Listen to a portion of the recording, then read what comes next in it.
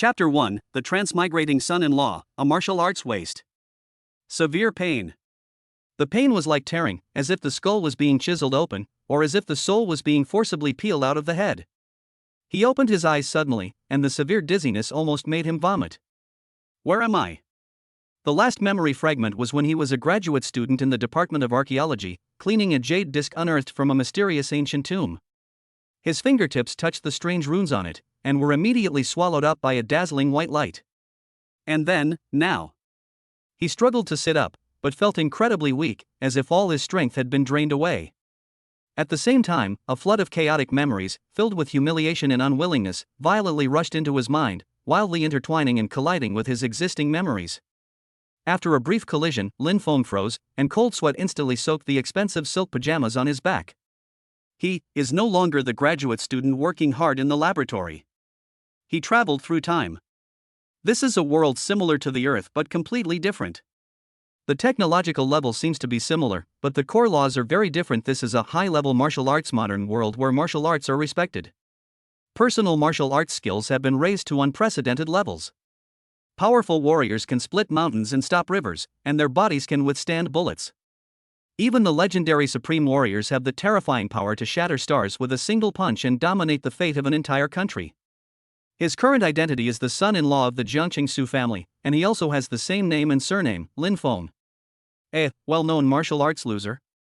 The word waste was engraved in the original owner's memory by countless cold realities. In this world, everyone undergoes a unified martial arts talent testing ceremony at the age of 6. The talent level determines the speed and potential of cultivation. The talent levels are divided into Tiandi Xinhuang. There are 10 levels of warriors, from lowest to highest: apprentice, warrior, master, general, commander, king, emperor, reverend, emperor, and god. Each level is further divided into early, middle, late, and peak stages. The original owner, Lin Feng, revealed a talent that shocked the entire Jiangqing during the much-anticipated testing ceremony: 0. Absolutely 0. Unable to sense any of the celestial energy, his dantian felt like stone, his meridians clogged. This meant he would never be able to cultivate true qi, and might not even be able to reach the lowest level of martial arts apprentice. He was a 1 in a million martial arts waste. In a world where martial arts are respected, not being able to practice martial arts is considered a sin. Especially for an orphan like him with no background and whose parents died young. Not long ago, Su Qingyue came to his house in person. She was breathtakingly beautiful. The first glimpse of her in my memory was of a cold and exquisite profile, eyes like cold stars, a clear and unique temperament, and a powerful aura that kept strangers away. She directly stated that the Lin family's father had saved the Su family's father's life many years ago and owed the Lin family a great favor, and promised to marry him. However, the Lin family had long since fallen, with only Lin Feng remaining. The Su family's father demanded that the marriage be fulfilled before he could take over the Su group. She needed Lin Feng's husband status to take over the group and ward off outside suitors. Lin Feng, this marriage is not what we want, it's just what the situation forces us to do. Her voice was cold, like jade beads falling on a plate, without a trace of emotion. I need to give Grandpa an explanation, and also silence the gossips of the side branches of the family. She handed over an agreement, the terms clear and cold. We won't interfere with each other. You're my husband in name only, and I'll ensure you have enough food and clothing, and no one dares to take your life. I, on the other hand, need a husband to avoid more unnecessary trouble. In certain necessary public occasions, you and I need to act together and maintain a superficial harmony. Other than that, you are you, and I am me. The marriage period is 5 years. After 5 years, I will give you a large sum of money so that you can live comfortably for the rest of your life. Sign it. This is the best choice for us. The original owner almost signed his name tremblingly.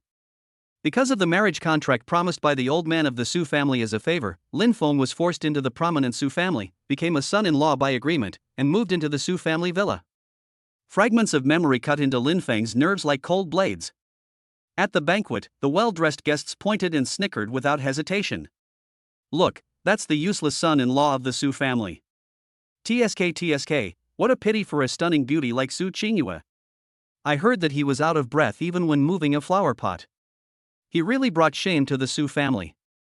There was a flurry of gossip from the outside world, the undisguised contempt of his collateral uncles and brothers, and the servants, who appeared respectful but talked about him unscrupulously behind his back. It was as if he was just an eyesore.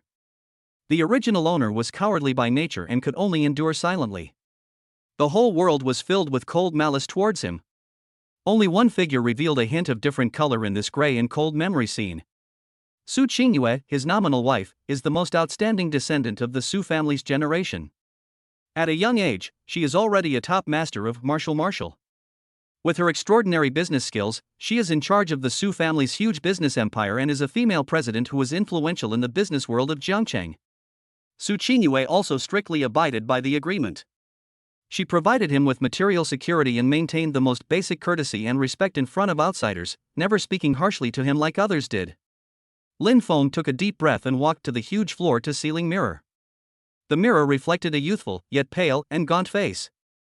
While its features hinted at a delicate foundation, long-term low self-esteem and repression had left its brows drooping, giving it a timid and withdrawn air. Its body was thin, its shoulders bony, and it truly looked powerless. He tried to follow the martial arts training method that the original owner had failed countless times in his memory, holding his breath and concentrating his mind, trying to sense the vital energy that was said to be everywhere in the world. There was dead silence. His dantian was empty, his meridians were completely numb. His body was like a sophisticated machine, completely deprived of energy, refusing any influx of it. Despair, like cold sea water, slowly flooded over me. After traveling through time and gaining a second life, he seemed to have fallen into a deeper quagmire. In this world, money and power are certainly important, but the foundation of all of this is force. Without force, everything is just castles in the air. Su Qingyue could protect him temporarily, but could she protect him forever? Moreover, their relationship was just an agreement, and it was a marriage with a 5-year term. Once this engagement expired, even if Su Qingyue gave him a large sum of money, he would not be able to keep this wealth. What would be his fate? Was his wealth taken away? That would probably be the least of his worries. It would most likely be wiped out quietly. The future was bleak, with no ray of hope in sight. He walked to the window and opened it. Downstairs lay the meticulously manicured gardens of the Su family estate, and in the distance lay the dazzling neon lights of Jiangcheng. This world is technologically advanced, martial arts flourish, and filled with endless opportunities and possibilities. But all this has nothing to do with him being a waste in martial arts. The night was thick and dark, swallowing up the outline of the city in the distance, and seemed to swallow up his soul, which had just arrived in this world but was already feeling powerless. Lin Feng leaned against the cold glass and slowly closed his eyes. What to do? Endless confusion and heavy pressure almost completely crushed his frail body. Chapter 2 System Awakening, Survival from Desperate Situation. Being a loser in martial arts and being a son-in-law made him feel desperate. He slumped onto the soft carpet, feeling uneasy. All the strength in his body seemed to have been completely drained away, his back leaning against the edge of the bed. Fragments of memory continued to surge uncontrollably. Those mocking faces, those contemptuous eyes, the servant's seemingly submissive but actually contemptuous whispers, and the sister-in-law's undisguised contempt. Everything stems from 2 words: waste. Martial arts talent, 0. He muttered, his voice dry and hoarse. If time travel could happen, why did it have to start like this? Others started as the heir to a certain group, or the young master of a certain family, or with god-level talent. But he started with hellish difficulty. He even had the absurd thought that maybe he had touched something he shouldn't have touched in the ancient tomb, and this was retribution. He closed his eyes, trying to empty himself, but the chaotic thoughts in his mind could not be calmed. Suddenly, Lin Feng opened his eyes abruptly, and his heart beat uncontrollably. Novels. Those online novels he used to relax in between his boring research. Almost every time-traveling protagonist seemed to have a cheat code? A system? An old man? A heaven-defying technique? He licked his lips and tried to use all the middle school methods he had learned from reading novels in his previous life, calling out silently in his heart. System Dad? Is the system boss here? Properties panel? Grandpa? Sign in? Invincible punch in system? He silently recited almost every summoning word he could think of. Silence. The only sounds in the room were his heavy breathing and the beating of his heart. Outside the window, the night wind rustled through the leaves, making a soft sound that only added to the dead silence in the room.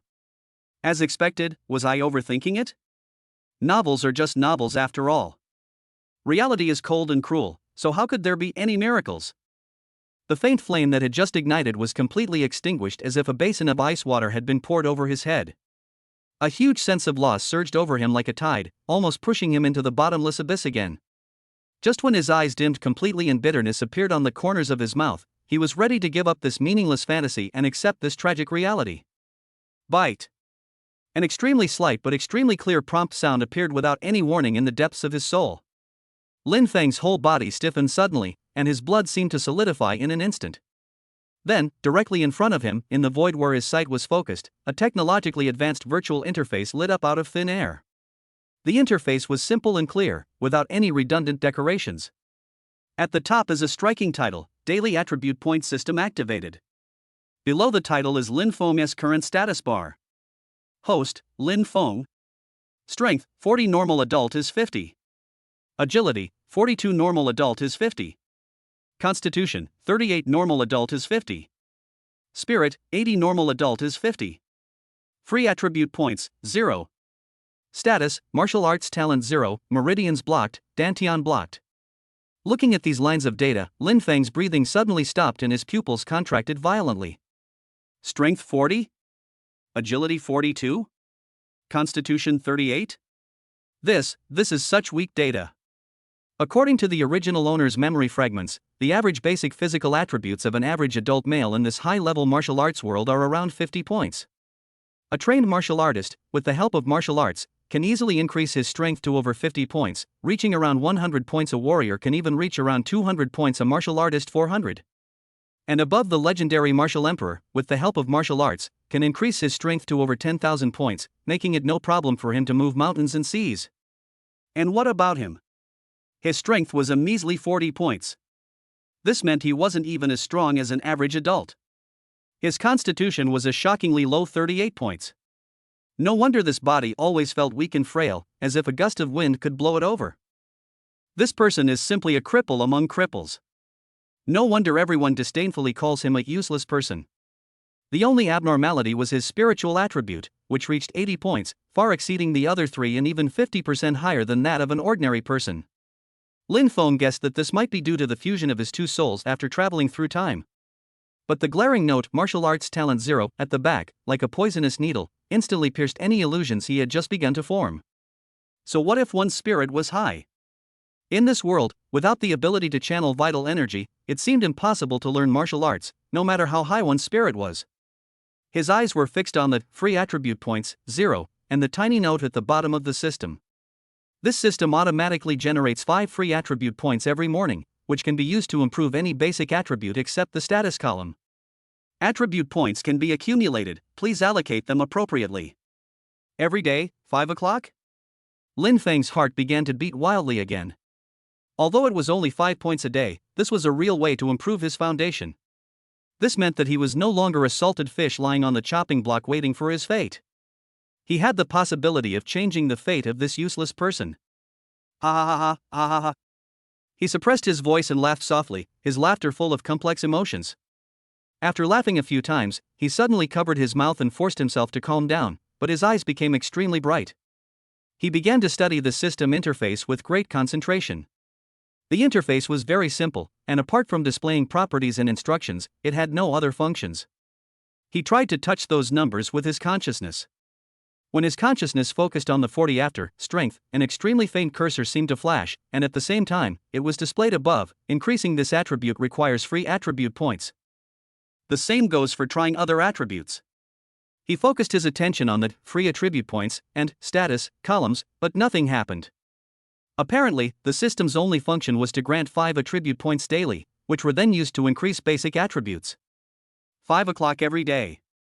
Lin Feng took a deep breath and forced himself to think calmly. It's a small amount, but it adds up. If all of this is added to your physique, in a few days, it will be restored to the level of an average adult, reaching around 50 points. Although it's still far lower than that of an ordinary martial artist, at least this body won't be as weak as it is now, prone to illness at the slightest provocation. If you add it to your strength, it will probably double in 10 days. Or if you add it to your agility. As for spirit, it seems unnecessary at the moment.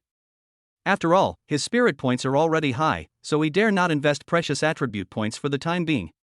How to allocate these mere 5 points each day will be his first strategic decision, one that requires a clearer understanding of the laws of survival in this world and his own current situation. In this world of high-level martial arts, strength is fundamental. But improving martial power requires a healthy and strong body, which he lacks.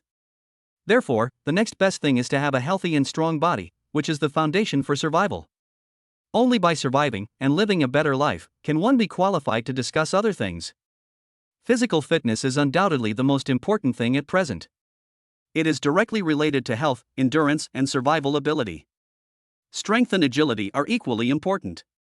Strength represents a certain degree of self-protection and force, while agility is related to reaction speed and flexibility, which can save lives in some cases. Spirit, temporarily doubtful. Then, perhaps I should put attribute points into my physical fitness. Lin Feng thought to himself, first, I need to get rid of this weak state that can be blown away by a gust of wind. He stared at the free attribute points, 0, with burning eyes, and for the first time he looked forward to the arrival of the early morning so eagerly. Although his body is still weak, although his situation is still difficult, although the label of martial arts loser is still on his head. But there was light in his eyes again. In desperate situation, there is finally survival. Chapter 3 Stunning Wife, Teasing Sister-in-Law. The night was as dark as ink, enveloping the Su family manor. The servants' calls and the pang of hunger reminded him that it was time for dinner. Taking a deep breath, he adjusted his slightly loose home clothes, opened the door, and walked towards the main dining room. The moment he stepped into the restaurant, the scene inside made him breathe hard. Su Qingyue had already sat in the main seat, but she was no longer the meticulous and domineering female president during the day. She had clearly just finished a shower, her long, smooth, black hair cascading down like a waterfall, the tips still slightly damp. She wore a silk suspender nightgown, topped with a matching velvet robe. The robe's sash was untied, hanging loosely, revealing a large expanse of snow-white, delicate skin and delicate collarbone. The fabric of the nightgown is soft and fits closely to the body, vaguely outlining the proud and undulating curves. Under the hem of the skirt, a pair of slender and straight legs are casually crossed, shining like milk under the light. She seemed a little exhausted, her head tilted slightly as she gently rubbed her temple with her fingertips. Her cold, clear eyes seemed misted under the light, less sharp and more languid and gentle. This breathtaking homely beauty formed a stark contrast to her daytime image of a powerful businesswoman, enough to make any normal man's heart skip a beat. Lin Feng was indeed stunned for a moment. In his past and present lives, he had never before faced such a vivid and breathtaking scene at such close range. However, this charming atmosphere was instantly broken by a sharp voice. "What are you looking at? Your eyes are about to pop out. You have no manners at all." Su Muxue, who was sitting opposite Su Qingyue, suddenly put down her knife and fork, making a harsh sound. She was wearing cute home clothes and had a cartoon-patterned facial mask on her face, revealing only a pair of big eyes filled with contempt. She was staring at Lin Feng fiercely, as if any further glance at her would be a blasphemy to her sister. If it were the original owner, after being scolded like this, he would have already turned red in the face, lowered his head in panic, and wished he could find a crack in the ground to crawl into. Lin Feng slowly withdrew his gaze, his amazement quickly replaced by calmness. He ignored Su Mushue's aggressive behavior and walked straight to the dining table. He pulled out the chair diagonally opposite Su Qingyue and sat down calmly beside her. This action caused Su Qingyue, who was rubbing her forehead, to pause slightly. She raised her eyes and fixed them on Lin Feng. Her eyes had regained clarity and calmness, with a subtle scrutiny. Lin Feng seemed a little different today. Facing Mushue's scolding, he didn't panic like usual. Seeing that Lin Feng dared to ignore her and even sit next to her, Su Muxue immediately flew into a rage. "Hey! Who told you to sit here? Get away from me and go to the corner across from me." Lin Feng picked up the napkin in front of him and laid it out. Then he looked up at Su Muxue, a hint of a smile on his lips. "Sister-in-law, you are so angry that the mask is useless. I heard that anger can easily cause wrinkles. What a pity for such a pretty face." His tone was lazily teasing, as if he was simply stating a fact. Su Muxue froze instantly, unable to believe her ears. This useless brother-in-law, how bold was he? Not only did he dare to sit next to her so impudently, but he even dared to tease her. Su Muxue was instantly enraged. "Hey!" Su Mushue's voice was clear, yet piercingly sharp. "Have some people forgotten their identities? Do they really think that just by entering the Su family, they can be on equal footing with us? They don't even look at who they are, someone who can't even sense yuan qi." Mu Shui. Su Qingyue's voice sounded softly, interrupting her sister's words. She glanced at Lin Feng and Mu Shui indifferently, with unquestionable majesty. Dine. Su Muxue stopped talking in dismay, but still glared at Lin Feng fiercely, and silently cursed bastard with her mouth. Lin Feng smiled. He picked up the knife and fork beside him, cut a small piece of beef and put it in his mouth. Then he picked up the red wine on the table and poured himself a glass of red wine under the strange gazes of the two of them. He took a sip. Then he poured some red wine for Su Muxue and looked at her. There was no timidity in his eyes as before, but instead a look that made Su Muxue extremely uncomfortable. Sister-in-law, your dress looks great today, Lin Feng said in a relaxed tone, even with a hint of lazy teasing, but you seem to be a little irritable, which is not good for your skin. I heard that girls tend to get wrinkles when they are angry. How about drinking some red wine to calm your temper? Su Muxue's eyes suddenly widened, she couldn't believe her ears. This idiot, what was he talking about? How dare he speak to her like that? And even comment on her clothes and skin? Who does he think he is? You? Su Muxue's cheeks instantly turned red with anger, like a ripe apple, and her fingers pointing at Lin Feng were trembling slightly. Who the hell do you think you are? How dare you talk to me like that? I think you are. I say, Lin Feng interrupted her while slowly cutting a piece of steak, his tone still carrying that kind of teasing that makes people angry. When my sister-in-law gets angry, she's much cuter than her usual contemptuous look. Put. Su Muxue nearly spit out a mouthful of red wine. It wasn't out of laughter, it was out of pure anger. In her entire life, when had she ever been teased like this in public? And by the good-for-nothing brother-in-law she despised the most. The immense sense of humiliation and anger instantly clouded her mind, leaving her unable to form any words. She simply pointed at Lin Feng and said, You are shameless. Vulgar. She was so angry that her chest heaved violently, the buttons on her shirt seemed to be under tremendous pressure, the cartoon mask on her face was wrinkled, and her neck was so red that it almost bled, which unexpectedly added a bit of vivid beauty to her. Su Qingyue's brows furrowed slightly. She raised her eyes, her cold gaze sweeping across her sister's face, which was about to smoke with rage, before landing on Lin Feng, who was standing opposite her with an expression that said, I'm only speaking the truth. Chapter 4, Unexpected Invitation, University Assistant. Lin Feng is very abnormal today. No longer that timid, lifeless look. Though still frail, his eyes sparkled, even, a certain elusive meaning she couldn't fathom. He actually dared to flirt with Mu Shui? While the words weren't excessive, the change in behavior and attitude was abrupt. Was it a desperate move? Or, something happened that she didn't know about? Enough. Su Qingyue's voice was not loud, but it carried a cold deterrent force that instantly suppressed the tension on the dinner table. Lin Feng, watch your words. Her warning was just enough, without any unnecessary reprimands. It was more like a routine reminder. Then, she turned to Su Muxue, who was still angry, and said calmly, You two, pay attention to your manners. Su Muxue's eyes turned red with grievance. She glared at Lin Feng fiercely, but she didn't dare to refute her sister anymore. She could only pick up a piece of steak with force, as if she was venting her anger on Lin Feng. The restaurant briefly fell into an eerie silence, with only the faint sound of cutlery colliding. After a moment, Su Qingyue wiped the corner of her mouth with her napkin, her movements still graceful. She looked at Lin Feng, her tone returning to a businesslike calm. I have something to inform you. Lin Feng raised his head and met her gaze. What's the matter? I've used my connections to arrange a job for you. Su Qingyue's voice was emotionless, as if she were stating a business contract that had nothing to do with her. Jiangcheng University, Institute of Literature and History, teaching assistant position. School officially starts next Monday, you must report on time. Lin Feng was slightly stunned. Jiangcheng University? This was Jiangcheng's finest institution of higher learning. Even in a world where martial arts were paramount, literature and history were important subjects, and the entry requirements were high. How could Su Qingyue have gotten him, a notorious loser, into the university? How many connections and favors did she have to muster? Before Lin Feng could respond, Su Muxue beside him screamed, What? Sister! You want him to go to our school? Or the Institute of Literature and History? No. Absolutely not. I don't want to see this face in school.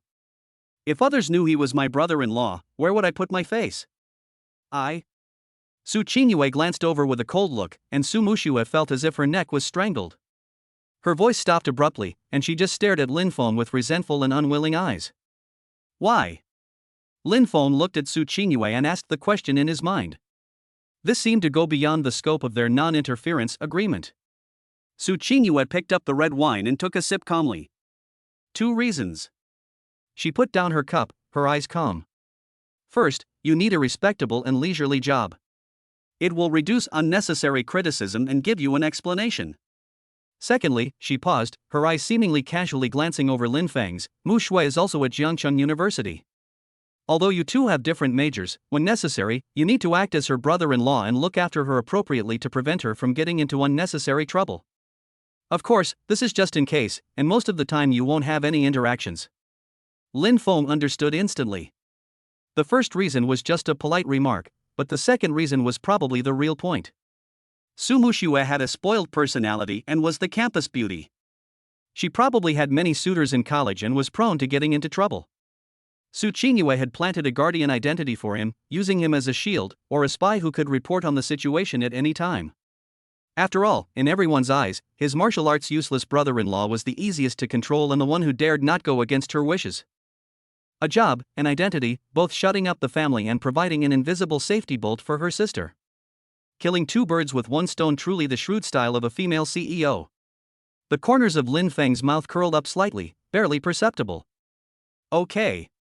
He agreed readily, even with a hint of amusement. Being my sister-in-law's flower protector is a difficult task, but I'll do it reluctantly. Let me give it a try. What nonsense are you talking about? Who needs you to protect? Su Muxue was anxious and angry. You bastard. Su Muxue was so angry that she pulled off her mask, revealing her pretty face that was flushed red with anger. She pointed at Lin Feng with a trembling finger. Who the hell do you think you are? You're a martial arts loser and you're not qualified to say such things to me? Believe it or not, I'll have my sister kick you out. Oh? Lin Feng raised an eyebrow and continued to cut the steak calmly. If you kick me out, who will be your protector at school and keep away those annoying flies? You? The anger that Su Muxue had just suppressed rose up again, but Su Qingyue stopped her with a look. Su Qingyue glanced at Lin Feng deeply, feeling a little surprised by his unusual behavior today, but she didn't delve into it. As long as he agreed, her goal would be achieved. The onboarding procedures and information will be sent to your communicator shortly. She stood up, her silk robe falling as she moved, outlining a breathtaking curve. But her figure was like a frozen mountain. Remember, next Monday, don't be late. After saying that, she did not stay any longer, and her graceful figure slowly left the restaurant, leaving behind a faint fragrance. Su Muxue stomped her feet fiercely and made a vicious gesture of wiping her neck towards Lin Feng. Before leaving, she did not forget to mouth the vicious words, "Just wait for me," to Lin Feng, then grabbed her things and ran out. The restaurant fell completely silent, with only Lin Feng left. He slowly finished the last bite of steak and put down his cutlery. Jiangcheng University Institute of Literature and History teaching assistant? And that troublesome and beautiful sister-in-law? It seemed like his life as a son-in-law was starting to become a bit more interesting. At least until he gained enough power, he wouldn't be so bored anymore. And the university environment might allow him to gain a deeper understanding of the world of high martial arts. Chapter 5, Initial Point Addition, Initial Effect. Time had never passed so slowly and clearly. Lin Feng lay in bed, not asleep. His consciousness was unprecedentedly clear, waiting for the arrival of 12 o'clock in the morning. His gaze was almost fixed on the line of text on the system interface before him. Free attribute points, 0. According to the system instructions, this point would be refreshed every morning. Finally, the numbers on the system interface jumped without any warning. Free attribute points, 0. Free attribute points, 5. Here we come. Lin Feng's heart suddenly contracted, but he suppressed the impulse with all his strength. With his mind highly concentrated, he immediately focused on the item of physical fitness, without any hesitation. Add some points. Add them all to physical fitness, he muttered to himself. The moment the thought landed, the numbers on the interface changed. Constitution, 38, Constitution, 43. Free attribute points, 5, free attribute points, 0. Almost at the same moment when the numbers changed, Lin Feng clearly felt that an extremely weak warm current seemed to emerge out of thin air from the deepest part of his body, slowly penetrated into his meridians and dantian, and spread and penetrated extremely slowly in his body. This process lasted for about a few minutes, and the warm current finally dissipated completely and merged into every part of the body. Is the change over? Lin Feng exhaled slowly, carefully assessing his body's condition. His strength didn't seem to have increased significantly, but his agility remained intact, and his spirit was as strong as ever. The biggest difference came from a feeling, something within him. In the past, this body felt like a rusted machine. Every breath felt stagnant and heavy, as if it were burdened by invisible shackles. Waking up in the morning, especially, felt a deep sense of exhaustion and a groggy head. This became almost a constant, even occasionally accompanied by an inexplicable, mild headache. But now, the pervasive heaviness and stagnation had lightened ever so slightly. Although still weak, his body seemed to feel a little clearer. He closed his eyes and tried to fall asleep. This time, the process of falling asleep seemed a little smoother than usual, and his body relaxed a little faster. The next morning, he opened his eyes, but did not get up immediately. Instead, he felt carefully. Sure enough, it's different. The feeling of weakness I used to feel, as if all my strength had been drained away and I had to struggle to get up, has lessened. My mind is unusually clear, and I have no desire to stay in bed. My sleep quality seems to have improved last night. The occasional mild headache has also disappeared today. The change brought about by 5 points in constitution was minimal, but it was like the first ray of light in the endless darkness, and it was of great significance. It proved the system was true, and proved that this path of strengthening oneself by relying on attribute points was feasible. After washing up and changing into clean clothes, Lin Feng walked towards the restaurant again. His steps were still light and frivolous, but his back subconsciously straightened a little, and his eyes were filled with a restrained brilliance.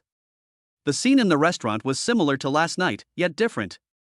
Su Qingyue was already seated. She had changed into a dark gray business suit with a perfectly cut hem, appearing both professional and elegant. Her long hair was meticulously tied back, revealing her fair, slender neck and the perfect profile of her face. She was enjoying breakfast while browsing her schedule on the virtual screen, returning to the image of the cool and powerful female CEO. The lazy and gentle look that she had briefly appeared in last night had been completely forgotten. Su Muxue was there too, wearing a well-tailored white dress that made her look youthful and beautiful, but her face still wore an undisguised impatience and disdain for someone. Seeing Lin Feng come in, she immediately rolled her eyes, snorted coldly, turned away, and silently cursed bastard with her mouth. Lin Feng still chose the same seat as last night and sat down calmly. The servants silently brought him breakfast. Today, his mindset is different. He is no longer anxious to observe others, but instead focuses on the food in front of him, chewing it slowly and thoroughly to replenish the energy his body needs. Su Qingyue's gaze shifted from the virtual screen to rest on Lin Feng for a moment, her dark brows furrowing slightly. Lin Feng today seems a little different. His face no longer seemed to have the unhealthy paleness it once had. His entire spirit seemed to have gathered a little more.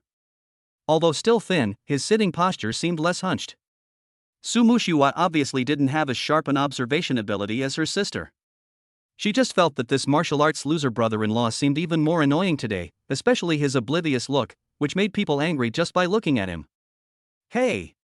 You have no manners when eating.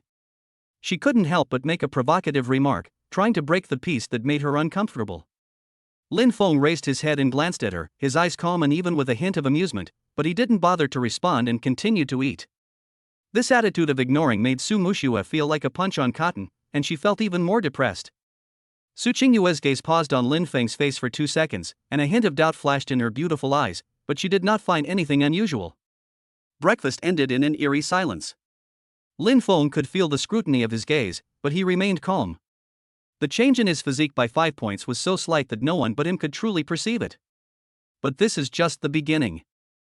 He put down his cutlery and glanced at the bright sky outside the window. The road to becoming stronger begins with these 5 insignificant points. Every day in the future, he will transform little by little. Chapter 6, Physical Recovery, Initial Display of Strength. For the next 7 days, Lin Feng waited devoutly for the arrival of the early morning every day, and poured all the 5 free attributes given by the system into the Constitution column. Every day, he could feel the imperceptible warmth growing from deep within his dantian, nourishing his body. He could clearly sense the essence of life gradually replenishing itself. Numbers jumped steadily on his system interface. Day 1, Constitution, 43, Constitution, 48. Day 7, Constitution, 73, Constitution, 78. When his physical fitness finally broke through the 50 mark and reached 78 points, officially surpassing the average line of ordinary adult males in this high-level martial arts world, Lin Feng clearly heard a very subtle sound coming from his body, like ice breaking. That is not an actual sound, but a perception at the level of life. The subtle quantitative changes that lasted for 7 days finally triggered a qualitative leap at this moment. Waking up in the morning was no longer a struggle. He opened his eyes and felt a natural awakening, as if every cell in his body had been fully rested and filled with a vibrant energy. The heaviness and fatigue that had previously permeated his bones had vanished. He sat up, his movements smooth and steady. He walked to the mirror. Although the face in the mirror was still thin, the sickly paleness had faded, revealing a hint of health. More importantly, he felt an inner solidity. My breathing became deep and smooth, and each inhale seemed to bring more energy. My heart beat strongly, pumping warm blood to every part of my body. My previous problem of easily cold hands and feet was completely cured without any medication. He tentatively waved his arms, creating a slight rustle of wind. Was this what it felt like to have a healthy body? It had been a luxury for the original owner, but now, he finally grasped the key to a new life. Furthermore, he noticed that as his physique recovered, even surpassing the threshold of an ordinary person, the other 3 basic attributes also quietly changed, seemingly as a side effect of the overall physical strengthening: strength, 40-50, agility, 42-50, spirit, 80-85. Although the increase was small, it was undoubtedly an extremely positive sign.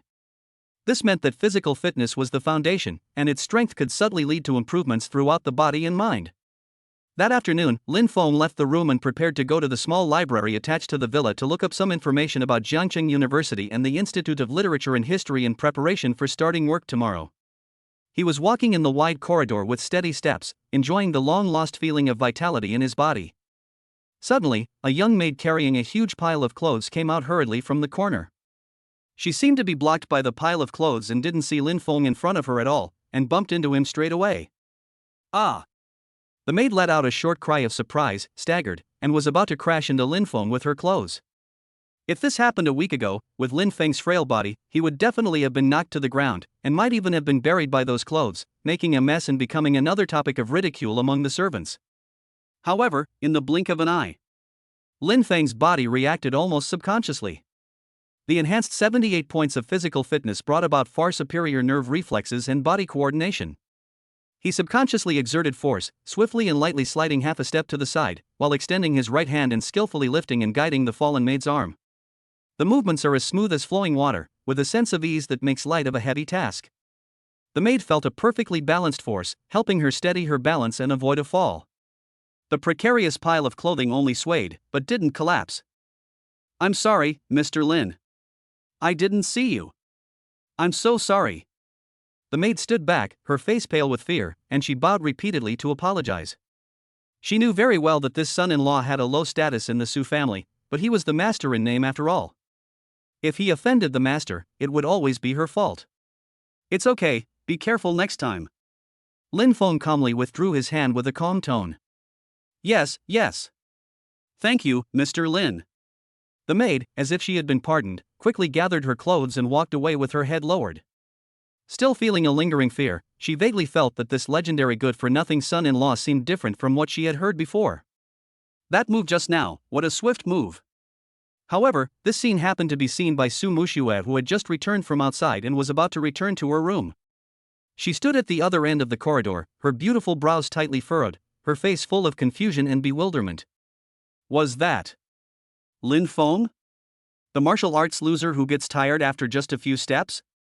His dodging and attacking movements just now, although they weren't particularly brilliant, his agility and composure were definitely not something a weak person could achieve.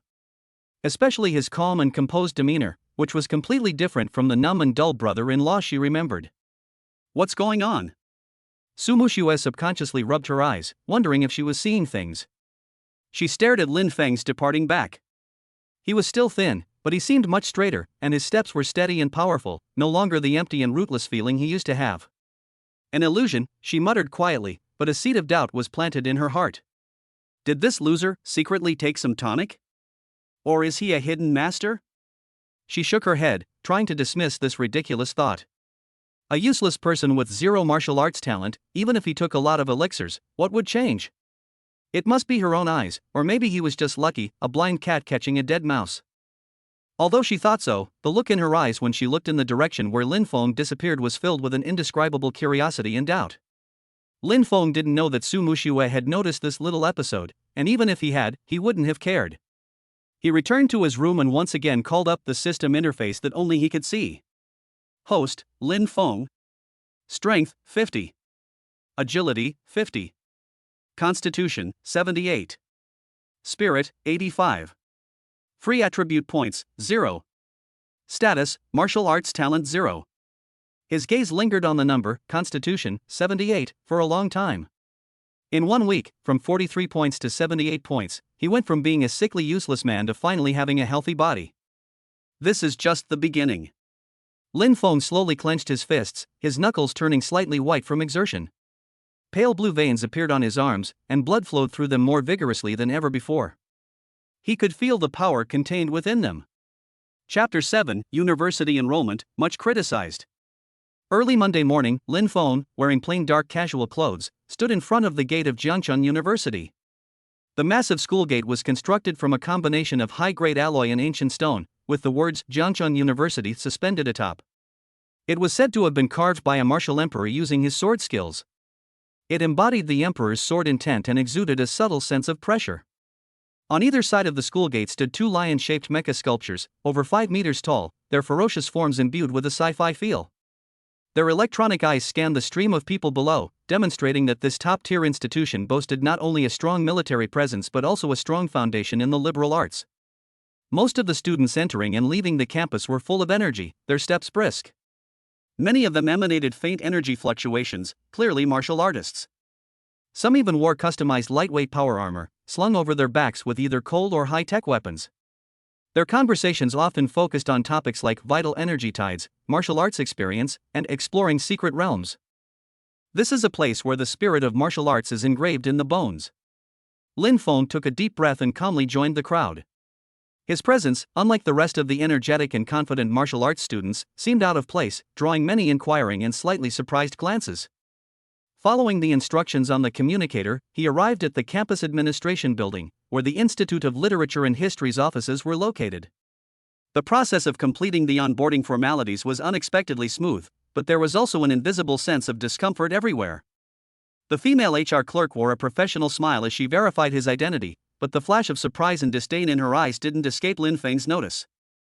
Her light pen tapped rapidly on the virtual screen, moving through the process at a rapid pace, as if she didn't want to spend even a second with him. Assistant Professor Lin, your information has been entered into the system. This is your permission card, which allows you to enter the cultural and historical areas and designated libraries. Your office is located in Area 7 of the Wenhua building, and the specific address will be updated in the system simultaneously. The female staff member explained in a formal manner without any unnecessary courtesy. Thank you. Lin Feng took the thin card, which was cold to the touch. Leaving the Human Resources Department and heading to the Institute's dean's office to report, the reactions of the faculty members I met were even more subtle. Most of them were startled at first, then revealed a look of realization before nodding and hurriedly leaving. Look, that's the one the Su family stuffed in. Shu? Keep your voice down. I heard you have no cultivation at all. I really don't know what you can do here. What else can I do? Just muddle through. Anyway, I have Miss Su to support me. A faint whisper drifted into Lin Feng's ears on the breeze in the corridor. He remained calm, as if he hadn't heard it. The director's office is spacious and simple, with huge wooden bookshelves filled with ancient paper books and encrypted data chips. Inside, there was an ordinary old man wearing gold-rimmed glasses and with his hair combed meticulously. He was obviously the dean. Lin Feng keenly felt that his cultivation was extremely restrained. This old dean was definitely a master. Lin Feng, right? Sit down. The old dean raised his head from behind the light screen and looked at him calmly without revealing any emotion. President Su has already contacted me. Although our Institute of Literature and History doesn't focus on cultivation as much as the War and Martial Arts Academy, our scholarship is rigorous and requires dedicated study. I hope you can adapt to the environment here as soon as possible. His words were calm and businesslike, without any deliberate attempts to make things difficult, nor was there any enthusiasm, as if he was simply going through an established procedure. I will, Dean. Lin Feng nodded. The old dean paused, seemingly considering the matter. How about this? You'll go to the Institute of Ancient Civilizations first and be temporarily under the charge of Director Qin. She'll assign you specific tasks.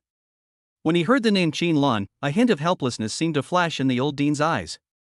A few minutes later, Lin Feng was taken to a separate office on the same floor. The sign on the door read, Director of the Institute of Ancient Civilizations Qin. After knocking on the door and getting permission, Lin Feng pushed the door open and walked in. The office's style was completely different from the old dean's, simple, cold, and efficient. There was almost no unnecessary decoration, only a huge data screen and a display rack filled with several strange replicas of ancient artifacts. Behind the desk, a young woman who looked to be in her 30s raised her head, her eyes shooting out like cold lightning. She wore a neatly tailored dark blue uniform, but it couldn't hide the explosive and muscular figure beneath. Her face was extremely beautiful, yet cold as ice, with a sharp and majestic look between her brows. The most astonishing thing was the subtle energy field surrounding her, so powerful and condensed that it was clearly the peak level of a martial arts commander. Perhaps she was only one step away from becoming a martial king. Being so young, holding the position of director, and possessing such powerful cultivation, yet staying in the Institute of Literature and History, this in itself seems a bit unusual. The dean has already informed me. Qin spoke, her voice clear and pleasant, yet with an undisguised coldness and distance. She didn't even ask Lin Feng to sit down. Lin Feng, the son-in-law of the Su family, has zero martial arts talent and no cultivation background. He was hired as an assistant teacher in our academy through a special relationship. Her words were concise and direct, without any false courtesy. Lin Feng met her gaze calmly, yes. Qin leaned back slightly, examining him. Her sharp eyes seemed to penetrate a person's heart. I don't care how much sponsorship Su Qingyue has given to the college, or what favors the dean owes her. For me, only ability and contribution matter. My team doesn't need, and doesn't welcome, connections or burdens. Her refusal was decisive and merciless. I understand. Lin Feng's answer was still simple. Qin seemed to be surprised that he was so calm. A hint of surprise flashed in her eyes, but it was quickly covered by a coldness. Since the dean insisted on pushing you here, I can't refuse. But I have my own rules. She fiddled with the control panel on her desktop and said coldly, this is the work related to the only vacant teaching assistant position currently available. The corresponding contribution point quota and resource permissions have been set. Take a look for yourself. Before he finished speaking, a printing device nearby quickly spit out a thin course schedule and a small stack of information, which Qin picked up with 2 fingers and handed to Lin Feng.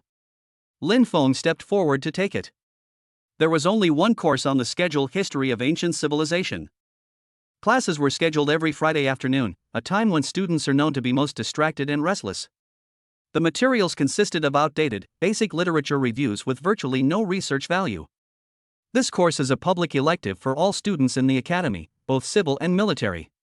It has basic content and a relaxed assessment. Your task is to teach this elective. Qin's tone was tinged with a hint of sarcasm. Correspondingly, the contribution points you can earn from this job are the lowest level in the academy. They cannot be exchanged for advanced cultivation resources. Contribution points are important points circulated within Jiangcheng University. They can be used to exchange for training resources, martial arts secrets, advanced knowledge base permissions, experimental equipment usage time, etc. They are the core resource for faculty and students to improve themselves. The conditions Qin offered almost completely marginalized him, cutting off any possibility for him to improve himself with the help of school resources. This is undoubtedly a form of exile, used to fight against those with connections. Any other questions? Qin ordered them to leave, and her eyes returned to the data screen in front of her. Lin Feng looked down at the course title and gently stroked the paper with his fingers. A History of Ancient Civilizations, is it just a useless course? He raised his head, his face showing no anger or frustration, but instead a meaningful smile. No problem, Director Qin. He said calmly, I'm looking forward to this job. After saying that, he took the stack of information and turned to leave. The door closed gently. Inside the office, Qin's gaze shifted from the data screen to the closed door, a faint hint of doubt crossing her cold, elegant face. The reaction of this connected client was unusually calm. Outside the door, Lin Feng walked through the empty and quiet corridor. The sunlight outside the window shone through the tall glass windows, casting bright and dark shadows on him. He lowered his head and looked at the name of the course in his hand again. A History of Ancient Civilizations. The corners of his mouth silently curled up in an arc that came from the heart. For him, a cheater who doesn't need any resources and just adds some points every day, is there a more perfect water course than this? Chapter 8 High Martial Arts World, Power Levels. Lin Feng, holding his teacher's card, entered the central library of Jiangcheng University. It was more of a fortress of knowledge than a library. Under the Grand Dome, the space is cleverly divided into countless areas, including a paper document area that exudes the fragrance of ancient ink, an electronic data sea filled with advanced terminal equipment, and even a forbidden collection hall that requires special permissions to enter, which contains energy jade slips and mysterious antiquities. Most of the students here look focused. When many of them are looking up information, a faint energy will linger on their fingertips, which they use to quickly scan or analyze encrypted information. Some even sit cross-legged in special quiet rooms, radiating their mental power and resonating deeply with the ancient heritage. Lin Feng's uncultivated body stood out among the crowd. He ignored the occasional strange glances and headed straight for the History and Civilization section. His permissions allowed him to access most public historical documents, as well as some restricted material. In the next few days, except for necessary appearances, Lin Feng almost stayed in the library. His powerful mental strength was now a huge advantage. His reading speed, information acquisition, and comprehension abilities far surpassed those of ordinary people. He was like a greedy sponge, madly absorbing the historical threads of this world. A vast amount of information and documents slowly revealed to him the cruel yet magnificent picture of this high-level martial arts world. Everything started from the Great Cataclysm, also known as the Age of Psychic Revival, about 500 years ago. According to historical records, at that time, celestial phenomena shifted dramatically. An extraordinary energy known as original chi swept across the globe without warning. This was accompanied by a frantic shift in the geographical environment. Continental plates shifted, tore apart, and multiplied, oceans expanded, and new mountain ranges and rift valleys arose out of thin air. The entire planet expanded by an incredible hundreds of times in a short period of time. However, this upheaval did not bring good news to mankind, but a near-devastating blow. The first to adapt and mutate were the world's flora and fauna. Nourished by the vital energy, wild beasts evolved rapidly, their size ballooning, their ferocity increasing, and they even awakened various supernatural abilities, including the ability to manipulate the elements, mind, and poison. They became known as ferocious beasts and even demon beasts. They launched an attack on human civilization. Cities were reduced to ruins by the giant's claws, and high-tech weapons were often ineffective against the mutated monsters. The population plummeted, and the flame of civilization was almost extinguished. Documents describe this dark period with shocking words: the Bloody Age and the Twilight of Humanity. According to the most conservative estimates, nearly 90% of the human population disappeared in that catastrophe, and the survivors huddled in the ruins of the fortress, barely surviving. As the planetary structure stabilized and the concentration of vital energy leveled off, ancient relics began to emerge. Forsaken for countless years, ruins, caves, secret realms, and even shattered small worlds began to emerge from every corner of the continent like mushrooms after rain. These ruins contain a variety of martial arts techniques, including extensive methods for utilizing vital energy to enhance strength, the very beginnings of martial arts. Surviving human pioneers have diligently explored these ruins, offering both danger and opportunity. They draw strength from these ruins, continually refining and creating cultivation systems more suited to the present era. After hundreds of years of struggle, exploration, sacrifice, and inheritance, mankind finally managed to gain a foothold and formed a new civilization structure with warriors as the core force. But even so, facing the vast new world, ferocious beasts are everywhere on the continent, and the area actually controlled by humans only accounts for 20–30% of the entire planet's land area. Most of the rest of the area is still an unknown territory full of dangers. Today's world situation is dominated by several superpowers. Xia Kingdom, one of the most powerful human factions in the world today, founded by Long Xianyuan over 400 years ago. Born in Huaxia, Long Xianyuan is a legendary figure who rose to prominence during the Cataclysm. During the Cataclysm, he bravely ventured into ruins and secret realms, even battling demons alone. His cultivation rapidly advanced, reaching the Emperor realm within a few decades and earning him the title of the world's strongest. With his powerful cultivation, he united many surviving Huaxia people and founded the Xia Kingdom. Adopting a model that combines centralization with sect autonomy, the country is strong and has the most extensive territory, becoming the mainstay of resisting the beast tide. The Federal Empire, made up of the survivors of the former beautiful country, it excels at genetic engineering research and specializes in capturing powerful monsters, extracting their genes, and integrating them into the human gene chain in order to obtain the monster's extraordinary abilities. After hundreds of years of development, their low-end genetic medicine has become very perfect, with almost no side effects. The powerful genetic masters are comparable to the martial emperor. They are also one of the most powerful human forces in the world today. The Western Pantheon, one of the world's greatest powers, formed by the survivors of the once powerful Western nations. During the Cataclysm, numerous miracles appeared in the West. Werewolves, vampires, and pantheons gradually appeared. After centuries of evolution, they united to form an alliance to fight the enemy together. Warrior Alliance, a loose, giant organization formed by a large number of warrior sects, martial arts halls, and individual cultivators from all over the world. It has a far-reaching influence and focuses on warrior-level certification, resource trading, and dispute arbitration. Its strength is unfathomable, and it is rumored that there is also a martial emperor in charge.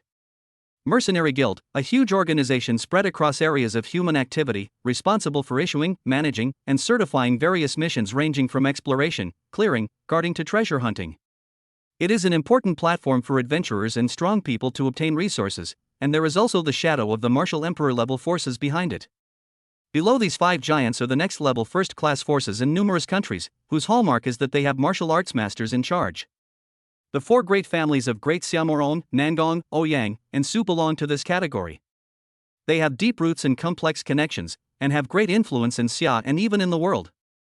However, comparing the information in the archives and memories reveals that the Su family has been experiencing a period of transition in recent years, with only one martial-honored ancestor, who is now advanced in age and lacks a successor. The Su family's patriarch Su Qingyue's grandfather, a peak martial emperor, is in seclusion, seeking a breakthrough, but his hopes are slim. Their influence is constantly shrinking, and they are now at the bottom of the four major families, on the verge of falling out of the top tier. The young master of the Huang family, a near first-rate power, has been eyeing the talented Su Qingyue and has long sought an alliance. However, Su Qingyue is the family's future hope, and marrying her off to a hostile faction is unacceptable.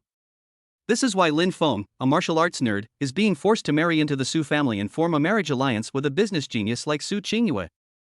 The next level is the second-rate force, which requires the support of a martial emperor-level strongman. The information highlighted the Huang family of Jiangchang. Their influence dominated Jiangchang and the surrounding area, boasting vast assets and numerous clansmen, including several martial emperors and even a peak martial emperor ancestor. They were ambitious, intent on supplanting the declining Su family and ascending to the rank of a leading power. The two families' constant rivalry, both open and covert, was an open secret. Jiangcheng University, on the other hand, is a unique neutral academic institution. Funded and co-founded by various forces, it aims to cultivate various talents, especially martial artists and researchers in related fields. Its principal, Mr. Yun, has unfathomable strength. It is widely rumored that he is a reclusive martial arts master. It is his existence that guarantees the independence and security of the university, making it a pure land and cradle of talents in Jiangcheng and even the surrounding areas. After closing the last book, Lin Feng slowly leaned back in his chair and closed his eyes. The amount of information is huge.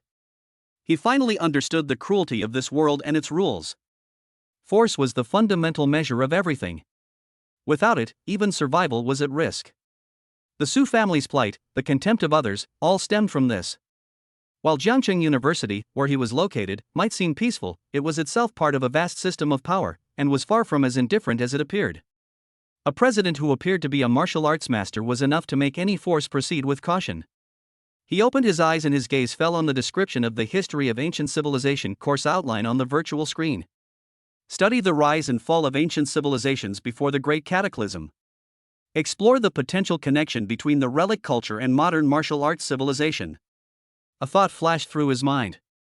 Those unearthed relics of martial arts heritage. Did they originate from even older civilizations?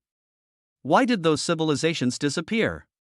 Compared to today's martial arts, were their power systems inherited or perhaps evolved? This watery lesson of his seemed to conceal something deeper than he had imagined. And his soul, from another world, possessed a completely different knowledge system and exceptionally powerful mental power, perhaps allowing him to glimpse a glimpse of mysteries that others could not perceive. The value of knowledge is sometimes no less than that of force. Chapter 9, Students are challenging us, but we can handle it easily. On Friday afternoon, sunlight slanted into a slightly old-tiered classroom in Area 7 of Wenhua Building. 10 minutes before class started, the classroom was already sparsely populated with 30 or 40 students. Almost all of them were from the Martial Arts Academy. Most of them were energetic, dressed in combat uniforms or training shirts, some even carrying weapons, and casually leaning against the tables. The voices they spoke to each other were loud and clear, with the unique strength of warriors, and the topics they discussed were mostly secret realm adventures, martial arts exchanges, or the latest equipment prices. Their reasons for choosing history of ancient civilizations were simple: easy credits and easy assessments. For these warriors destined to fight on battlefields and in the wilderness, studying ancient history from centuries ago was nothing more than empty talk, devoid of practical value. When Lin Feng walked into the classroom with the lesson plan in hand, almost all the conversation stopped abruptly. Dozens of eyes were fixed on him, surprised, scrutinizing, and then filled with undisguised suspicion and contempt. Too young. And looks frail. Lin Feng was still wearing his plain, dark casual clothes today, and his figure was thin. Without a trace of vitality, he stood there, completely out of place in the classroom, like a sheep that had strayed into a beast's lair. Hey, what's going on? A new substitute teacher? A boy with a shaved head nudged his classmate next to him with his arm. The sound was not loud, but it was loud enough for half of the people in the classroom to hear. Isn't it possible? I haven't heard of a substitute teacher for this class? Look at him, he would fall down if the wind blew. What else can he talk about? How to stay healthy? Another girl in a red training suit sneered, causing a burst of laughter.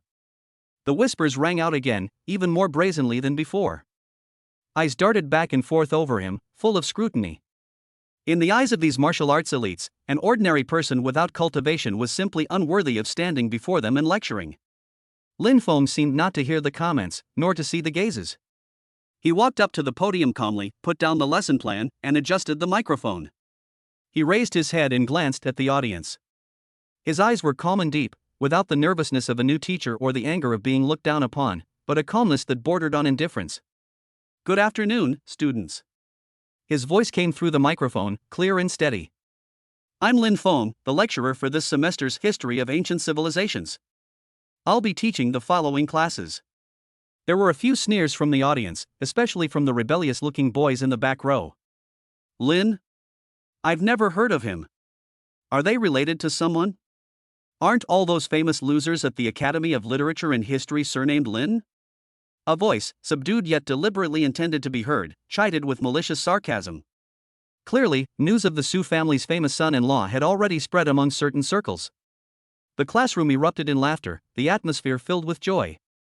Several students even deliberately put their feet up on the empty seats in the front row, crossed their arms, and looked like they were enjoying the show. Lin Feng's eyes swept over the students who laughed the loudest, lingering on them for a moment. He didn't reprimand or defend himself, as if simply acknowledging their presence. Then, he flipped open the lesson plan. Today, we begin to study the first chapter, The Dawn of Civilization Before the Cataclysm, the Rise and Fall of the Technological Age. His tone remained steady as he began to lecture according to the prepared content. He tells the story of the glory of old-age technology, the steel jungle of cities, the global interconnection of information, and how humanity's confidence in its own strength collapsed in that sudden upheaval of heaven and earth. His presentation was clear and well organized, with solid content, even citing a number of obscure yet accurate data points.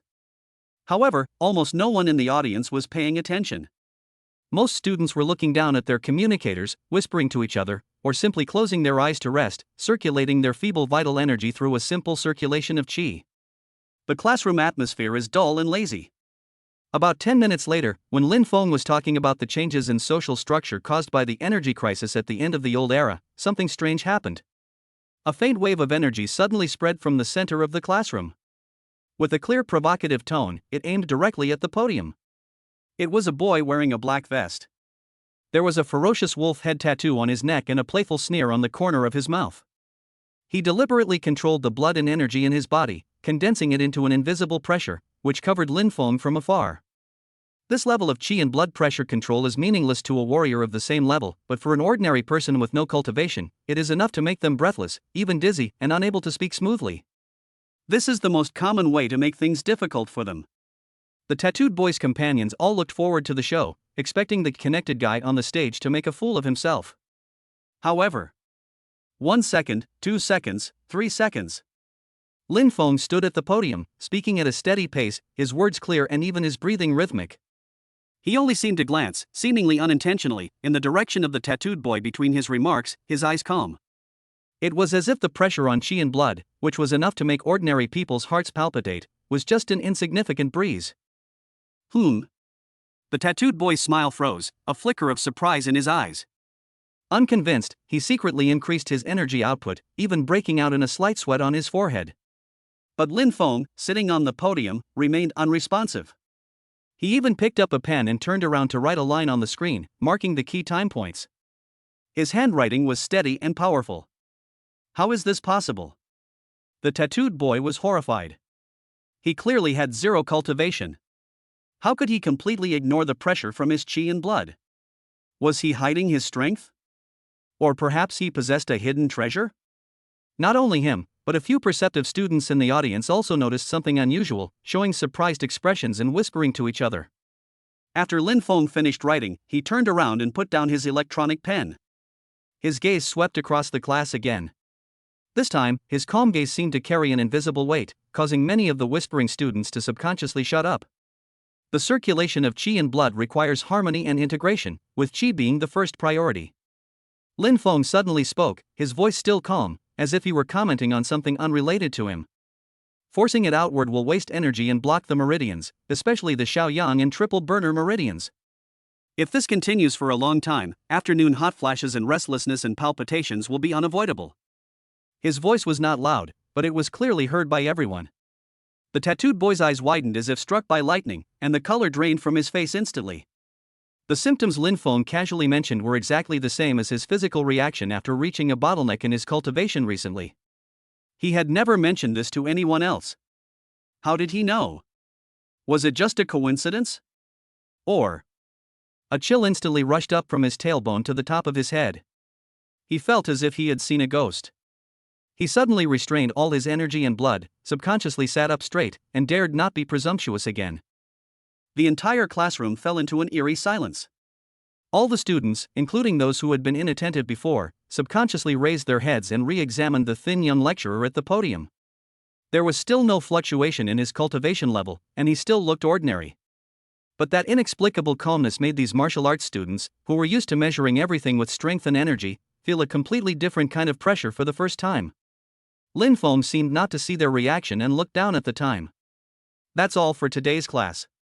After class, interested students can look up information related to the stagnation of nuclear fusion technology in the past and consider the relationship between technological bottlenecks and the rupture of social demand. Get out of class dismissed. He closed the lesson plan, picked up his things, and walked out of the classroom with steady steps, leaving behind a classroom full of military students with different thoughts. The first class seemed different from what they had expected, and the connected person also seemed different from what they had heard. Chapter 10, A Chance Encounter on Campus, A Battle of Wits with My Sister-in-Law. When the bell rang, Lin Feng ignored all the looks, calmly put away the lesson plan, and slowly walked out of the classroom. The corridor was bustling with activity during the break. Lin Feng, despite his thin figure, moved among them, possessing a calm and composed demeanor. As soon as he turned a corner, he was met by a group of high-spirited students from the Martial Arts Academy. Surrounded by them was none other than his sister-in-law, Su Muxue. She was dressed in a silver-gray combat uniform, which accentuated her tall figure. Her aura, that of a peak martial artist, made her stand out in the crowd. Senior Mushue's move just now was so beautiful. Senior sister Mushue's Jinghong step followed by Poyan Palm was absolutely amazing. That guy Wang Meng was completely fooled. Of course. Senior sister Mushue is a genius from our martial arts academy, firmly occupying the top 50 on the genius list. How could that reckless man compare to her? Senior, we agreed to go to Baiwei Pavilion to celebrate tonight. Let's celebrate for you. Yes, Senior, please do me a favor. Everyone was flattering her, and Su Muxue wore a reserved smile, clearly enjoying the feeling of being the center of attention. However, when her eyes caught sight of Lin Feng approaching alone, her smile froze, replaced by undisguised disdain. You go first, she said to her companions in a cold voice, but her eyes were fixed on Lin Feng.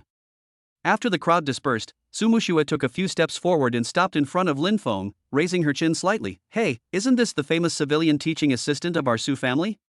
How come you weren't booed off the stage by the students during class today? Lin Feng stopped and said calmly, thanks to my sister-in-law, the class went pretty smoothly. But you, even after winning the competition, still had a stern face. Was it because the victory wasn't satisfying enough, or was it because the opponent was too weak, making your victory unfair? You. Su Muxue was choked by him, and her anger immediately surged. Stop talking so smoothly. Lin Feng, I'm warning you, stay away from me. Don't think that just because I have my sister to protect you, you can really act like a big shot in school. Pretentious? Lin Feng raised an eyebrow. I'm standing on the podium based on my own abilities, why should I rely on anyone else? But you, my sister-in-law, blocked the teaching assistant's path in front of everyone. Did you want to discuss academics, or did you want to show off your status as Miss Su? What kind of teacher are you? Su Muxue's cheeks flushed with anger. You're just a piece of trash who got in through connections. I'm telling you, my sister isn't here to back you up this time. She took a step forward, and the pressure of a martial artist was deliberately directed at Lin Feng. If you know what's good for you, get out of here and don't bring shame to me and the Su family. Otherwise, I have plenty of ways to make sure you can't stay here anymore. Lin Feng, facing the pressure, smiled instead. Muxue, are you planning to bully me? I wonder where the school rules dictate when a student hits a teacher. Punishment? Su Muxue sneered. Do I need to use force to deal with you? I can just find a few suitors and make you in trouble every day. No one will listen to your classes, and you'll step in dog shit when you leave the house. Suitors? Lin Feng nodded thoughtfully. I believe that. After all, with your temper, sister-in-law, you probably only have suitors. Lin Feng. Su Muxue was completely enraged. You're looking for death. Do you believe I'll make you suffer right now? To show me off? Lin Feng slowly adjusted his cuffs. How do you mean? Is my sister-in-law going to personally guide me in my training, or is she planning to demonstrate the unique skills of the Battle Martial Academy to me? Su Muxue's pretty face turned cold. Don't try that on me. Lin Feng, I'm warning you, my sister isn't here this time. Watch out for my fists, or I'll make you pay. She became angrier as she spoke, and her voice rose a few degrees, attracting the curious gazes of several students in the distance. To show me off? Lin Feng slowly adjusted his cuffs. How do you mean? Is my sister-in-law going to personally guide me in my training, or is she planning to demonstrate the Martial Arts Academy's unique skills to me? You. Su Muxue laughed in anger. Okay, very good. Since you want to be beaten so badly, then I'll grant you your wish. However, facing this overwhelming pressure, Lin Feng not only didn't retreat, but even a strange smile appeared on his face. As if he didn't hear her threat, he calmly pulled out his phone from his pocket, and the screen clearly displayed wife. He waved the screen in front of Su Muxue's eyes, then slowly said into the microphone, Qingyue, did you hear everything? Muxue said she wanted to make me look bad. Okay, tell her yourself. After saying that, he handed the phone directly to Su Muxue. The anger on Su Muxue's face instantly solidified and turned into astonishment. She subconsciously lowered her head and heard Su Qingyue's voice coming from the phone. Su Mu Shui. Those three words were like icicles piercing my heart. Who do you want to make look bad? Whom? Let me hear what methods you have.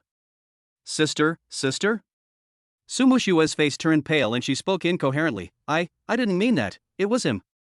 He provoked me first.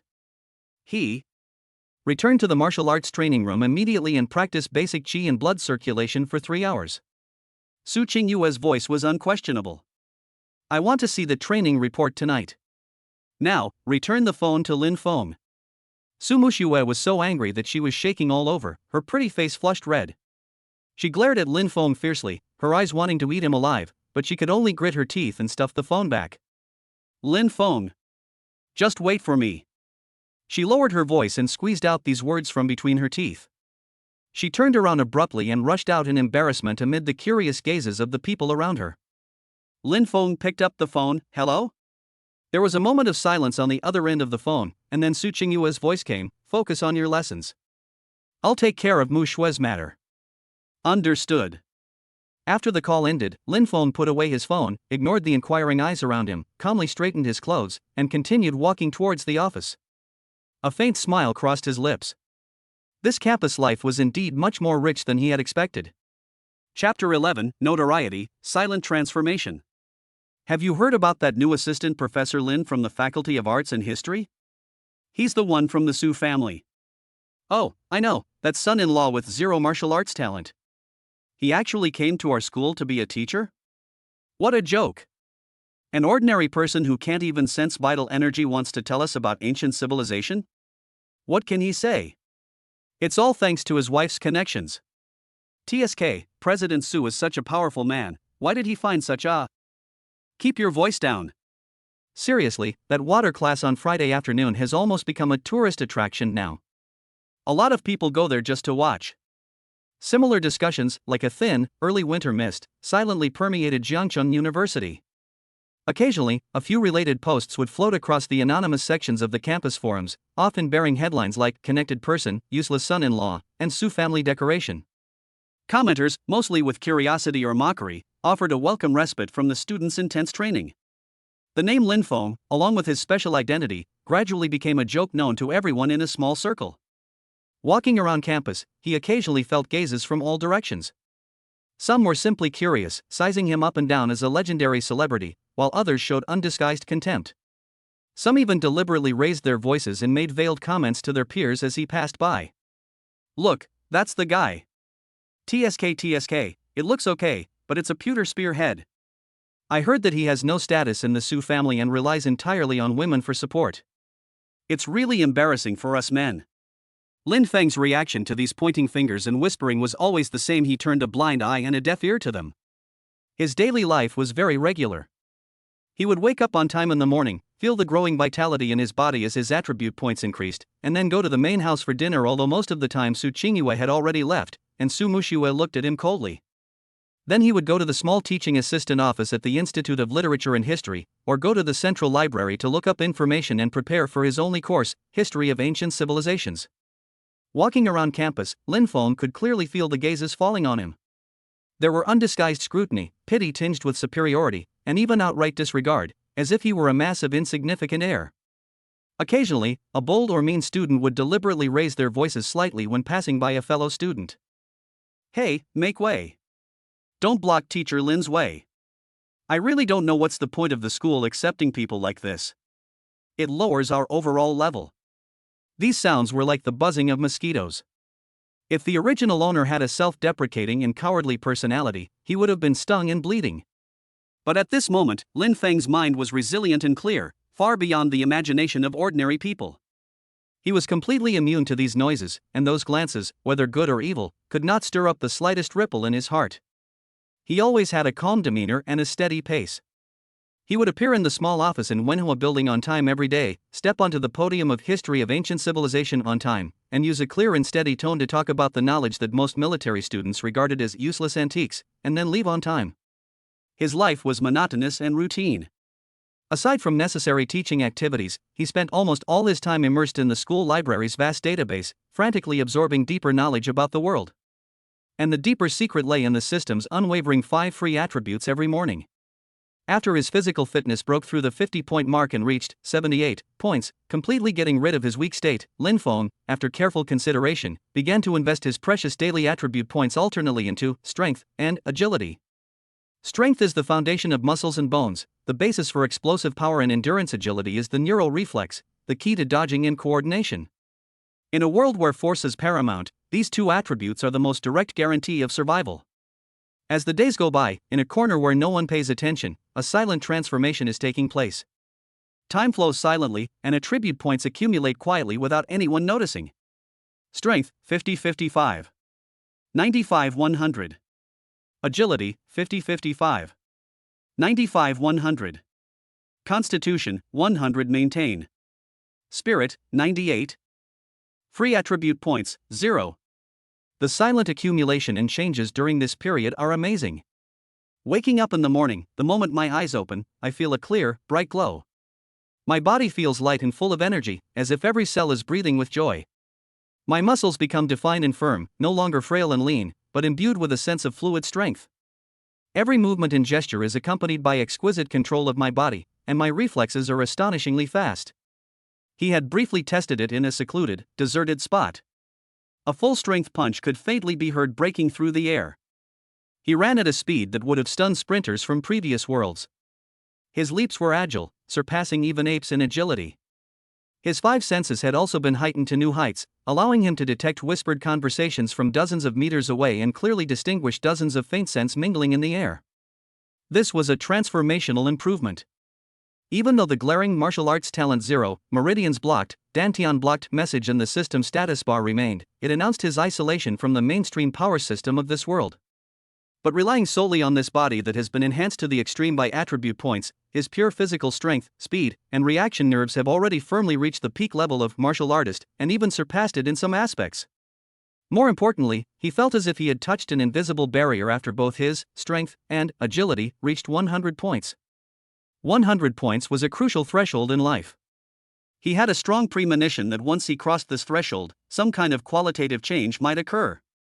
As the sun sets, Lin Feng packs up his lesson plans and walks out of Wenhua building. The warm afterglow gilded him. Several martial arts students, steaming from their bodies, had just emerged from the gravity training room. As they passed him, they seemed to recognize him, winking at each other and letting out a few ambiguous chuckles. Lin Feng walked past them calmly without looking around, as if those voices and gazes were just a breeze blowing across the rocks, leaving no trace. A useless son-in-law? Su family's furnishings? Did you get in through connections? The corners of Lin Feng's mouth curled up into a cold and confident arc. They had no idea that the object of their wanton ridicule was quietly accumulating strength in a way they could not understand and at a speed far beyond their imagination. The noise of ants will never affect the pace of giants. How can a sparrow understand the ambition of a swan? To him, the contempt, ridicule, and even pity of others are nothing but insignificant weeds on the road to becoming strong, not even worthy of his stopping for a moment. He felt the strength in his body, felt the vibrant and good state, and beneath the calm eyes was a deep-seated sharpness and determination. Let them stick the labels. Rumors were allowed to fester. He just needs to follow his own pace, move forward silently, and wait for transformation. Chapter 12, Theory and the Difficulty of Dealing with It. Friday afternoon, class on History of Ancient Civilizations. Compared to the tentative first class and the eerie calm that followed, today's classroom atmosphere was noticeably more restless. Those troublesome students in the back row reappeared in class, whispering to each other and flashing glances, clearly prepared. Lin Feng, as usual, calmly recounted the rise and fall of an ancient dynasty before the Great Cataclysm, analyzing the underlying causes of the collapse of its social structure. His voice was steady, his logic clear, and his citations of historical materials quite solid.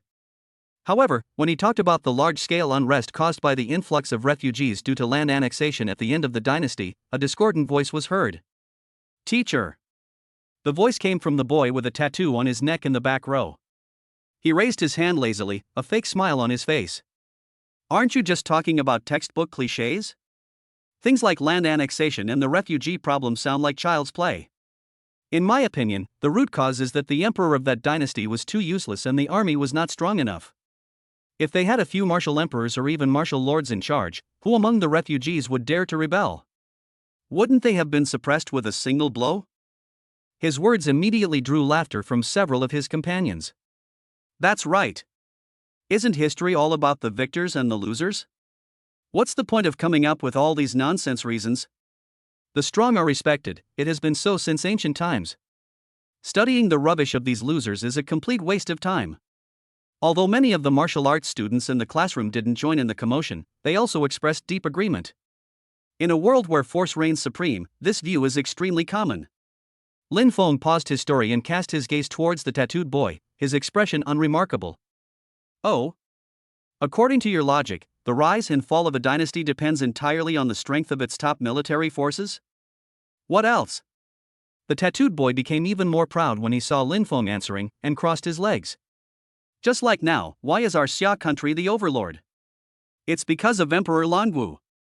Economy and culture are just icing on the cake, a strong fist is the foundation. Teacher, don't you agree?" He deliberately emphasized the word teacher with irony. A low chuckle echoed through the classroom, and everyone waited to see how Lin Feng would respond. Would he fly into a rage? Or remain speechless? Lin Feng simply smiled faintly and asked, "Very good. Then, may I ask, How many resources are needed to support the daily cultivation of a martial emperor, or even a martial lord? What kind of logistical support and social structure are needed to train an elite army composed entirely of warriors? The tattooed boy was stunned. He only knew that the strong were powerful and had never thought about these questions. You don't know? Lin Feng said calmly, but pressed on. According to historical records, the amount of ferocious beast essence, vitality crystals, and various spiritual medicines consumed by a martial honor level expert in his daily practice is worth enough to support the expenses of a city of 10,000 people for several days. He paused, then continued, and for a red flame army of 1,000 men, ordinary soldiers would need to be at least warriors, and officers would need to be martial masters or above. How many farmers, artisans, and merchants would be needed to support their pay, equipment, and battle expenses? If the dynasty were to annex land, displace millions, and the tax base collapse, famine would spread. Where would these resources come from? And with unrest among the lower classes, where would the troops come from? He spoke slowly, but each question was like a hammer, hitting the loopholes in the force-only theory he had just said. The strong can suppress a temporary rebellion, but they cannot conjure resources out of thin air, much less repair a shattered social structure. When the foundation is rotten, no matter how strong the military force at the top is, it is like a castle built on quicksand. Collapse is only a matter of time. Lin Feng stared calmly at the tattooed boy. Student, do you believe that the fist determines everything? Or does maintaining the fist itself require the support of a vast and complex social system? Is the health of this system precisely the foundation for whether the fist can be swung? The tattooed boy was dumbfounded by Lin Feng's gaze and the series of questions. His face flushed red and he wanted to refute, but he found that every word the other party said was based on facts and logic and there was no way to refute it. He could only stiffen his neck and argue, anyway, all these are just excuses. I'm just not strong enough. If I could be as strong as the Dragon Emperor, I could suppress everything by myself. Oh? Really? Lin Feng nodded, then suddenly changed the subject. Let's look at another example. According to archaeological discoveries, at the end of the nuclear age, before the cataclysm, humanity possessed the ultimate force capable of destroying the planet many times over. According to your theory, they should have been able to rest easy. But why did they still perish? Was their fist not strong enough? Or was the root cause of their destruction precisely the unresolved conflicts within their society, the frenzied scramble for resources, and the resulting extreme fear? The tattooed boy was completely speechless, his mouth hanging open, unable to utter a single word. His companions looked at each other in bewilderment, their smiles frozen on their faces. Lin Feng didn't pursue the question any further. He glanced around the class and said slowly, studying history isn't about simply remembering who won and who lost, nor is it about blindly worshipping or devaluing military power.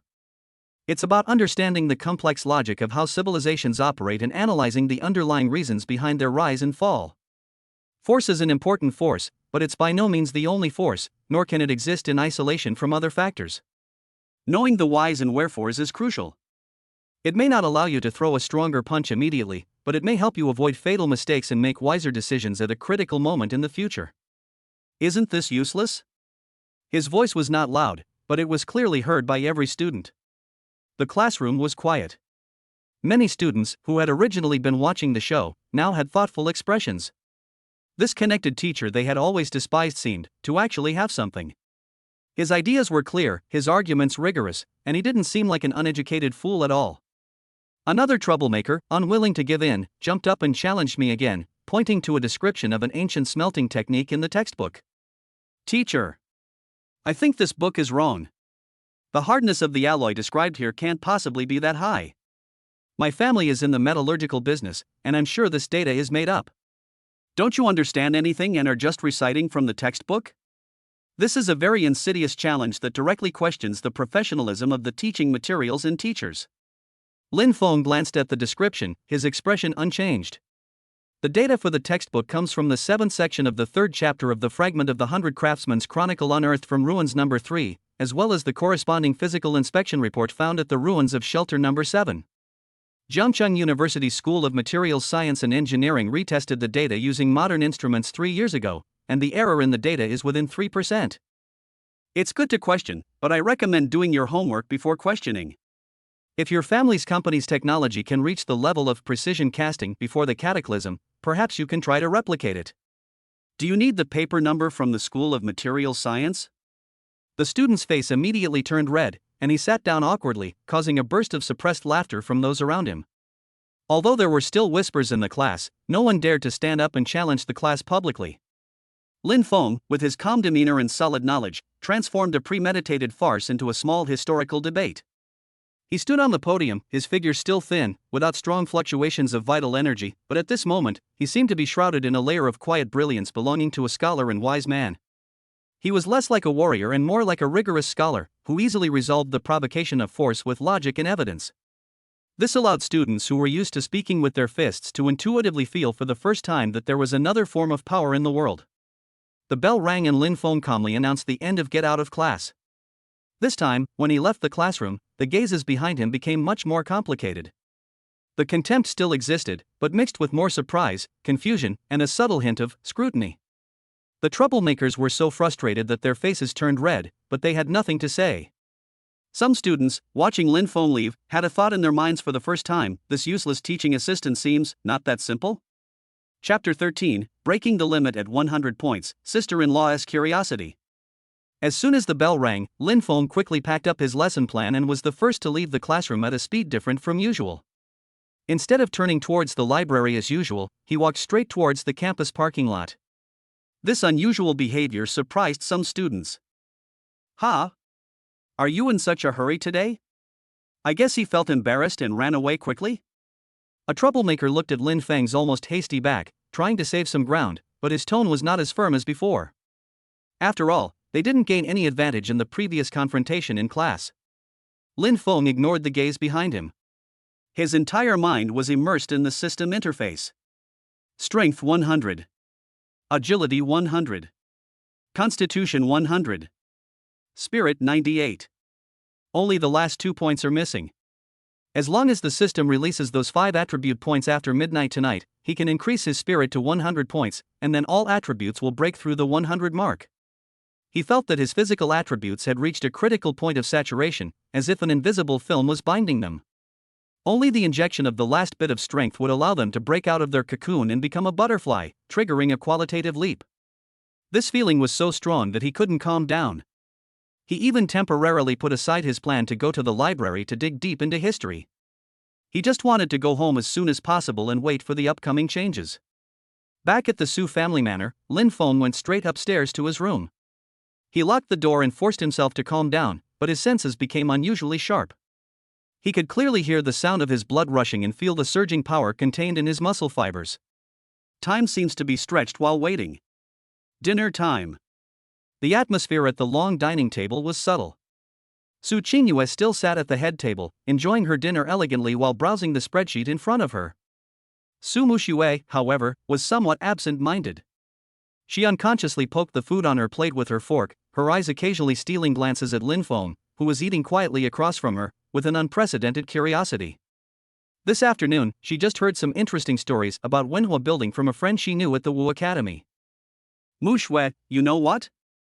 That assistant Professor Lin from the Literature and History department is a bit fierce today." "Strong? How strong can he be? Is he angry with the students again?" "No. Quite the opposite.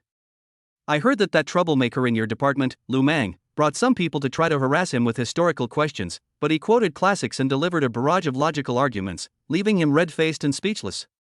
Yeah, that's right. His fist determinism was completely refuted. He even refuted the metallurgical data in the textbook with precise citations from his research. Absolutely amazing.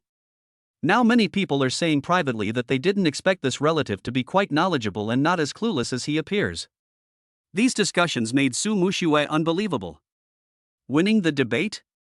Outputting logic? Quoting classics?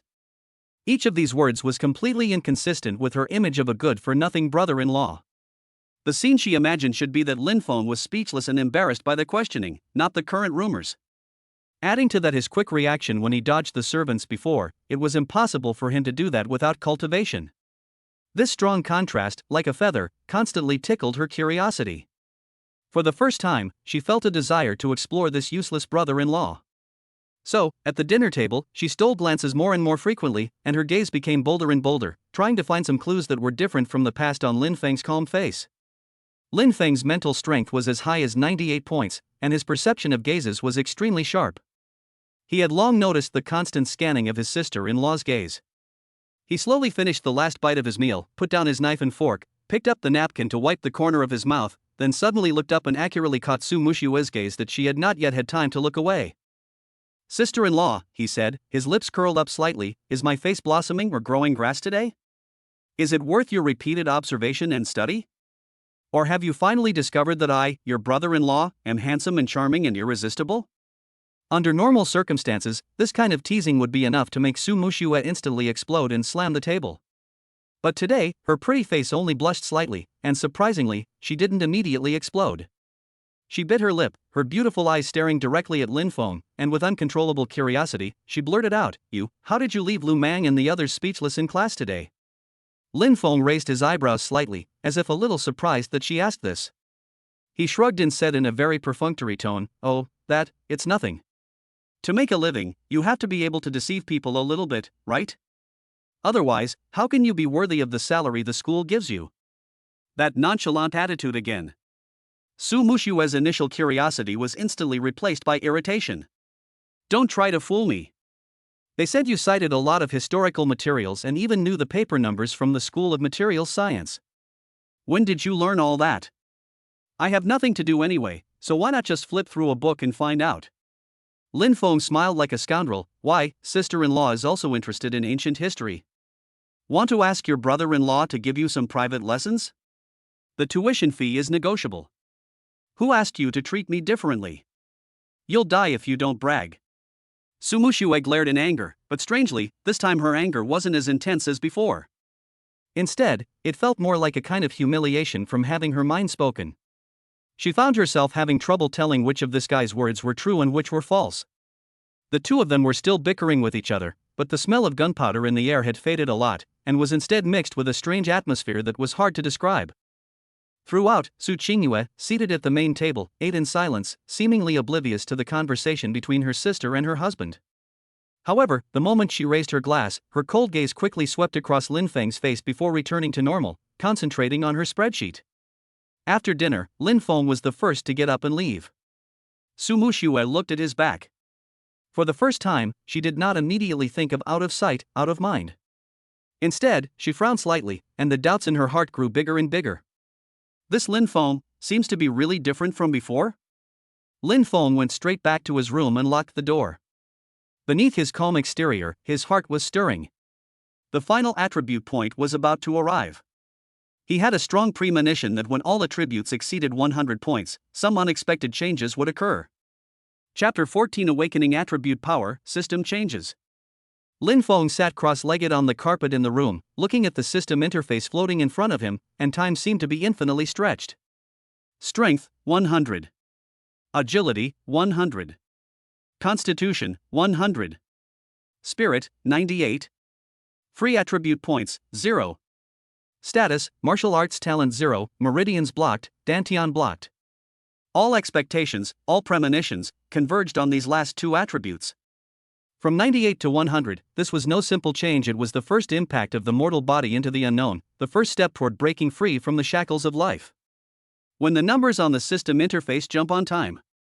Free attribute points, 0, free attribute points, 5. Here we come.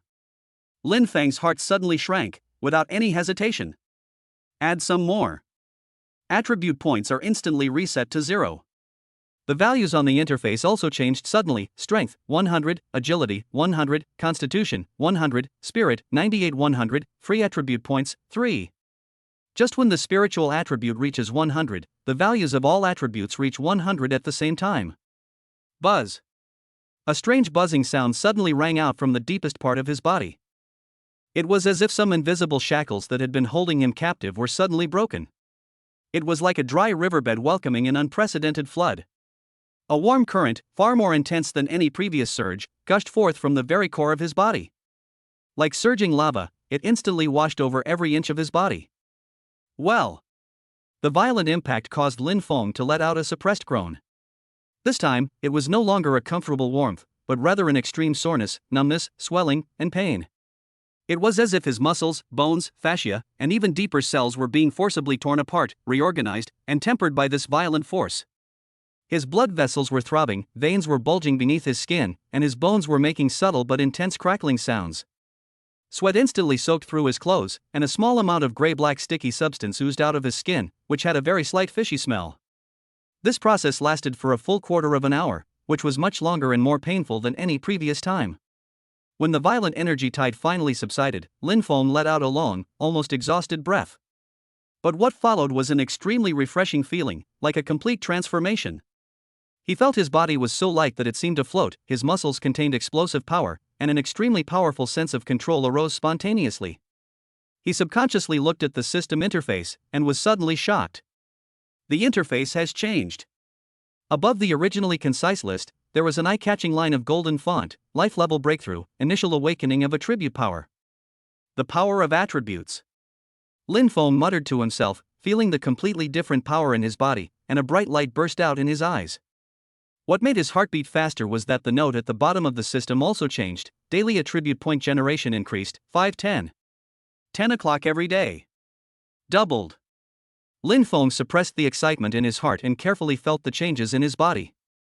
He has zero talent in martial arts, which cuts off the possibility of practicing the martial arts system of this world, but his body has already embarked on a completely different path. Power. An incomparable sense of strength filled his entire body, and he felt like he could punch through a wall with just one punch. With a slight force on his 5 fingers, the air seemed to whimper as it was squeezed between his fingers. Agility. His dynamic vision, neural reflexes, and bodily coordination reached an incredible level. He could even clearly see the trails of dust particles drifting in the night breeze outside the window and hear the subtle chirping of insects in the manor next door. His body seemed weightless, and with a single thought, he could burst into ghostly speed. Physical fitness. His 100-point physical fitness seemed to have received some degree of feedback and strengthening during this breakthrough.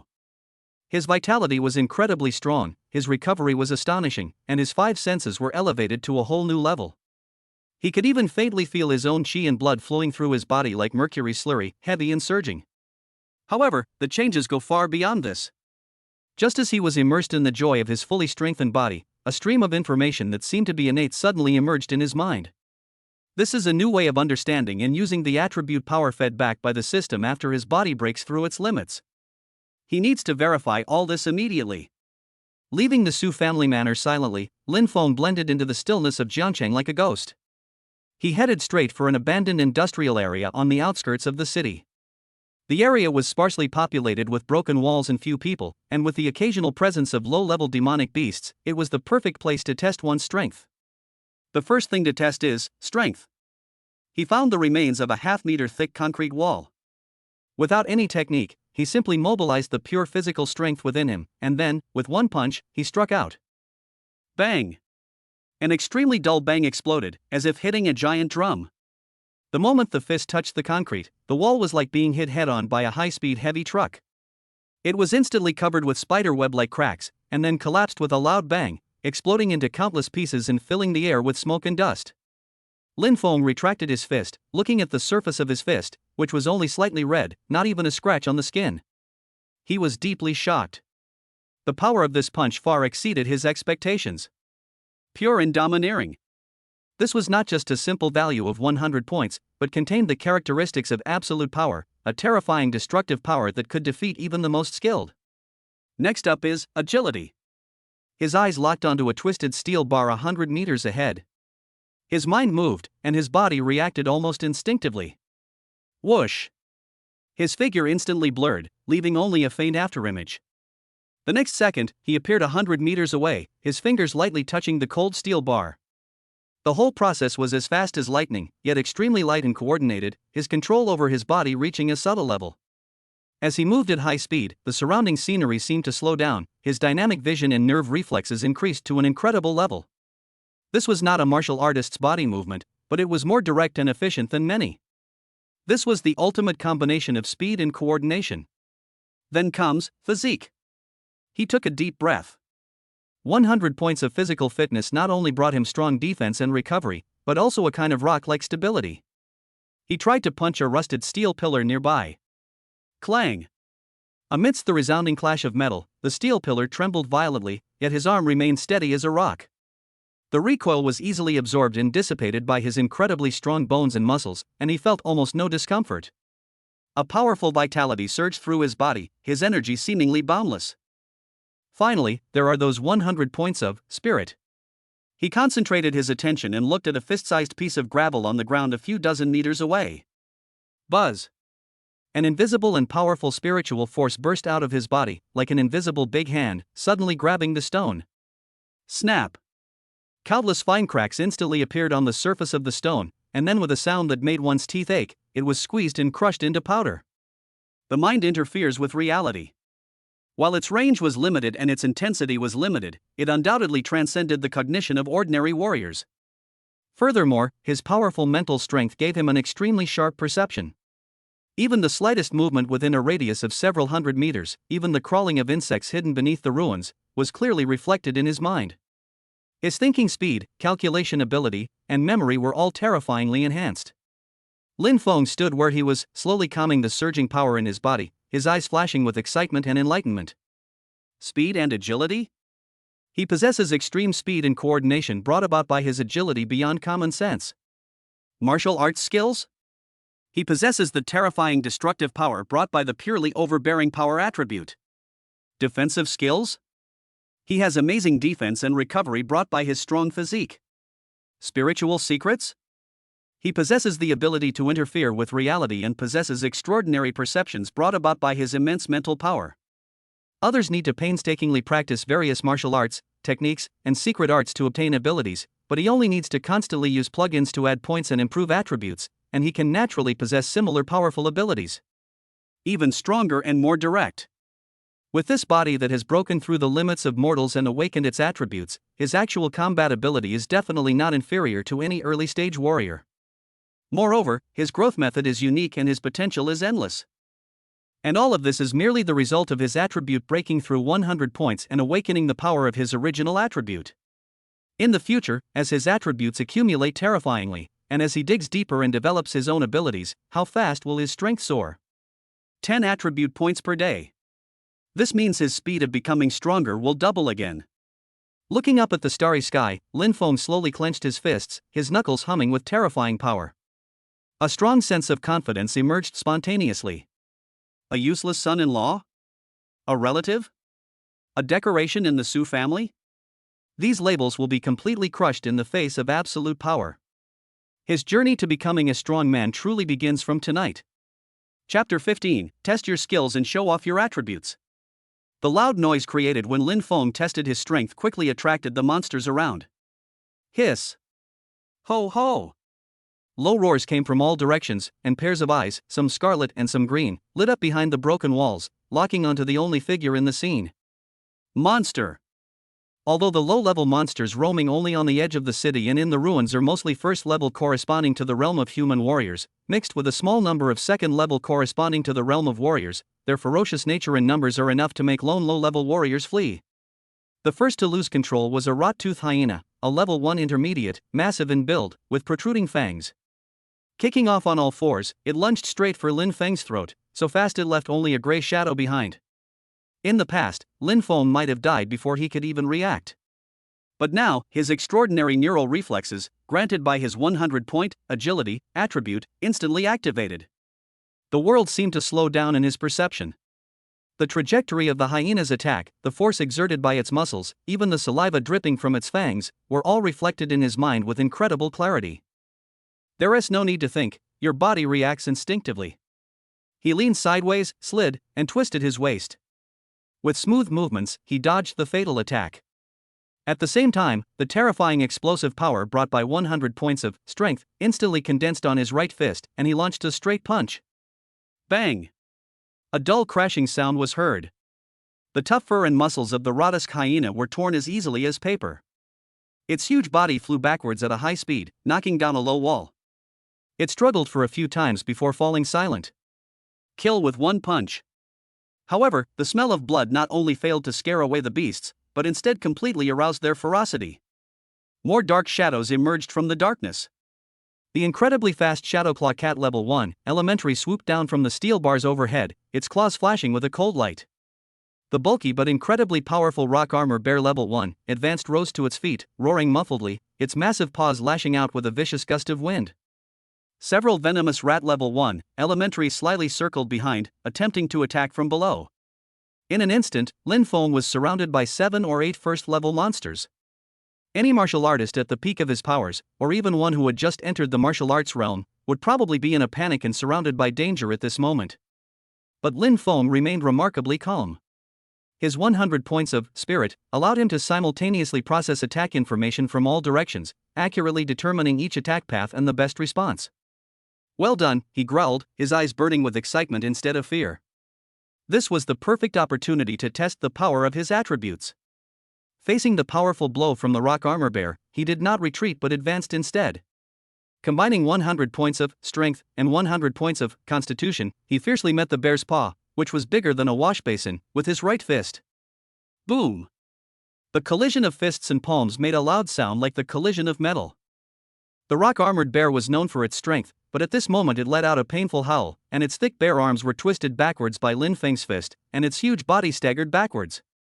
Lin Feng only felt a slight vibration in his arm, and he easily resolved the recoil. At the same time, his left leg shot out silently, the ultimate speed and coordination brought by 100 points of agility on full display. A flash of leg. Puff! Puff!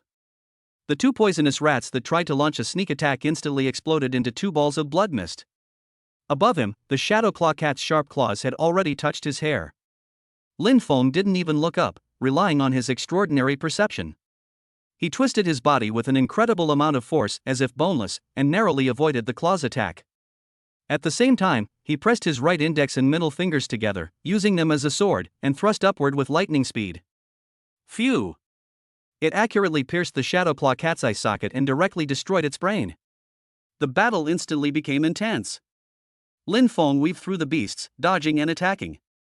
He had no fancy martial arts skills, no mysterious footwork, only the most basic and pure physical ability. Absolute power. Every punch and kick contained terrifying destructive power that could shatter rock and crack gold. Extreme agility. Fleeting and swift like a ghost, he manages to dodge attacks by the tiniest of margins and deliver a deadly counterattack. A strong physique. He can withstand attacks without moving, his stamina seems endless, and even minor injuries can stop bleeding and heal on their own in a very short time. A magnificent spirit. Insightful, anticipatory, and precise control of every ounce of strength, leaving nothing to waste. He is like a sophisticated machine born for battle, bringing out the characteristics of every attribute to the fullest. Soon, more than 10 corpses of first-level monsters were lying on the ground. At this moment, a sharp scream sounded. A crimson shadow shot out from the second-floor window of an abandoned factory building like lightning, striking Lin Feng directly in the back. Its speed far surpassed any monster before it. Second-level monster, Red Fire Scorpion. It is only the size of a palm, but its tailhook flashes with a deadly red light, and its toxicity is enough to paralyze a mid-stage warrior and make him fall to the ground in a short period of time. Fast. Too fast. But Lin Feng's agility and spirit simultaneously gave him warning. At the critical moment, he suddenly spun sideways. The Red Fire Scorpion flew past his chest, and its tailhook almost cut through his clothes. However, at the moment of crossing each other, Lin Feng's 100 points of spiritual power suddenly exploded. Buzz! An invisible mental shock fiercely attacked the Red Fire Scorpion's spirit. The Red Fire Scorpion's body suddenly stopped in mid-air, squeaked in pain, and its movements became stiff for a moment. Now is the time. Lin Feng's eyes flashed coldly, and he quickly extended his right hand, using 2 fingers to precisely grasp the base of the Scarlet Fire Scorpion's tail. 100 points of strength burst out. Snap! Just cut off its poisonous tail. Then he swung his hand back, smashed the Red Fire Scorpion, which had lost its biggest weapon, to the ground, and stepped on it. The battle is over. Lin Feng was the only one left standing. He was panting slightly, his body stained with the blood of the monster. His clothes were torn in places, revealing skin that was only slightly red, or even with only white marks. He looked around at the devastated battlefield and the corpses of monsters scattered all over the ground, and a feeling of relief and confidence surged in his heart. The effect is better than expected. The power of attributes is simple, crude, yet incredibly powerful. Especially in this kind of siege and chaos, the advantages of all-around enhancement are fully demonstrated. Attack, defense, speed, agility, recovery, perception, there are almost no shortcomings. While his inability to utilize vital energy and lack of ranged and area of effect attacks are currently minor drawbacks, thanks to his unique attributes, he already possesses the formidable strength to face and annihilate a small group of low-level demonic beasts head-on. This combat power firmly places him at the early stages of the warrior realm. Even with this unique ability, he might not be completely powerless against a mid-stage warrior realm cultivator. The attribute path is feasible.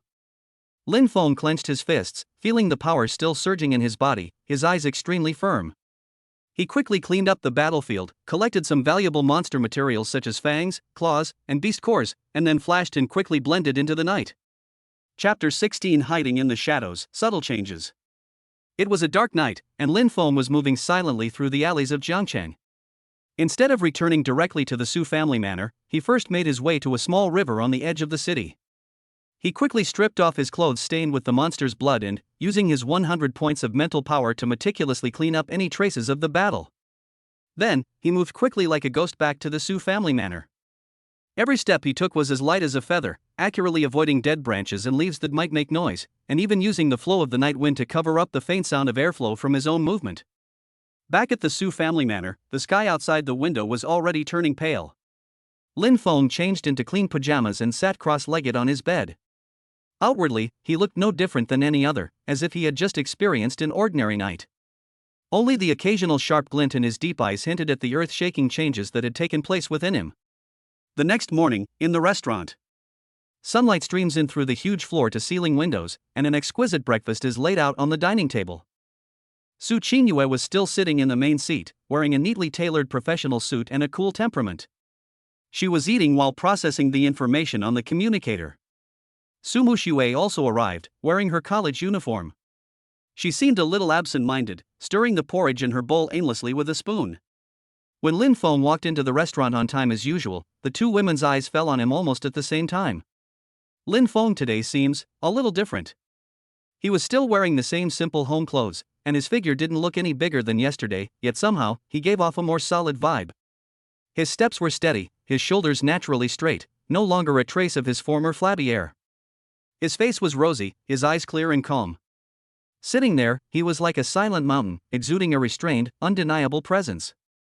Especially when he raised his hand to take the cup, the smooth muscle lines vaguely outlined in the movement of his arm, and the pair of hands that looked slender but seemed to contain some kind of power, made the keen-eyed Su Qingyue pause slightly.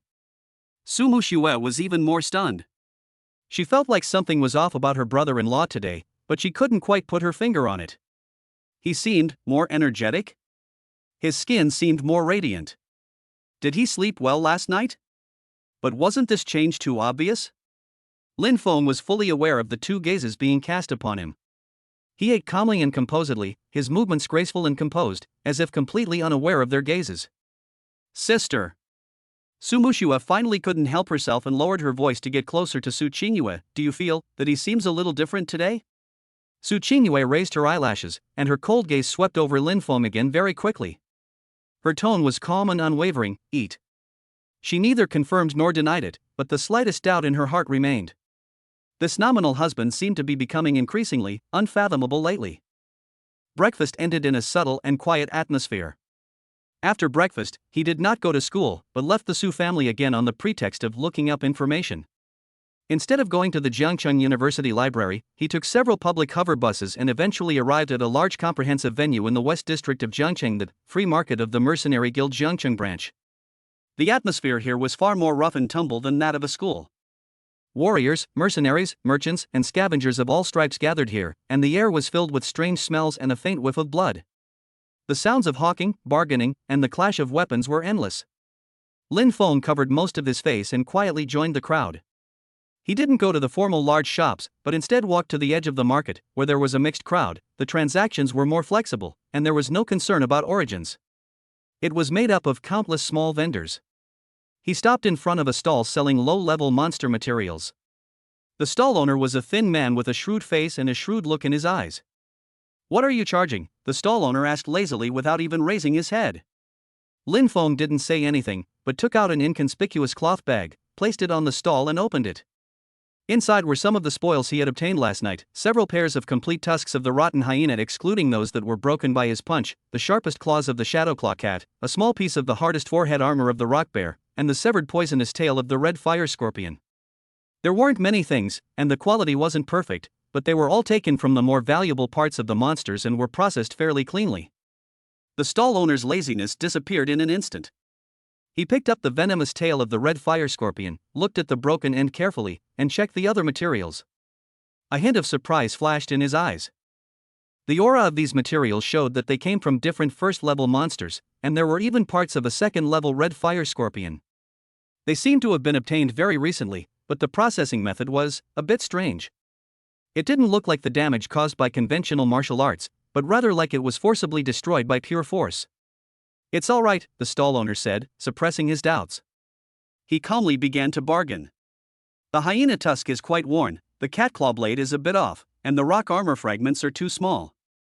Only the scorpion tail is interesting, but the fracture isn't neat. Pack it up and I'll give you 5,000 yuan. Lin Feng's mental power could keenly sense the subtle changes in the stall owner's heartbeat and breath, and he knew that the price was far below the market price. He was too lazy to talk nonsense and simply reached out to wrap the cloth bag. "Hey, don't be so anxious." Seeing this, the stall owner quickly held down the cloth bag and said with a wry smile, "The price is negotiable. How about 6,500? Business is tough these days. 12,000, no bargaining." Lin Feng lowered his voice and said calmly, "The complete venom sac of the red fire scorpion's tail is still there. It's worth the price. If you don't want it, I'll go somewhere else." The stall owner's mouth twitched. He hadn't expected the other party to be so knowledgeable. He carefully examined the broken end of the scorpion's tail and found the venom sac inside to be perfectly preserved. He cursed himself for having misjudged it. This venom sac is a precious ingredient in the preparation of certain special potions and poisons, and its value is indeed very high. "Okay. You're so ruthless." The stall owner pretended to feel pain in his heart and quickly handed a stack of cash to Lin Feng. "Let's be friends. Next time you have good stuff, come to me, old ho." Lin Feng took the money, counted it and said nothing more. He put the money away, turned around, and blended into the bustling crowd. After a few turns, he disappeared. The stall owner, Lao Ho, watched him from behind, narrowed his eyes, and muttered, "Strange guy. He doesn't even have any energy fluctuations on him, so where did he get all this stuff? And he only picked out the valuable parts. Interesting." After leaving the free market, Lin Feng felt the not-so-thick stack of money in his pocket. 12,000 yuan is just a small amount for the Su family, but for him personally, it is the first real wealth he has earned entirely by his own efforts. His little treasury was finally no longer zero. Without staying for long, he quickly left this bustling place, as if he was just an ordinary passerby. Chapter 17 Aura changes slightly, Hidden Edge. In Friday's History of Ancient Civilization class, students took their seats one after another, and the atmosphere in the classroom was subtly different from before. Although there were still many students from the martial arts academy who were whispering to each other in order to get credits, that kind of unbridled provocation was gone, replaced by a complex curiosity. When Lin Feng walked into the classroom on time with the lesson plan, the subtle change seemed to have found its source. He was still dressed in his dark casual clothes, his face expressionless. But today, some of the more perceptive students almost immediately noticed some kind of objection. He stood at the podium, silent, putting down his lesson plan and surveying the room calmly. An invisible aura quietly permeated the room, and the once noisy classroom quickly quieted under his silent gaze. Today, we continue to explore the technological paradox of ancient civilization before the cataclysm. Lin Feng spoke, his voice still clear and steady. He began to describe how an ancient empire reached its peak in material technology and mechanical manufacturing, but ultimately stagnated due to energy depletion and a rigid social structure. His story was still well written and logically coherent, but the students soon noticed a difference. When discussing the exceptional properties of an ancient alloy, he no longer merely cited data from the literature. Regarding the toughness of this black jade alloy, Lin Feng said calmly, as if stating an obvious fact, ancient texts record that it can withstand immense forces without breaking. This can be verified by certain well-preserved ruins in the wild. Its energy dissipation properties are particularly outstanding, especially in the face of sudden impacts, even surpassing many similar alloys today. He suddenly mentioned energy dispersion characteristics and field remains verification, which made several students in the audience stunned. This didn't sound like the expression of a civilian teacher buried in piles of old papers, but rather someone with field exploration experience. One student couldn't help but raise his hand and ask, "Teacher, the energy dispersion characteristics you mentioned? I don't think the textbook mentions this aspect. Besides, with the dangers of outdoor ruins these days, how do you know?" Lin Feng looked at the student with a calm gaze. Books record general conclusions. Details are often overlooked. Whether or not there's danger depends on your ability to face it. Just like the relationship between fists and resources we discussed earlier, sufficient strength is the prerequisite for exploration and verification. He skillfully brought the topic back to the previous class content, answering the question while avoiding directly revealing his own situation. However, the firm tone and the subtle sense of personal in his voice stirred up waves in the hearts of the student who asked the question and others. He then made another surprising point, analyzing how the Empire's logistics system hindered its expeditionary capabilities. Large-scale military expeditions consume not only food and fodder, but also enormous maintenance resources.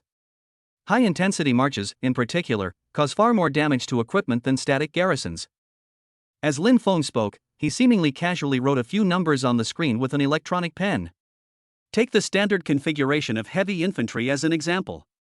After a continuous forced march of 300 miles, the soles of their boots would need to be replaced at least once, the joints of their leather armor would need to be repaired 3 times, and the probability of long weapons being blunted and recast is as high as 40%.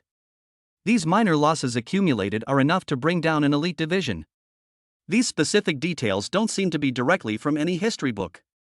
Instead, they are more like the summary of an experienced logistics officer or a soldier who has experienced a long journey. In the audience, the few students who were truly interested in history or who were thoughtful were no longer just curious, but were really lost in thought and wonder. How much knowledge beyond the textbook does Assistant Professor Lin possess? Where do these experiences he cites come from? Lin Feng's explanations became more in-depth, and the cases he cited became more vivid and specific. He would even occasionally describe the style of murals inside certain ruins or the characteristics of the fracture surfaces of damaged objects. The details were so rich that it was hard to believe that he was just hearsay. At this moment, a tall and cool figure quietly passed by the glass window at the back door of the classroom. It's Qin Lan. She seemed to have just come out of a meeting and was heading back to her office. As she passed by the classroom, she glanced inside out of habit. Just this one glance made her pause in her steps. She saw Lin Feng on the podium and felt the atmosphere in the classroom, which was different from before. Her gaze fell on Lin Feng, and her keen perception, at the peak of the martial realm, allowed her to immediately detect his unusual aura. His restrained will, his calm confidence, were a stark contrast to the pale young man she had dismissed as a burden and connected a few months ago. Especially when Lin Feng turned around and wrote down a series of logistical loss data on the screen, Qin Lan's eyes narrowed slightly and her brows furrowed unconsciously. This data was too detailed. It didn't seem like the kind of core information an ordinary scholar could access, much less something someone without any practical experience could comprehend. Furthermore, the aura he exuded, although still devoid of any trace of vital energy fluctuation, gave off a feeling of being not easy to mess with. This was a profound feeling, born from the intuition of a seasoned warrior. Qin Lan stood quietly outside the window for about a quarter of an hour, watching Lin Feng calmly answer the students' questions. The cases he cited became more and more in-depth, and even vaguely touched upon some internal archives of the ruins that required permission to view. Her eyes kept changing. In the end, she didn't push the door open, but her furrowed brows never relaxed. With full of doubts, she turned around and left quietly. Lin Feng continued his lecture in the classroom. With his 100-point spiritual perception, the powerful aura that had just lingered outside the window was already clearly reflected in his mind. The corners of his mouth curled up slightly as he continued calmly reciting ancient wisdom and lessons. Chapter 18: Accidental Rescue, Changes in Sister-in-Law.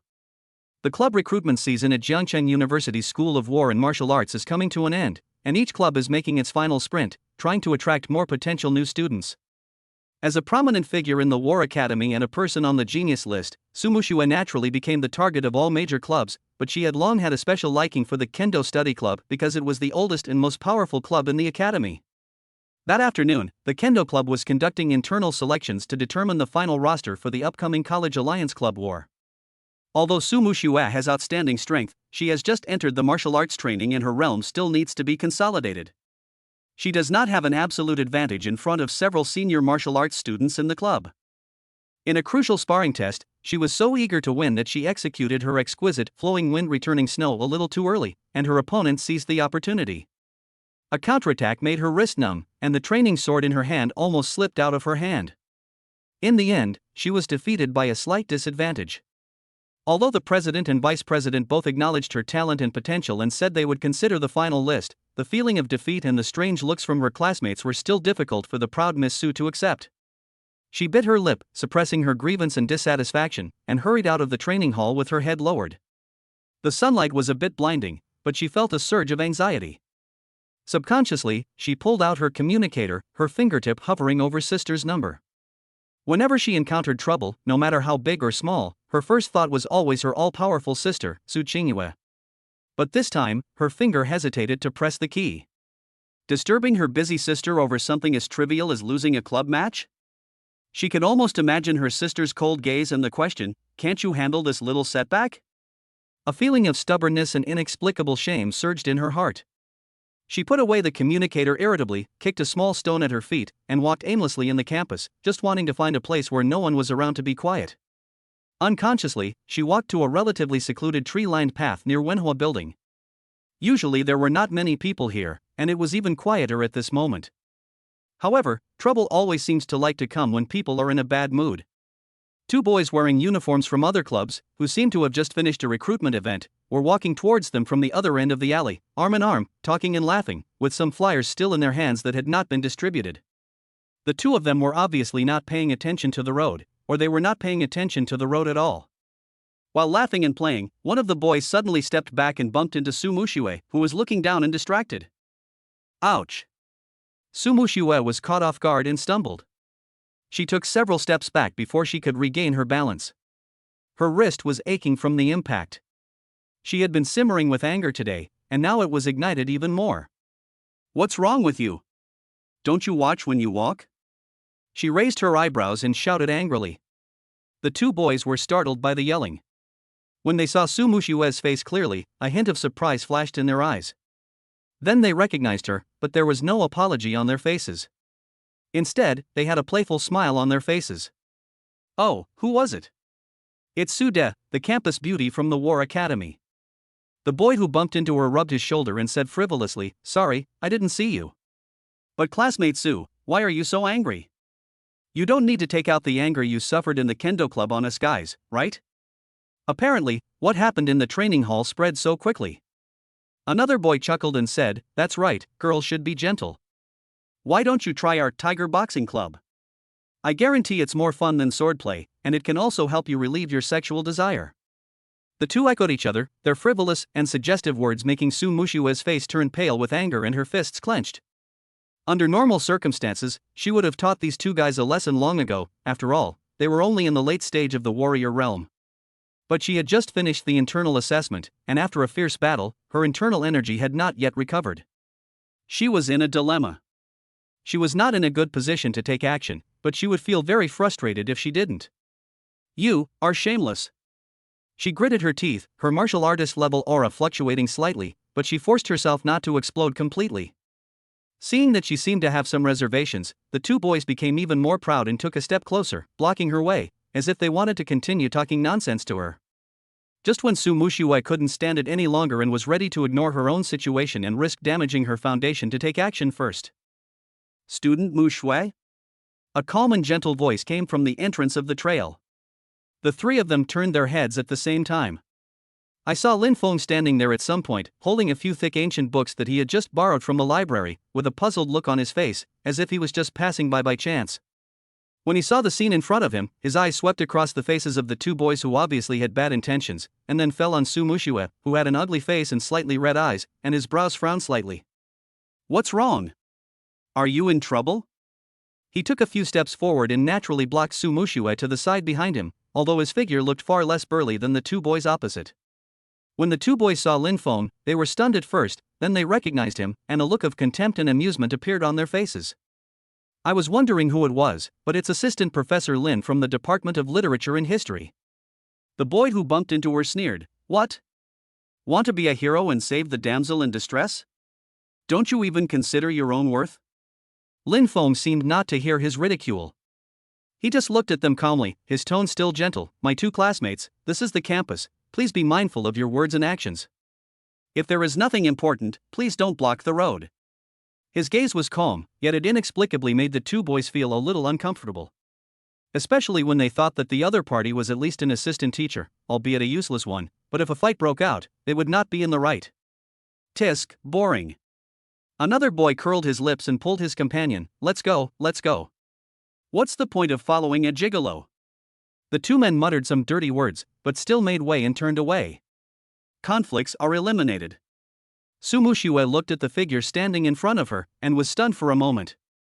She didn't expect that her brother-in-law, whom she always looked down upon, would appear at this time and help her out in such a way. Although his method was very civilized and even a bit cowardly, and he only relied on his status as an assistant teacher to verbally persuade the other party to quit, he did prevent her from doing anything that might damage her foundation. Are you okay? Lin Feng turned around and looked at her, with a hint of inquiry in his eyes, but not too much concern, as if he was just doing a small thing. Su Muxue snapped back to her senses, immediately suppressing the remaining fragility and embarrassment on her face. She put on a stern face again, turned her head and snorted, what could be the problem? They're just two clowns. Even if you didn't come, I could still handle it. She spoke firmly, but a very subtle sense of strangeness flashed through her heart. Although she herself did not want to admit it, at that moment when she saw him appear, she actually, inexplicably felt relieved?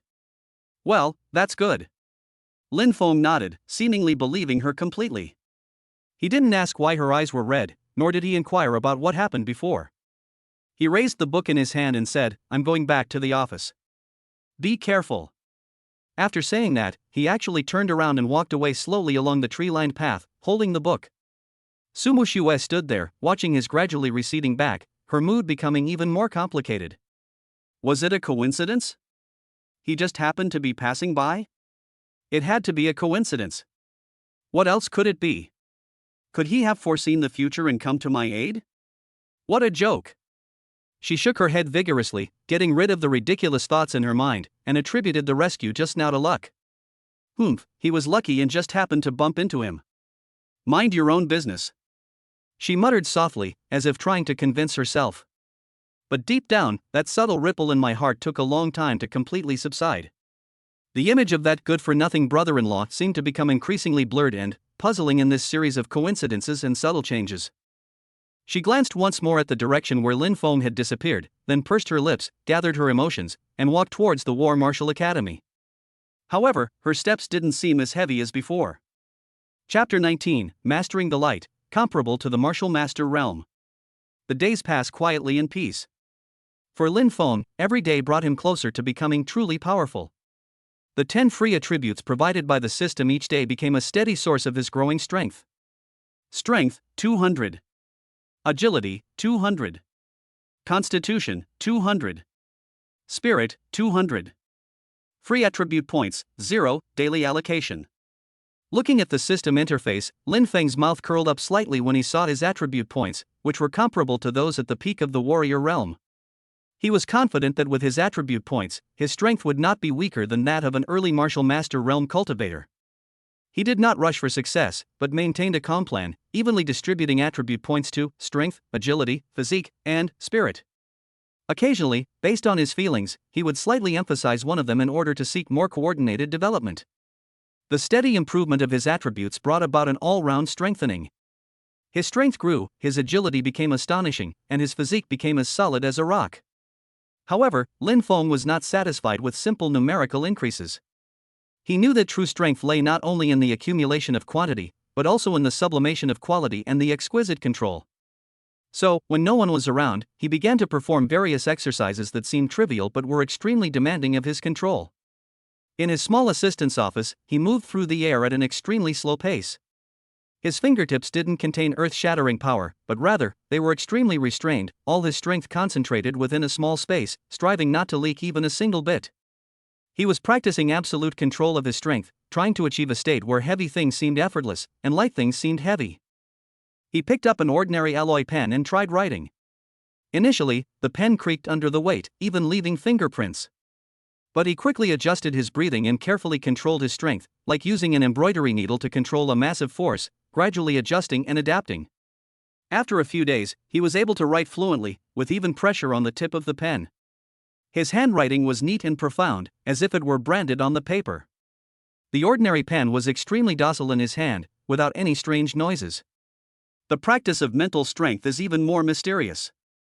He closed his eyes and concentrated, slowly extending his tremendous mental power. Instead of the rough impact and squeezing from before, he tried to transform it into countless invisible and dexterous hands. The initial goal is a blank page on a desk. He tried to turn the page with pure mental force. It sounded simple, but it was incredibly difficult. Too much mental force and the paper would instantly rip to shreds, too little and it wouldn't budge at all. He needed to find that perfect balance, applying force evenly to every tiny area of the paper.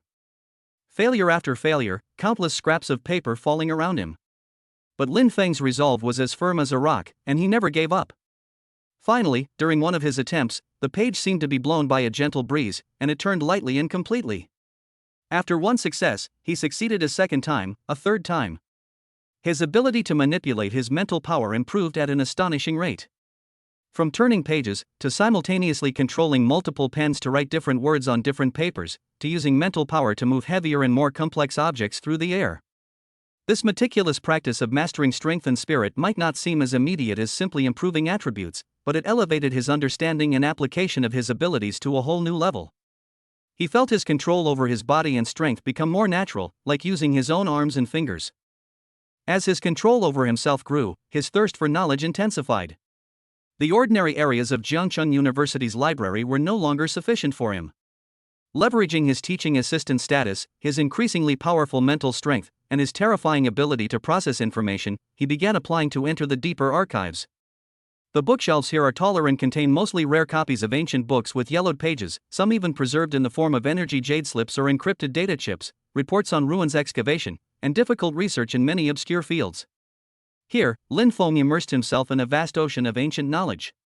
He was no longer limited to history itself, but also explored a wide range of subjects, including ancient biology, the early exploration of energetics, tectonic remains, and even some less popular theories considered non-mainstream. One day, when he was looking through a batch of messy files recording the physical mutations of humans in the early days of the catastrophe, several incomplete animal skins that seemed to have been forgotten for a long time caught his attention. These fragments were written in obscure language and contained vague records, seemingly from the remains of a long-lost civilization. They did not systematically discuss cultivation methods, but instead scattered references to strange terms and conjectures. The scars of the sky appeared, the earth's veins trembled, and some of the ancestors' bodies refused to absorb the primordial qi, but instead tempered themselves in the wild, swallowing the essence and blood of ferocious beasts, drawing the evil spirits of the earth to refine their bones. Their flesh was spotless, and they were strong enough to move mountains.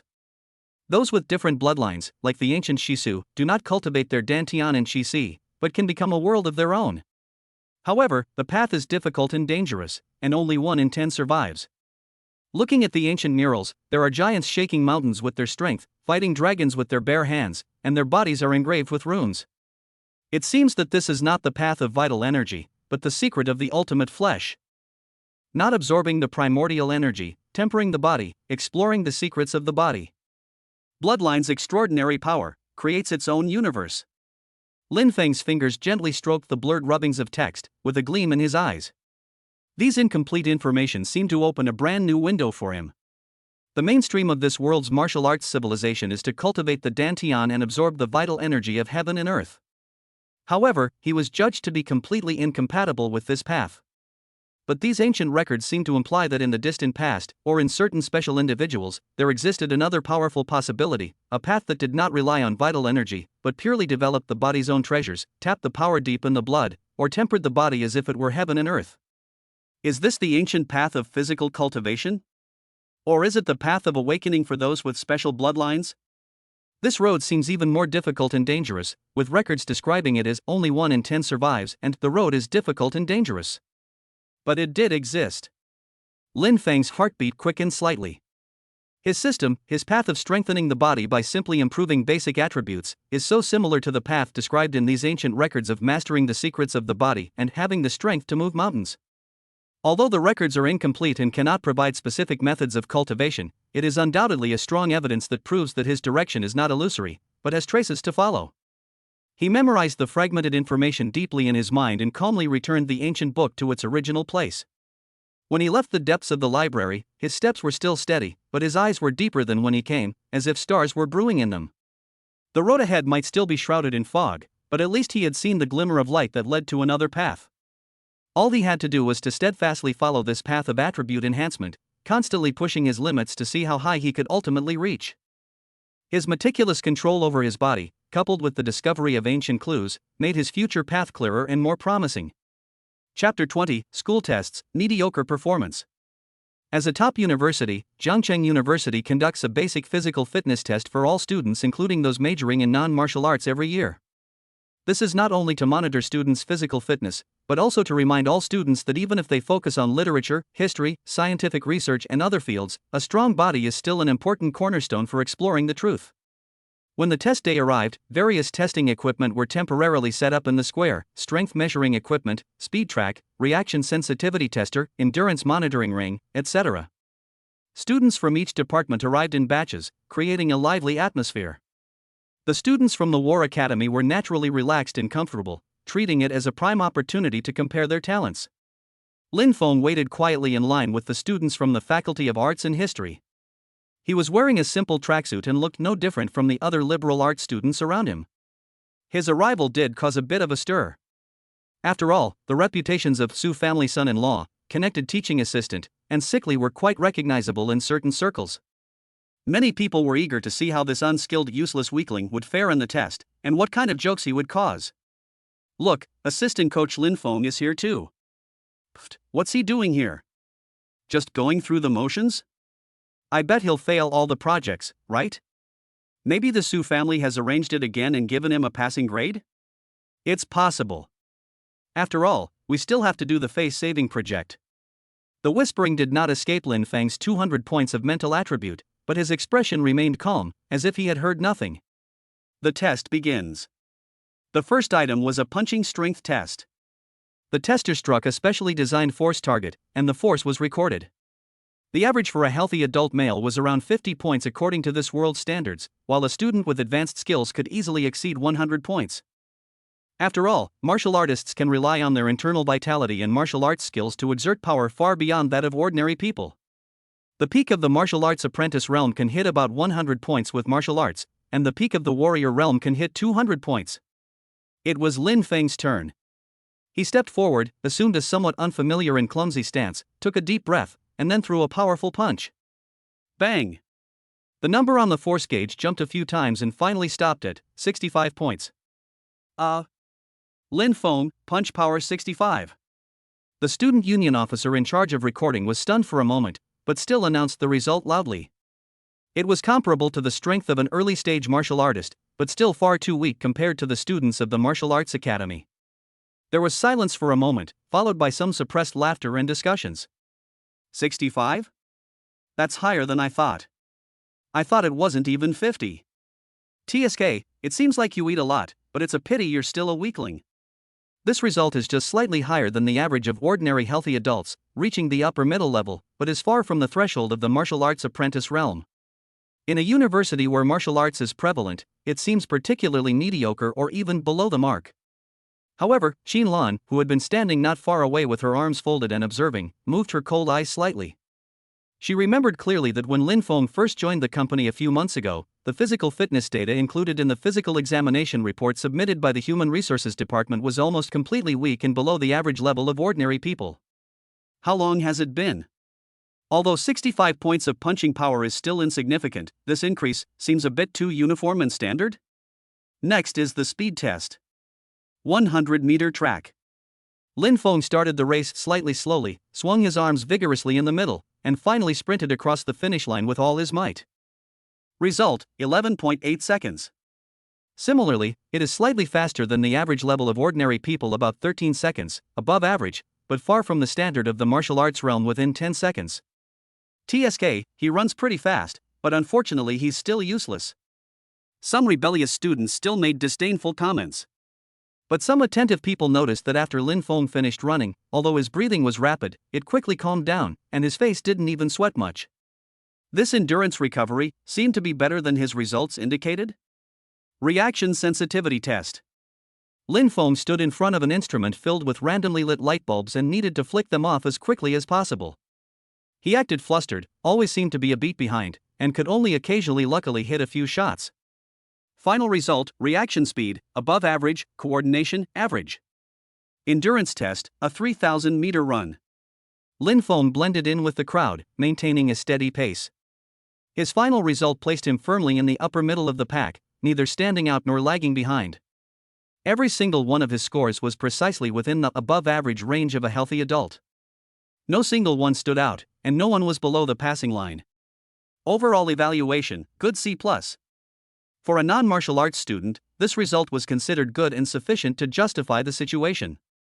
But for someone who had once been so weak that the wind could blow him down, and who had always been known as a useless, consumptive person, this subtle change was particularly glaring. The test ended and the crowd gradually dispersed. The discussion about Lin Feng did not stop. Although the scope was not large, it was full of doubts. Strange, isn't that guy a sickly person? He actually passed all the exams this time, and a few of them are still okay? I guess the Su family spent a lot of money and used some medicinal herbs to make it? Otherwise, how could it be possible to make such rapid progress? Maybe. It's nice to be rich. But he's just an ordinary guy who's a bit stronger. Still useless. These words naturally reached Su Mushue's ears. She had just come out of the Martial Arts Academy's exclusive high-end testing ground. When she heard her bestie mention this matter with a hint of surprise, she was stunned for a moment, then habitually curled her lips and sneered disdainfully. Humph. 65 punching power? 11.8 seconds? That's all? You have the nerve to brag about that? A weakling is a weakling. Even if he's not that useless, he's still a weakling. He can't even compare to any freshman in my martial arts academy. She was sarcastically merciless, as if Lin Feng's progress was insignificant. But when she saw Lin Feng in the manor in the afternoon, she couldn't help but look at him from head to toe several times with a scrutinizing gaze. It seems a little different? His face seems more rosy, and the paleness he had before is almost gone. He seems to walk more steadily too, although he's still very weak. She forced herself to look away, but something tickled her insides, and that inexplicable strange feeling resurfaced. What the hell was going on with this guy? Did he take some medicine? Or was it just some kind of awful luck? On the other side, Xinlan stood in front of the office window, watching Lin Feng's back gradually disappearing downstairs, and the electronic pen in her hand unconsciously tapped the desktop. In all the subjects, his scores were just above average for the average person? Not a single point more, not a single point less? Such even progress? Such precise control? Is this really just a coincidence? Or is it simply the result of the nourishing effects of the herbs? As a researcher accustomed to data analysis and logical judgment, Xinlan instinctively felt that there was an unusual atmosphere in it. This teaching assistant, who was a relative and whom she once considered a burden, seemed to be becoming more and more like a puzzle that needed to be re-evaluated and observed. She was silent for a moment, and quietly added a special attention tag for the name Lin Feng in the internal address book. Chapter 21, Storms Rise, Wang Family Starts Trouble. Beneath the seemingly calm surface of Jiangcheng, there are turbulent undercurrents. In recent days, several core industries under the Su Group have been targeted by unknown forces almost simultaneously.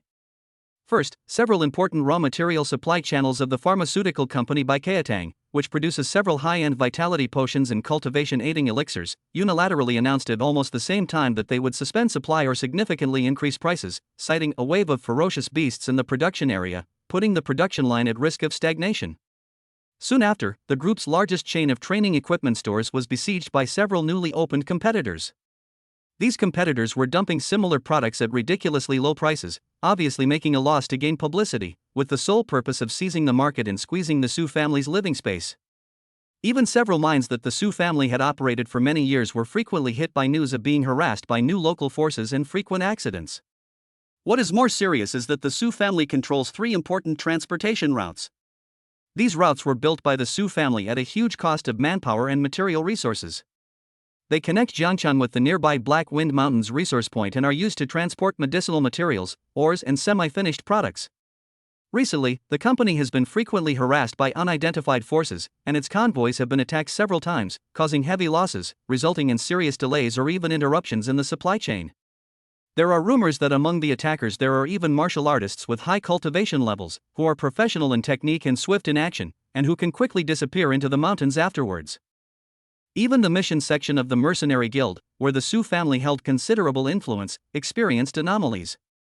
Many high-quality missions with generous rewards and relative safety seem to be preemptively intercepted by an invisible hand, while a large number of difficult, high-risk, low-reward missions were assigned to mercenary teams closely affiliated with the Su family. This resulted in a sharp increase in casualties and costs, and damaged their reputation. All of this happened so intensely and so simultaneously that all signs indicate this was no ordinary competition, but rather a meticulously planned, multifaceted, and premeditated joint operation.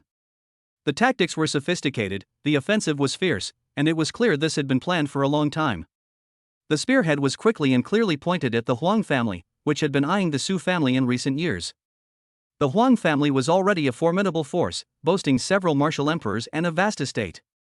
This top-tier, second-rate faction, entrenched in Jiangcheng for years, had long aspired to ascend to the first tier. Meanwhile, the Su family, one of the four major first-tier families, had gradually declined in recent years and was on the verge of falling out of the top four, relying entirely on a single martial-honored ancestor for support. It was said that while the current head of the Su family, Su Qingyue's grandfather, was in seclusion, unfavorable news came out. It was also said that they had established a connection with a powerful first-class force at some unknown cost and reached a strategic cooperation. Now that he has strong support, he is even more powerful and can finally not help but take action. At first he was just testing the waters, but now he has no intention of hiding his ambition. They even united with several other second-rate families that had long been dissatisfied with the Su family or wanted to take advantage of the opportunity to get a piece of the pie, forming a loose alliance and launching an all-round attack on the core industries of the Su family. Su family manor, dinner time. The atmosphere was more depressing than usual. Su Muxiue poked the spiritual rice in the bowl with a spoon, her pretty face full of indignation. Suddenly, she put the spoon down with a snap, and the sound broke the silence. "Sister! I'm so pissed off today. That Huang Zixuan from the Martial Academy, that dandy bastard from the Huang family. He actually had the nerve to be sarcastic in the open class today, saying that the elixirs from the Su family's Baikatang were getting less and less effective, and that they were about to go bankrupt. He even encouraged others to try the Danding Pavilion, the company the Huang family had recently invested in. This is outrageous." She grew increasingly angry as she spoke, her chest heaving. Also, Su Pharmaceuticals hasn't delivered the training potion our club ordered. They're citing a shortage of raw materials. This must be the work of the Huang family. They did it on purpose. Su Qingyue sat at the main seat, eating her meal leisurely.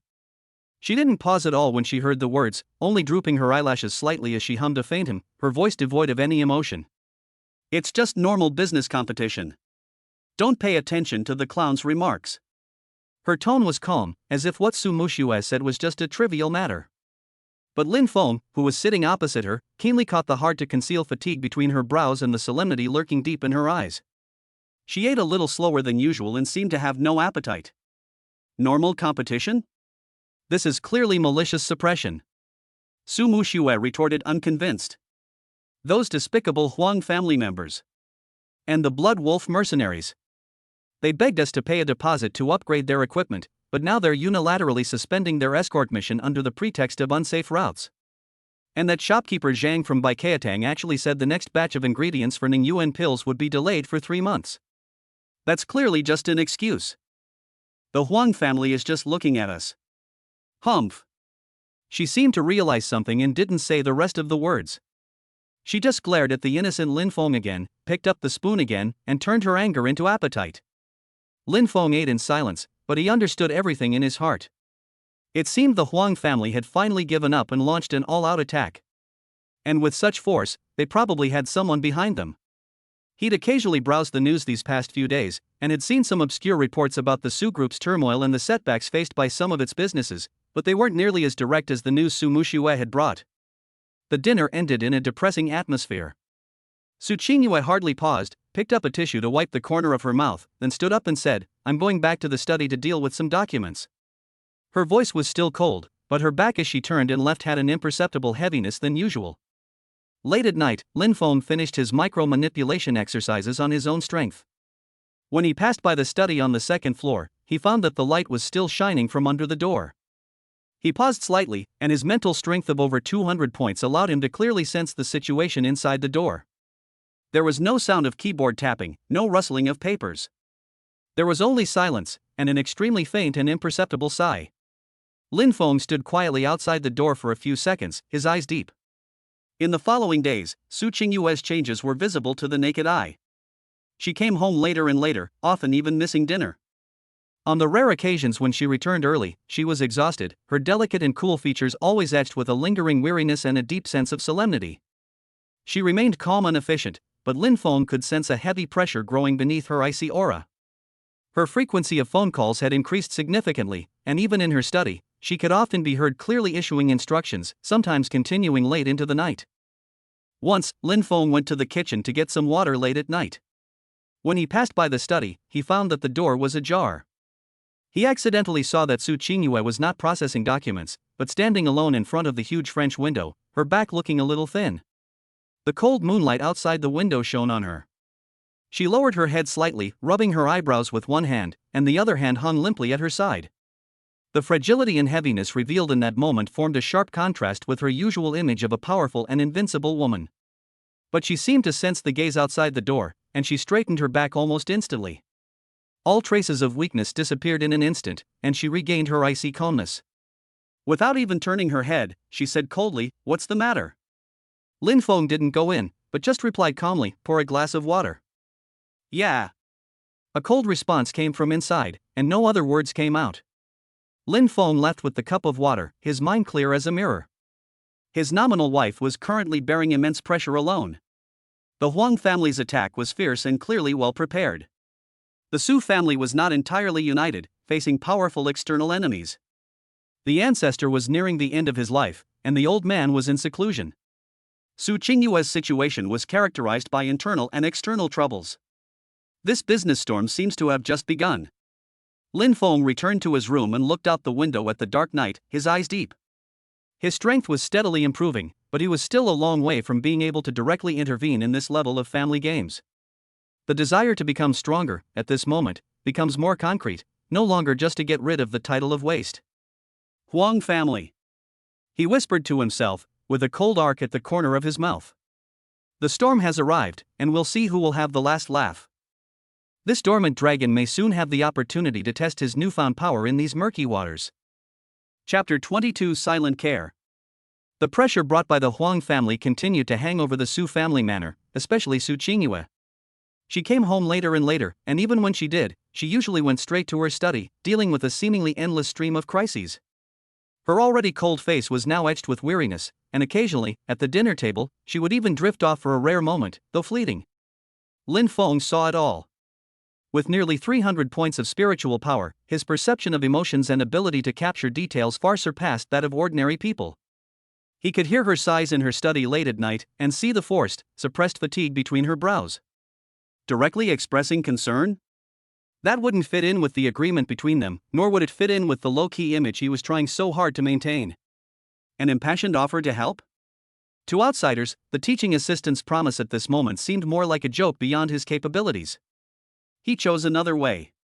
Thanks to his ever-increasing attribute points and growing strength, he occasionally went outside the city for real-world tests.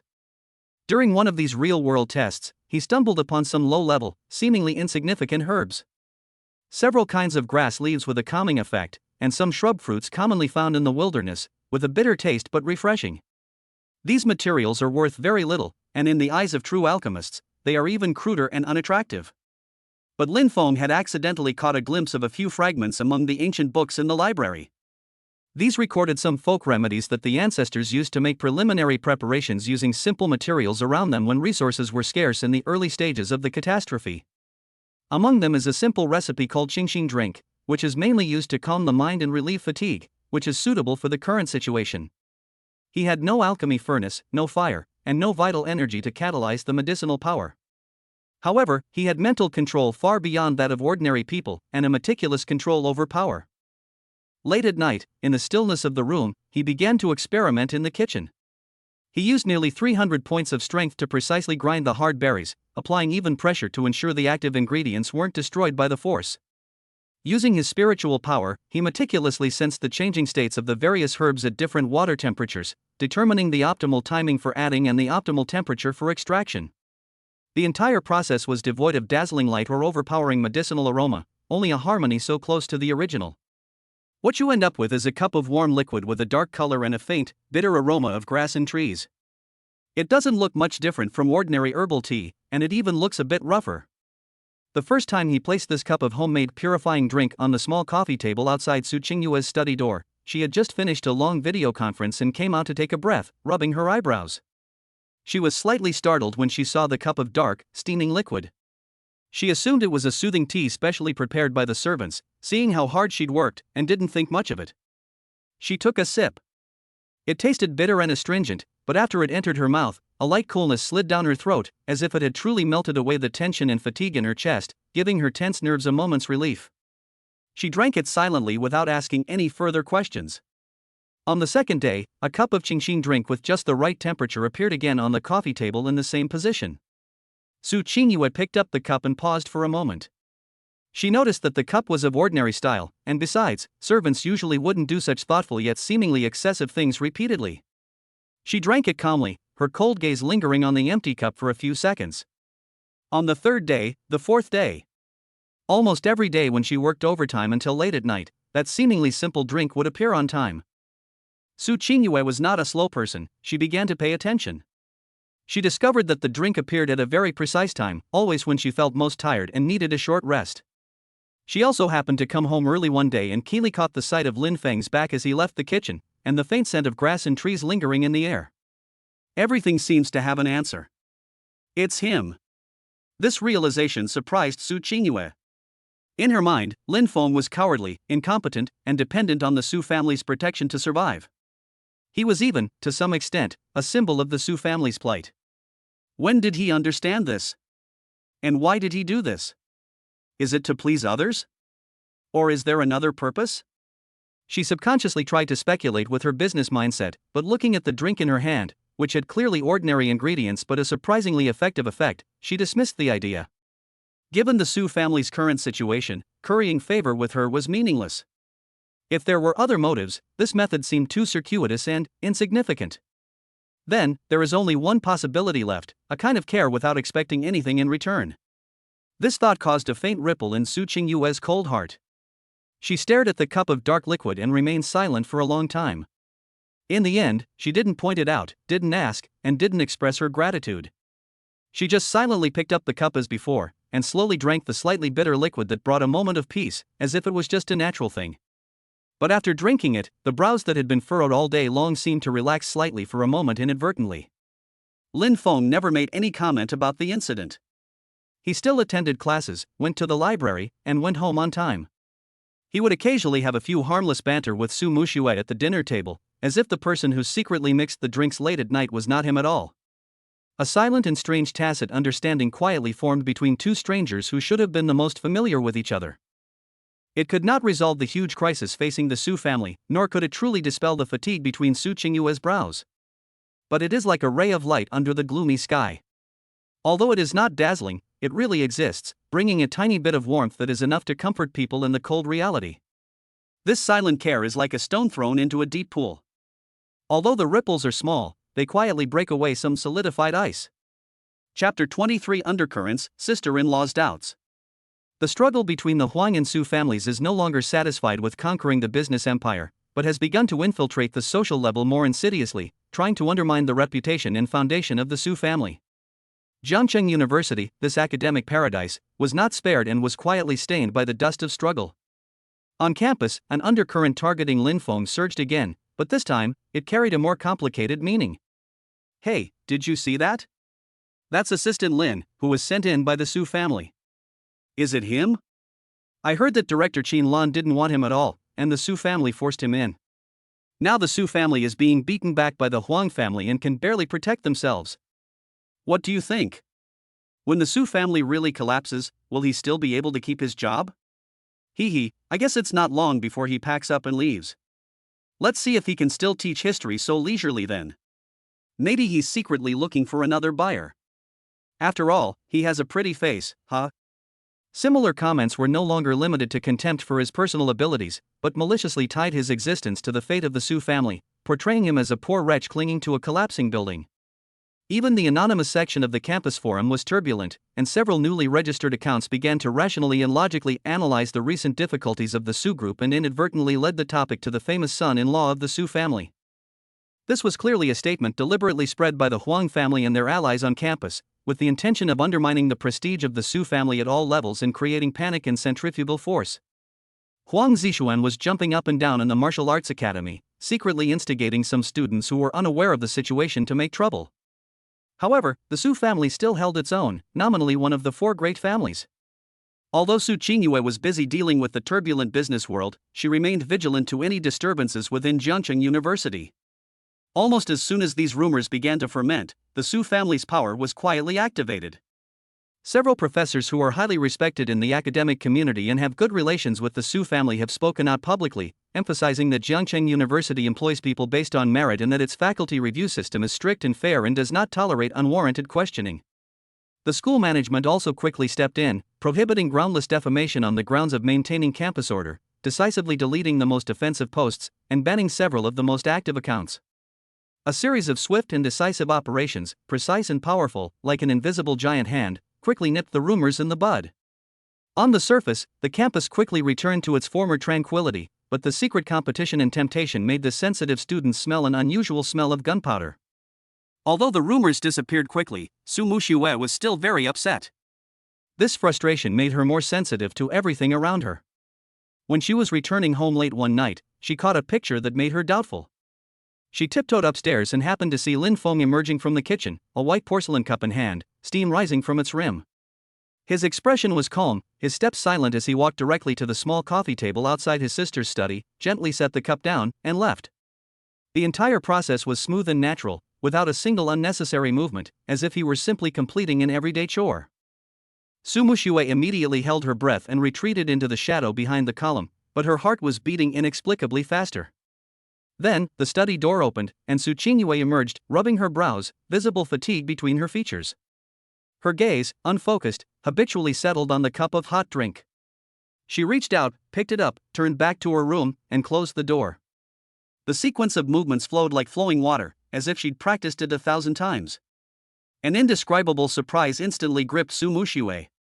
Once was an accident, twice was a coincidence, but what about this behavior that happened almost every night and that my sister accepted almost instinctively? What was in that cup that could make her sister, who was extremely picky about what she ate, so acquiesce? When did her brother-in-law, who she thought was worthless, gain such a privilege that even her sister silently accepted?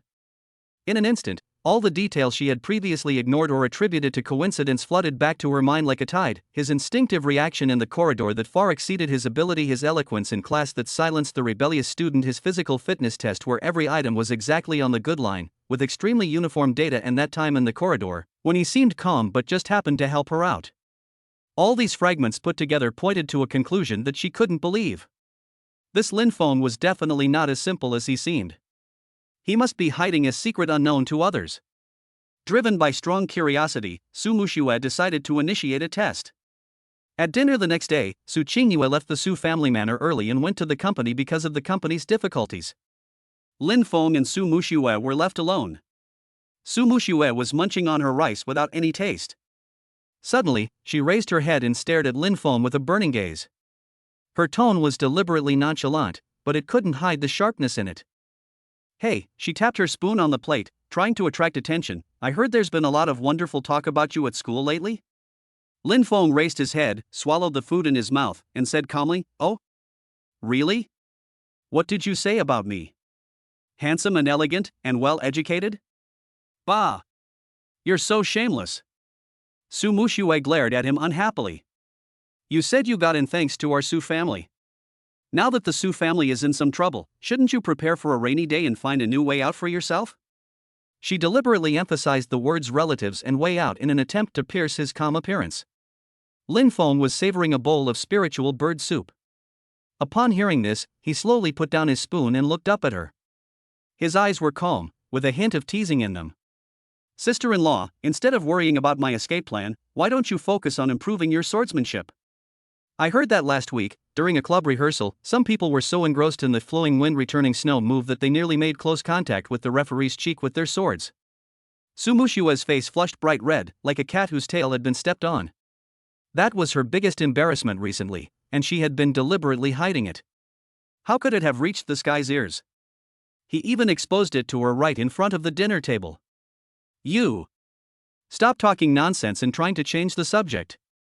She was so angry that her voice rose a few notches and she almost slammed the table. Stop playing dumb. I mean, did you give me something weird to drink? As soon as she said it, she felt a little regretful. It was too direct. A flash of surprise flashed across Lin Feng's eyes, and then he returned to normal. He wiped his mouth slowly and said with a smile, "Strange things? Sister-in-law, have you damaged your brain through cultivation? Can I still poison your sister? She is my wife in name only. What good will it do me if she gets into trouble? Then what do you give her to drink every night?" Su Muxue asked, staring into his eyes. You're talking about that, Lin Feng showed an expression of sudden enlightenment. It's just some calming tea. I saw she's been too tired lately and doesn't look well. I happen to have learned some folk remedies from an old doctor in the countryside, so I just made some. Why, sister-in-law, do you want it too? But you have such a strong temper, it might be counterproductive if you drink it, so forget it. His explanation sounded reasonable and his tone was relaxed and natural, as if it was really just a trivial matter. Su Muxue was speechless for a moment. She clearly felt something was wrong, but she couldn't find the words to refute it. Was she really overthinking it? Was it really just ordinary calming tea? Who wants your junk? She could only angrily retort, mind your own business. If something really happens to the Su family, you won't be the first one to be kicked out. Don't worry, Lin Feng smiled slightly, with an imperceptible light flashing in the depths of his eyes. I will be very careful and not let myself be swept out. Su Mushue's heart skipped a beat again, almost thinking that he had noticed her snooping last night. But looking at his frank expression, it seemed as if he had just mentioned it casually. Who wants to make tea for you?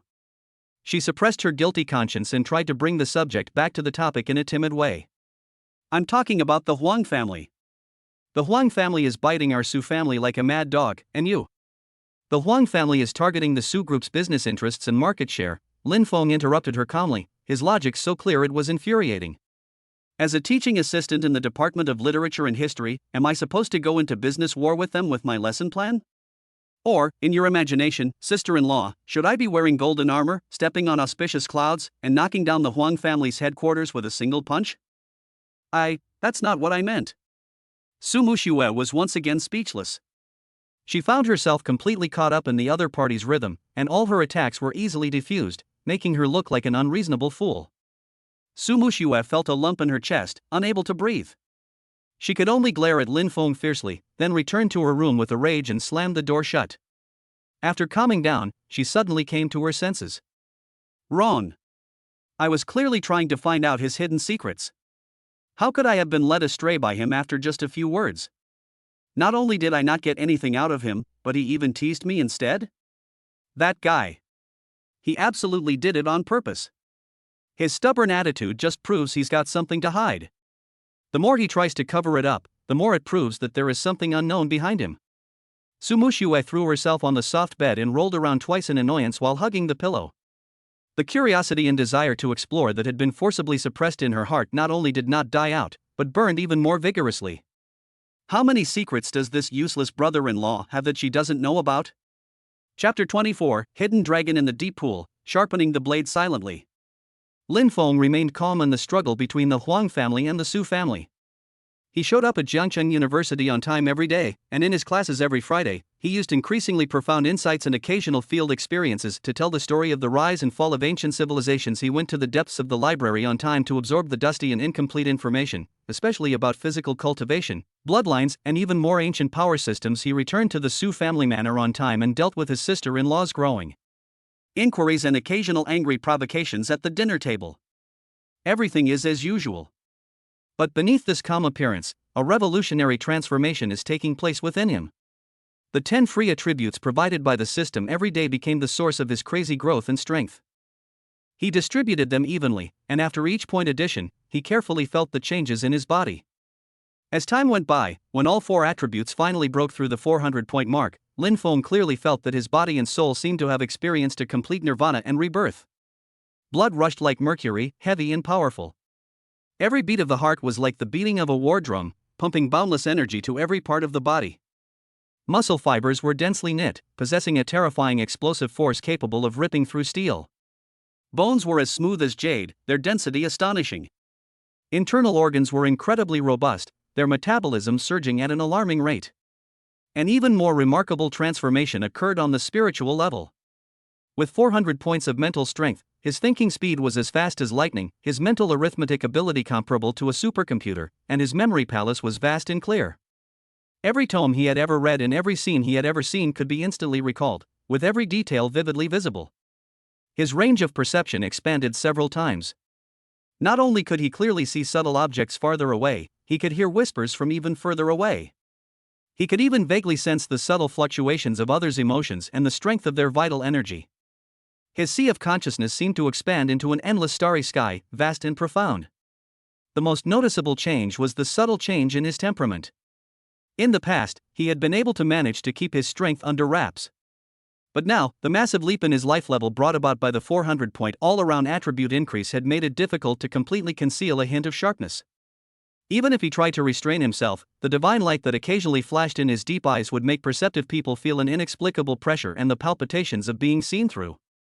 This combined power, judging purely by physical strength, speed, reaction, and mental perception, has already firmly established itself at the pinnacle of martial arts.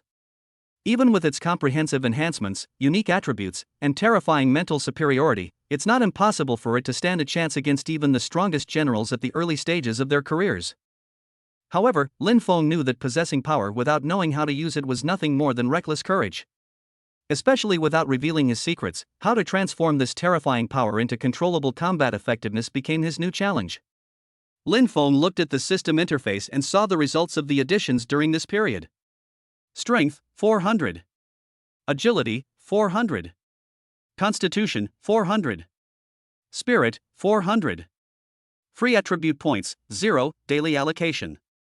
He began to study the application of his own attribute power more systematically and in depth, especially the coordination between mental power and other attributes. Strength is not just about increasing the amount of punching power. He tried to concentrate his strength into one point and explode it under the precise guidance of his mental power. Pursuing the ultimate penetrating power, he tried to use his mental power to sense the opponent's weaknesses and launch the most effective attack. He tried to control his strength so finely that he could hurt people by picking flowers and leaves, and he could make heavy things seem light and light things seem heavy. Late at night, in a deserted suburb, he practiced facing a rock. Under the absolute control of his mental strength, he delivered a punch, the force extremely restrained, leaving only a bottomless, mirror-smooth fist mark on the rock wall, while the rock within was shattered to dust by the hidden force. This was a manifestation of his meticulous control of power. Agility is not just about running speed. Empowered by his powerful mental foresight and dynamic vision, his evasion and attack paths become even more unpredictable. He can sense incoming attacks a fraction of a second in advance and calculate the optimal angle for evasion or counterattack. His figure glides through complex terrain like a ghost, leaving a trail of afterimages. Often, his attacks reach the opponent's vital points before they can even see them clearly. Physical fitness is of paramount importance. He used his mental power to look inward, observing the subtle changes in his muscles, bones, and internal organs when they were under impact, and constantly optimized his force-generating method in bearing posture, bringing his defense and recovery capabilities to the extreme. His 400-point constitution gave him a physique comparable to that of a peak martial artist. Using defensive martial arts, he could withstand even the most formidable blows from swordsmen below the martial artist level, leaving only a scratch. His recovery was astonishing, allowing even deep wounds visible to the bone to heal within a fraction of a second by guiding his chi and blood with his mind. The application of mental power is even more core. He was no longer content with simple mental attacks and telekinesis. He tried to use his mental power to weave more complex illusions, disrupting his opponent's 5 senses. He tried to insinuate emotions and mislead perceptions at a deeper level. He tried to spread his mental power like silk threads, constructing an invisible warning field. He even began to explore how to use mental power to gently stimulate his own acupuncture points, thereby stimulating greater potential in a short period of time. The 4 attributes complement each other, and through his careful research and refinement, they gradually merged into a mutually coordinated whole rather than isolated values. He was thinking about how to maximize this composite power without arousing suspicion. For example, could one use powerful mental power to mask the sonic boom of a punch? Could one combine extreme physical skill with mental illusions to create a clone-like effect? Could one use physical strength to withstand an attack while using mental power to partially deflect the impact? He is like a most demanding craftsman and scientist, repeatedly tempering, testing, and optimizing his body, which has become a human weapon, to tap every bit of potential and equip it with the most suitable and concealed scabbard. Inside the manor, Su Muxiue felt that Lin Feng had become even quieter and more profound, his presence inexplicably stronger. Occasionally, when she looked him in the eye, she felt his eyes were exceptionally deep, as if they could see through people's hearts, making her uneasy. All her little thoughts were exposed, and her provocative words were inexplicably weakened when they reached her lips. Outside the study, that special cup of Qingxing drink still appeared on time every night. Su Qingyue drank it silently, feeling its effects becoming increasingly pure and effective, even vaguely soothing her restlessness. Occasionally, her cold gaze would glance towards Lin Feng's room, lingering longer and longer, as if lost in thought. Lin Feng walked between the campus and the manor, like a dragon lurking in a deep pool, retracting his claws and fangs, sharpening his edge, and waiting for the right time. All attributes have reached the peak of martial arts, the spirit, energy and mind are round and unified, the blade is sharpened silently waiting for the thunder. Chapter 25, Showing Off Her Talent? Qin Lan's Discovery. As the sun sets, it casts long shadows on the classical buildings of Jiangcheng University. As usual, Lin Feng, holding a few ancient books, slowly walked out of Wenhua Building and joined the crowd. His eyes were calm, his steps steady, no different from those of the students around him. However, the extraordinary perception brought by his 400-point spiritual attribute had already taken control of every subtle movement in his surroundings. Just as he was crossing a small path leading to the bus stop outside the school, he noticed a different gaze at the edge of his spiritual perception. The gaze stayed on him for a moment and then disappeared, but a very faint aura locked onto him and quietly followed him about 50 meters away, obviously with a purpose. The tracker was not very strong, probably at the late stage of the martial artist realm, and was good at hiding, but with his 400 points of spiritual perception, he was as clearly visible as a firefly in the dark night. Someone from the Huang family? Lin Feng made a quick judgment. It seemed the Huang family had gone to great lengths to spy on the Su family, even sending people to follow him, a blatantly useless son-in-law. Were they trying to find some flaw in the Su family? Or were they simply trying to disgust him? His expression remained unchanged, even the pace of his steps remained the same, as if he hadn't noticed anything. However, his mind instantly mapped out several countermeasures. A head-on confrontation? The simplest and most direct approach, but it would immediately expose his strength and alert the enemy, going against his principle of keeping a low profile. Ignore it? Allow it to track you and spy on your daily movements? That would be tantamount to exposing yourself to the public, with endless potential trouble. The only option was to get rid of it. In a flash, he arrived at a fork in the road. Ahead was the main road leading to the bus station, with a lot of traffic on the left was a narrow, winding alley leading to the old residential area. Lin Feng turned slightly and entered the alley on the left. The aura behind him paused for a moment, as if it had not expected him to choose this path, and then immediately accelerated to catch up. As soon as I entered the alley, the light suddenly dimmed. This is a typical old city layout, with alleyways crisscrossing like a maze, clotheslines crisscrossed and scattered with miscellaneous items. The atmosphere is full of life, but it also makes it easy to hide and escape. The tracker quickened his pace and rushed into the alley, but found that the thin figure in front seemed to be walking slowly not far away. He was delighted and hurried to catch up. However, just as he turned a corner, he found that the target had disappeared. He was startled and looked around hurriedly. Ahead were 3 narrow alleys that branched off, all quiet and deserted. Damn it! He cursed, hesitated for a moment, and chose the middle path to chase. After running for more than 10 meters, there was a high wall at the end, a dead end. He immediately realized he had been tricked and hurriedly turned back, trying to find the other 2 forks in the road. But just as he turned around, he seemed to catch a glimpse of the corner of a shirt in the depths of the alley on the left. Over there! He immediately ran after him.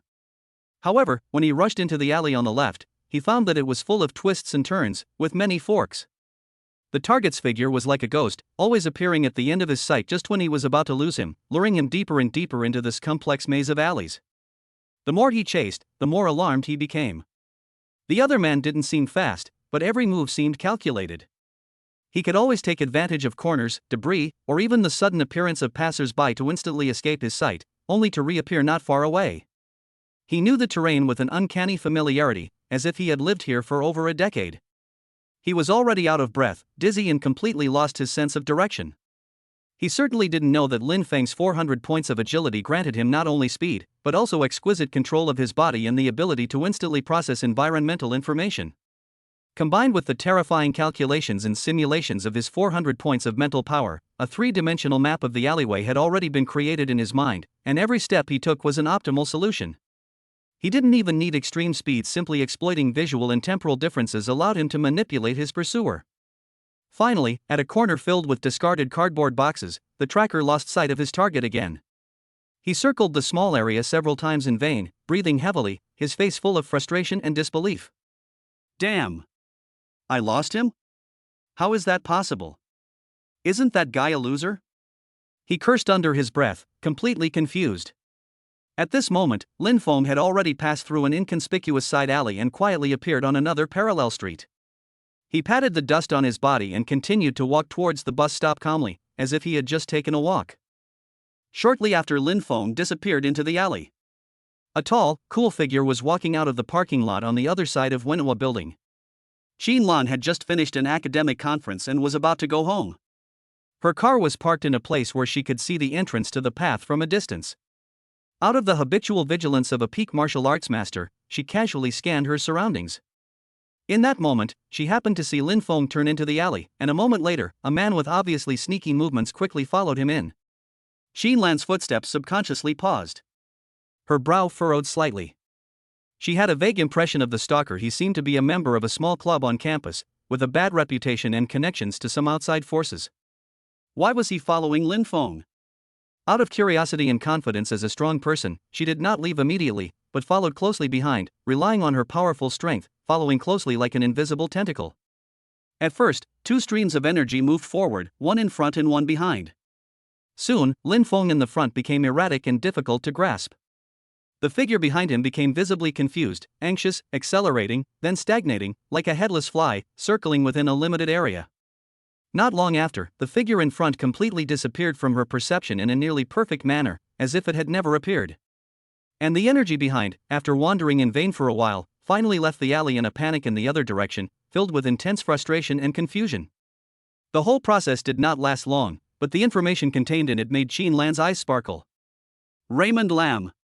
The teaching assistant who had no vital energy fluctuations on his body and was regarded by everyone as a relative and a waste. How could he possibly possess such advanced anti-tracking skills? That incredible familiarity and utilization of the terrain. That erratic movement. That final, perfectly concealed disappearance. Even her perception at the peak of the martial realm couldn't track it. This is definitely not something an ordinary person can do. Not even an ordinary low-level warrior can do it. This requires rich experience, a calm mind, and amazing control over one's own body. Thinking back to the physical fitness test before, that precise score, the vicissitudes and insights that occasionally appeared when quoting classics in class. Countless doubts were instantly connected in Xin Lan's mind. She had always felt that there was something incongruous and out of place about this man, and at this moment, this feeling was confirmed. He is definitely hiding something. And he is hiding it very deeply. Xin Lan stood there, staring at the direction where Lin Feng had disappeared, without moving for a long time. An extremely strong desire to explore the matter crazily grew from the bottom of her heart. This useless son-in-law stuffed into the Su family, this relative who lives under her, what is his true face? She developed a strong interest in this teaching assistant, whom she had never looked at directly. Perhaps it's time to get to know this mysterious teacher Lin better. Xin Lan's lips curled up slightly. Chapter 26, Ruins Research, Base Representative. Jiangcheng University recently detected a new source of energy fluctuations on the edge of the Yunwu Mountains, about 150 kilometers away from Jiangcheng. Preliminary long-range detection and advanced team assessment showed that the ruins were small in scale, had weak energy reactions, and had a relatively stable internal structure, and were judged to be at a low-risk level. Preliminary research on these low-risk sites is routine work for Jiangcheng University. It not only accumulates scientific research data but also provides valuable practical opportunities for students in related majors. Soon, a mixed expedition team was formed, led by the institute's director, Qin Lan, a master martial artist, who demonstrated the university's commitment to such activities. The Martial Arts Academy sent a security team of more than a dozen elite students to respond to any sporadic appearances of low-level monsters or unexpected dangers. The Literature and History Academy sent several experts and outstanding students to survey, record, and research the interior of the ruins. After the list was drawn up, Qin Lan looked at the list sent by her assistant, her eyes lingering for a moment on the column of participants in the research institute. She lightly tapped her fingertips on the light screen and made an adjustment that surprised her assistant. She replaced a senior lecturer on the original list with assistant teacher Lin Feng. When the list was announced, it caused a subtle stir within the small research institute. Because among the 3 literature and history teachers, in addition to 2 highly respected old professors who specialize in relic archaeology, there is also Lin Feng's name. Lin Feng? Why is he there too? This kind of field research, while low risk, does require solid archaeological expertise and emergency response skills, right? He's just a teaching assistant who's only been here a short time. Why else? Director Qin must be taking him out to gild him for the Su family's sake. Of course, those with connections will be given priority for this kind of experience-enhancing opportunity. Similar discussions were inevitable. Almost everyone believed that Lin Feng was able to join this team purely by relying on the Su family's background and Qin Lan's special care to get a good resume. Even the Martial Arts Academy had some reaction. As one of the elite students selected by the Martial Arts Academy, Su Mushua's beautiful eyebrows immediately twisted together when she saw the final list. Why is he here too? She went straight to Qin Lan, the team leader, with a tone of obvious dissatisfaction and confusion. Director Qin, although this investigation is low risk, it's still an outdoor ruin. Bringing someone with no cultivation, who is purely a civilian, wouldn't it be inappropriate? Wouldn't that hinder us? She didn't say waste directly, but the meaning was obvious. Qin Lan was checking the equipment list without looking up. The research team needs personnel with a literature and history degree to conduct on-site analysis. Assistant Professor Lin has his own unique insights into ancient civilizations. Just do your part as a security guard, Su. Unique insights? Su Mushua curled her lips, not believing it at all. In her opinion, Lin Feng's so-called insights were nothing more than empty talk. If he were to actually be in the field and encounter an emergency, he would probably be terrified. She believed that Lin Feng was just a vase who had been shoved in through connections to gain experience, and she felt even more resentful and contemptuous of this trip. On the day of departure, several modified armored off-road vehicles were parked at the entrance of the college. The students from the Martial Arts Academy had already arrived, all dressed in lightweight combat uniforms, exuding a sharp demeanor and fully equipped. Some were cleaning their weapons, others checking their communications equipment, appearing professional and capable. 2 veteran professors from the Literature and History department had also arrived, wearing durable field uniforms and glasses. They were discussing in low voices, holding maps, their expressions focused and rigorous. Lin Feng was the last to arrive. He was still wearing his plain casual clothes and carrying a rucksack that seemed to contain only a few books and a water bottle. He looked completely out of place among the professional people around him. His appearance immediately attracted everyone's attention. The students of the Martial Arts Academy exchanged knowing glances, a hint of sarcasm on their lips.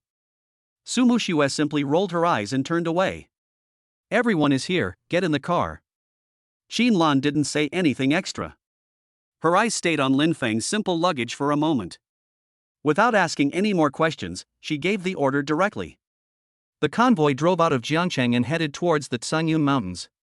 Along the way, most of the students at the Martial Arts Academy were either resting their eyes or quietly exchanging martial arts experiences. The 2 veteran professors were constantly studying materials.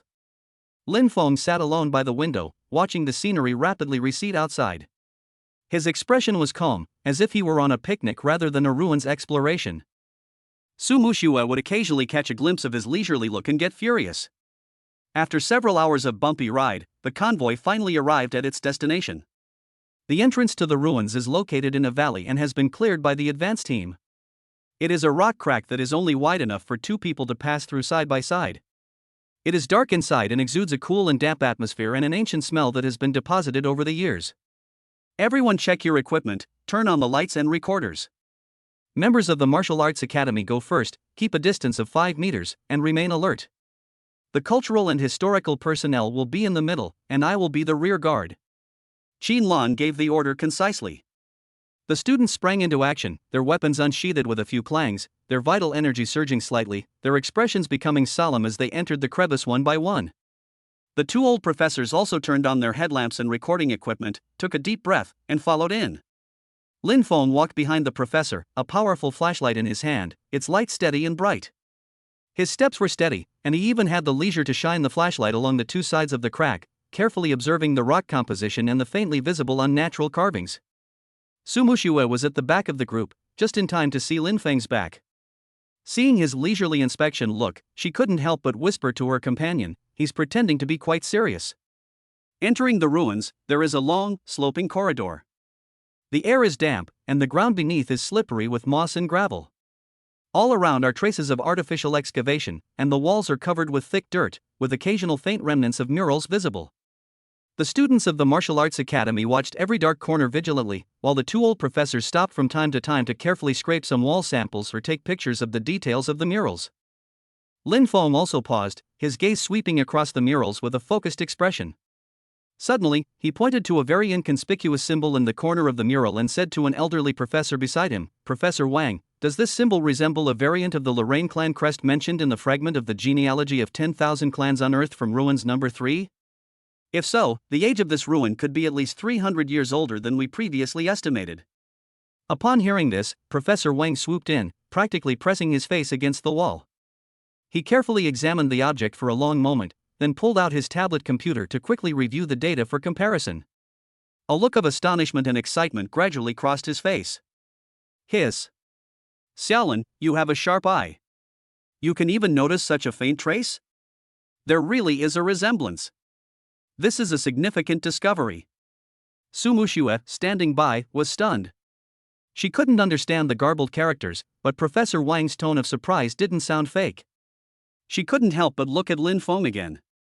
This guy really had ability?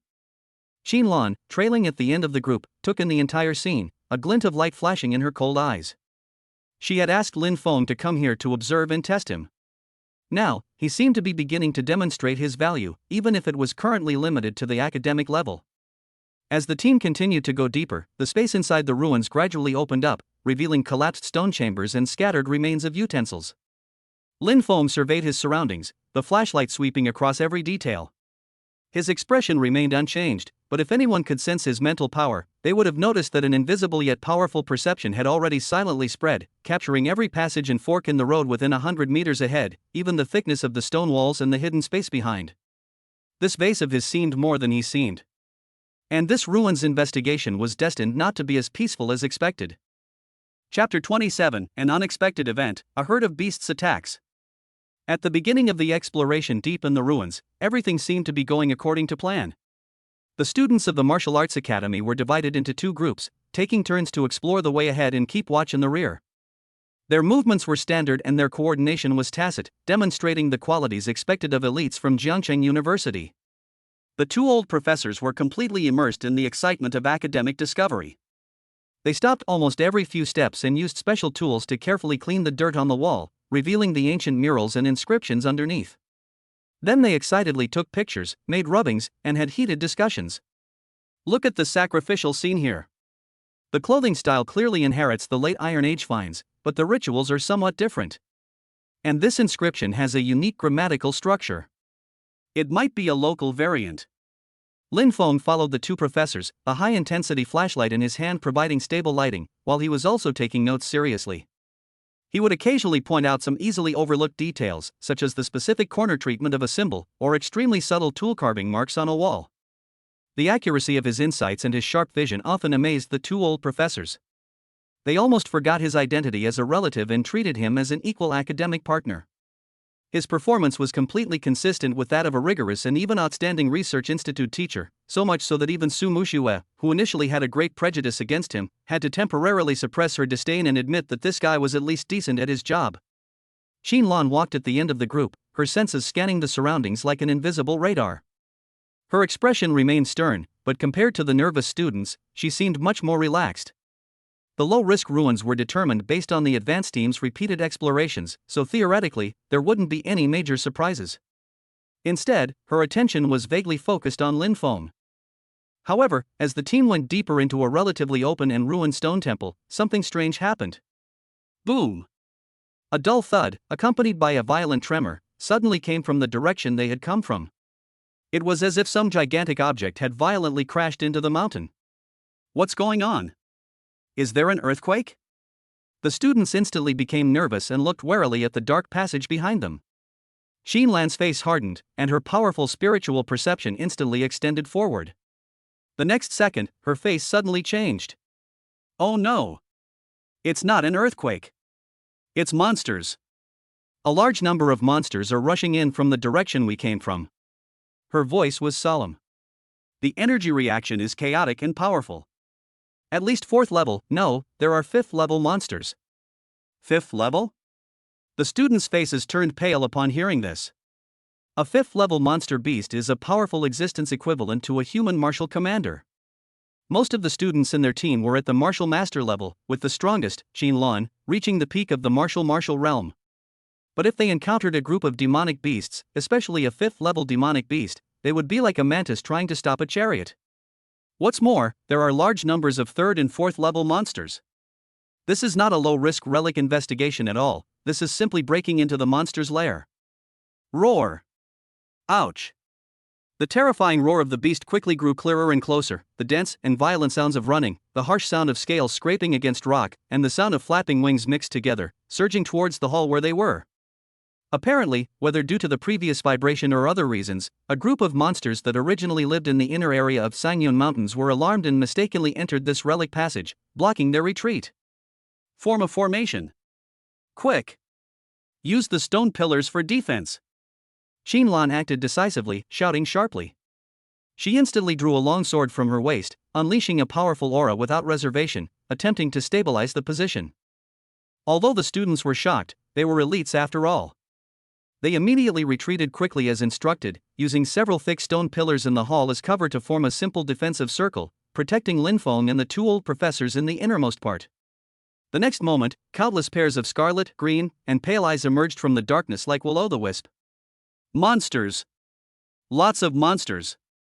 They were of various shapes. There were ferocious wolves with protruding fangs, lizards spewing poisonous mist, and cat-like monsters known for their speed and gleaming claws. They seemed to be extremely frightened and rushed madly towards the depths of the ruins, and happened to run into Linfeng and his team. It's the rot-clawed jackals. And the poison arrow lizards. The shadow leopards. Oh no! There are too many of them. A martial arts student cried out in shock, his voice trembling slightly. The levels of these monsters are far beyond expectations. The main forces are mostly at the 3rd level corresponding to human martial artists and 4th level military generals, but this is not the most terrifying thing. The most terrifying thing is that there is a giant wolf behind the beast group. Far larger than its kind, its body covered in dark golden scales and a single horn sprouted from its head. It slowly emerged from the largest fork in the road. It was a late-stage 5th-tier demonic beast, the golden armored rhino wolf. Its power rivaled that of a late-stage human warrior. This demonic beast's physical strength was particularly formidable, often surpassing those of the same tier, capable of rivaling even the peak warriors. A deafening roar suddenly exploded, and a powerful pressure surged like a tide, making all the students' faces turn pale in an instant, and even their breathing was suffocated. Its huge scarlet eyes scanned the human in front of it, and it opened its bloody mouth. The dripping saliva corroded the ground, making a sizzling sound. Fifth level? Su Mushua's palms, gripping the sword, were instantly covered in sweat, her voice hoarse. Though a genius, she was still only at the martial master level. Facing a swarm of demonic beasts comparable to martial masters and generals, especially one at the late 5th level, her entire body froze. The 2 old professors were so frightened that their faces turned pale, their legs and feet became weak, and they could hardly stand. Low-risk ruins? This is a deadly death trap.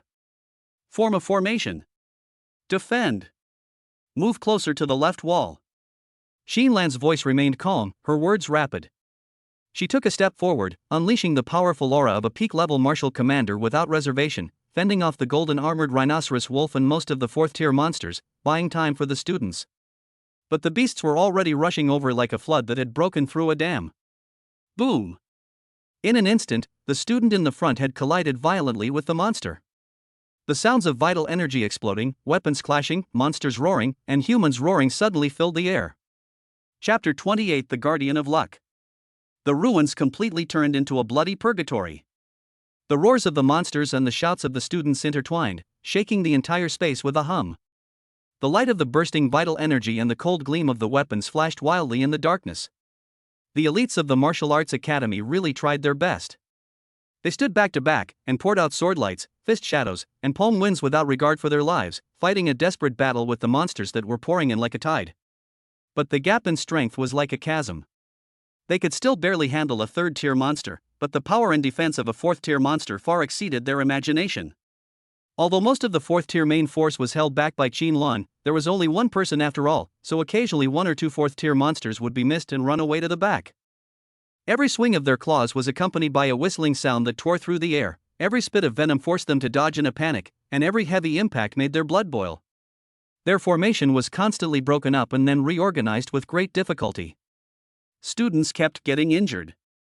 A boy's shoulder was ripped open by a rot-clawed jackal, leaving a deep wound visible to the bone, his body instantly covered in blood. A girl's calf was grazed by the stinger of a poison arrow lizard.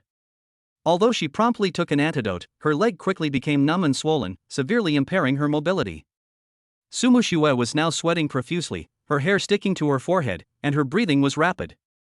The wound on her left arm burned with pain, and blood soaked her sleeve, making her sword moves no longer as smooth as they had been at first. She gritted her teeth and used her sword skills to the utmost, with cold light protecting her body. However, facing the siege of a fourth-level monster and several third-level monsters, she felt the pressure like a mountain. Every time she blocked, her arms became numb and her vitality was quickly depleted. "Be careful," a boy next to him shouted in horror. A fish that had slipped through the net, an early-stage fourth-stage shadow leopard, broke through the flank defense like a ghost, its sharp claws leaving an afterimage as it stabbed Sumushue in the back. Its speed and angle were so sharp that she had no time to turn around and block. Sumushue felt a chill running down her spine, and the breath of death instantly enveloped her. She could even smell the stinking, hot air emanating from the shadow leopard's mouth. "It's over."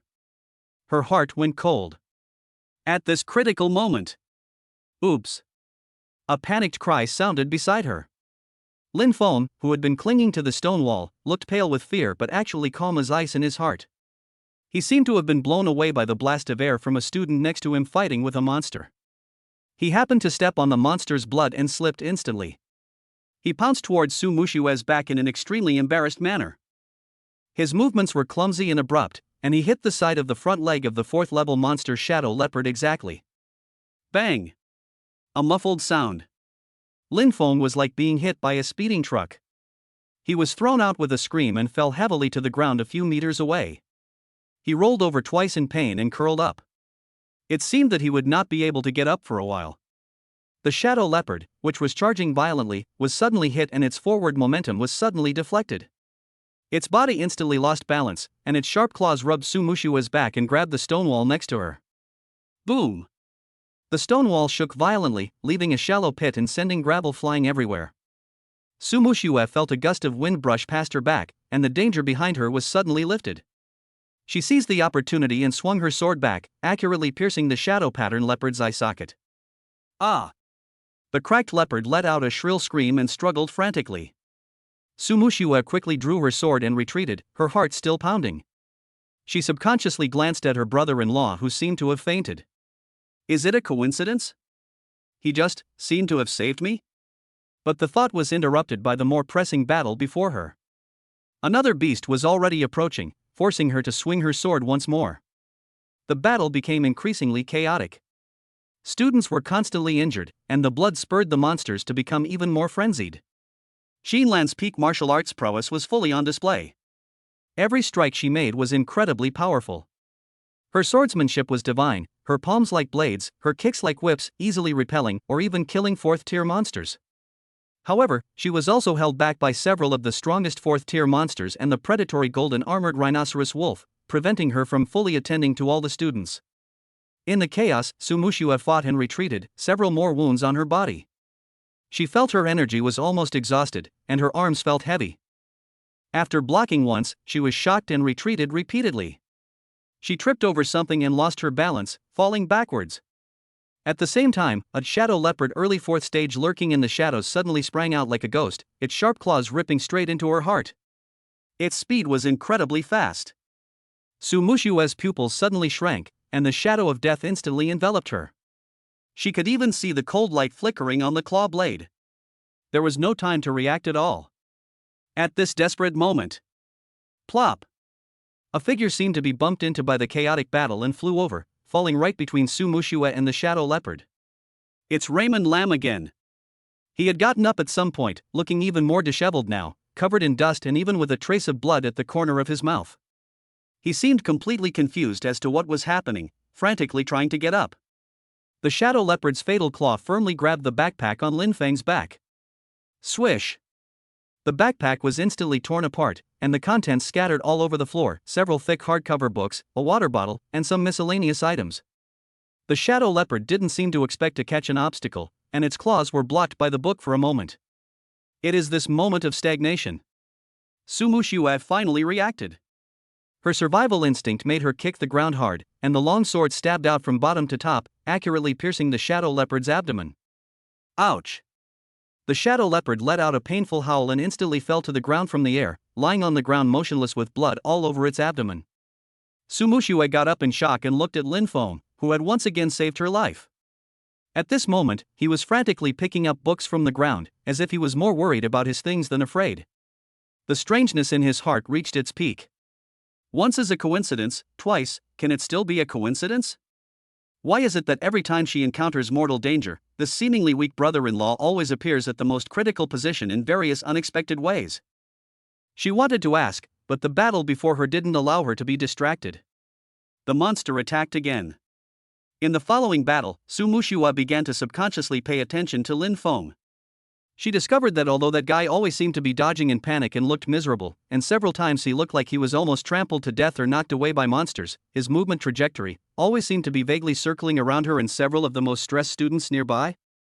Sometimes, he would accidentally kick a stone, and that stone would always hit the eye of a monster that was about to attack. Sometimes, he would slip and throw a picked-up book, and that book would always just block a venomous spray directed at a student. Sometimes, his seemingly clumsy fall would always just happen to trip a monster that was about to pounce, or deflect a fatal attack.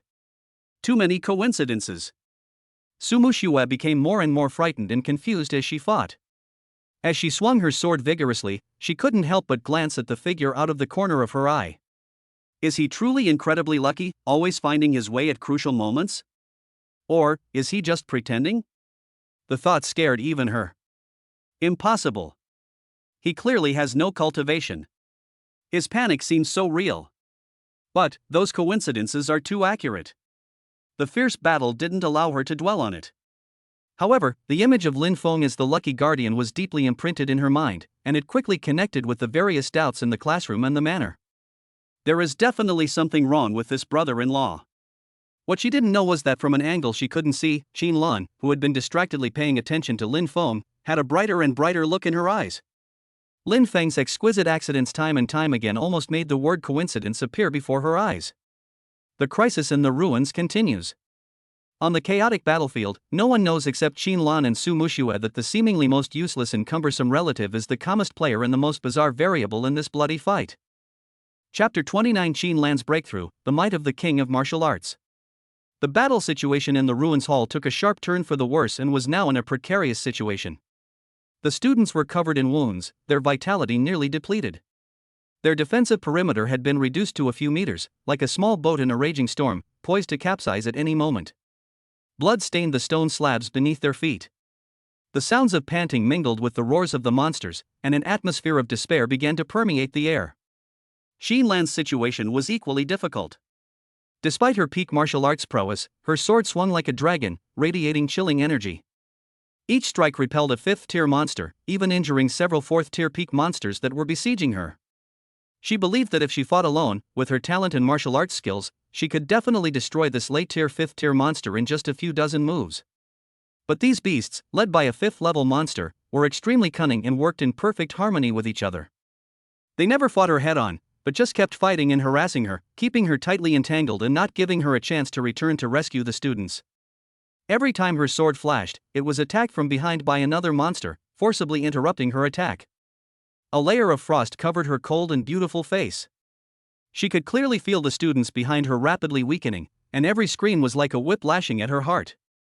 Especially when she sensed that a student had his shoulder scratched by the sharp claws of a shadow leopard in order to protect his companion, and blood spurted out, the chill in Qinlan's eyes almost turned into reality. We can't wait any longer. A hint of determination suddenly flashed across Qinlan's eyes. She suddenly swung her sword in a feint, forcing back a fourth-level poisonous toad on her left. A simple silver ring on her right index finger flashed. The next moment, a pill the size of a longan appeared in her palm, emitting a dense purple aura and tremendous energy. The moment the pill appeared, the surrounding heaven and earth energy was slightly agitated. The rich aroma of the elixir even caused all the monsters to pause slightly, including the fifth-level monster, whose scarlet eyes revealed instinctive greed. That's the Purple Mansion Yunwan pill, an experienced old professor exclaimed in disbelief and shock. She actually has such a treasure? This is a top-grade elixir that can increase Wu Shuai's chances of breaking through to the third level of the Martial King realm. She actually. Everyone understands how precious this pill is. It must be Qinlan's final trump card for herself to reach the Martial King realm. Generally, martial artists who want to break through a realm must first be fully prepared and then find a quiet place to break through to avoid being disturbed or distracted, which may cause irreversible damage to the foundation. But if she takes it in advance, the efficacy of the medicine will be greatly reduced, and it may even leave irreparable hidden dangers. But Qinlan didn't hesitate at all. The moment the pill appeared, she swallowed it into her mouth. Boom! An extremely violent torrent of energy instantly exploded in her body. Her meridians, dantian, and even every cell were groaning and agonizing under the overwhelming pressure. The solid barrier between the peak of martial arts and the king of martial arts began to tremble violently and crack under the impact of this overwhelming medicinal power. Ah! Qinlan let out an uncontrollable groan of pain, veins popped out on her forehead, and her skin turned red all over, as if flames were about to burst out of her body. But her cold eyes burst into an unprecedented brilliance at this moment. Martial King Realm. Broken. A terrifying aura that was several times stronger than before erupted like a dormant volcano, sweeping wildly around her with her as the center. Snap! Snap! The stone slabs on the ground couldn't withstand the pressure and cracked inch by inch. The several fourth-level peak monster beasts surrounding her were like being hit by an invisible giant hammer, howling miserably as they were sent flying, their bones broken and tendons shattered. Even the fifth-stage late-stage demon beast that was about to pounce was frightened by the sudden powerful aura, and the pounce stopped abruptly. For the first time, a look of surprise and doubt appeared in its huge scarlet eyes. Qinlan's body slowly floated in the air, which was a sign of a powerful martial king, and he had the ability to fly at low altitude. Evil beast! Die! Qinlan's voice was ice-cold. The long sword in her hand made a humming sound, and the cold air that was originally flowing on the sword suddenly became extremely condensed. The temperature around her dropped sharply in an instant, and even fine ice crystals condensed in the air. Martial King Realm. Internal Qi transforms into true Qi, multiplying its power. His control over the energy of heaven and earth is far beyond the reach of a martial commander. Ice Phoenix breaks the evil. She swung her sword, and an ice crystal phoenix formed by extreme cold air, with a clear cry, tore through the air and pounced directly on the fifth-level monster, the golden armored rhinoceros wolf. The speed and power are far beyond what they had before. The golden armored rhino wolf felt the fatal threat and let out a roar. The dark golden scales all over its body suddenly lit up, forming a thick energy shield. At the same time, it swung its giant claws as big as millstones and slammed them hard at the ice crystal phoenix. Boom! The deafening roar echoed throughout the entire stone hall. Ice chips and golden energy fragments shot everywhere. The next moment, the ice crystal phoenix tore through the golden armored rhino wolf's protective energy and giant claws, and slammed heavily into its huge body. Ouch! The golden armored rhinoceros wolf let out a painful howl, and its huge body was knocked off the ground and backward by the terrifying impact force. The indestructible dark golden scales were shattered into pieces, and blood spurted out from the huge wound like a fountain, smashing heavily on the stone wall in the distance, shaking the earth and mountains. After struggling for a few times, it was unable to get up for a while. One strike. Severely injure the fifth-stage late-stage demon beast. This is the power of the king of martial arts. Qinlan succeeded in her attack, and without stopping, her figure flashed like a ghost and the sword light rose again. Mysterious ice cracks. Frost slash. Every time she swung her sword, it brought about a storm. Those fourth-level monsters that could once have fought her were now like ants in front of her. Wherever the sword light passed, a fourth-level shadow pattern leopard was directly frozen into an ice sculpture, and then shattered into countless pieces. A poisonous arrow lizard was split in half from head to tail by the sharp sword energy. The remaining few fourth-level monsters were easily pierced through the vital points by the sword energy that was casually slashed, and died instantly. The speed is dizzying. In just a few breaths, all the high-level monsters besieging her were killed or injured. The situation reversed instantly. The remaining low-level monsters were frightened by the terrifying pressure of Qinlan's martial king realm, and when they saw their leader being slaughtered, they immediately lost their will to fight, let out terrified roars, and fled towards the passage they came from like a tide. The students were stunned, even forgetting the pain in their bodies, with their mouths wide open, their eyes filled with ecstasy of surviving the disaster and awe and admiration for Qinlan.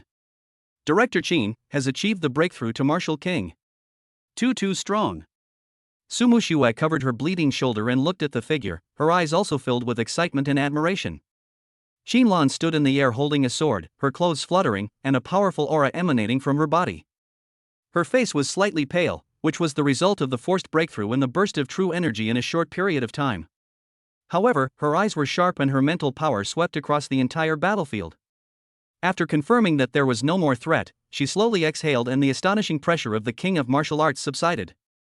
She felt the inner chi within her body. Although it was powerful, it was a little weak.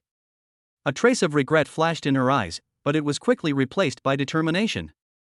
Compared to the life of a student, a pill, a perfect opportunity for a breakthrough, what is it? I can slowly build a solid foundation and cultivate again later. Treat the wounded immediately, bandage them simply, collect important items, and leave here as soon as possible. Her voice rang out, breaking the silence at the scene. The students woke up as if from a dream and immediately took action, supporting each other in treating the wounds. Lin Feng also trembled out from behind the stone pillar where he had been hiding, with a look of fear on his face. He patted his chest and muttered, "I'm scared to death, scared to death." Director Qin is really amazing. However, deep within his lowered eyes, there was a sense of calm. The moment Qinlan broke through, the tremendous energy fluctuations and the manifestation of rules were clearly captured and recorded by his 400-point spiritual perception. This energy fluctuation must have exceeded 1,000. At the same time, he also noticed that Qinlan's gaze seemed to stay on him for a fraction of a second longer. The crisis has been temporarily resolved, but the strangeness of the ruins and the abnormal beast tide encountered this time are still shrouded in mystery. Chapter 30, Aftermath and Suspicion. Are you all okay? Count the number of people, check the injuries, and prepare to evacuate. Qinlan's voice rang out. The students struggled to their feet, supporting each other and checking their injuries. Fortunately, although everyone was injured, the few who were seriously injured only suffered excessive blood loss or bruises, and were not in danger of death.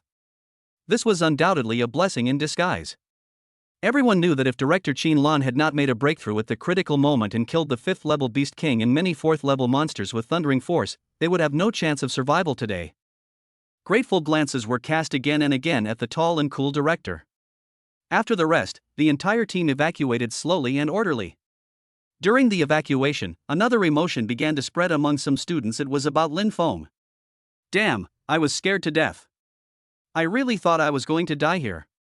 A boy with a makeshift bandage on his arm muttered with lingering fear.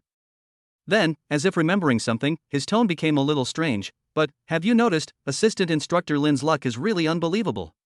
This remark resonated immediately. Yeah. I noticed it too. When the shadow pattern leopard pounced on him, he actually managed to fall down and dodge it? And he even led the beast into ramming it into a pillar? And more. When I was being chased by that poison arrow lizard, I slipped for some reason and just avoided the venom. Looking back, it seemed like it had knocked over a rock while running. Right. I find it strange too. Several times when I was about to get into trouble, something unexpected always happened. It seems like it all has something to do with him? The students began to discuss the situation, finding it increasingly incredible. They connected Lin Feng's various awkward performances on the battlefield with his coincidence of luck, marveling at the situation. Maybe Assistant Instructor Lin has a hidden lucky star physique? Specialized in defeating these monsters? Come on, I think it's just a case of stupid people having good luck. It's just that I'm extremely lucky. Anyway, we're lucky to be unharmed. Maybe we're able to survive thanks to him, too? Ha ha. the topic quickly turned into a joking conversation, diluting the depressing atmosphere after surviving the disaster. No one really suspected anything. After all, Lin Feng's panic and even crawling appearance were too deeply rooted in people's minds. All the coincidences seemed so natural and could only be attributed to good luck. Sumu Xue walked silently in the team, listening to the discussions around her, but her brows were getting more and more furrowed. Luck?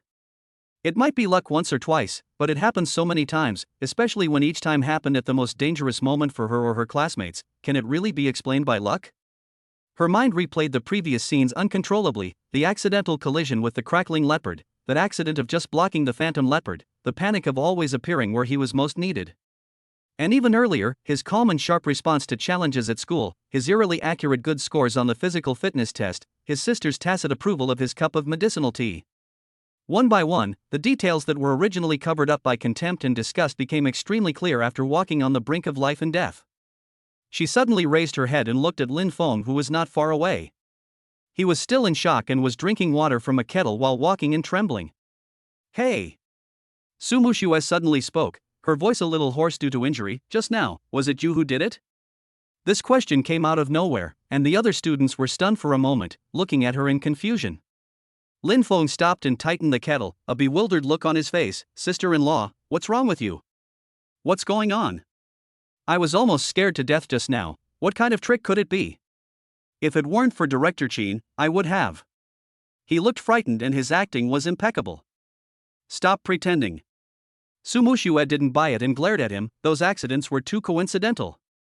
Don't tell me it was all luck. What else?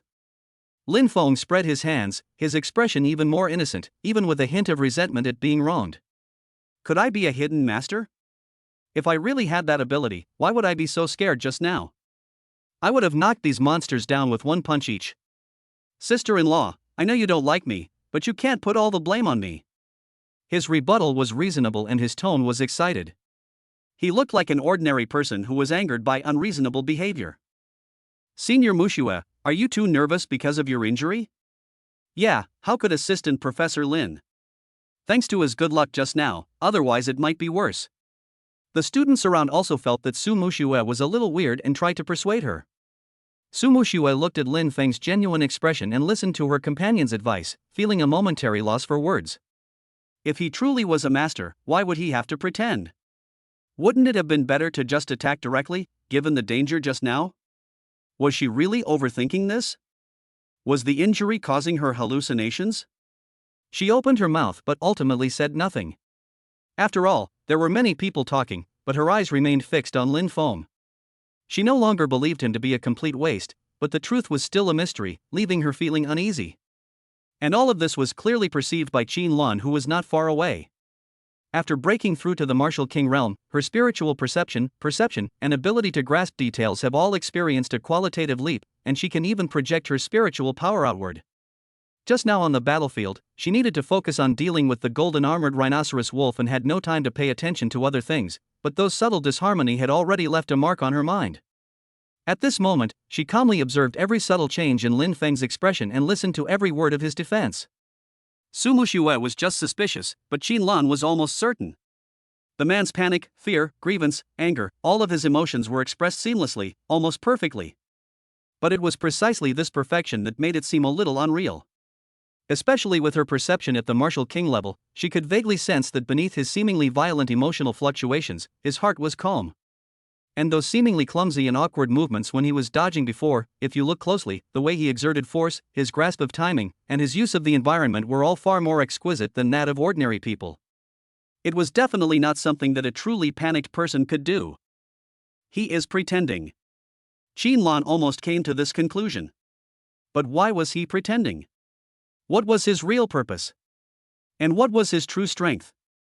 Being able to precisely create a coincidence to save someone in such a chaotic battlefield meant his strength should not be underestimated. Qin Lan's heart was also full of curiosity, but she did not question directly like Sumu Xue. She just watched it all silently and kept it in mind.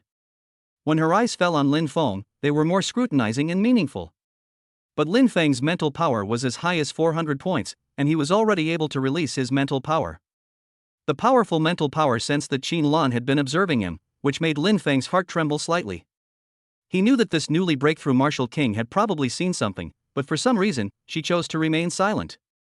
The atmosphere during the subsequent evacuation was somewhat tense. The students, still immersed in the excitement of surviving and the director's breakthrough, discussed the thrilling experience. Su Muxue occasionally glanced at Lin Feng with suspicion, while Lin Feng continued to play the role of being overly frightened. Occasionally, his eyes met Xinlan's, who simply looked away calmly, as if nothing had happened. Xinlan's attention made Lin Feng realize that he needed to hide himself more carefully in the future, and he needed to be more careful on his future path. Chapter 31, suspected to be the Huang family? The attack on the ruins was like a huge rock thrown into a calm lake, causing a huge shock within Jiangcheng University. An official research team led by a top-level martial arts master, whose members included geniuses from the Su family and several elites from the Martial Arts Academy, was attacked by a swarm of monsters that was far larger than expected in a ruin marked as low risk, and was almost wiped out. The team leader was forced to use the extremely precious realm-breaking elixir in advance to resolve the crisis. This was not just an accident, but a naked provocation and murder. Principal Yun Qingtsong was furious upon hearing the news. He personally issued an order, thorough investigation. Get to the bottom of it. No matter who is involved, there will be no leniency. On the Su family's side, after Su Qingyue received Su Muxue's tearful message, the crystal glass in her hand was instantly crushed to pieces. For the first time, uncontrollable shock and anger appeared on her beautiful face that had always been frozen in time. Muxue almost couldn't come back.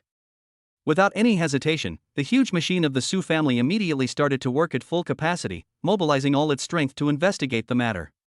For the first time, the security department of Jiangcheng University and the intelligence force of the Su family conducted a close joint investigation with astonishing efficiency. The investigation began with the ruins themselves. The joint expert team conducted a thorough secondary survey of the entrance, internal structure, and energy residues. The results quickly emerged. The risk assessment of the ruins itself contained no major omissions, and the advance team's report was accurate. Those monsters were not native to the ruins or had been lurking there for a long time, but had intruded from outside. Immediately afterwards, a ground-based search was carried out in the area surrounding the ruins, and key clues were discovered.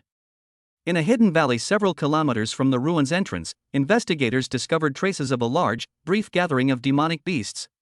Remaining hair, feces, and claw marks all indicated a herd led by at least one fifth-tier demonic beast had briefly inhabited the area.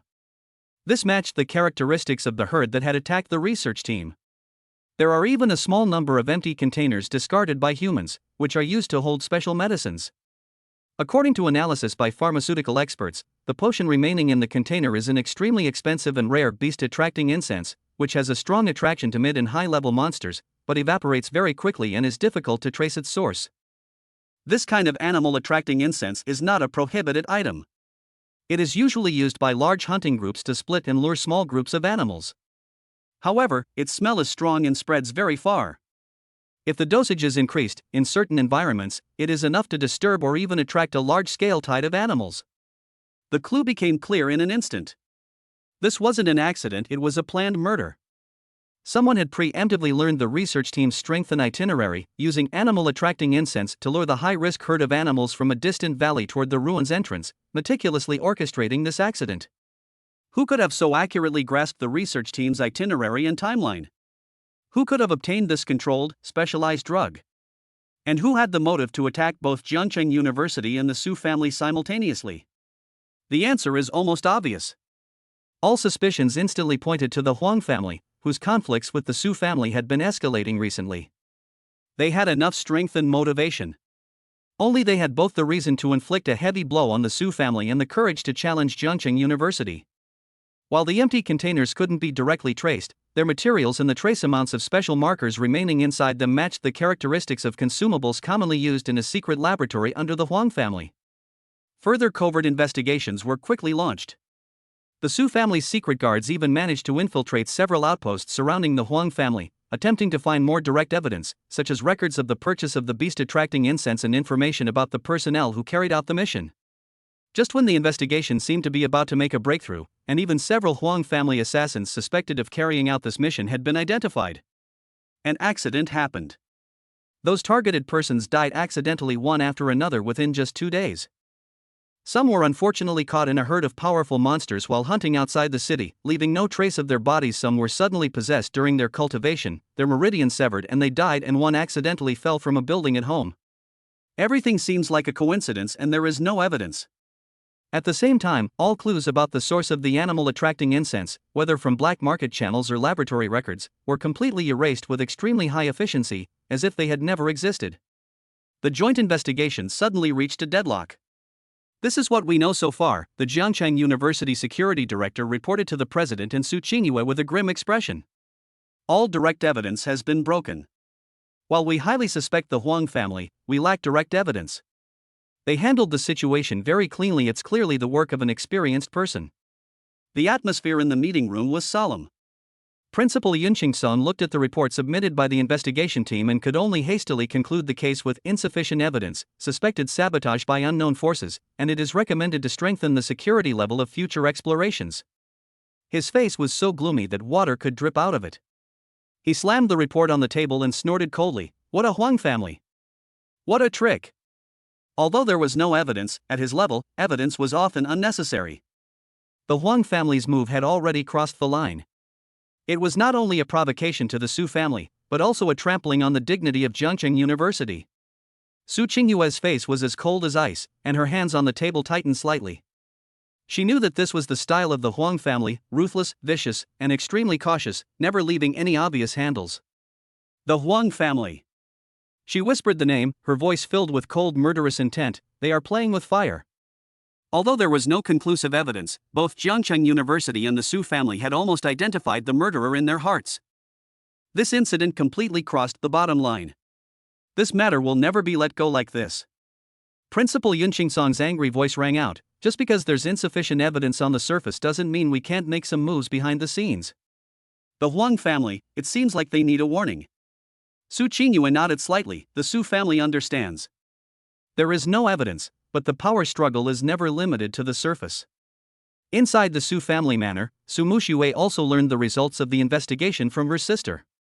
She was so angry that she almost smashed everything in the room. It really is those bastards from the Huang family. How dare they do such a dirty thing?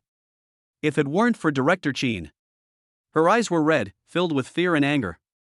Are they going to let them go just because there's no evidence? Su Qingyue looked at her excited sister with cold eyes. Let him go? How is that possible? Some accounts don't necessarily require evidence to settle. She didn't say much, but Su Muxue saw a hint of chill in her sister's cold eyes. She knew that the family would never let it go. Lin Feng naturally also learned the outcome of the matter through various channels, mainly Su Muxue's indignation and Su Qingyue's occasional words. He sat in his room with a deep look in his eyes.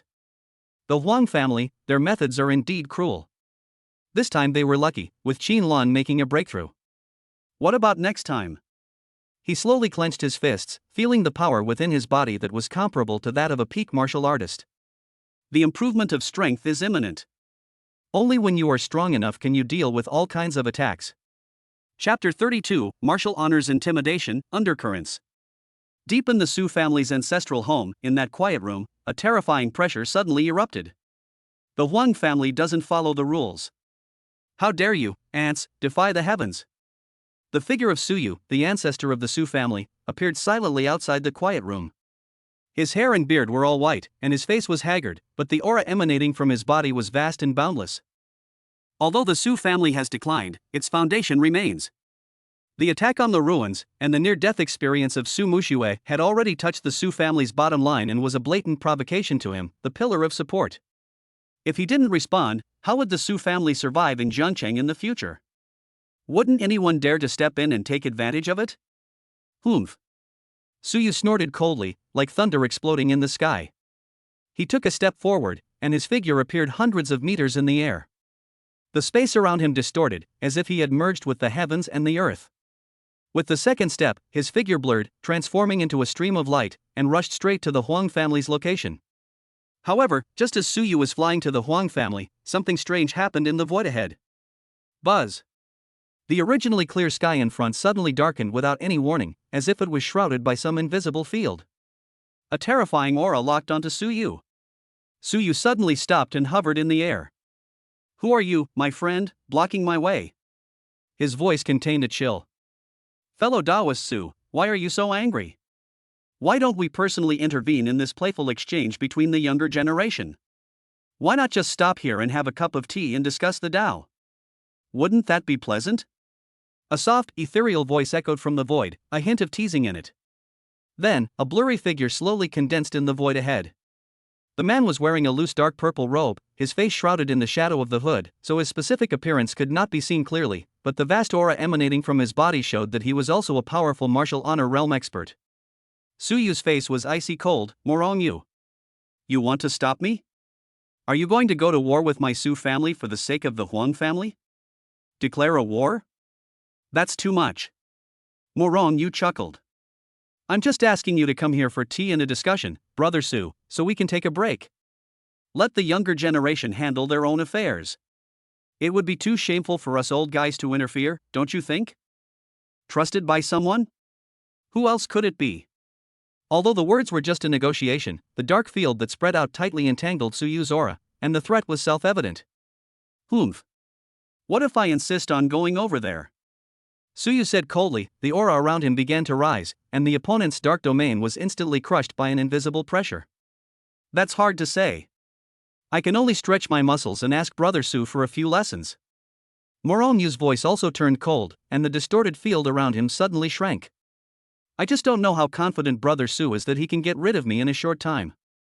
What if we delay for too long and something unexpected happens at home?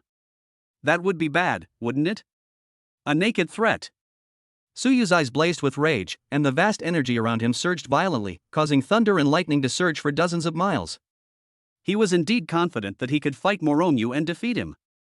But as he had said, if the two martial masters fought with all their might here, it would be impossible to determine the winner in a short period of time.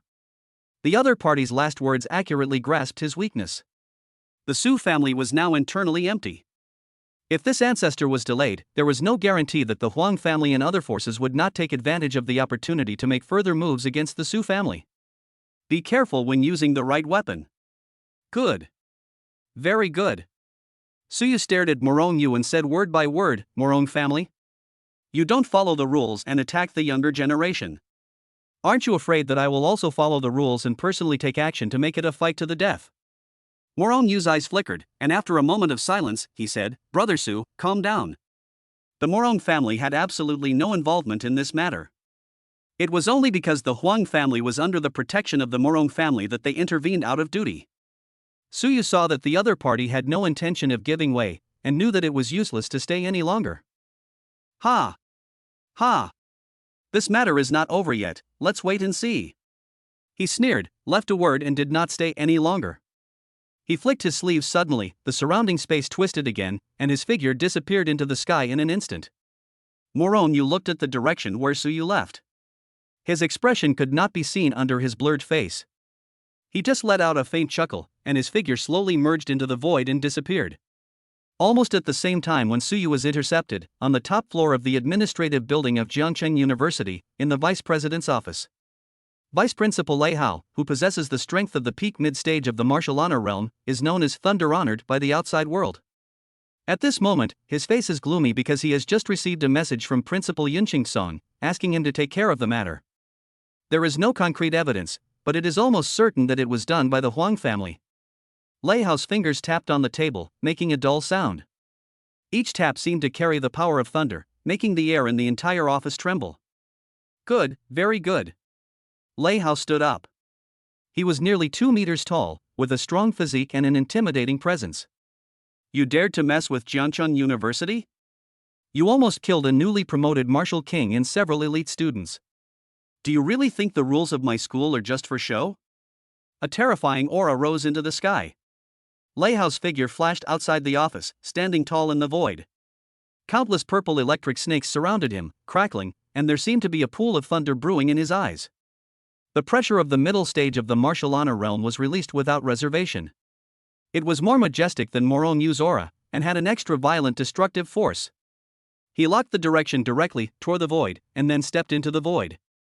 In an instant, he traveled thousands of miles and landed directly above the Morong family manor in the neighboring city. Morong family. Get out here and talk to me. Lei Hao's terrifying roar, combined with the might of thunder, instantly triggered the protective formation of the Morong family manor, causing it to flicker and flicker. Countless Morong family members within the manor were shaken and staggered, while those with weaker cultivation levels vomited blood, their faces filled with horror. When Wu Zun gets angry, the power of heaven is like a prison. Thunder Lord, calm down. A figure hurriedly took off from the depths of the manor. It was none other than a peak-level martial emperor elder from the Morong family who had stayed behind. His face was pale, and under Lei Hao's terrifying aura, even maintaining flight seemed a bit strained. He hurriedly bowed and saluted, his voice filled with fear. "I wonder what brings your excellency Lei to visit." "Stop the fucking nonsense!" Lei Hao interrupted him directly, his voice as loud as thunder, and he was not polite at all. "Don't you understand what I'm saying? Let your boss come out. If you keep cowering, I'll tear your turtle shell apart today and see if the Morong family can really cover the sky with one hand." Before he finished speaking, the power of thunder around him surged again, and a huge purple lightning spear condensed above his head, emitting a destructive aura, pointing far away at the protective formation below. The martial emperor elder was frightened out of his wits.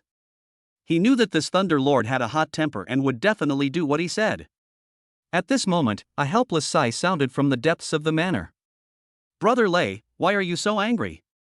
My subordinate is ignorant. I apologize to you on his behalf." The air rippled slightly, and the figure of another martial-honored master from the Morong family emerged, looking solemnly at Lei Hao in the air. Although he was also a martial-honored master, he was only in the early stages. Facing the powerful Lei Hao, who was in the middle stages of the martial-honored realm, he was clearly lacking in confidence. "Apologize?" Lei Hao sneered, the lightning spear above his head buzzing. "Don't try that. The Morong family, and that dog surnamed Huang. Do you really think I don't know about the dirty dealings between you? You dare to extend your dirty hands to Jiangcheng University and almost kill the teachers and students of my school. You are fucking tired of living." His voice shook the entire area, and he showed no mercy. "Listen up, people of the Morong family. Jiangcheng University is a pure land for teaching and educating people, and for studying martial arts. Any family feuds must not affect the campus, and must not harm our teachers and students. This is the bottom line. This incident at the ruins has already crossed the line. I came here today with only one thing in mind: the rules must be followed. If you break the rules again, I won't be the only one here." The martial master from the Morong family frowned and said, "This really wasn't done by my Morong family. If you have any evidence, please show it to me." Lei Hao sneered repeatedly, "I don't know how you cultivated to the martial honor realm. In the face of such a major issue, do you need evidence? Suspicion is enough. If you don't agree, you can argue with our principal, Old Yun. Domineering. Arrogant. Unreasonable. This is Lei Hao's style. This is the confidence of Jiangcheng University. Especially Jiangcheng University with Yun Song." The Morong family's martial master's face paled, but he didn't dare to refute. He knew that Lei Hao could do what he said, and Jiangcheng University did have the strength to do so. Going head-on with the behemoth that was Jiangcheng University for the sake of a subsidiary family, the Huang family, would definitely not be worth the loss. Brother Lei's words will be remembered by the Morong family. He finally suppressed his anger and said with a bow, "We will strictly control them and will never allow such incidents to happen again and disturb the peace of your school." "Humph. That's even better." Lei Hao snorted coldly. The lightning spear above his head slowly dissipated, but the terrifying pressure was still suffocating. His cold gaze swept over the Morong family members below, and his figure flashed, transforming into a flash of lightning and disappearing. Warning, delivered. The news quickly reached the Huang family. The Huang family head, who had originally been slightly pleased with Morong Yu's success in intercepting Suyu, instantly turned pale as paper, and cold sweat streamed down his face. Lei Hao's warning was much more direct than Suyu's threat. He was a true evil star that would wipe out the entire family. Suyu had the support of his family, but Lei Hao didn't, so he acted without scruples. "Quick! Pass the order." The Huang family head's voice was shaking. "All family members, especially Zishuan, keep a low profile in school." Since then, Huang Zishuan has completely low-keyed at Jiangcheng University, and can even be said to have hidden himself. His previous domineering behavior has completely disappeared, and he almost avoids Su Muxue when he sees her. The storm caused by the attack on the ruins was temporarily suppressed. But everyone understood that this was merely the calm before the storm. The Su family's fury hadn't subsided, the Huang family's ambitions were still brewing in the shadows, and the Morong family wouldn't accept being wronged. Chapter 33, New Peak, Special Effects begin. Time flies, and some time has passed since the turmoil at the ruins. Jiangqing seems to have returned to its former tranquility, while the struggle between the Su and Huang families has turned from open to covert. To Lin Feng, the turmoil of the outside world seemed to have no bearing on him. He maintained a regular routine: class, library, home.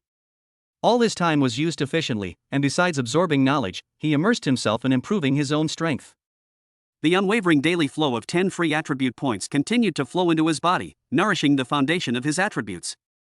After building up all 4 attributes of strength, agility, constitution, and spirit to 400 points, reaching the peak level of a martial artist, he did not stop, but with even greater perseverance, launched an attack towards higher levels. 500 points. This is a more distant and powerful threshold. With each point increase, one can feel the subtle strengthening of body and soul. It's an intoxicating process, a clear sense of one's own gradual strengthening. Strength, 400 450 500. Agility, 400 450 500. Constitution, 400 450 500. Spirit, 400 450 500. Free attribute points, 0, daily allocation. When the last attribute is added, the 4 values break through 500 at the same time. Boom! Lin Feng clearly felt that his body and soul seemed to have jumped into a whole new world at the same time. He felt as if his entire body and soul were thrown into an invisible furnace, undergoing the final tempering and sublimation. It was far more intense than when he broke through 100 points. The sound of blood rushing through his body was like the roaring of a river, and every heartbeat was like the roar of a war drum. His muscle fibers were so dense that even the slightest exertion could sense the terrifying energy contained within them. His bones were translucent, emitting a faint jade-like luster, seemingly indestructible. His internal organs were incredibly strong, his metabolism astonishingly rapid, as if possessing boundless energy. His 5 senses were once again terrifyingly heightened. Even without actively dispersing his spiritual energy, he could clearly hear the faint flutter of insect wings hundreds of meters away, see the trajectory of tiny dust particles floating in the air, and smell the complex streams of information transmitted from extremely distant places. The entire world became clear and layered in his perception. However, the biggest change is not just the superposition of numbers and the enhancement of senses. At the moment of breaking through 500 points, he clearly felt that each basic attribute seemed to have undergone some kind of qualitative change, awakening an extremely weak prototype of characteristics. He tried to lightly punch the air, and wherever his fist passed, the air actually emitted an extremely subtle and high-frequency humming vibration. It was as if his power itself had a kind of vibration characteristic. He had a hunch that if he used this characteristic in an attack, its destructive power and penetrating power would be far beyond the ordinary. He could even subtly control the frequency and amplitude of this vibration. This is the prototype of the shock special effect brought by the strength attribute. With a slight shift of his mind, his body instantly shifted 3 meters to the left. In its place, he unexpectedly left behind an extremely faint shadow, which lasted for approximately 1/10 of a second before slowly dissipating. Although the duration was extremely short and indistinguishable from the real thing, this was undoubtedly the visual aftereffect of reaching extreme speed. This meant that his ultimate movement speed was already so fast that it could deceive ordinary people's vision. Combined with his mental powers prediction, his ability to dodge and escape would become extremely terrifying. This is the prototype of the afterimage special effect brought by the agility attribute. He used a specially made steel knife to gently slash his other arm. A shallow bloodstain appeared, but almost the next second, the bleeding stopped on its own. The wound began to heal and scab over at a visible speed. In just a few minutes, the scab fell off, leaving the skin as smooth as before, with only a faint white mark left. This self-healing speed far exceeded the comprehension of ordinary people. Furthermore, he felt his physical recovery speed had reached an abnormal level, as if he were never tired. His body's resistance to blows had even increased, making it difficult for ordinary swords and knives to injure him. This is the prototype of the quick recovery special effect brought by the physical attribute. Finally, he concentrated his mind, and his immense spiritual power became more agile and aggressive. He attempted to concentrate his power to a high degree, spreading it out like a ripple of disturbance. He could clearly feel the surrounding light, sound, and even the weak perceptions of others being slightly disturbed and distorted. Although the effect was still weak, the beginnings of this were already evident. This was the prototype of the perception interference characteristic of the spiritual attribute. Although the prototypes of the special effects of the four attributes are still extremely weak, require active guidance and consume a lot of energy, the potential they represent makes Lin Feng's heart beat violently. This is no longer a simple accumulation of physical fitness, but is beginning to touch the edge of power at the rule level. Lin Feng slowly clenched his fists, feeling the terrifying power roaring in his body, as well as the four subtle characteristics lingering at the core of the power. He had a strong confidence. Based solely on this body's basic strength, speed, defense, and mental perception, its overall combat power had already firmly entered the initial stage of warrior general. Even with its comprehensive enhancements and the nascent prototype of special effects, he might not be without the strength to fight against a mid-stage warrior realm warrior. This means that his actual combat power has surpassed that of his genius sister-in-law Su Muxue, who has always regarded him as a waste. Although Su Muxue was a genius, she had only recently broken through the peak of the martial master realm and still had a long way to go before reaching the martial general realm. And he, who was unable to cultivate vital energy and was considered useless, relied on his attributes and abilities in a completely different way to surpass her and reach the martial general realm first. This realization did not make Lin Feng feel complacent, but made him calmer. The stronger he became, the more he felt the unfathomable depths of this world. A martial general might be considered a master in Jiangchan, but in Daxia, and even the world, he was still a weakling. Above them were the martial marshal, the martial king, the martial emperor, the martial reverend, and even the legendary martial emperor. He walked to the mirror in the room and looked at himself. His face was still young and handsome, but his eyes were as deep as the sea of stars. Beneath his calmness, he had a power that could shake mountains. He deliberately restrained his aura and still looked like a weak scholar, but as soon as he had a thought, the unique aura that was a mixture of four special effects prototypes would be revealed involuntarily, which was a heart-pounding thing. The realm of military commanders, the prototype of special effects. Lin Feng whispered to himself, with a smile on his lips. 500 attribute points is a milestone, proving the feasibility of the attribute enhancement path. This is far from the end, just a new starting point. The stats continued to steadily increase by 10 points per day, heading towards 600, 700, and even higher. The prototypes of those special effects would also continue to grow as their stats improved, and he was extremely excited to see how powerful they would be in the future. Chapter 34 Trial in the Dark. Lin Feng's figure was like a ghost blending into the night, appearing silently in the abandoned industrial area outside the city. After breaking through the 500-point mark, the new power within the body, as well as the prototypes of the special effects of the four attributes, requires a test to familiarize yourself with the attribute changes. Convert the data into real combat power. He first turned his attention to a half-collapsed reinforced concrete load-bearing wall, which was more than 2 meters thick. It was an excellent target for testing strength and its shock effects. Lin Feng simply stood still, his right fist slowly tightening. 500 points of terrifying power surged through his muscle fibers. He carefully sensed the extremely weak vibration characteristic, trying to guide it and concentrate it on the tip of his fist. Buzz. The surface of the fist seemed to be covered with a layer of extremely subtle high-frequency fluctuations. The next moment, a punch was thrown. The movements are simple and unpretentious, as fast as lightning. Bang! An extremely dull bang exploded. The moment his fist made contact with the concrete, the thick wall didn't shatter or explode as it usually does. Instead, a shallow fist mark appeared on the wall, centered on the fist. Spider web-like cracks spread out from the mark, but the area was small, making it seem like the impact was mediocre. However, Lin Feng retracted his fist, blew lightly, and the fist was completely unharmed. He walked to the other side of the wall. The scene before him made his eyes narrow slightly. On the other side of the wall, directly opposite the fist mark, the concrete seemed to have been violently stirred by some invisible force, crumbling and shattering over a large area, forming an irregular crater over half a meter deep. Countless fine powders were falling from it. The power of shock. The force didn't completely act on the surface, but instead penetrated the body in a high-frequency oscillation, causing horrific internal damage. If it had hit a living organism, the surface might have only been bruised, but the internal organs would have long been shaken into a pulp. Good. Lin Feng's eyes flashed with a gleam of light. This shock special effect is very effective in breaking through defenses, especially against those targets with hard shells but relatively fragile interiors. Lin Feng nodded in satisfaction. This was just a prototype. In the future, as its attributes improved and its mental control strengthened, its penetration and destructive range would surely become even more terrifying. Next, test, agility, and afterimage. He chose a straight line 100 meters long, the ground littered with various obstacles. He took a deep breath, and with a thought, his agility increased by 500 points, while he deliberately activated the prototype of the afterimage special effect. Whoosh! His body blurred for a moment, and an extremely faint shadow remained in its place, which lasted for about 0.1 seconds before disappearing without a trace, and his real body had already appeared on a broken wall 20 meters away. He did not stop.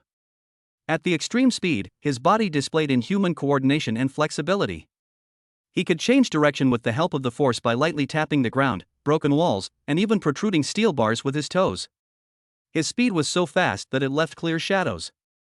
From a distance, it seemed as if there were 3 or 4 blurry figures shuttling and flashing between the obstacles at the same time, making it difficult to capture their true movement trajectory. 100 meters away, covered in a split second. The entire process was silent and incredibly fast. He repeatedly attempted several short, extreme changes of direction and reversal runs. During the high-speed movement, faint afterimages occasionally appeared. Although these afterimages were extremely brief and indistinguishable from the real thing, in actual high-speed combat, they were enough to dazzle the opponent and cause them to misjudge. Not bad. Although it's just a prototype, it already has a disruptive effect. Lin Feng nodded with satisfaction. As his agility continues to improve, this afterimage might become more solid, last longer, or even teleport. Finally, there is the most bizarre and unpredictable spirit and perception interference. He found a night rat nibbling moss on a broken wall. This little creature had a keen sense of perception and would flee at the slightest sign of trouble. Lin Feng gathered his aura and locked his gaze on the night rat from a distance of more than 30 meters. His immense mental strength began to condense to a high degree, vibrating at a unique frequency, like an invisible interference wave, cautiously covering the target. The night mouse, nibbling, suddenly stopped, raised its head warily, and darted around with puzzled eyes, as if sensing something was amiss but unable to pinpoint its source. It seemed restless, circling twice, not even bothering to eat the delicious moss. Lin Feng continued to exert mental interference, trying to influence its judgment. Suddenly, a small stone rolled down from a high place nearby, making a slight sound. Under normal circumstances, this frightened night mouse would have fled in an instant. But at this moment, under the influence of mental interference, its reaction to the sound was obviously a beat slower, and it even made a wrong judgment. Instead, it poked its head in the direction of the sound in confusion. Although it was only confused for a moment, it quickly reacted, slipped into the gap and disappeared. But there was a gleam of excitement in Lin Feng's eyes. Efficient. Although the effect is weak, short-lived, and may have no effect on targets with slightly stronger minds, this undoubtedly proves that his perception interference special effect is feasible. Lin Feng found another gray hare that was out foraging at night. The little animal was alertly raising its ears as it gnawed at the grass roots. Lin Feng concentrated his mind and carefully cast a highly concentrated mental force towards the hare like an invisible ripple. The hare suddenly stopped gnawing and raised its head warily, its ruby red eyes moving in confusion, as if it had sensed something, yet found nothing.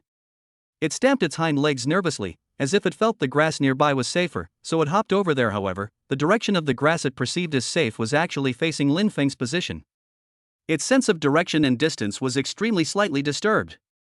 Lin Feng was delighted. Several experiments had proven he was on the right track. In the future, as his mental power continued to surge, this perception interference might develop into a terrifying ability that could cause even the strongest of his level to hallucinate, misjudge, or even become mentally disturbed. After completing the test again and again, Lin Feng gained a deeper understanding of his new power. Lin Feng immersed himself in the exploration and familiarity of new forces, constantly experimenting, adjusting and combining them. He combined the force of vibrations with high-speed movement, delivering a punch that was not only swift but also capable of striking a powerful blow from afar. He used mental interference combined with afterimages to create a more realistic and disorienting effect. He tested the limits of his sustained output while recovering at high speed. Under the moonlight, his figure shuttled and flickered among the ruins like a ghost. His fists and palms swung with a strange buzzing sound, and the glimmer of his mental power occasionally created invisible ripples in the night sky. His control over his own strength became increasingly refined and nuanced at an astonishing rate. The 500 attribute points brought not only a leap in strength, but also a deeper understanding and control of the essence of power. Lin Feng didn't stop until the eastern sky turned pale. Steam was rising from his body, but his eyes were as bright as stars, without any sign of fatigue. After one night of trials, the harvest was huge. Not only did he thoroughly familiarize himself with the basic attributes after the surge, he also had preliminary insights and ideas on the application of the prototypes of the 4 attribute special effects. His strength remained stable at the beginner level of a military general, and even improved. He looked up in the direction of Jiangcheng, his gaze seemed to penetrate the pre-dawn mist and fall on the huge manor. It's time to go back. He disappeared silently in the early morning light in a flash, leaving behind only a trial field covered with various strange traces, telling the unknown secrets of last night. Chapter 35, Unexpected Discovery, Shadow Follows. Night once again enveloped Jiangcheng, and neon lights flickered. Lin Feng was like an ordinary latecomer, strolling on a relatively quiet street, and was about to turn onto the path leading to the Su family manor. Although he was walking carelessly on the street like an ordinary person, his spiritual attribute of 500 points was like an invisible radar, constantly scanning everything around him. The whispered conversations on the street corners, the energy fluctuations between buildings, and even the faint hum of the hovercar engine in the distance all emerged clearly in his vast sea of consciousness, but were automatically filtered out by him. Just as he passed by an old, dimly lit alley, a few deliberately suppressed conversations instantly caught his attention. Target confirmed, Su Group Headquarters, 73rd floor, Zero Element Laboratory. We've mastered the internal security system's lifecycle milestones. Tomorrow, during Qinghuan's tour speech, is the perfect window. The key must be obtained. The employer is determined to obtain the core data of energy compression. After the success, as usual, the messenger will receive the memory chip at the Three-Eyed Raven's stall in the Shadow Bazaar. The sound came from deep in the alley. Several blurry figures used the piled-up debris and shadows to perfectly hide their bodies. They used some kind of low-power jamming equipment to talk, and ordinary warriors would not be able to hear it even if they passed by. But they obviously underestimated Lin Feng's abnormal spiritual perception. Su Group. Zero Element Laboratory. Core Technology. Action tomorrow. These keywords instantly penetrated Lin Feng's mind. His steps did not pause at all, his expression remained normal, and even his heartbeat rate did not change, but his inner vigilance had been raised to the highest point. It's corporate espionage. And their target is directly targeting one of the core laboratories of the Su Group, headed by Su Qingyue. The timing was chosen during a major public event, when security was relatively weak. The plan was meticulous, even the internal security loopholes were discovered. Without a moment's hesitation, Lin Feng made his decision immediately. He didn't turn to look at the alley entrance, nor did he release any exploratory mental energy to avoid alerting the enemy. He simply walked forward a dozen or so steps like a normal passerby, then turned naturally into another alley without surveillance. As soon as he entered the alley, his entire demeanor changed instantly. 500 points of agility exploded. Like a ghost blending into the shadows. His body seemed to have lost weight. With a light tap of his toes on the wet ground, he was able to silently fly a great distance by relying on the mottled walls and even the horizontal cables. His speed was so fast that only a blurry black shadow was left, but there was not even a sound of wind. The prototype of the afterimage special effect spontaneously rotated under extreme movement, making his figure even more erratic and difficult to capture in the night.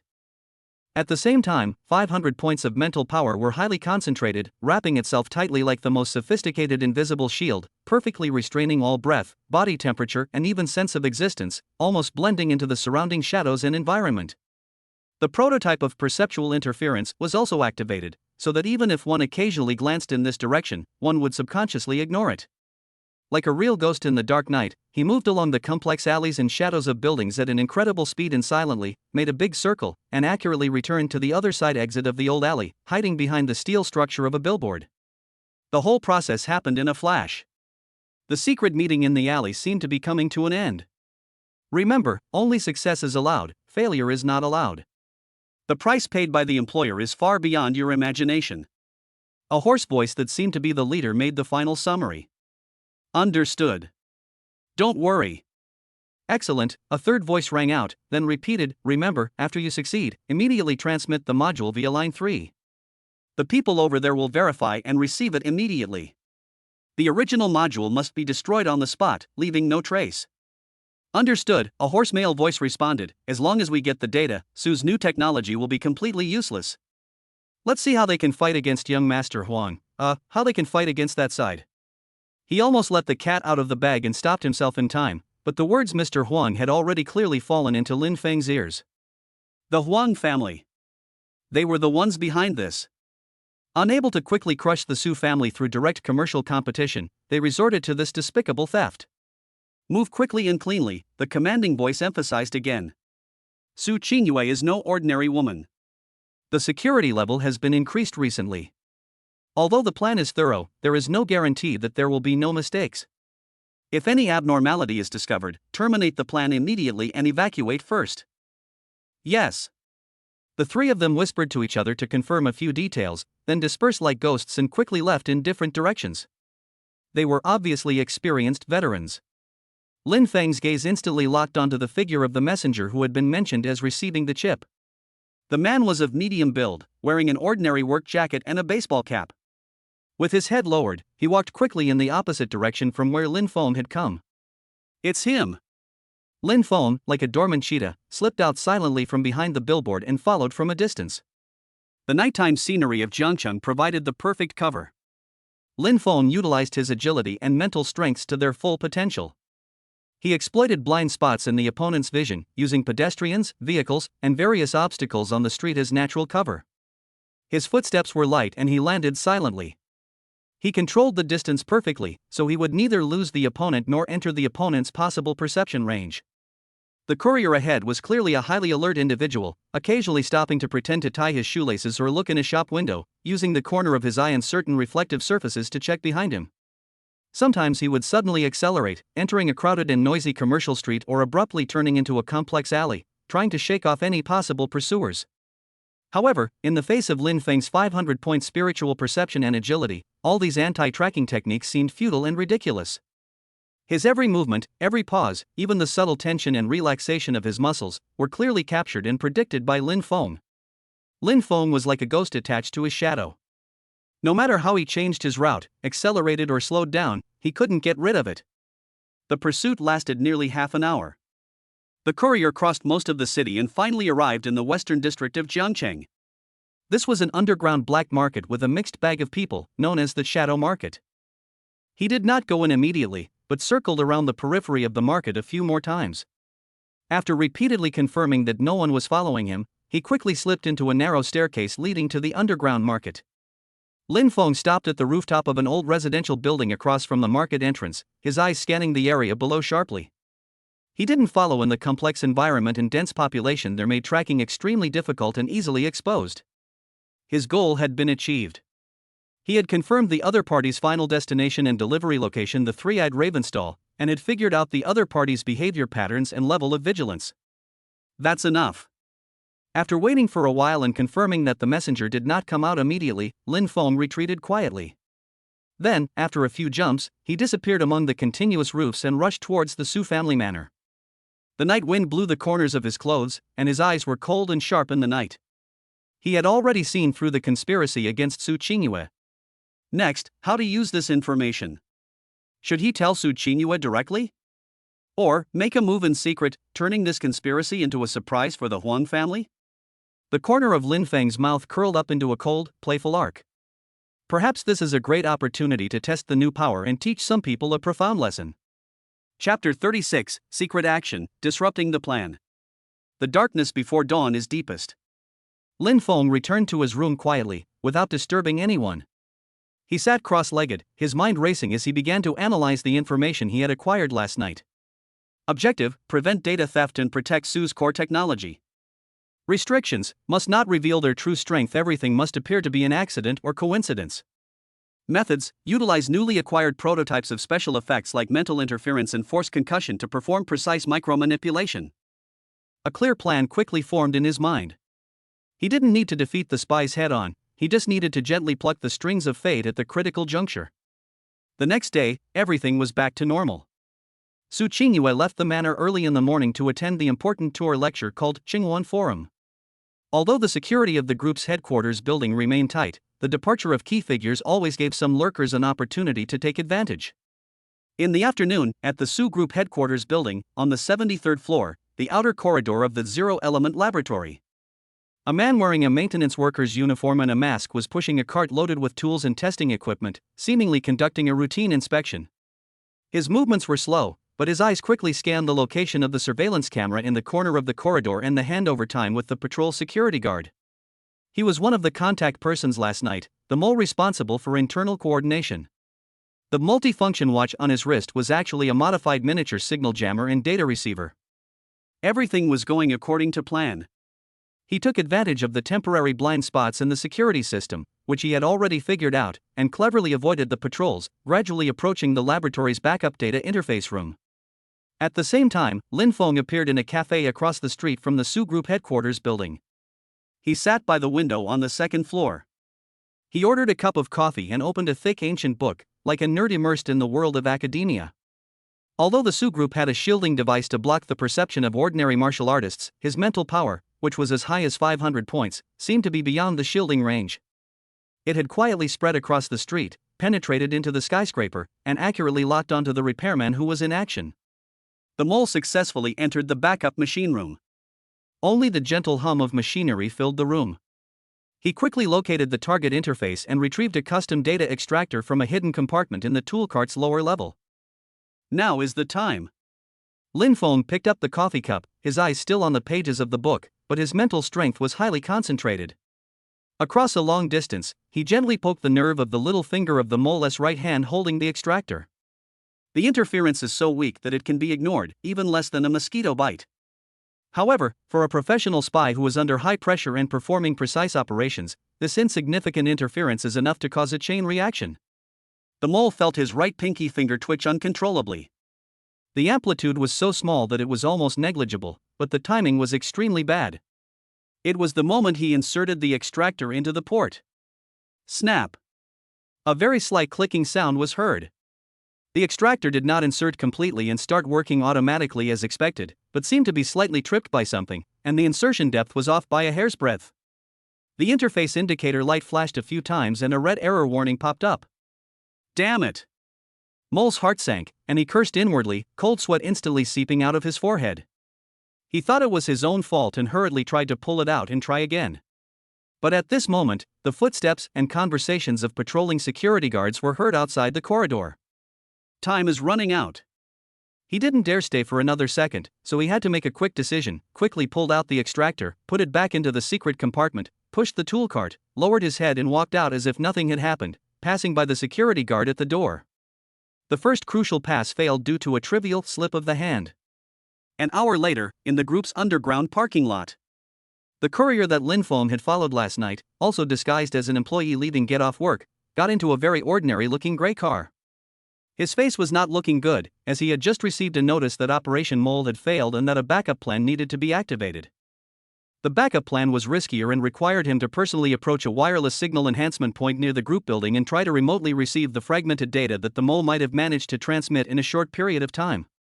He started the car, pulled out of the parking lot, and merged into traffic. But he didn't notice that when his wheels rolled over a slightly raised manhole cover at the exit of the parking lot, an extremely subtle vibration force was transmitted through the tires and suspension system and accurately to an inconspicuous solder point of an electronic component in the engine. An extremely tiny crack appeared inside the solder joint. The car drove normally for more than 10 minutes, and just as the messenger was heading towards the predetermined signal point according to the navigation and past a busy intersection. Bang! A slight popping sound came from the engine. Immediately, the entire dashboard's electronic control system flickered a few times as if it were convulsing, and the engine suddenly stalled. The steering wheel locked. What's going on? The messenger's face changed drastically, and he tried desperately to restart, but there was no response. Squeak! The car behind was caught off guard and honked its horn and braked suddenly, almost causing a rear-end collision. The intersection was instantly in chaos. Damn it! This car is broken. The messenger was so angry that he slammed the steering wheel hard, but there was nothing he could do. He could only get out of the car with the hazard lights on, cursing the damn accidental breakdown while anxiously watching the time. The backup plan was about to miss the time window. In the end, he could only watch helplessly as the traffic police arrived, called a tow truck, and towed his sick car away. His second chance to pass the car was scrapped due to a bizarre vehicle failure. In the evening, Shadow Market was about to open and the flow of people gradually increased. The courier in a peaked cap changed his clothes and appeared near the market entrance with a gloomy expression. The series of accidents had left him exhausted and his employer furious. He needed to quickly meet with another contact sent by the mole to retrieve the remaining fragments of data.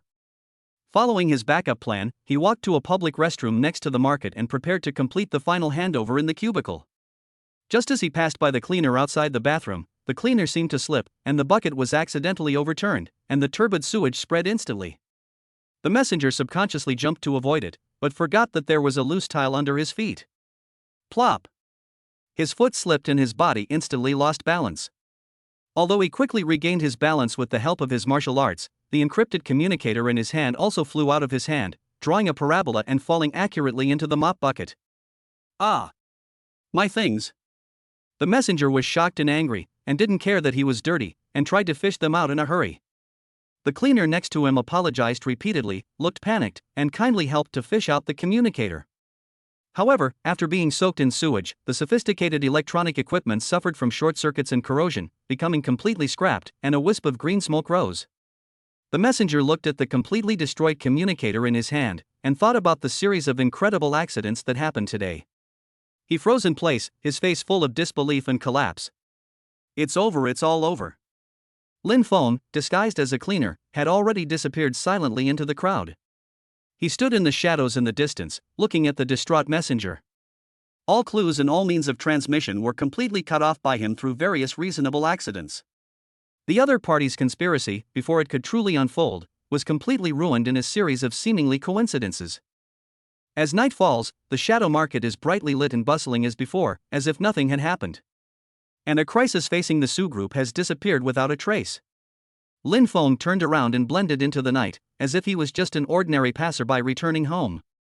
Hide your achievements and fame. Chapter 37, Plan aborted, opponents confused.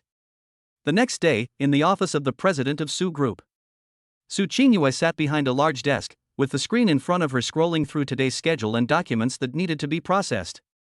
She rubbed her slightly tired temples. Although her forum speech yesterday was very successful, as the battle with the Huang family and the forces behind them became more and more intense, she felt more and more stressed. There were a lot of things waiting for her to deal with every day. Just as she was about to deal with company affairs, her private encrypted communicator vibrated very slightly. She was slightly startled. This channel was only known to a very few key people. She clicked on the message and found it was an anonymous message, the source of which was blocked by multiple encryptions and could not be traced. The message was extremely brief, consisting of only one sentence. Yesterday, a rat was spying on Lingsu. It failed to steal the key and ended up contaminating itself. The nest may not be clean, so we need to investigate thoroughly. There was no address, no signature, and the tone was flat, as if he was stating a fact that had nothing to do with him. But just these few words made Su Qingyue straighten her back instantly, and a cold light flashed in her eyes. Zero is the code name for one of the group's top secret laboratories.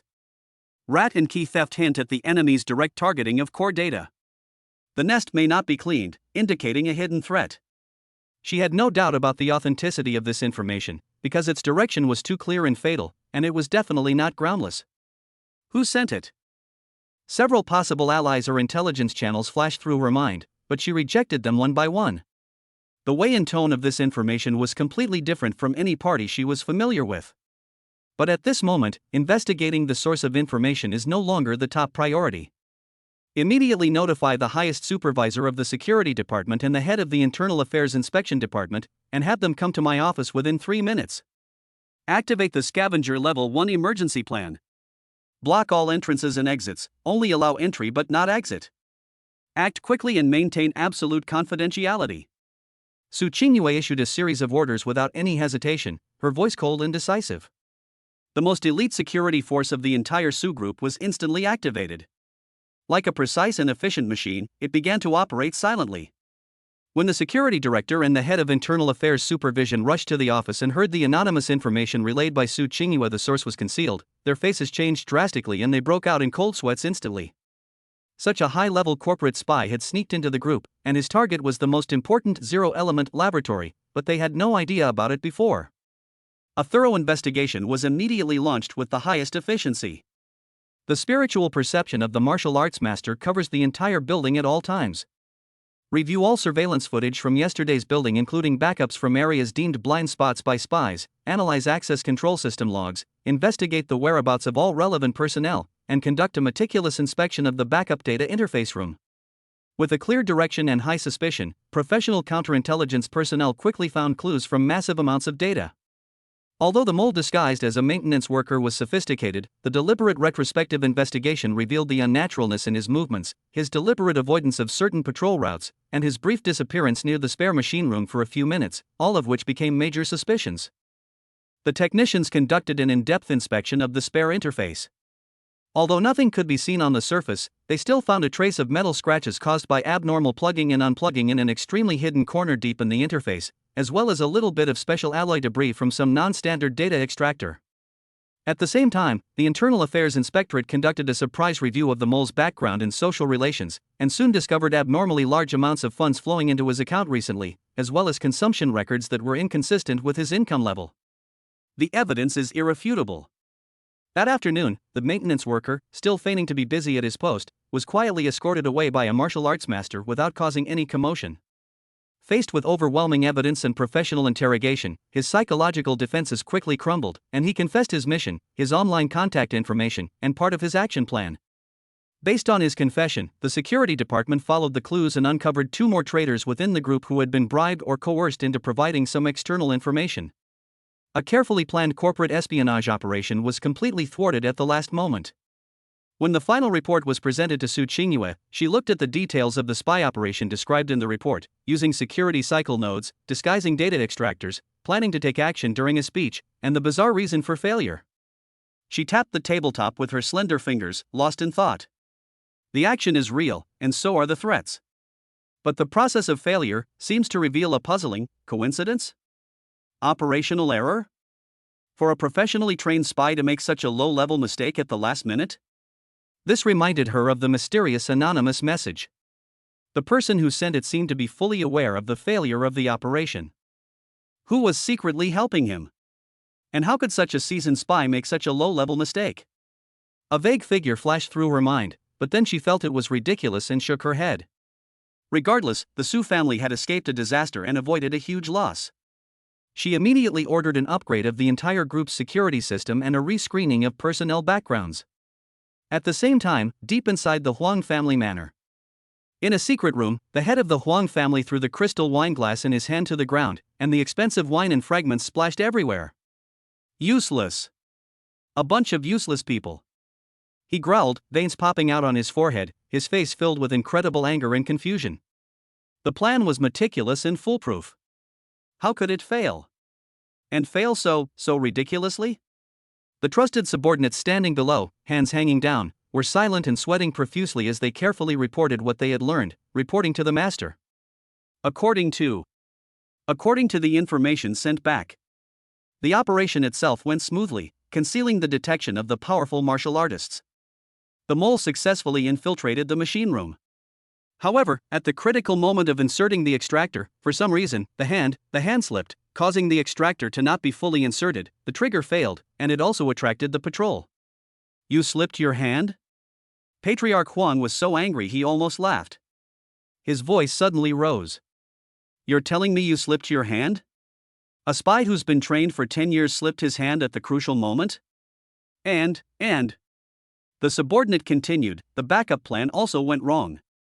The courier's car inexplicably broke down on the way to the receiving point, and the electronic control system suddenly malfunctioned. When they finally tried to contact using the backup communicator, the courier accidentally fell again and dropped the communicator into the bucket. There was deathly silence in the secret room. The head of the Huang family opened his mouth, and the anger on his face was gradually replaced by an extreme absurdity and confusion. A series of accidents? Ridiculous mistakes? How could this be possible? This was even more painful than being directly defeated by the Su family's security department. If they were discovered, it would mean that the Su family's defenses were strong, and even if they lost, they would still be honored. But this kind of defeat was like some mysterious force deliberately toying with them. It was like he was punching cotton and even spraining his back. It was a frustrating feeling. Investigate. Investigate thoroughly. Patriarch Huang panted, his eyes sinister. Find out exactly where the problem lies. Is it the equipment provided by the Morong family? Or is there an idiot among us? Or is it that the Su family secretly hired some unknown expert, using some strange method? He was more inclined towards the first two possibilities. As for the third, what kind of expert could break the situation by making someone slip, break down, or fall? It was simply unheard of. In the end, the Huang family could only blame this incredible failure on incompetence of subordinates and bad luck, and severely punished several relevant persons in charge to vent their anger. But the doubts and frustration in their hearts could not be dispelled for a long time. This failure was too strange. Lin Feng, the instigator of all this, was currently sitting quietly in the office of the Research Institute, flipping through the ancient books in his hands, as if all the disturbances in the outside world had nothing to do with him. Only when he occasionally raised his head, a glint in his eyes suggested that he was not as simple as he seemed. Chapter 38 Family Gathering, Malicious Difficulties. The Su family manor was brightly lit tonight, and the sounds of melodious music and faint laughter drifted from the main hall. A gathering of the younger family members was underway. Although it was a gathering of the younger generation, the scale was not small. Many young men and women from the Su family's direct and collateral branches, dressed in bright clothes, gathered in groups of 3 or 5, talking and laughing, and the air was filled with an atmosphere of luxury. On the surface, this was a gathering to foster emotional connection among the younger generation of the family and to maintain blood ties. However, against the backdrop of the increasingly tense relationship between the Su and Huang families, the atmosphere of this gathering inevitably became somewhat more subtle. The Su family's main branch has been dwindling in recent years, with the old patriarch Su Qingyue's grandfather secluded and unable to leave the house, leaving only Su Qingyue to hold the family together.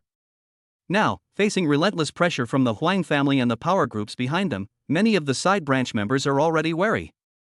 The atmosphere seemed lively with people drinking and laughing, but in fact there were undercurrents and people were sizing each other up.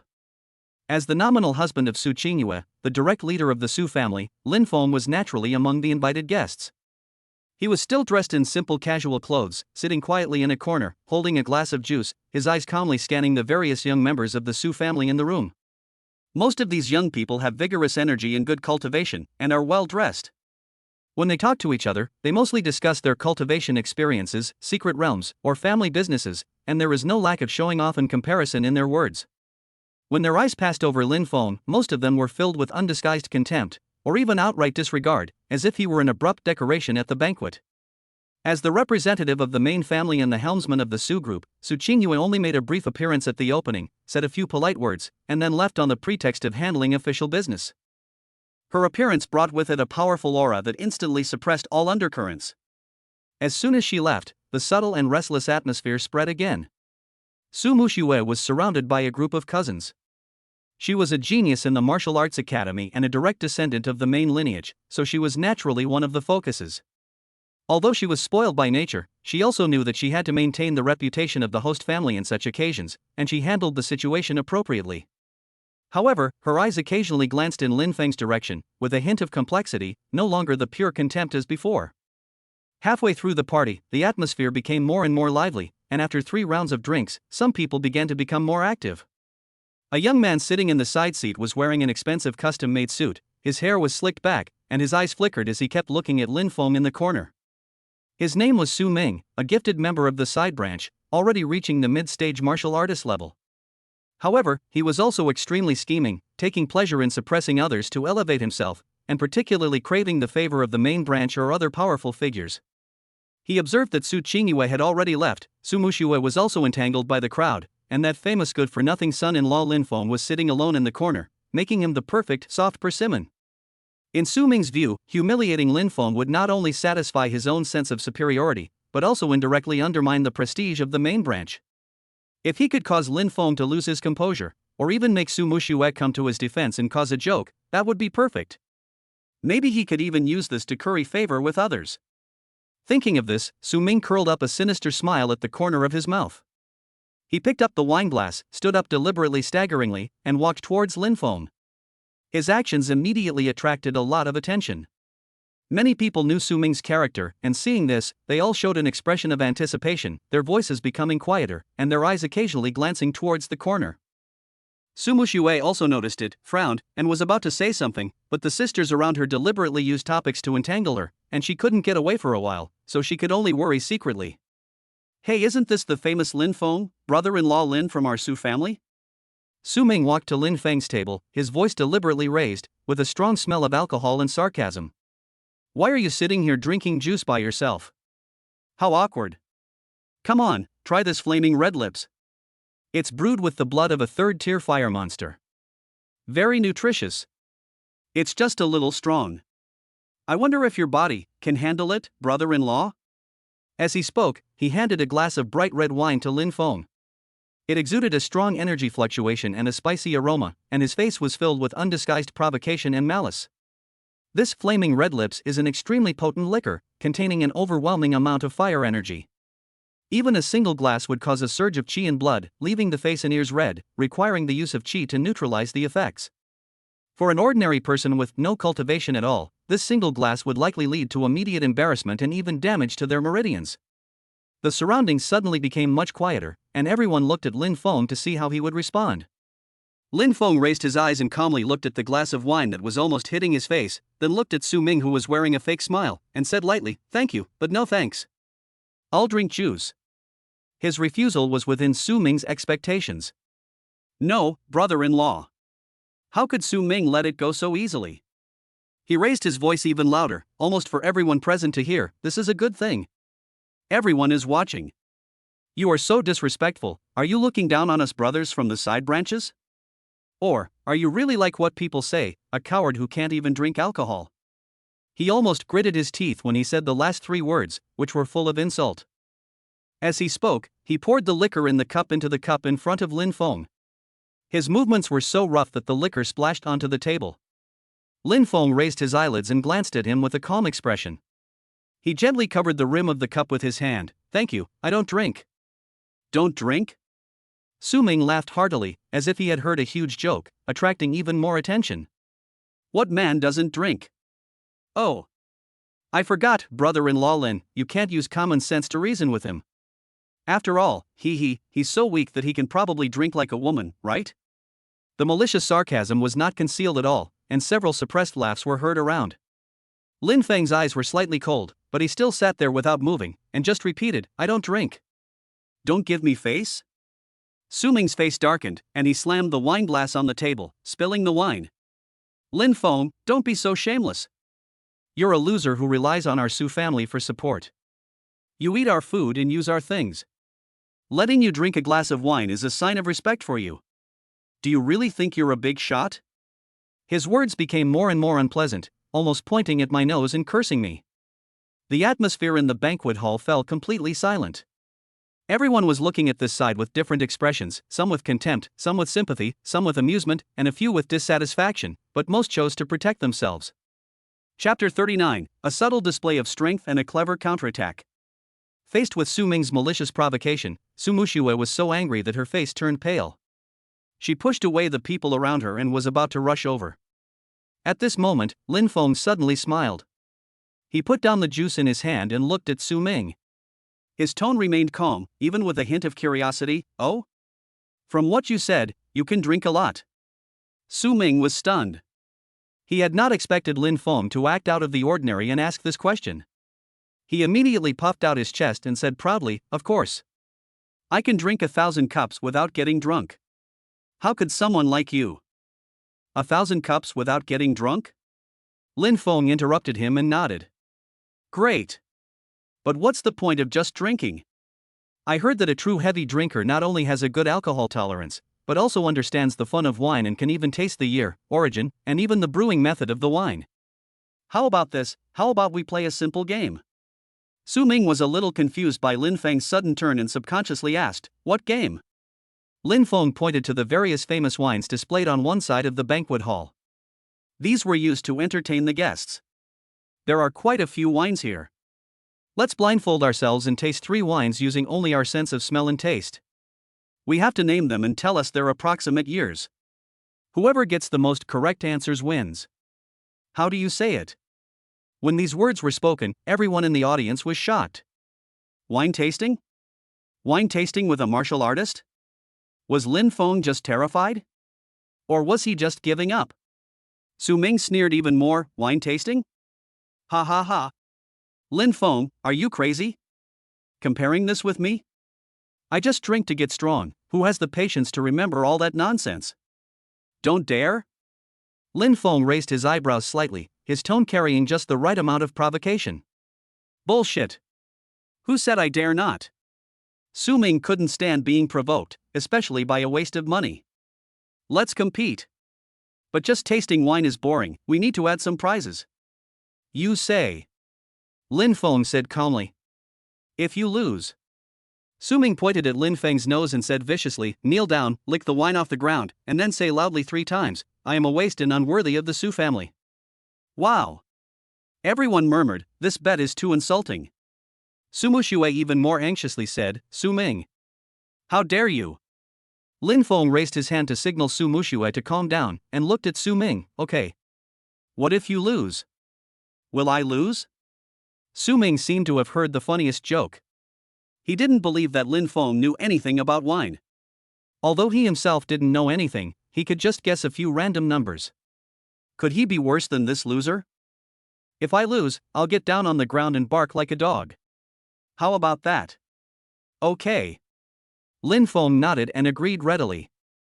Soon, someone brought a black cloth and blindfolded Lin Feng and Su Ming. Someone else randomly took 3 different glasses of wine from the wine rack.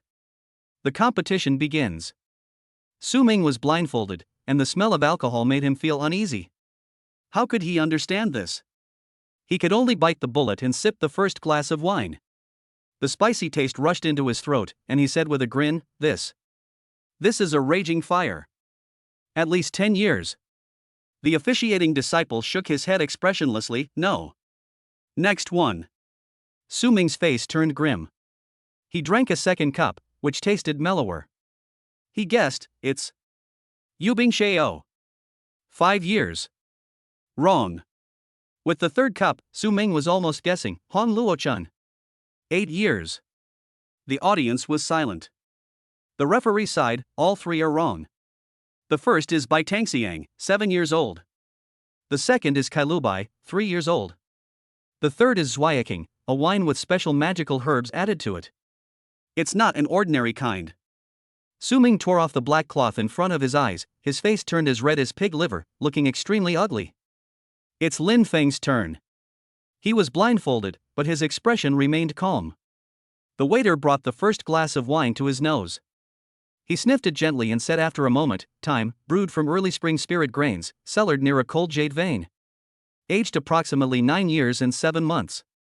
The referee was slightly stunned, then he carefully looked at the bottle label, surprise flashing in his eyes. Absolutely correct. Everyone was shocked. Lin Feng then took a sip of his second cup, savoring the flavor for a moment. Snowstream is brewed with glacial meltwater. It has a very light cold energy and is aged for a full 5 years. The referee checked again, his face showing even more surprise. Yes. The third glass of wine was handed to him. Lin Feng also took a quick sip after sniffing it. This time, he pondered for a moment before slowly saying, this wine isn't the kind you see on the market. It's probably a private brew, using pansy and moonlight grass as the main ingredients, supplemented with third-level wood element demon core powder to catalyze the fermentation. It's been brewed for less than a year, but due to its special craftsmanship, it tastes like a 3-year-old wine. This time, the referee didn't speak immediately. Instead, he quickly walked to the wine rack, picked up the unlabeled wine bottle, carefully examined it and sniffed it, and whispered a few questions to the butler. Finally, he turned around and looked at Lin Feng with a look of disbelief, his voice a little dry. This wine is indeed Miss Qingyue's private brew, named Juehua. The recipe, craftsmanship, and year are exactly the same. The whole place was dead silent. Everyone stared in amazement at Lin Feng, who still had his eyes blindfolded. He got all 3 right. He even revealed the recipe for the homemade brew and the year down to the exact month. What kind of incredible tasting skill is this? This is simply incredible. Su Ming was completely dumbfounded. He stood there, his face turning red and white. Lin Feng slowly pulled off the black cloth and looked at Su Ming calmly without saying a word. With a puff, someone couldn't help laughing first, which immediately led to suppressed laughter and whispers. Su Ming felt the mocking and contemptuous gazes from those around him, and he wished he could find a crack in the ground to crawl into. He had lost miserably, and to the very trash he despised the most. And he had to bark like a dog in public? I. His lips were trembling and his face was pale. There was no trace of his previous arrogance. Enough. At this moment, a cold voice sounded. Su Muxue walked over and glanced coldly at Su Ming, who looked ashen. How can such a rowdy family gathering be so disgraceful? Su Ming, you've had too much to drink. Go down and sober up. In the end, she still took into consideration the ties of fellow tribesmen and gave Su Ming a way out, but her cold gaze clearly expressed her dissatisfaction. Su Ming felt as if he had been pardoned.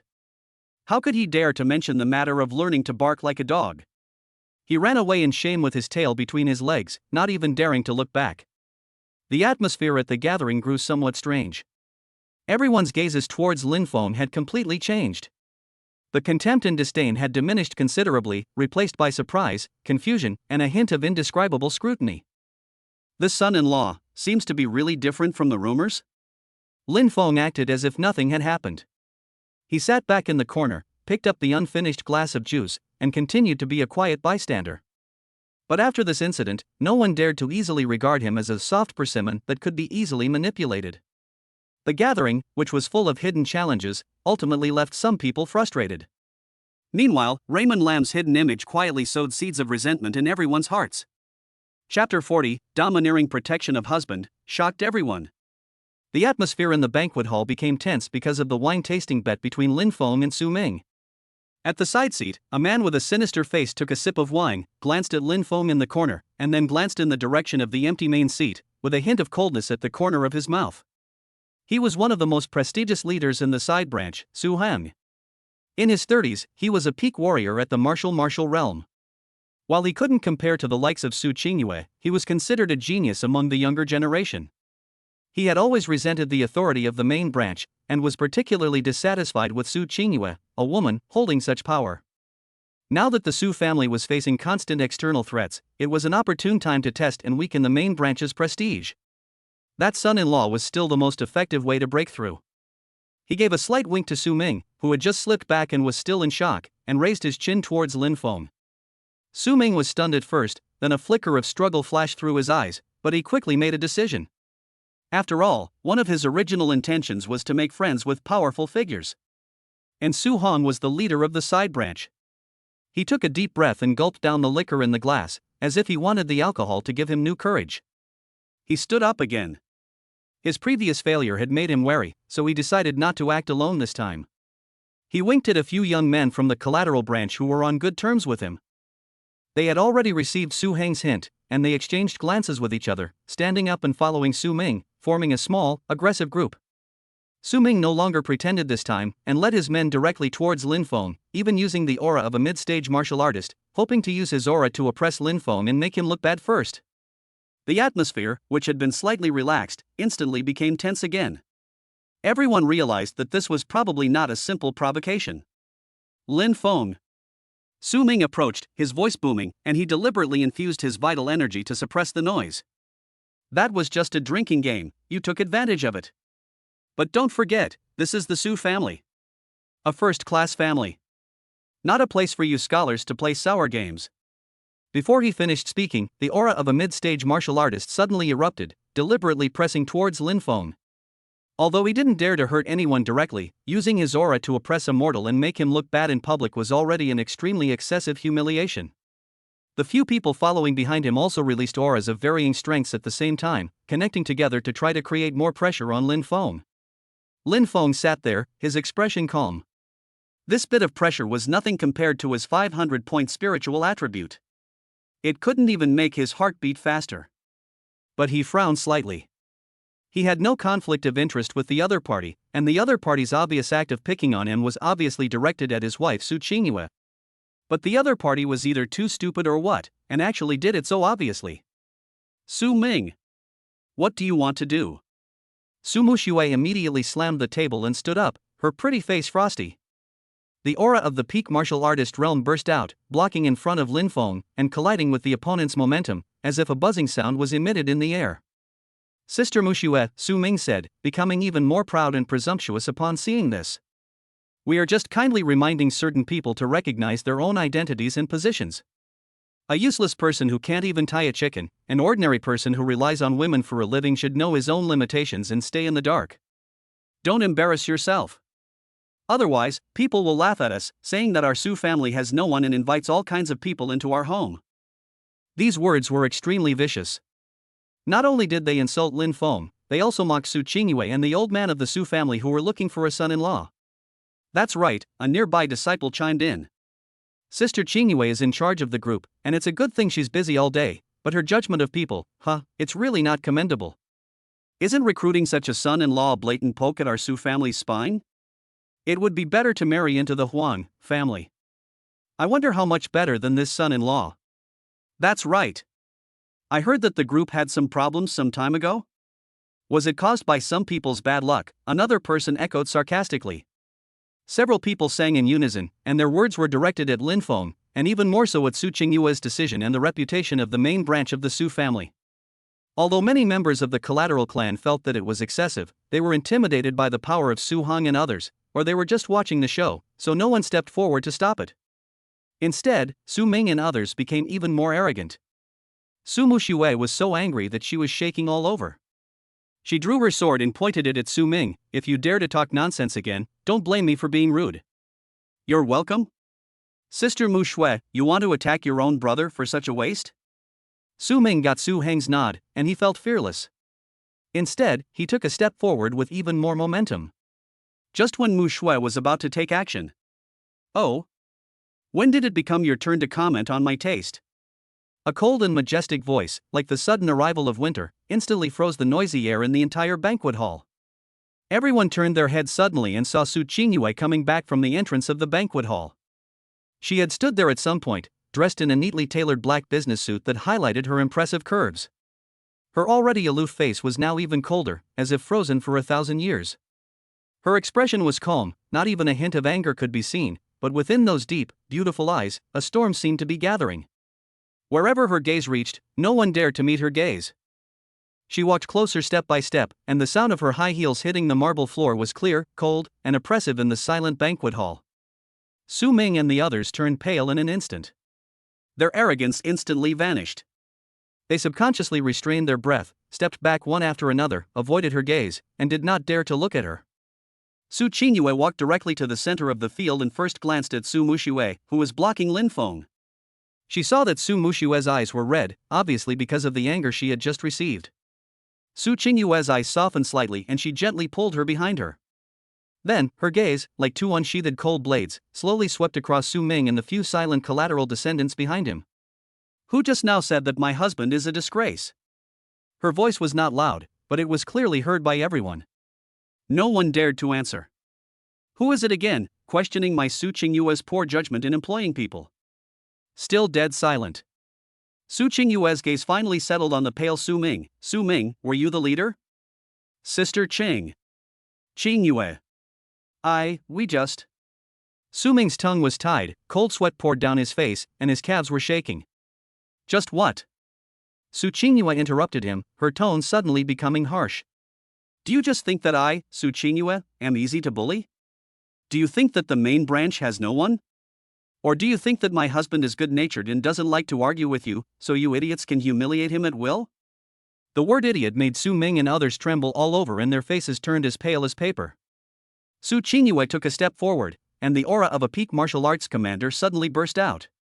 Coupled with the powerful aura formed by his long-term position in a superior position, Su Ming and others felt that breathing was difficult.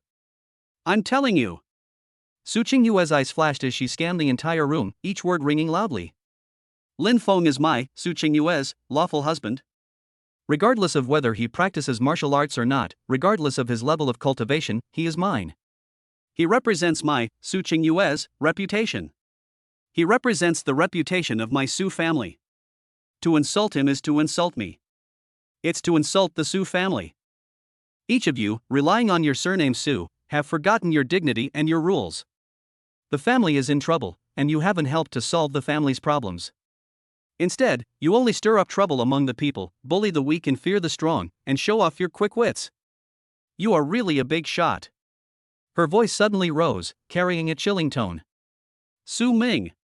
You've gathered a crowd to cause trouble, humiliating the master family, and committing insubordination.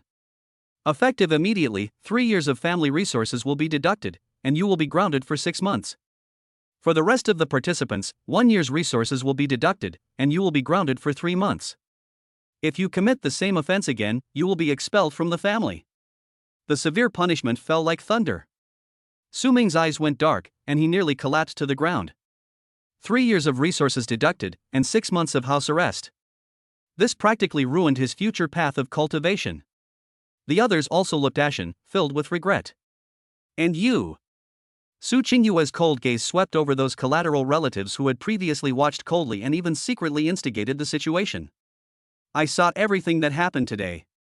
The Su family doesn't support idlers, let alone those who are disloyal. If anyone thinks that I, Su Qingyue, am unworthy of leading the Su family, please stand up. If you don't dare, then just stay in your place. Otherwise, don't blame me for acting according to family rules and being ruthless. The entire banquet hall was so silent that you could hear a pin drop. Everyone was shocked by Su Qingyue's sudden strength and ruthless punishment. No one expected that she would go to such great lengths and be so merciless for that weak and useless son-in-law. This domineering act of protecting her husband is simply. Disbelief swept between Su Qingyue and Lin Feng. Lin Feng continued to sit there quietly, as if all this had nothing to do with him, but when he looked at Su Qingyue, there was a hint of complexity in the depths of his eyes. After Su Qingyue finished speaking, she ignored the other tribesmen and turned to walk to Lin Feng. Under the astonished gaze of everyone, she actually took the initiative to extend her hand to him. Although her tone was still cold, it softened a bit. Are you okay? Let's go back. Lin Feng looked at her outstretched hand, was slightly startled, then smiled, naturally put his hand on it, and stood up. It's okay. Su Qingyue nodded, and in front of all the Su family members, she took Lin Feng's hand and walked out of the banquet hall as if no one was around. Su Muxue also reacted and hurried to follow. Wherever he passed, the crowds quickly parted. No one dared to stop him, no one dared to speak. It was not until the 3 figures disappeared at the door that the silent banquet hall exploded into an uproar of discussion. Su Heng's face turned pale, and the wine glass in his hand creaked as he squeezed it. He just tried it a little, but he never expected that Su Qingyue's reaction would be so intense and direct, which completely disrupted his calculations. Tonight, Su Qingyue defended her husband in the most domineering way, and once again announced to all members of the Su family who was the real master of the Su family. After this incident, the weight of Lin Feng, the son-in-law, in Su Qingyue's heart has become a huge question mark in everyone's mind. Chapter 41 True Intentions, Ripples in the Heart. Su Qingyue took Lin Feng's hand and left as if no one was around. All sorts of discussions immediately filled the entire banquet hall. Am I seeing things right? Sister Qingyue, she actually did it for Lin Feng. Deduct 3 years of resources. Grounded for 6 months. This punishment is too severe. It's more than just heavy. This is absolutely merciless. Su Ming's life is over. The most important thing is attitude. Didn't you hear? To insult him is to insult me. This is simply elevating Lin Feng's status to the same level as her own. And that last sentence, if you think I'm unworthy of leading the Su family, you can just stand up. Oh my god, that's too harsh. This is to establish authority. Using this as an opportunity to crack down on all those who are restless. The discussion was filled with shock, confusion, and a hint of awe. They just thought her domineering behavior of protecting her husband was very strange, but they didn't know Su Qingyue's intention. As a time traveler, Lin Feng often read various palace fighting novels in his previous life. Coupled with his current spiritual attribute of 500 points, his mind is extremely clear and he analyzed Su Qingyue's intentions in an instant. Su Qingyue's actions just now were not just about protecting a husband. It was also a political statement, a powerful demonstration of authority. The Su and Huang families are engaged in open and covert strife, external pressure is mounting, and internal sentiment among the collateral branches is unsettled. At this critical juncture, Su Qingyue needs to find an opportunity to reconsolidate the authority of the main branch and deter the scoundrels. However, Su Ming and the others' provocations against Lin Feng play right into her trap. Lin Feng, the well-known soft persimmon and useless son-in-law, became the perfect entry point. Humiliating him was a low-cost, seemingly safe move, but it could effectively test the bottom line of the main force. Su Qingyue chose this point to explode, striking back with the strongest possible attitude. The signal she sent was incredibly clear. First, Su Qingyue's people, regardless of their strength, must not be disrespected. This is to maintain her absolute authority as the head of the family and the helm of the group.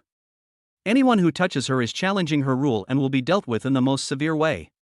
Second, the Su family must speak with one voice and stand united against the outside world. Any internal friction, dragging one's feet, or even harboring ulterior motives at a critical moment was something she absolutely could not tolerate. She took this opportunity to severely rebuke the collateral forces represented by Su Hong, warning them to put aside their petty thoughts.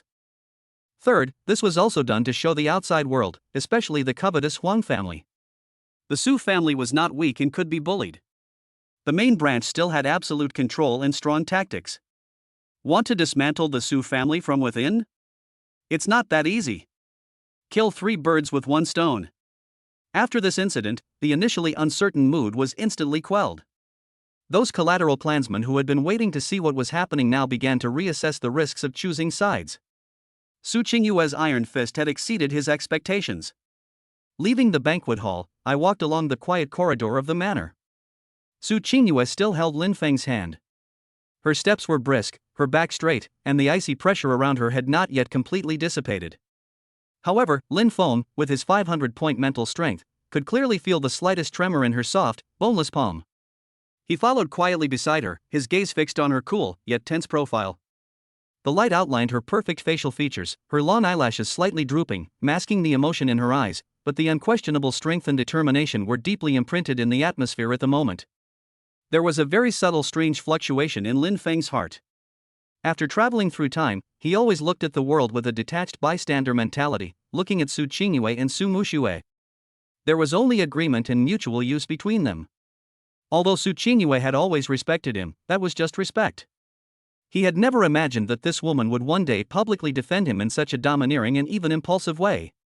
Although he knew that there were deeper political considerations and a declaration of personal authority behind this, and although he knew her true intentions, her domineering behavior of protecting her husband was super cool and super charming, which made his heart beat. Su Muxue, who was walking beside him, had an even more complicated mood. She looked at her sister's back as she strongly defended Lin Feng, and then secretly glanced at her brother-in-law who was still calm next to her. Her mind was a mess. First, there was Lin Feng's performance tonight. Facing Su Ming's first challenge, he had easily overcome it with his incredible wine-tasting abilities, even nearly making Su Ming bark like a dog in public. This had completely overturned her perception of waste. This guy, when did he understand all this? Then, there was her sister's attitude. She actually, would she get so angry over him? She even went so far as to severely punish the collateral branch and say such things? This was more shocking than seeing the sun rise in the west. Wasn't her sister always so businesslike and cold and inhumane? How could this be? Thinking back to the strange coincidences when the ruins were attacked, his calmness when dealing with difficulties at school, and the strangely good results in the physical fitness test, one after another, the details that had been overlooked before now flooded into my mind. An absurd yet irresistible thought became increasingly clear: this Lin Feng was definitely not as simple as he seemed. At the same time, the strength and ruthlessness displayed by her sister tonight also made her feel for the first time so intuitively the cruelty of the internal struggle within the family and the enormous pressure her sister was carrying. The 3 of them returned to the main house area in silence. At the stairs, Su Qingyue finally recovered, the coldness on her face softened a little, but she suddenly glared at Lin Feng and said, "Don't let go." Lin Feng looked at his recovered wife and felt the soft touch in his hand. For some reason, he suddenly wanted to tease her. He scratched her palm with his fingertips and said, "What's wrong?" "I'm holding my wife's hand." "It's not illegal." Su Qingyue's face suddenly turned red. She shook her hand and broke free from Lin Feng's hand. She snorted coldly and walked upstairs without looking back. In the corridor, only Lin Feng and Su Muxue were left. Su Muxue looked at Lin Feng and opened her mouth, as if she had countless questions to ask, but when the words came to her lips, she didn't know where to start. In the end, she just glared at him with a complicated look, snorted, turned around and went upstairs to her room. Lin Feng stood there, looking at the closed door in the direction of Su Qingyue's study, then looked at the stairs where Su Muxue disappeared. He raised his hand and touched the back of his hand that Su Qingyue had just held. There seemed to be a trace of warmth still left there. He narrowed his eyes slightly, and light flickered in his deep eyes. After tonight, the waters of the Su family seemed to be stirred even deeper. And his own position in this deep pool seemed to have also undergone subtle changes. He turned and walked towards his room with steady steps. No matter how deep the waters, one's own strength is the only unsinkable ark. He knows this better than anyone else. Chapter 42, The Secret Realm appears, and the storm is stirring. North of Jiangcheng, deep in the Tsunyun Mountains, there is a sparsely populated primeval forest area. In recent days, abnormal energy fluctuations have been detected in this area. At first, it was just a faint, intermittent spatial ripple that attracted little attention, thought to be some rare celestial phenomenon. But as time went on, the energy fluctuations not only did not weaken, but became more frequent and intense. In the core area of the fluctuation, space even began to show visible distortions, and occasionally strange streams of light flashed from the center of the distortion. After several days of detection and analysis, the conclusion was finally determined. This is a new secret space that is slowly merging with the real world and is about to be born. Judging by the intensity of the energy fluctuations, this is a low-level secret realm. This means its interior is relatively stable, with weaker laws of suppression. Based on the energy emanating from the secret realm and the stability of the surrounding space, it is predicted that only those with cultivation levels below the level of Marshal or early Marshal King are permitted to enter. Forcible entry by a higher-level cultivator could cause the space to collapse. This secret realm is expected to be revealed in 3 days. The news spread throughout Jiangcheng in an instant as if it had wings, becoming the focus of everyone's heated discussion. Secret realm. These two words hold unparalleled magic in the world of high martial arts. They signify unknown dangers, but also limitless opportunities. New secret realms usually contain rich resources, including rare minerals, magical herbs and precious medicines, lost ancient technologies or martial arts heritage, and even natural treasures that can improve your aptitude. For any force, the discovery of a new secret realm is enough to cause a huge sensation and a crazy scramble. Although this is a low-level secret realm, the chances of finding high-level resources are relatively low. However, the risks in low-level secret realms are generally relatively manageable. Especially for the young descendants of the major families, this is not only a place to obtain resources, but also an invaluable opportunity for training and a chance to rise to prominence. In secret realms, explore unknown environments, battle monsters, and even clash with other explorers. This is the best way to quickly improve your combat skills and sharpen your character. If you encounter something extraordinary, you might even soar to the sky. The river city was suddenly in turmoil. Greed, desire, ambition, caution, all kinds of emotions surge in the undercurrent. However, there's only one entrance to the secret realm, and its limited capacity makes it impossible to accommodate everyone. How to allocate the entrances instantly becomes the most pressing issue. This will inevitably exclude the common people and weaker factions, and will become a source of open and covert competition among the major factions. The Jiangcheng City Lord's Mansion, the Warrior Alliance Branch, the Mercenary Guild, major families, university research institutes, all the influential forces received the information and took action almost at the same time. Although Jiangcheng is nominally governed by the City Lord's Mansion, it is actually composed of multiple forces, including the 4 top-tier families, the Warrior Alliance, and the Mercenary Guild, which check and balance each other. Faced with such huge profits, everyone wants to get a bigger piece of the pie, and no one wants to give up an inch. The overt and covert game unfolded quickly. The City Lord's Mansion attempted to take the lead in distribution and reconcile conflicts in its official capacity. The Huang family, with its increasingly arrogant attitude and ambiguous relationship with the Murong family, made an exorbitant demand. Although the Su family was not as powerful as it was at its peak, it still had the foundation of a first-class family and refused to retreat, trying its best to fight for opportunities for its children. Several other second-rate families that were slightly inferior also united and tried to huddle together. The Warrior Alliance and the Mercenary Guild, with their huge size and neutral relative status, demanded a corresponding share. At the negotiation table, verbal attacks, bargaining, threats and compromises were used with every possible means. The atmosphere in the conference room was even more intense than that of a battlefield. Just when all parties were arguing fiercely, a heavyweight figure expressed his position. Lei Hao, vice president of Jiangcheng University, spoke on behalf of the school with a firm attitude. Jiangcheng University, as the world's highest-level institution of learning in Xia country, shoulders the important task of cultivating future talents. These low-level secret realms are excellent practical classrooms and scientific research objects. The university should obtain corresponding exploration quotas for teaching, scientific research and training of outstanding students. His reasons were very reasonable, and he continuously released the pressure of the martial master, so no one dared to underestimate him. More importantly, Jiangcheng University's neutrality and strong research and teaching capabilities make it a balance acceptable to all parties.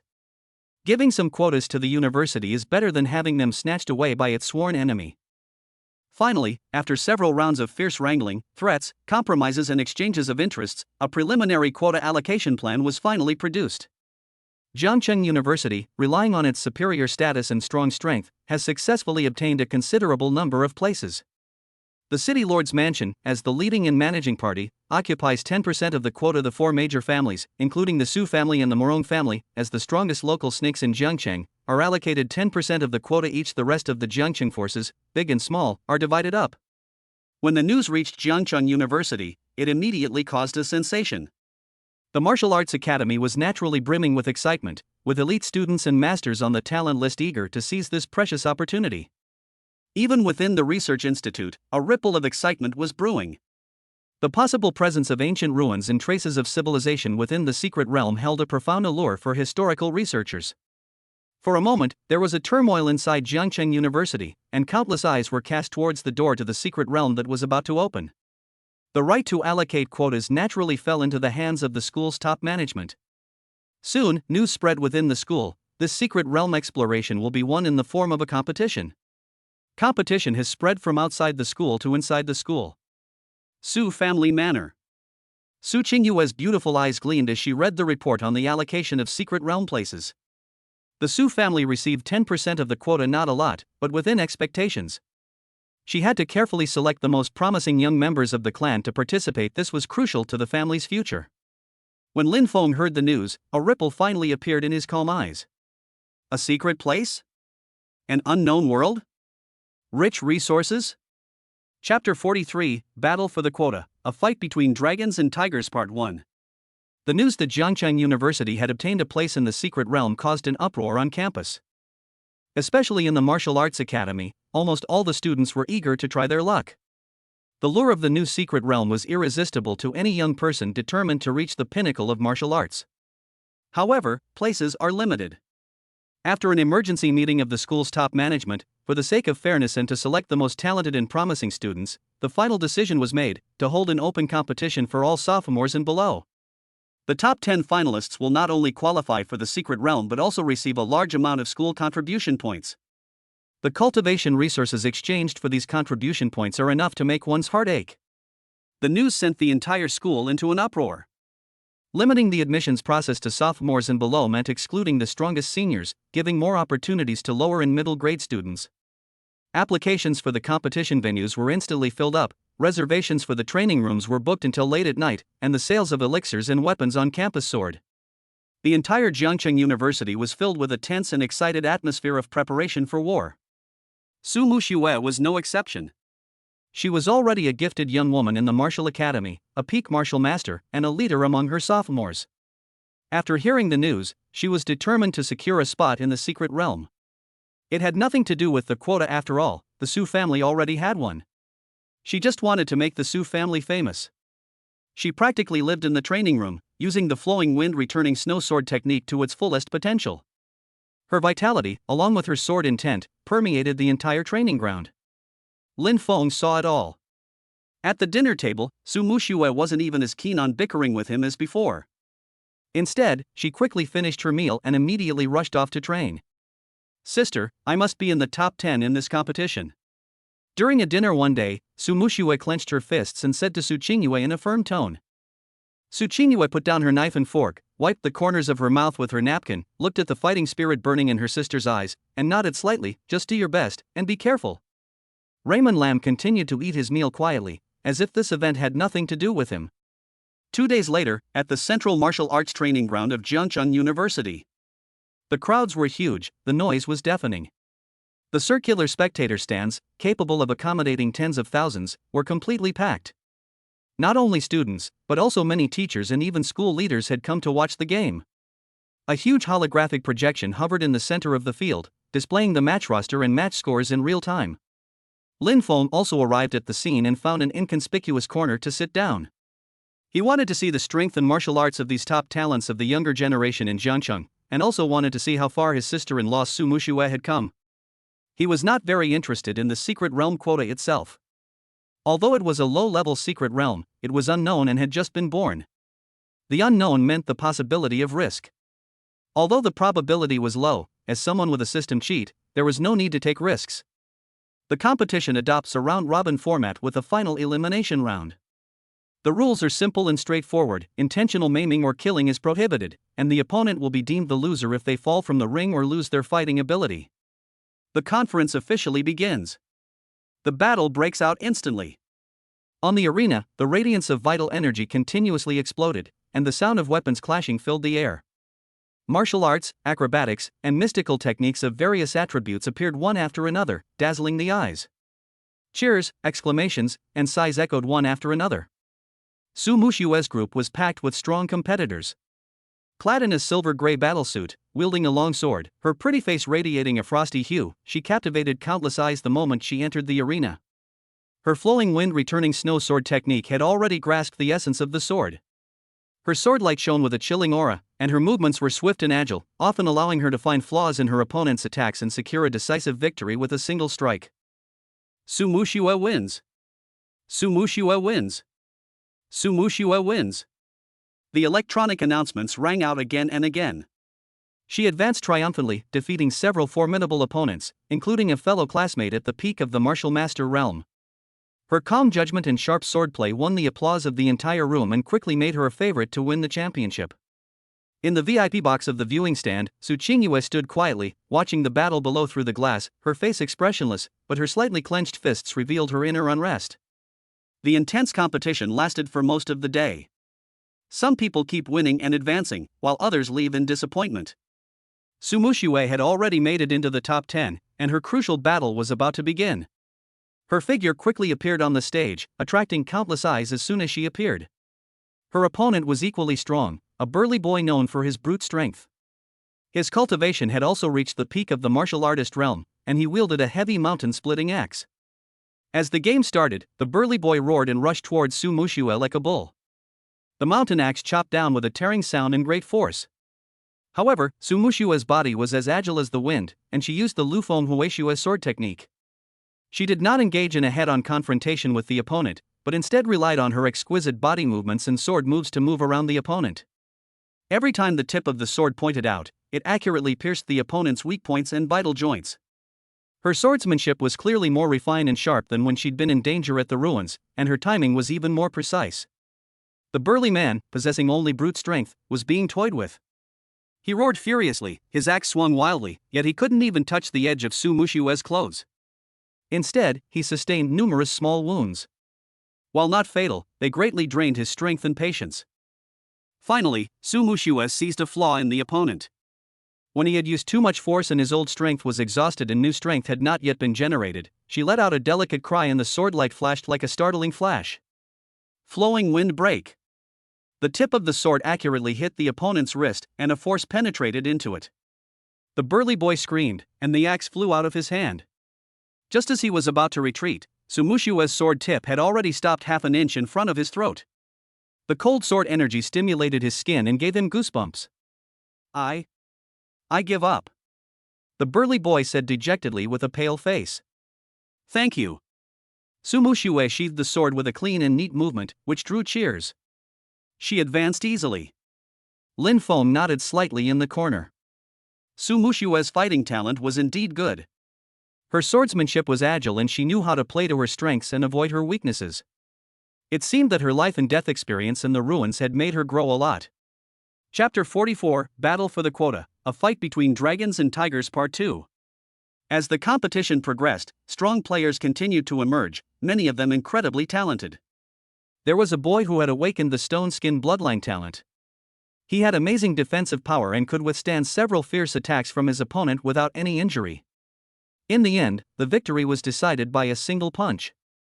There was a girl who was good at using hidden weapons and poisons. She had a ghostly figure and her attacks were tricky and hard to defend against. Her opponents were often poisoned and defeated for no apparent reason.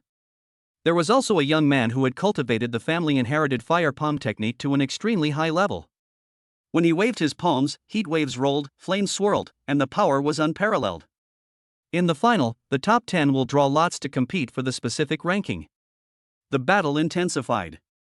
Every one of the top 10 was a genius among geniuses, each with their own unique skills and trump cards. In the quarterfinals, Su Mushue encountered the young man with the flame palm.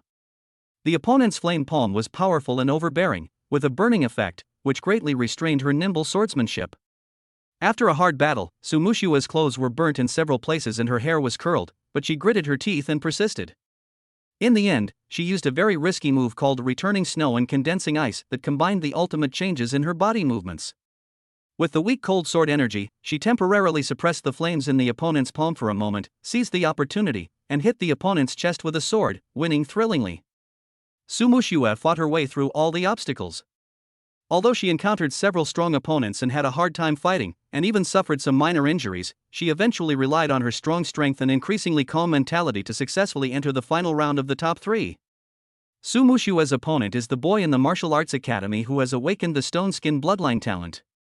He is famous for his defense and endurance. His cultivation has also reached the peak of martial arts. His rock fist is watertight, and his vitality is strong, making him extremely difficult to deal with. The battle was deadlocked from the outset. Sumushua's sword flashed like a raging storm, but it was unable to break through the opponent's abnormal defense. Instead, the opponent's counterattack shocked her blood and made her arms numb. Senior Mushue seems to be in trouble. The opponent's defense is too strong. It's impossible to break it. If this continues, senior sister Mushue's vitality will be exhausted first. There was a worried murmur in the stands. Sumushue was sweating profusely, her breathing rapid, but her beautiful eyes burned with an unyielding fire. She knew she couldn't go on like this. She took a deep breath, a flicker of determination in her eyes. She poured the remaining vital energy into the sword frantically, causing it to hum. The air around it plummeted in temperature, even forming tiny ice crystals. Flowing wind returns to snow ice sealed. She gave a delicate cry and her body spun rapidly. She became one with the sword and transformed into a huge tornado of ice and snow. She abandoned her defense and attacked with all her might, trying to break through the opponent's defense with her brutal force. This was the strongest move she had just figured out under pressure. It consumed a lot of energy. After one strike, regardless of success or failure, she would lose the strength to fight again. Boom! The ice and snow tornado and the rock fist collided fiercely. A sharp friction sound and the sound of vital energy exploding rang out. Ice chips and earth and rocks flew everywhere. The stalemate lasted for 3 full seconds. Snap! A subtle but clear shattering sound was heard. A crack finally appeared on that solid rock fist. But it quickly returned to its original shape. Sumushue landed on the ring, leaning on the ground with her sword, her body shaky and her face pale as paper. It was obvious that she had drained her last bit of energy and was no longer able to fight. On the other hand, the opponent was unharmed except for his torn clothes. The winner is Shirley, the referee announced loudly. The whole audience was silent for a moment, and then broke into thunderous applause and cheers. It's amazing. It's wonderful. Shirley is so abnormal. Especially that last sword strike, it was so powerful, but it couldn't even break his defense. Yes, even a general wouldn't dare to say that he could easily take that move, but he took it without any damage. Although Sumushue is not bad, she ran into this pervert. Sumushue listened to the discussions around her, gritting her teeth, her face pale. She knew she had tried her best and had anticipated the outcome before the fight began, but she still felt uncomfortable after losing. Finally, after a fierce battle, the top 10 rankings were settled. The first place winner was Shirley. His stone skin talent gave him an abnormally strong defense. He left his opponents with no chance of success, often exhausting their entire energy without being able to harm him at all, ultimately leading him to the top spot. The second one is the master of hidden weapons and poisons who appears and disappears at will and is extremely feared by everyone. And Sumushue achieved an excellent result of 3rd place. When she received the token representing 3rd place from the referee, despite the injuries and the tattered clothes, her pretty face was flushed. This result was the best affirmation of her strength. There was a burst of warm applause and cheers in the stands, especially from some of the Su family's collateral branches, who felt proud of it. On the rostrum, school leaders also nodded in approval. This girl from the Su family is pretty good. The flowing wind returning snow sword has reached a certain level of maturity, and my character has also been honed. 3rd place, well deserved. Lin Feng, who was in the corner, looked at his sister-in-law on the stage with a faint smile on his face. Although this sister-in-law had a bad temper, she did have the capital to be proud. However, his gaze quickly swept over the other top 10, his eyes slightly deep.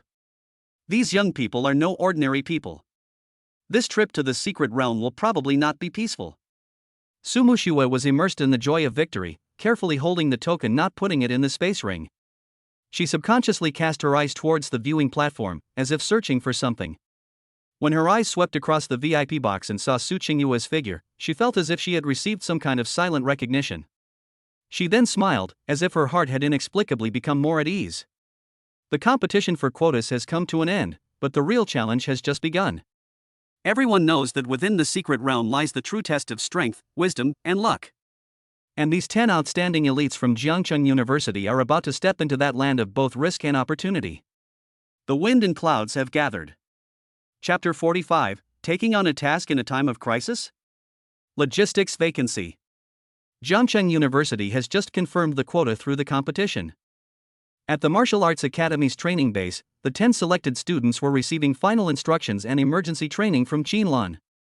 As a newly promoted martial arts king and director of the Research Institute, she was well suited to lead the Secret Realm expedition, given her strength, qualifications, and expertise. Being led by a powerful martial king himself undoubtedly provides the strongest insurance for this exploration mission, and also demonstrates the school's emphasis on the safety of these students. At the moment before departure, everything seemed to have been arranged. There are 10 students, an elite teacher from the Martial Arts Academy as deputy leader, and an assistant teacher Zhang carefully selected from the Liberal Arts Academy. This assistant teacher is good at shorthand and drawing, has certain knowledge of survival in the wild and the ability to make preliminary identification of cultural relics. He is responsible for the logistical record-keeping work throughout the process and retains first-hand information for subsequent academic research. However, just before departure, when the final inventory of supplies and personnel were being checked, an accident occurred. "Director, this is bad." A student hurried over and reported to Qinlan anxiously, "Assistant Professor Zhang from the College of Arts just had an emergency at home. The doctor said it was acute poisoning. He needs to stay in bed for at least a week and definitely can't leave with the team." Qinlan's eyebrows furrowed as she heard this, and she cast a cold glance at the student. "Sudden emergency? At this critical moment?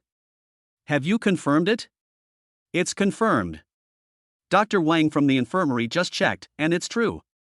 The student nodded quickly. "What should we do now?" "It's too late to find a suitable recorder on short notice. The other qualified lecturers are either teaching or conducting research outside, and..." The student hesitated for a moment and whispered, "And I heard that we're going to a new secret realm, so we're a little concerned." A new secret realm means opportunities, but also unknown risks. It might be a good thing for the martial arts students, but not necessarily for the liberal arts students. Qinlan's face darkened. Time was running out, and the team was about to depart. The lack of a key logistical recorder would undoubtedly cause many inconveniences to the exploration work, and a lot of first-hand information might not be saved in time. Her mind raced through the names of qualified teachers from the Arts Academy. As the teaching assistant had said, they were either too busy or unwilling to go. Should she temporarily transfer a thoughtful student from the Martial Arts Academy to take the position? But with a mismatched major, they might miss out on important information. At this moment, her eyes accidentally swept out the window, and she saw Lin Feng walking out of the library not far away, holding a few thick ancient books under his arm, and walking slowly towards Wenhua Building. Raymond Lam. Qinlan's gaze instantly fixed on him. The various abnormal signs of this relative recently were quickly pieced together in her mind like fragments. This man is definitely not as simple as he appears. He is hiding a secret. Let him go to the secret realm? A bold idea instantly flashed through Qinlan's mind. Risk? Yes, he had no cultivation skills, after all, but... In a flash, Qinlan had made a decision. "Go notify Assistant Professor Lin Feng from the Faculty of Arts," Qinlan said to the student who was still waiting for instructions. "Tell him that the post of logistics recorder for the exploration team is temporarily vacant, and he will be filling it immediately. Have him report to the logistics department immediately and depart with the team." "Ah? Assistant Professor Lin. Lin Feng?" The student was obviously stunned, his face full of surprise. "Director, he is." He wanted to say, "He's a loser," but seeing Qinlan's cold eyes, he swallowed the words back. "He has no experience in outdoor exploration, and his cultivation, isn't it too dangerous?" "Follow orders." Qinlan's tone remained unchanged. "Tell him that this is a school work arrangement and he cannot refuse." "Yes." The student didn't dare to ask any more questions. Although he was full of doubts, he still hurried to pass on the message. Xinlan looked at the students receding back, and her gaze once again turned to the direction where Lin Feng disappeared outside the window, her eyes deep. Lin Feng, I hope you, 1T let me down. In the Wenhua building, in Lin Feng's small teaching assistant office. He had just put down the ancient book in his hand and was about to sort out some recent speculations about ancient physical cultivation when there was a hurried knock on the door. Assistant Professor Lin. Is Assistant Professor Lin here? Emergency notice. Lin Feng opened the door and saw the student with a strange expression and panting. What's the matter? Lin Feng asked calmly. The student took a deep breath and tried to sound businesslike. Assistant Professor Lin, I'm here to inform you by order of Director Qin Lan. Assistant Zhang, the logistical recorder originally scheduled to join the Secret Realm exploration team, has been unable to make the trip due to an unforeseen incident. We've decided that you will temporarily take over the position and be responsible for the logistics of this expedition. Please go to the logistics department immediately to collect your equipment and gather at the college gate to depart. After saying this, the student himself felt that the order was a bit outrageous and looked at Lin Feng cautiously, ready to see him panic or make excuses to refuse. However, Lin Feng's reaction was completely beyond his expectations. Lin Feng was just slightly startled, with a hint of surprise flashing in his eyes, and then he regained his composure, as if he had just received an ordinary class change notice. Qin Lan directly asked him to go? This was a bit unexpected. He had guessed the school might send someone from the College of Arts, but he hadn't expected it to be him. Was there no one available? Or Secret Realm, low-level Secret Realm. Lin Feng's mind raced. This was indeed an unexpected opportunity. Not only could he observe the secrets of this world up close and verify the records in ancient books, but he could also personally experience the energy environment and possible ancient relics within the Secret Realm. This might be of great benefit to his research on his own attributes. As for danger? In theory, in a low-level Secret Realm, no threat higher than the martial level could emerge. With his current stats exceeding 500 points and the rudiments of his special attribute effects, he was more than capable of protecting himself. I understand. Lin Feng nodded, his tone calm and unperturbed. I'll go to the logistics department right away. The student. He looked at Lin Feng's calm expression, as if saying, okay, I'll go move some bricks, and for a moment he didn't know how to react. Did this assistant Lin really not know how dangerous the Secret Realm was, or was he just out of his mind? It was not until Lin Feng locked the office door and signaled him that he could leave that the student woke up from his dream. He looked at Lin Feng with complicated eyes and turned to leave.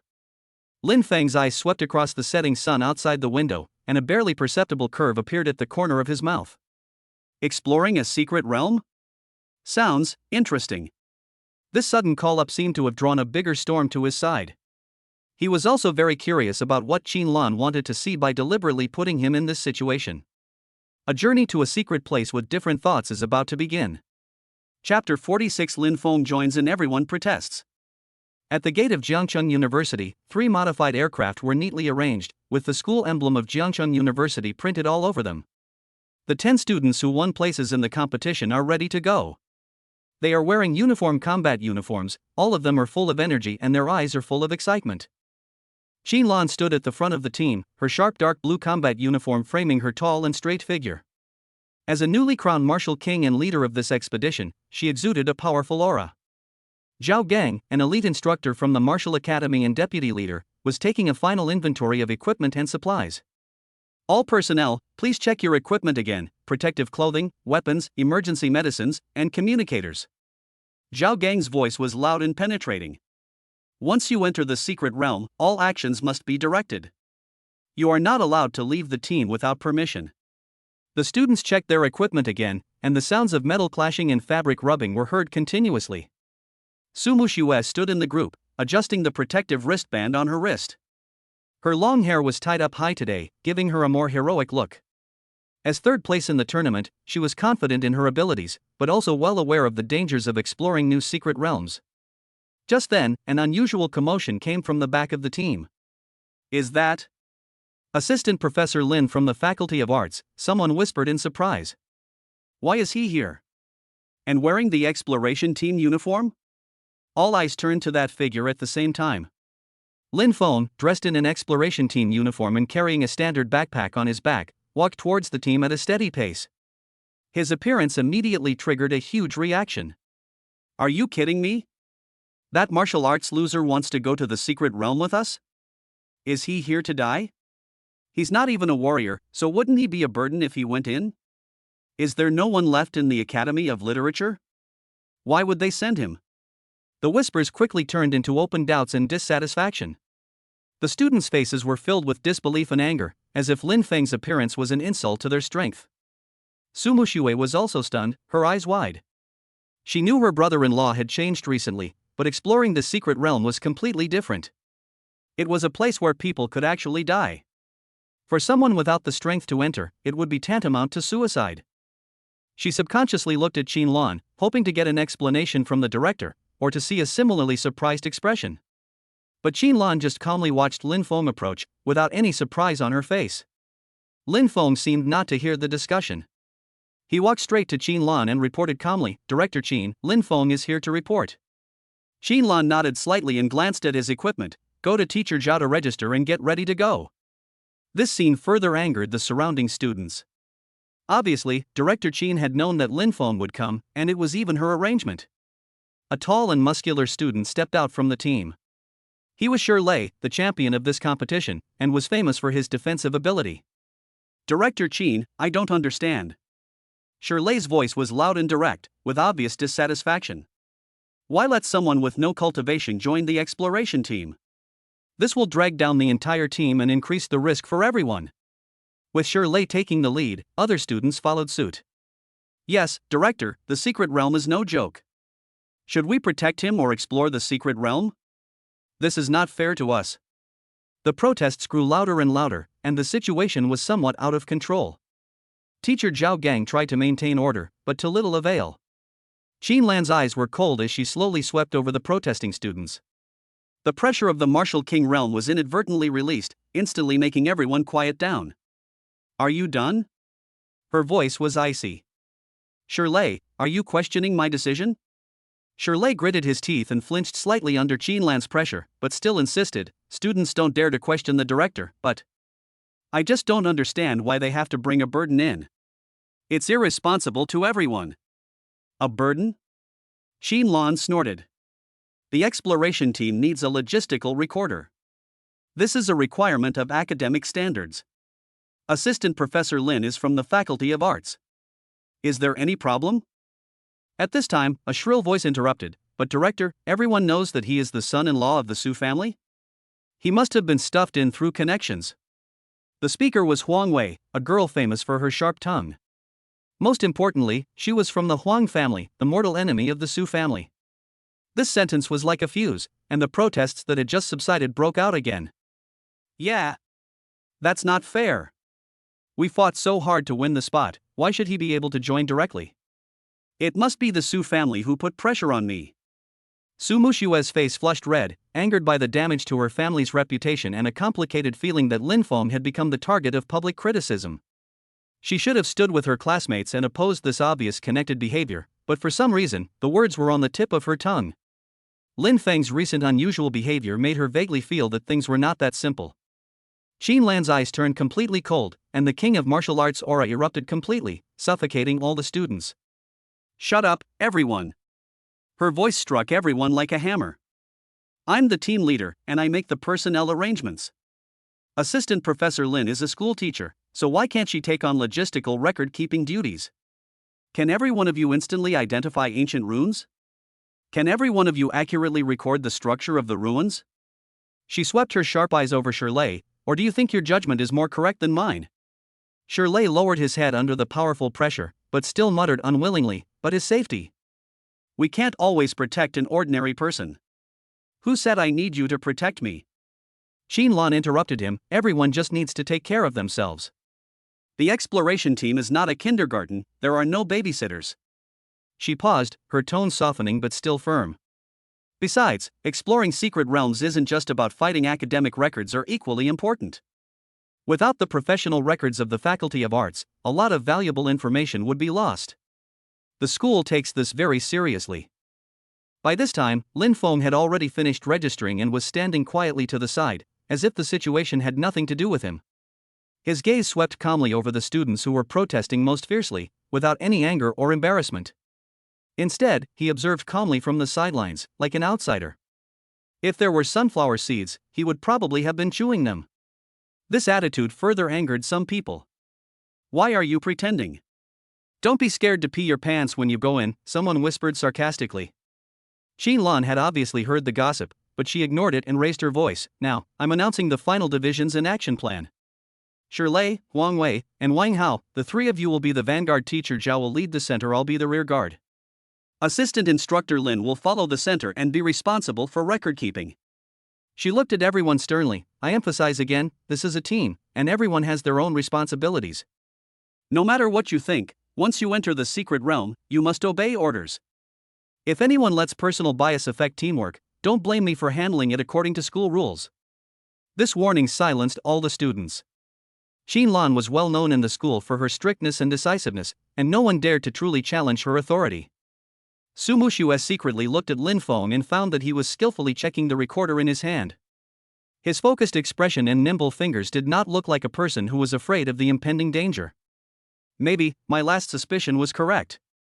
He is not as simple as he seems. This is so clear.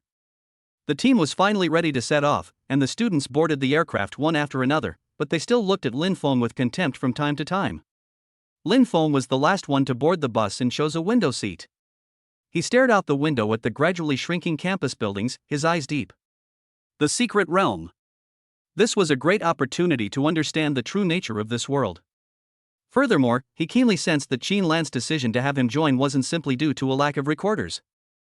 Chapter 47, Powers Gather, Undercurrent Surges. An hour later, the aircraft arrived near its destination. The entrance to the valley was temporarily blocked by the military. After presenting a special token and passing inspection, the exploration team finally entered the valley. The scene before them made all the students gasp. The originally deserted suburban valley has now become a temporary camp, with dozens of tents and temporary buildings scattered everywhere. Warriors in different costumes come and go, and the atmosphere is tense and orderly. What is eye-catching is the area in the center of the camp, which is shrouded by an energy barrier. A twisting and rotating light gate can be vaguely seen, which is the entrance to the secret realm. But what is even more shocking is the various forces that have gathered in front of the light gate. The entire valley is roughly divided into 4 areas, each of which is stationed with a team with clear flags and a strong aura. "Look over there, people from the Morong family," a student exclaimed in a low voice.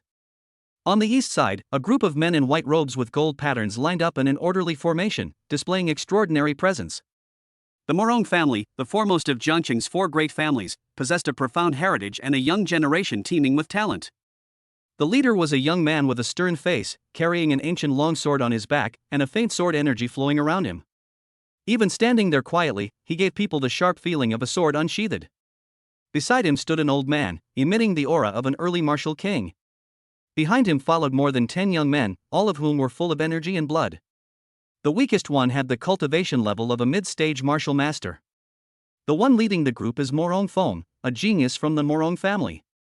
He's already reached the peak of martial arts commander before he's 30 years old. It's said that he's already halfway into the realm of martial king.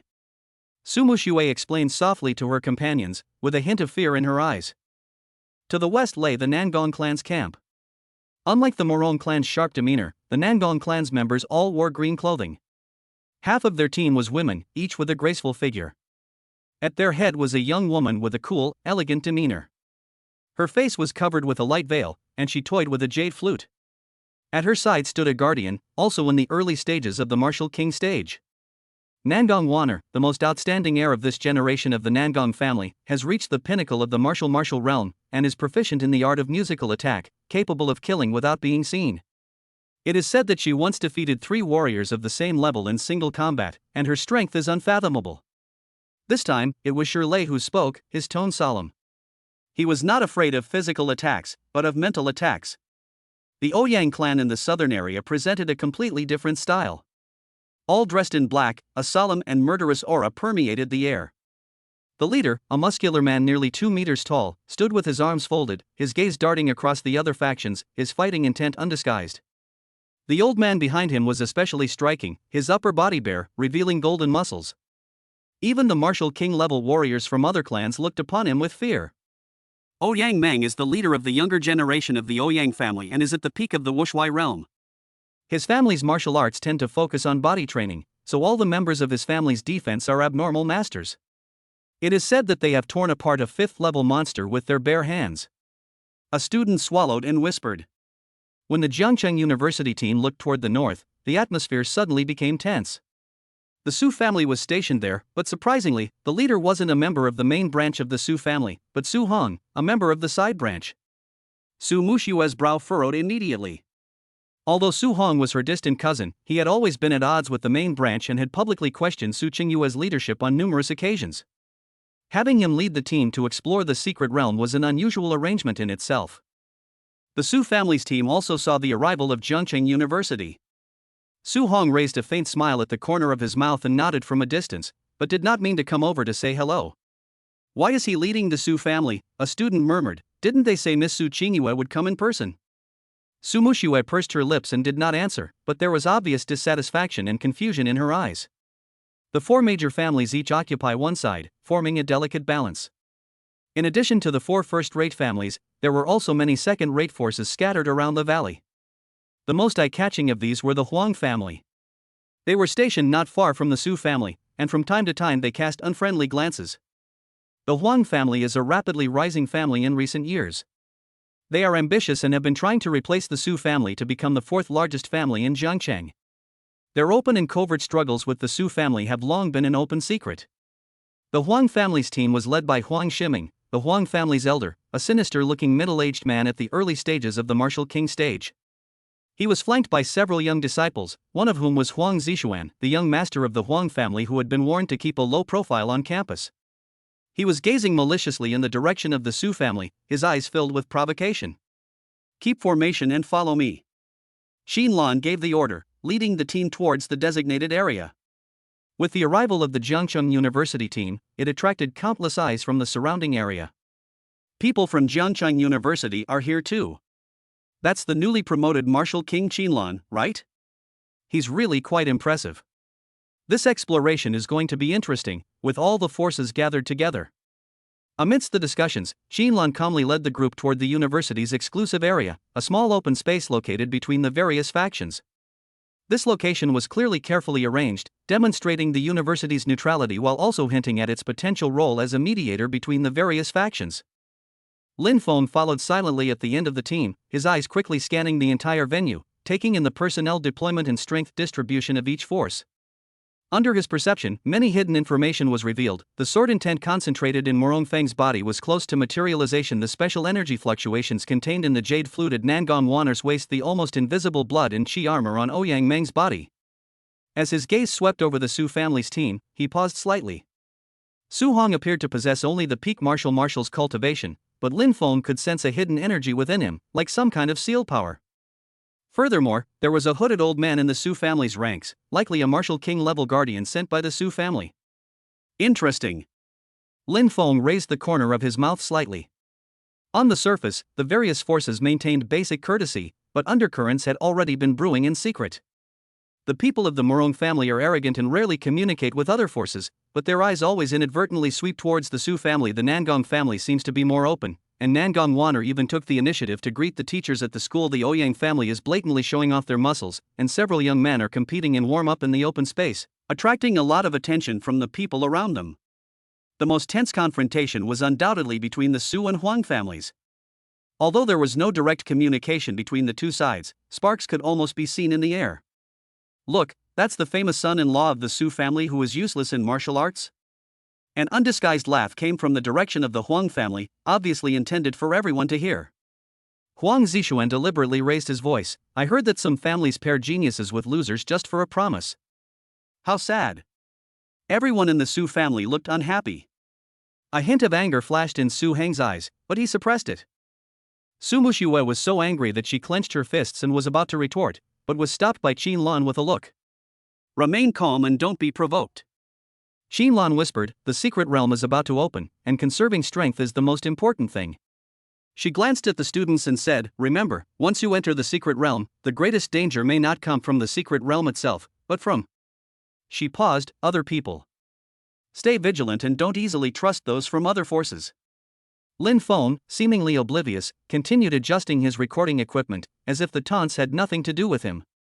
This attitude only bored the Huang family, and they gradually stopped provoking him. As time went on, the atmosphere in the camp grew more tense, with each faction secretly observing the others, assessing the strength and intentions of their competitors.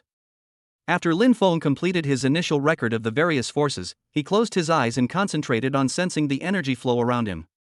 His spiritual attributes allowed him to perceive details that ordinary people could not. The energy fluctuations at the entrance to the secret realm were gradually stabilizing, and it seemed that a new world was about to emerge. At the same time, he also noticed several unusual phenomena. The leader of the Murong family would occasionally exchange glances with the Huang family, as if they had a tacit understanding. The Nangong family completely stayed out of the matter, not communicating with any other forces. The Huang family members were scattered throughout the camp, seemingly at random, but in fact they occupied several key positions. What caught his attention even more was that among the small factions on the edge of the camp, there were several people with unusual auras. They ostensibly belonged to different organizations, but their actions had an inexplicable sense of coordination, clearly having received similar training. Interesting. Lin Feng whispered to himself, with the corners of his mouth slightly raised. Exploring this secret realm proved far more complex than he had anticipated. Various factions were engaged in open and covert struggles, undercurrents surged, and the mysterious energy of the realm itself made him uneasy. At this moment, the light gate at the entrance to the secret realm suddenly fluctuated violently, the colorful light became brighter, and the energy concentration of the entire valley rose sharply. The secret realm is about to open. Someone shouted, and all forces immediately took action and moved towards the light gate. Xinlan turned to face everyone and gave a final reminder: remember, maintain formation after entering. Don't initiate conflict when you encounter people from other factions, but don't be cowardly either. The school is a neutral institution, but that doesn't mean we will allow others to manipulate us. Her gaze deliberately lingered on Lin Feng for a moment, then she waved and said, "Get your equipment ready and get ready to go in." Suddenly, the entire camp was in turmoil, and forces from all sides formed up and gathered at the entrance. Go in. With Qinlan's order, the Zhengcheng University team was the first to step into the light gate. Other forces also took action almost at the same time, and figures one after another sank into the light curtain and disappeared. An adventure full of unknowns and dangers is about to begin. Chapter 48, Exploring the Secret Realm, Attributes Revealed. The moment they stepped through the light gate, a feeling of dizziness washed over everyone. When their vision cleared again, the exploration team was already in a completely unfamiliar world. Twin moons shone brightly in the sky, casting airy, dappled shadows on towering trees. Strange plants glowed faintly, and the air was thick with a powerful energy several times stronger than that outside. The deep roar of a demonic beast in the distance added a touch of mystery and danger. People from all sides appeared one after another, quickly dispersed, kept a safe distance and were wary of each other. Keep the formation and be alert to your surroundings. Xinlan's voice instantly brought the students back to their senses. The students of the Martial Arts Academy quickly formed a defensive formation, protecting Lin Feng in the center. Each of them had a look of nervousness and excitement on their faces as they surveyed the world with curiosity. Lin Feng took a deep breath, sensing the vibrant energy particles in the air. With his extraordinary perception, he could see the complex yet orderly flow of energy in this secret realm. His spiritual attributes, exceeding 500 points, allowed him to clearly see subtle energy changes that ordinary people couldn't perceive. Record: the concentration of spiritual energy inside the secret realm is about 3.7 times that of the outside world. The energy attribute is biased towards the wood element, and there are unknown energy fluctuations. Lin Feng turned on the recorder and began to work calmly, as if he was just conducting an ordinary field survey. Su Muxue glanced at him, a hint of surprise flashing in her eyes. Most people from the Academy of Literature would show obvious discomfort when entering the secret realm for the first time, but Lin Feng was unusually calm. Teacher Zhao, lead the vanguard team to explore the 500-meter area ahead. Su Muxue, lead the squadron team to collect plant samples from the surrounding area. The rest of you remain vigilant. Xinlan quickly issued instructions. Assistant Professor Lin, please record basic environmental data. The team began to advance in an orderly manner. The students soon encountered the first wave of mysterious creatures, several elk-like monsters. They wore crystal horns on their heads and looked at the humans warily, but did not actively attack. Crystal horned deer, a first-level demon beast, gentle in temperament, and of average value. A student recognized it and looked a little disappointed. Lin Feng's recorder was trained on them, recording their behavior in detail. Simultaneously, his mental perception, like an invisible radar, scanned the surroundings. Suddenly, he sensed an unusual energy fluctuation behind a rock wall in front of him on the left.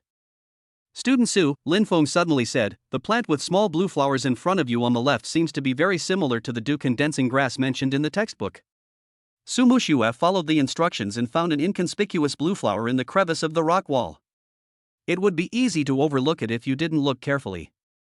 It's really condensation dew grass.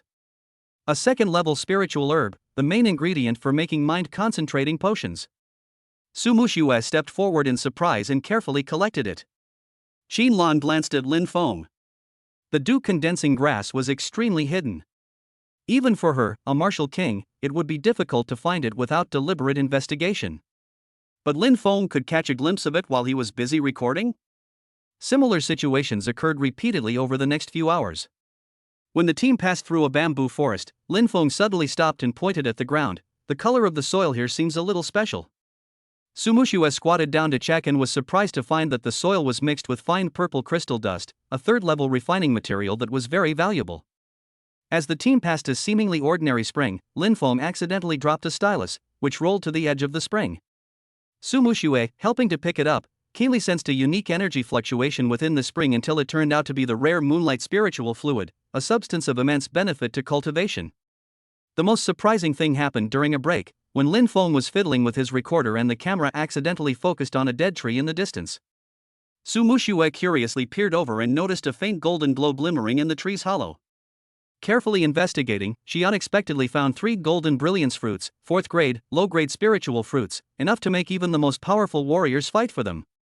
Each time he discovered something, Lin Feng acted like it was pure coincidence or an unintentional hint, but the frequency of his discoveries made Su Muxue increasingly suspicious. In just half a day, she had gained far more from Lin Feng's indirect help than anyone else. "Brother-in-law, Assistant Professor Lin, why do you always find these good things?" During a break, Su Muxue finally couldn't help but ask.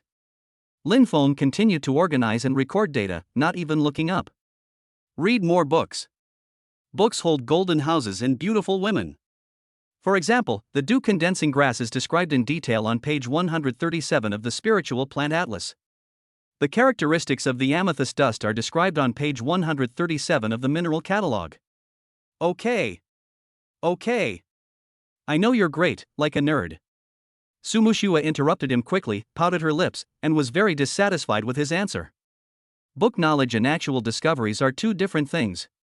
Accurately locating precious resources in this complex environment is not something that can be achieved by just reading a few books. Qin Lan listened quietly at the side, with no expression on her face, but her eyes became more and more profound. In the afternoon, the team entered a dense fern forest. The plants here were unusually tall, and the fern leaves blocked most of the light, making the environment dark and gloomy. Lin Feng suddenly frowned slightly. His mind caught a powerful energy slowly approaching. The energy intensity far exceeded any creature he had encountered before. It was at least a 6th-level beast king. "Director Qin," Lin Feng suddenly said, "the recorder shows abnormal energy fluctuations ahead. We recommend detouring to the right."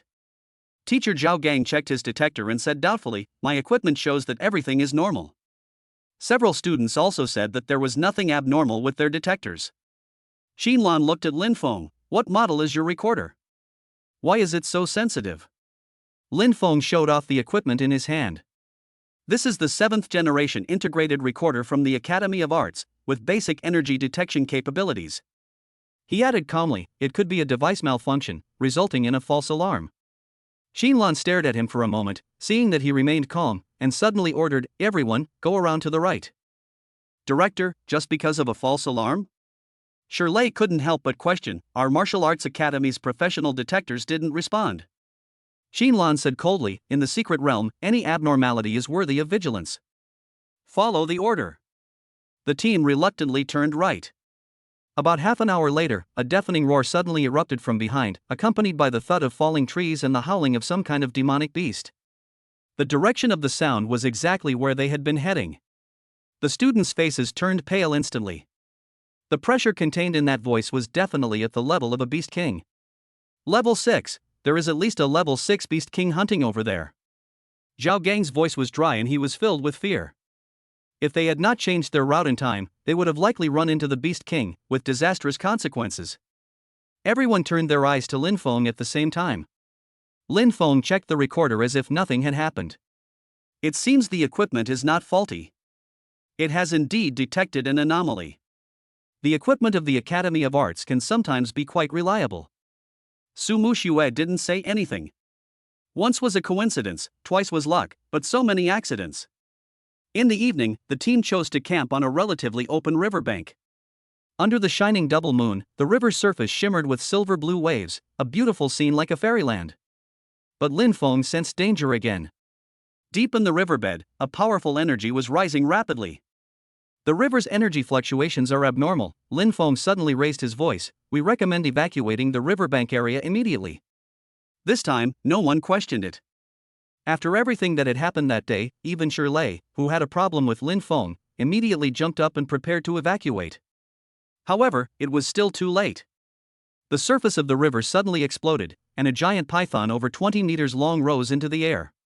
Its scales gleamed with metallic luster under the double moons, and a single horn on its head was surrounded by electric light. Thunder Horn Python. A 5th-tier peak demonic beast, its body is as powerful as a 6th-tier beast king. Zhao Gang shouted in horror, form a defensive formation. The students hurriedly formed a battle formation, but facing a beast comparable to the beast king, many turned pale and their limbs weakened. The Thunderhorn Python's crimson eyes locked onto the camp, the lightning on its horn growing brighter, clearly preparing to attack. Xin Lan was about to take action when Lin Feng suddenly accidentally kicked over a box of plant samples that had just been collected. Several special purple flowers rolled out, emitting a strong smell. Surprisingly, the Thunderhorn Python suddenly became restless, hissing at the source of the smell and stopping. After a moment's stalemate, it slowly retreated back into the river and disappeared. What kind of flower is that? Su Muxue asked in shock. Lin Feng picked up a withered flower and said, Purple nightmare flower, one of the smells that Thunderhorn Python hates the most. It is recorded on page 283 of Habits of Creatures in the Secret Realm. He smiled sheepishly, sorry, I accidentally knocked over the sample box. Xinlan looked at Lin Feng deeply for a long time before speaking, everyone, evacuate this place immediately and find a safe camp. Be extra vigilant tonight. As night falls, the light from the 2 moons shines through the cracks in the tent, casting spots of light on the ground. Su Muxue lay in her sleeping bag, tossing and turning. The day's experiences replayed in her mind, Lin Feng's repeated accidental discoveries, his repeated coincidences reminding her. She quietly got up and walked out of the tent, only to find Lin Feng sitting on a rock at the edge of the camp, gazing up at the twin moons in the sky. The moonlight shone on him, as if he were coated with a layer of silver. At that moment, Su Muxue suddenly had a strange feeling that this brother-in-law, who was regarded as a waste by everyone, seemed to be hiding an unknown secret. In the distance, Xin Lan stood beside her tent, her eyes also falling on Lin Feng with an extremely complicated expression. Chapter 49 Discovering a Treasure, the 4th level Vermilion Fruit. On the 3rd day in the Secret Realm, the exploration team entered an area called Red Cloud Valley. There was a faint smell of sulfur in the air, and hot steam occasionally spurted out from the cracks in the rocks. The ground temperature was obviously too high, completely different from the forests and riverbeds we had experienced before. Record, in the Qixia Valley area, the fire-attributed spiritual energy is abnormally active, and the rock composition contains a large amount of hematite and unknown crystals. Lin Feng continued to record environmental data. Xinlan nodded slightly, her eyes scanning the surroundings vigilantly. Everyone, be careful, this is an active geothermal area, there may be fumaroles and unstable ground. The team advanced cautiously. The temperature rose noticeably, and many students began to sweat. Su Muxue wiped the sweat from her forehead and suddenly noticed Lin Feng. Many students at the martial master level were sweating, but he seemed completely unaffected by the heat, his demeanor as calm as if he were on a spring outing. Aren't you hot? She couldn't help asking. Lin Feng looked up, slightly surprised. Hot. Not bad. The geographical record states that areas with active fire properties are often accompanied by the phenomenon of calmness brings coolness. Just maintain a calm mind. He paused, then added, there's a detailed explanation on page 421. Su Muxue stared at Lin Feng speechlessly. He was just trying to give her a perfunctory answer. And every time he did, he could come up with a bunch of seemingly plausible theories. Didn't you see so many accomplished students sweating? Even teacher Zhao, who was at the martial realm, let out a long sigh. But he was still far from being completely unaffected like Lin Feng. Su Muxue ignored him and continued moving forward. Lin Feng was recording environmental data as usual, but his spiritual attribute of over 500 points had already scanned the surroundings, allowing him to perceive many subtle energy fluctuations. Suddenly, he sensed a source of exceptionally pure and fiery energy, located on a cliff about a kilometer to the northeast.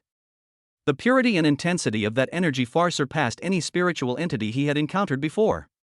A fourth-level spiritual fruit, and it has fire attributes. Lin Feng's mind moved slightly, and he immediately determined what it was: crimson fruit, mature stage. He had seen this spiritual fruit before in the school library and knew its value. It could refine one's physique and vital energy, allowing a peak martial master to reach the general level without side effects. Even for those at the general level, it had a miraculous effect on strengthening their cultivation. On the market, a single raichu fruit was worth several months' income for a small family. Lin Feng continued to record calmly, but he already had a plan in mind. He saw Su Muxue not far ahead, so he casually walked over to her, even passing her a little bit. Su Muxue looked at Lin Feng's profile strangely. He seemed to be concentrating on recording the data of the surrounding environment. At this moment, Lin Feng paused slightly. Although it was extremely brief, it immediately attracted Su Muxue's attention. "Any findings?" Su Muxue asked calmly. Lin Feng pointed to a steep red rock face in front of him on the right. "The rock structure there is somewhat unique. I want to get closer and record it." Lin Feng walked towards the rock face, scanning the rock surface carefully with the recorder. Su Muxue followed curiously. "Look at these lines." Lin Feng pointed at the almost imperceptible traces on the rock wall. "They look like some kind of claw marks, but they don't belong to any known secret creatures." Su Muxue took a closer look and indeed discovered some strange scratches. Just as she was concentrating on studying it, Lin Feng's voice rang out again. "Student Su, look at the red markings on the cliff over there." Lin Feng pointed in the direction of the red fruit and continued calmly. "According to the theory of the correlation between geology and spiritual plant distribution, that kind of rock layer with a high iron content, combined with geothermal steam, is likely to produce special fire-attributed minerals." Su Muxue looked in that direction and saw, as expected, a distinct red pattern on the distant cliffs, which glowed strangely under the twin moonlight. She hadn't paid much attention to it at first, but after hearing Lin Feng's words and considering his previous behavior, she couldn't help but take a few more glances. Just then, a breeze blew by, bringing with it a faint scent of kiwi fruit. Su Muxue had a keen sense of smell and immediately caught the scent. "What's that smell?" She subconsciously took a deep breath and felt refreshed, and the vitality in her body became more active. "This fragrance." Her eyes suddenly lit up. "It's like the aroma of a ripe high-level spiritual fruit." Lin Feng pretended to be surprised. "Spiritual fruit? Didn't they say there might be minerals?" "No, this is definitely the scent of a spiritual fruit." Su Muxue suddenly became excited, and judging from the aroma, it's at least a third-level fire-attributed spiritual fruit. She immediately reported to Qin Lan. "Director Qin, there seems to be some high-level spiritual fruit ripening in the northeast. Please go and investigate." Qin Lan glanced at Lin Feng with a deep look in her eyes, then nodded. "Okay, but you must be careful." "Yes." Su Muxue couldn't wait to run towards the cliff, and Lin Feng and Qin Lan followed closely behind her. Lin Feng continued recording data, but a trace of his mental energy remained focused on the movements over there. Qin Lan walked over to him and casually asked, "Assistant Professor Lin, are you very knowledgeable about the connection between geology and spiritual plants?" "It's just book knowledge," Lin Feng replied modestly. "The collection of books in the Academy of Literature is quite rich." Qin Lan stopped talking, but her eyes clearly showed disbelief. Meanwhile, Su Muxue was nearing the cliff. The closer she got, the stronger the aroma became, which invigorated her. Carefully, she climbed the cliff and soon discovered a hidden cave from which the aroma emanated. "Be careful, there must be a guardian beast nearby for spiritual fruits of this level," Qin Lan reminded. Su Muxue perked up, drew her sword, and cautiously entered the cave. Lin Feng and Qin Lan stood guard at the entrance.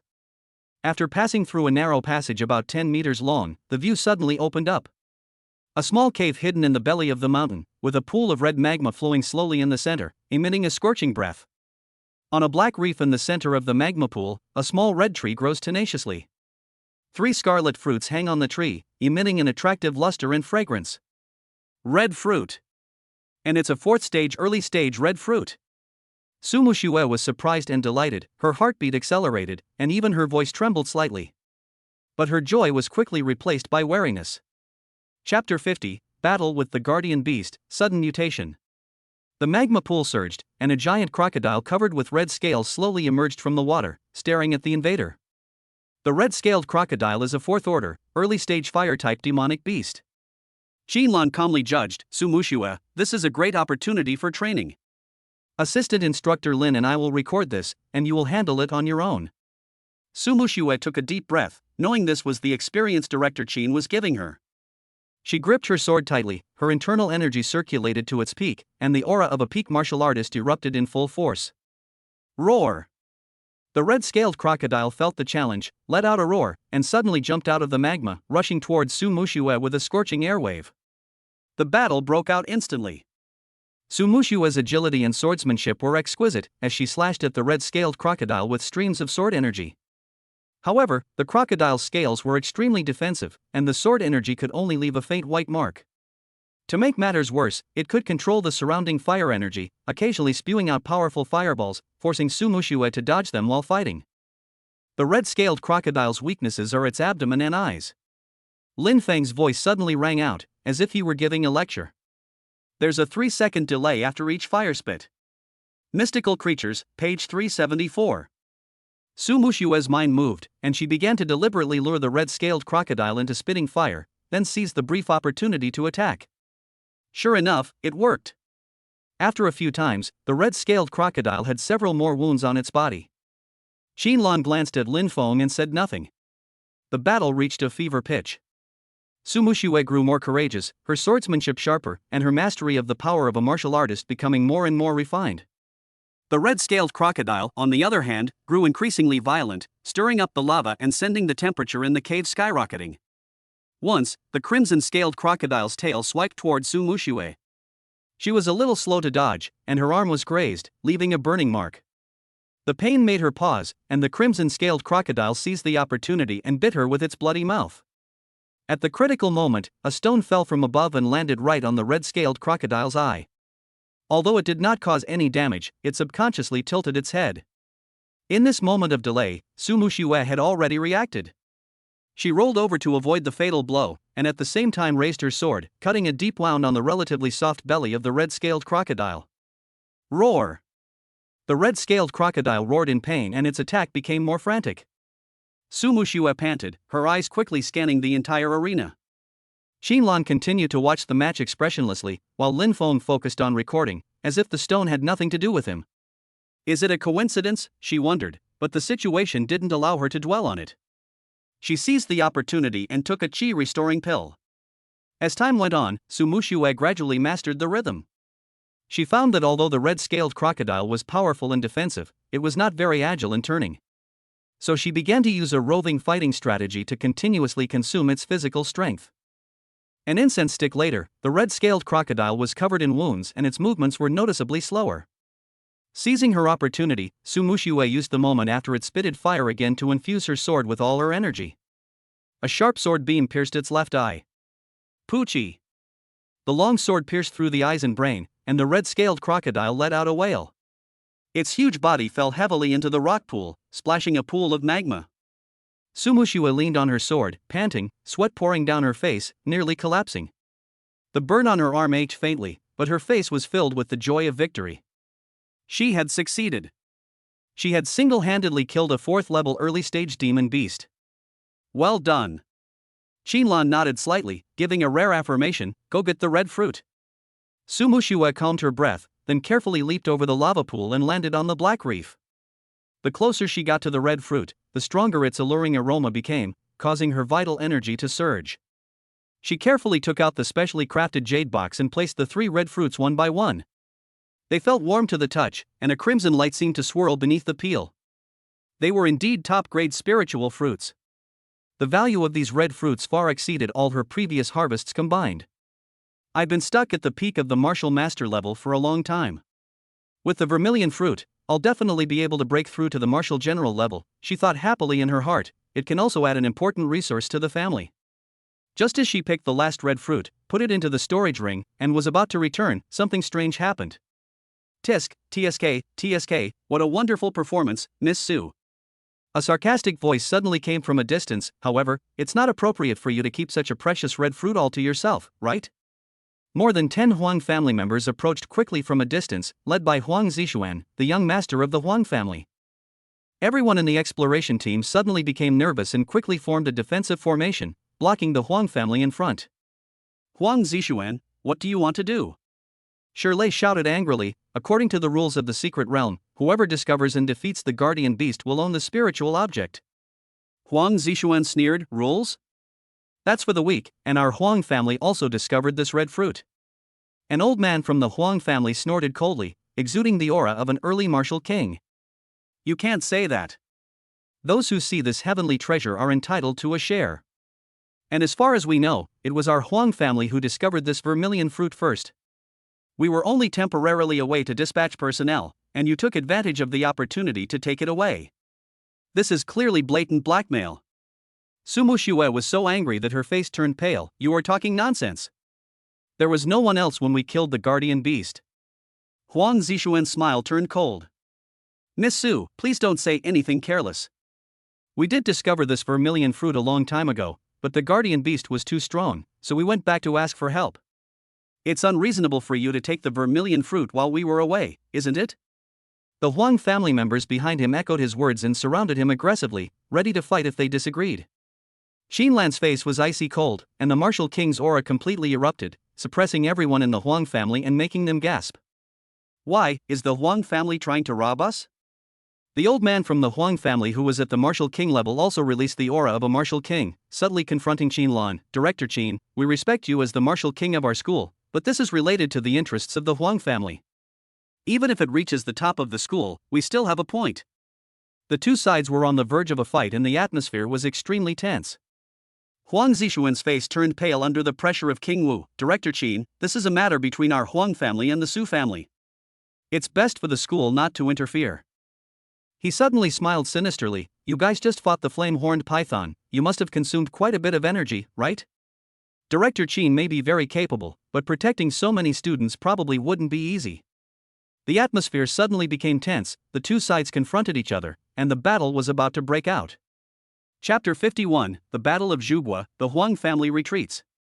The two sides confronted each other, the atmosphere was tense, and the battle was about to break out. Huang Zixuan, you should understand the rules of secret realm exploration. Su Mushue's face was cold. Whoever discovers and defeats the guardian beast will own the spiritual object. Are you, the Huang family, trying to break the rules? Xinlan had a long sword in her hand at some point, with the sword flashing with cold light. It seemed that she had prepared for the worst. She took a step forward, and King Wu's aura pressed forward. You, the Huang family, broke the rules and besieged the school team. Have you considered the consequences? The Huang family elder also stepped forward to block Xinlan's pressure. He bowed slightly, but his tone was completely disrespectful. Director Qin, you are too kind. We naturally respect the rules. But this Zhu fruit. Huang Zixuan glanced at Su Muxue greedily. It said that the vermilion fruit can help martial artists break through to the rank of general without any side effects. It's truly too precious. Miss Su got 3 of them all by herself. Isn't that a bit too greedy? Su Muxue laughed in anger. Huang Zixuan, do you have any shame? I fought desperately for this. What does it have to do with your Huang family? You can't say that, Huang Zixuan said with a sinister smile. To be honest, our Huang family discovered this red fruit yesterday, but it wasn't ripe at the time, so we left a mark and left first. We came here today to collect it, but we didn't expect you to get there first. He casually tossed out a wooden plaque engraved with the Huang family crest. This is the mark we left behind. According to the rules, the spoils should be divided equally in this situation. The wooden sign was clearly newly made, the carvings on it still looking fresh. This clumsy lie and trick infuriated the exploration team. Nonsense! Shirley roared, we just entered this volcanic area not long ago. How could you have been here yesterday? Huang Zixuan shrugged, believe it or not. Anyway, our Huang family will also have a share of the red fruit today. The Huang family members behind him took a step forward at the same time, their auras connected as one, exerting pressure. Xinlan's eyes were cold. What if I say no? The old man laughed hoarsely. Director Qin has already broken through to the martial king stage at such a young age. That's truly admirable. I'm a dull old man, stuck at the early stages of the martial king stage for years. I'm looking for someone to hone my martial arts skills with, to see if I can achieve a breakthrough. Although the words were polite, the threat in the tone was self-evident. Xinlan said coldly, if it were something else, perhaps we could discuss it. But this shoe fruit was obtained by classmate Su Muxue at the cost of her life, there's no reason to give it up. The Huang family elder sighed and said, then let's see who's stronger. Before he could finish his words, the old man suddenly attacked. He didn't attack Xinlan, but instead slammed his palms to the ground. Suddenly, countless earth spikes erupted from the ground, attacking the exploration team. Your opponent is me. Xinlan snorted coldly, and the king of martial arts aura instantly unfolded, shattering most of the earth spikes. At the same time, Huang Zishuan grinned fiercely, go. Grab the red fruit. The Huang family members immediately swarmed over, attacking Su Muxue. The exploration team members also bravely fought back. Shirley led the charge, using his exceptional defense to forcibly block the attacks of several Huang family members. Form a formation. Zhao Gang shouted, and the students quickly formed a familiar battle formation, echoing each other to resist the Huang family's first wave of attacks. Lin Feng retreated hastily the moment the melee began, seemingly by coincidence, hiding behind a huge rock, avoiding the most intense part of the fighting. He still held the recorder in his hand, seemingly dutifully recording, but his eyes were carefully observing the entire battlefield. On the battlefield, Su Muxue became the main target of the Huang family. Two Huang family members attacked her simultaneously, their moves brutal and ruthless, with the intention of killing her. Hand over the Zhu fruit. Huang Zishuan stabbed a sword at Su Muxue's throat, but she barely blocked it. Dream on. Su Muxue gritted her teeth and fought back, unleashing her sword moves. Although her swordsmanship was incredibly profound, she quickly fell into a disadvantage under the siege of the two. She hadn't recovered from the battle with the guardian beast just now, and now it was even worse. Puff! A short knife slashed Su Muxue's arm, blood instantly staining her sleeve red. She groaned and took a few steps back. Xinlan, who was far away, wanted to rescue her, but the Huang family elder refused to confront her head-on and only wanted to entangle her. Although Xinlan thought she was no weaker than the Huang family elder, she could not escape from his fighting style in a short time. Student Su, be careful on the right side. At this critical moment, Lin Feng's voice suddenly came from behind the rock. Su Muxue subconsciously dodged to the left, just avoiding a sneak attack. She glanced at Lin Feng in surprise, only to see him still frantically operating the recorder, as if the reminder just now was just a coincidence. The battle intensified. The exploration team, relying on their battle formations and tacit coordination, fought the Huang family back and forth. Shirley stood firm like a rock, single-handedly fighting several Huang family members of the same level without losing, while Zhao Gang provided support. Huang Zishuan's attack continued unsuccessful, and he grew increasingly impatient. A vicious look flashed in his eyes, and he suddenly pulled out a purple talisman from his pocket. Be careful. It's a thunder talisman, a student exclaimed. The thunder talisman is a 4th-level talisman, equivalent to a full-strength attack from a peak-level military commander. If used in such a melee, it is likely to injure people on both sides. Huang Zishuan, are you crazy? Su Muxue was shocked and angry. Huang Zishuan grinned, since no one can get it, no one can have an easy time. As he said that, he was about to activate the talisman.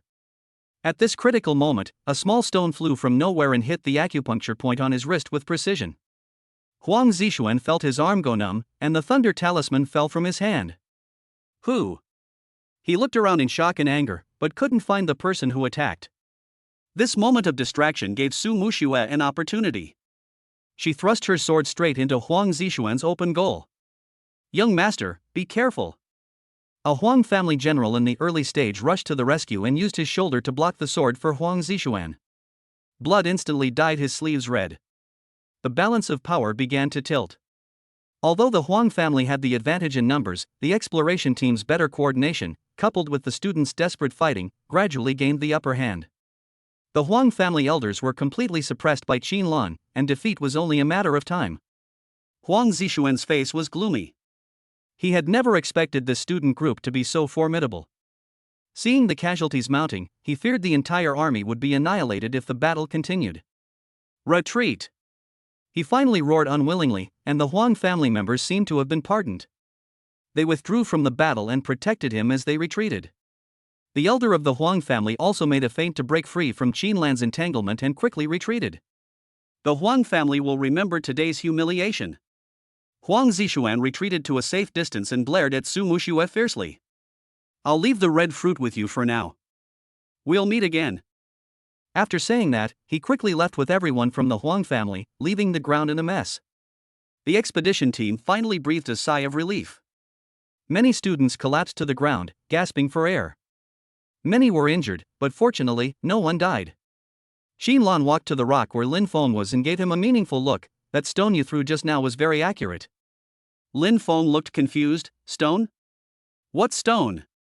I have been recording the combat data just now, but unfortunately there seems to be something wrong with the equipment, and many pictures were not recorded.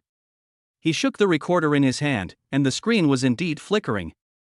Xinlan didn't delve into it further and turned to check on the students. Su Muxue walked up to Lin Feng with a complicated look in her eyes. Just now, thank you for reminding me. Lin Feng smiled and said, it's just a coincidence. Classmate Su was very skilled. Even if I didn't warn him, he would have been able to escape danger. Su Muxue stared at him for a moment, as if trying to find some flaws in his calm face, but finally shook her head and turned to heal her wounds. Chapter 52, Unexpected Rebirth, Monster Attack. After the Huang family retreated, peace returned temporarily. Everyone was quick to treat injuries and reorganize their equipment. Everyone, hurry up and recover. Evacuate in 1 minute. Xinlan's voice was calm and decisive. The fighting just now was too noisy. It's likely to cause unnecessary trouble. The students forced themselves to stay awake, bandaged their wounds simply, and took pills to replenish their depleted vital energy. Lin Feng appeared to be organizing his recording equipment, but in reality, he was fully focused on monitoring the energy flow nearby. Suddenly, his brows furrowed slightly. He sensed a massive, ferocious aura surging towards them from all directions. Not good. Lin Feng warned. These energy sources were moving extremely fast and filled with a violent aura, clearly attracted by the energy fluctuations and the smell of blood from the previous battle. Almost at the same time, Xinlan also sensed something unusual, and her expression suddenly changed. A large number of monsters are approaching. Form a defensive formation immediately. Before he could finish his words, a rumbling sound like 1,000 horses galloping could be heard in the distance. On the horizon, a dark mass of beasts surged in like a tide. There were many species and levels, but their numbers were astonishing. It's a beast tide. A small beast tide. Zhao Gang was horrified. The battle just now attracted them. The most frightening thing is that behind the beast tide, a suffocating and terrifying aura is approaching rapidly. It is definitely a beast king level existence. Prepare for battle. Xinlan made a quick decision, and the king of martial arts' aura instantly burst out with all his might. Come closer to me, don't disperse. However, the beast tide came too fast and too fiercely. The first wave of attack broke through the defensive formation, and the team was instantly scattered. Hold on. Don't panic. Xinlan shouted, and swung the long sword in her hand with a brilliant sword aura, instantly killing more than 10 monsters rushing in the front. But more monsters continued to rush forward, and it was impossible to kill them all. At this moment, a sharp, piercing roar came from behind the beast tide, containing terrifying energy fluctuations. A dark green figure, as fast as lightning, rushed straight towards Xinlan. 6th level poisonous beast king. Xinlan's pupils shrank, and she rushed forward with a sword. Boom! With a loud bang, the aftermath of the energy shockwave knocked down a large number of nearby beasts. The students screamed incessantly as they were separated and surrounded by the beasts, fighting on their own. Don't scatter. Come closer to me. Zhao Gang shouted with all his might, but was entangled by a group of 4th level demon wolves and could not escape at all. Shirley roared and waved his fists. Relying on his strong defense, he held his ground, gathering 3 or 4 classmates around him, temporarily stabilizing the situation. However, more students were scattered by the beast tide and fell into the dangerous situation of fighting on their own. Su Muxue's sword danced like the wind, aquamarine sword energy forming a protective barrier around her as she fought and retreated. But she soon found herself isolated from the herd, surrounded by ferocious monsters, and her companions were no longer visible. Director Qin. She instinctively wanted to call for help, but she saw Qinlan in the distance, engaged in a fierce battle with a 6th-rank poisonous beast king. It was a strange, dark green spider with wings on its back, constantly spewing poisonous mist. Even Qinlan's martial king domain was corroded, making a sizzling sound. Clearly, she couldn't focus on anything else. Just when Su Muxue was distracted for a moment, a figure staggered to her side and just blocked the sneak attack of a demon leopard for her. Lin Feng? Su Muxue looked at her brother-in-law, who was supposed to be hiding somewhere safe, in surprise. Why are you? Recorder, record important data. Lin Feng looked terrified, but the recorder in his hand was pointed steadily at the surrounding monsters. Student Su, we have to find a way to reunite with the others. Su Muxue didn't know whether to laugh or cry. It was already this late, and he was still thinking about recording data. But the situation was critical, so she didn't have time to think too much. Follow me, she cried out, and her sword became more fierce, trying to carve out a bloody path. Lin Feng followed closely behind her, seemingly dodging in panic, but always managed to accidentally kick up a stone to disturb the monster at the critical moment, or accidentally make a noise to distract attention. Many times when Su Muxue was in danger, she was saved by various accidents. The most thrilling moment was when a 4th-level poisonous python suddenly attacked from the shadows, its fangs piercing Su Muxue's back. Su Muxue was being entangled by 3 demonic wolves and had no time to fight back. At this critical moment, Lin Feng slipped and fell forward, crashing into Su Muxue. They both fell, narrowly avoiding the python's fatal blow. The python couldn't stop in time, and bit a demon wolf, sending it into a black mass, killing it instantly. That was a close call. Su Muxue broke out in a cold sweat, looking at Lin Feng with a complicated expression. Once was a coincidence, but so many times, was it really just luck? Sorry. I didn't stand firmly. Lin Feng hurriedly got up and continued to record with the recorder, as if what just happened was really just an accident. Su Muxue suppressed her doubts and focused on dealing with the crisis at hand. The beast tide seemed endless, and the 6th-level poisonous Spider King, although entangled by Qinlan, continued to command the beasts to besiege them. Suddenly, a scream was heard in the distance. A student was dragged into the herd by the monster and became silent in an instant. Xiao Li. Zhao Gang's eyes were bloodshot. He wanted to rescue but was entangled by more monsters. Qinlan was extremely anxious upon seeing this, and her sword became more and more fierce, wanting to quickly kill the Poison Spider King and rescue the students. However, the Poison Spider King was extremely cunning and did not fight her head-on. Instead, it continued to fight and spit out poisonous mist, clearly trying to buy time. Damn it! Qinlan gritted her teeth and unleashed her martial king domain with all her might, shattering a large area of poisonous fog, but she still couldn't get rid of the entanglement in a short time. In the chaos, Su Muxue and Lin Feng were forced to keep moving, getting further and further away from the main group. Before they knew it, they were forced into a rocky area by the beasts. Su Muxue was sweating profusely, her breathing was rapid, and the hand holding the sword had begun to tremble slightly. Her vitality was about to be exhausted, and the number of monsters around her was increasing. Lin Feng followed behind her, his gaze scanning the surroundings with a cold glare.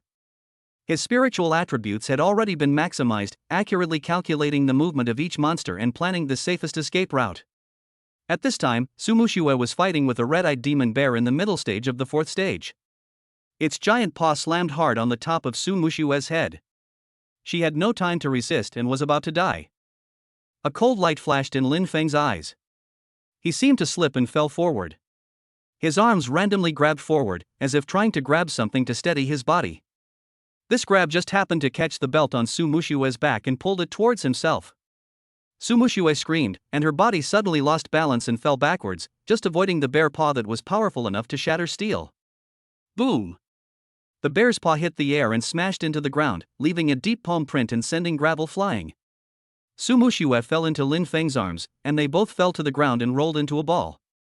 The girl's soft body pressed tightly against his chest, carrying the scent of sweat and blood, as well as a faint fragrance. Lin Feng's arms subconsciously wrapped around her, steadying her body with a steady and powerful strength that was definitely not something a weak scholar could possess. Su Muxue was still in shock, lying on Lin Feng's chest, gasping for breath. At that moment, she truly felt the breath of death. She raised her head and met Lin Feng's eyes, which were so close to her. Those eyes, which usually seemed carefree, now showed calmness at such a close distance, and even a hint of the brilliance that only a strong person could possess. Is it an illusion? Chapter 53, Dangers surround us, and the secret is discovered. Is it an illusion? A hallucination caused by excessive shock? The confused thoughts were interrupted by a violent roar. Roar! Seeing that its attack missed, the red-eyed demonic bear became even more frantic, standing up and roaring furiously. Its scarlet eyes locked onto Sumushiwa, and its massive paw raised again, bringing a terrifying gust of wind and slamming down fiercely. Sumushiwa reacted quickly and rolled to avoid the attack. Then she stood up and leaped away from the bear monster. Just as she was away from the bear monster, she remembered that Lin Feng was still there. When she was about to go back to save Lin Feng, she discovered a strange phenomenon.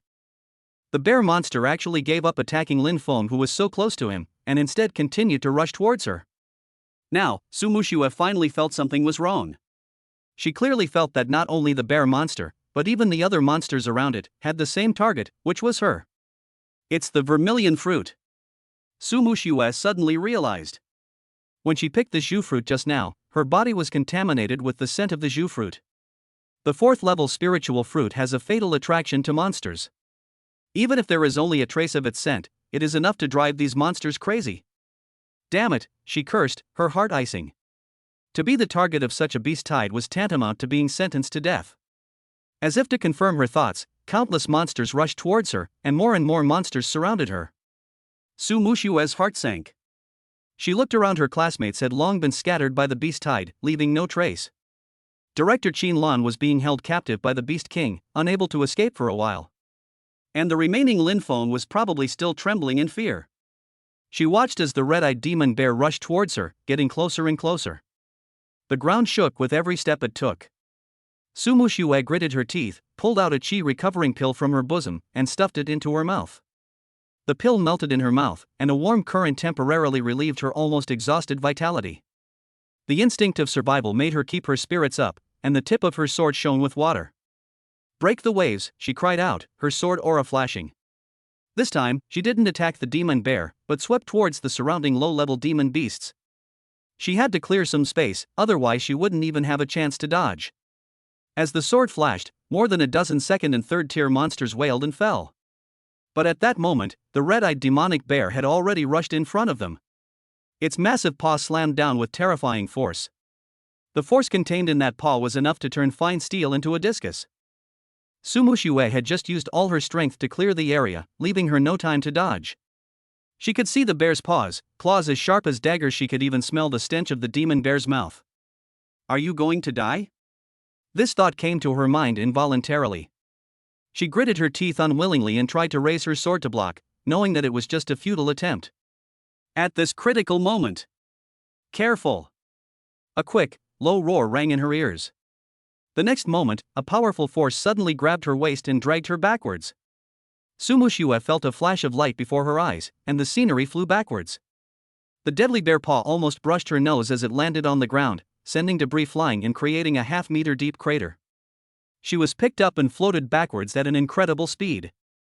The arm around her waist was strong and firm. She looked up in shock. Is it Raymond Lam? This realization nearly shut her mind down. How could this be possible? Wasn't he a weakling, powerless? How could it be possible to have such a fast speed and such a powerful force? Even when she was daydreaming, Lin Feng fought the demon bear several times with his bare hands and remained unharmed. Lin Feng had just driven the demon bear back, holding her in his arms, his footsteps instantly trampling among the messy rubble and the demonic beasts, his figure elusive and ghostly. In a few leaps and falls, he managed to break free from the dense herd and retreat behind a pile of rocks relatively far away from the demonic beasts. "Hold on." A deep voice sounded above her head. The arm around her waist loosened, Sumushiwa's legs went weak and she almost fell. She subconsciously grabbed Lin Feng's arm beside her. She raised her head suddenly and met a pair of deep eyes. Those eyes were no longer carefree, but now they were full of calmness and brilliance. "You?" Sumushiwa's red lips parted slightly, her beautiful eyes filled with shock and confusion. The touch on her arm, the change in the person before her, the thrilling rescue just now, all the clues were frantically connected in her mind. He is not a waste. He has been hiding.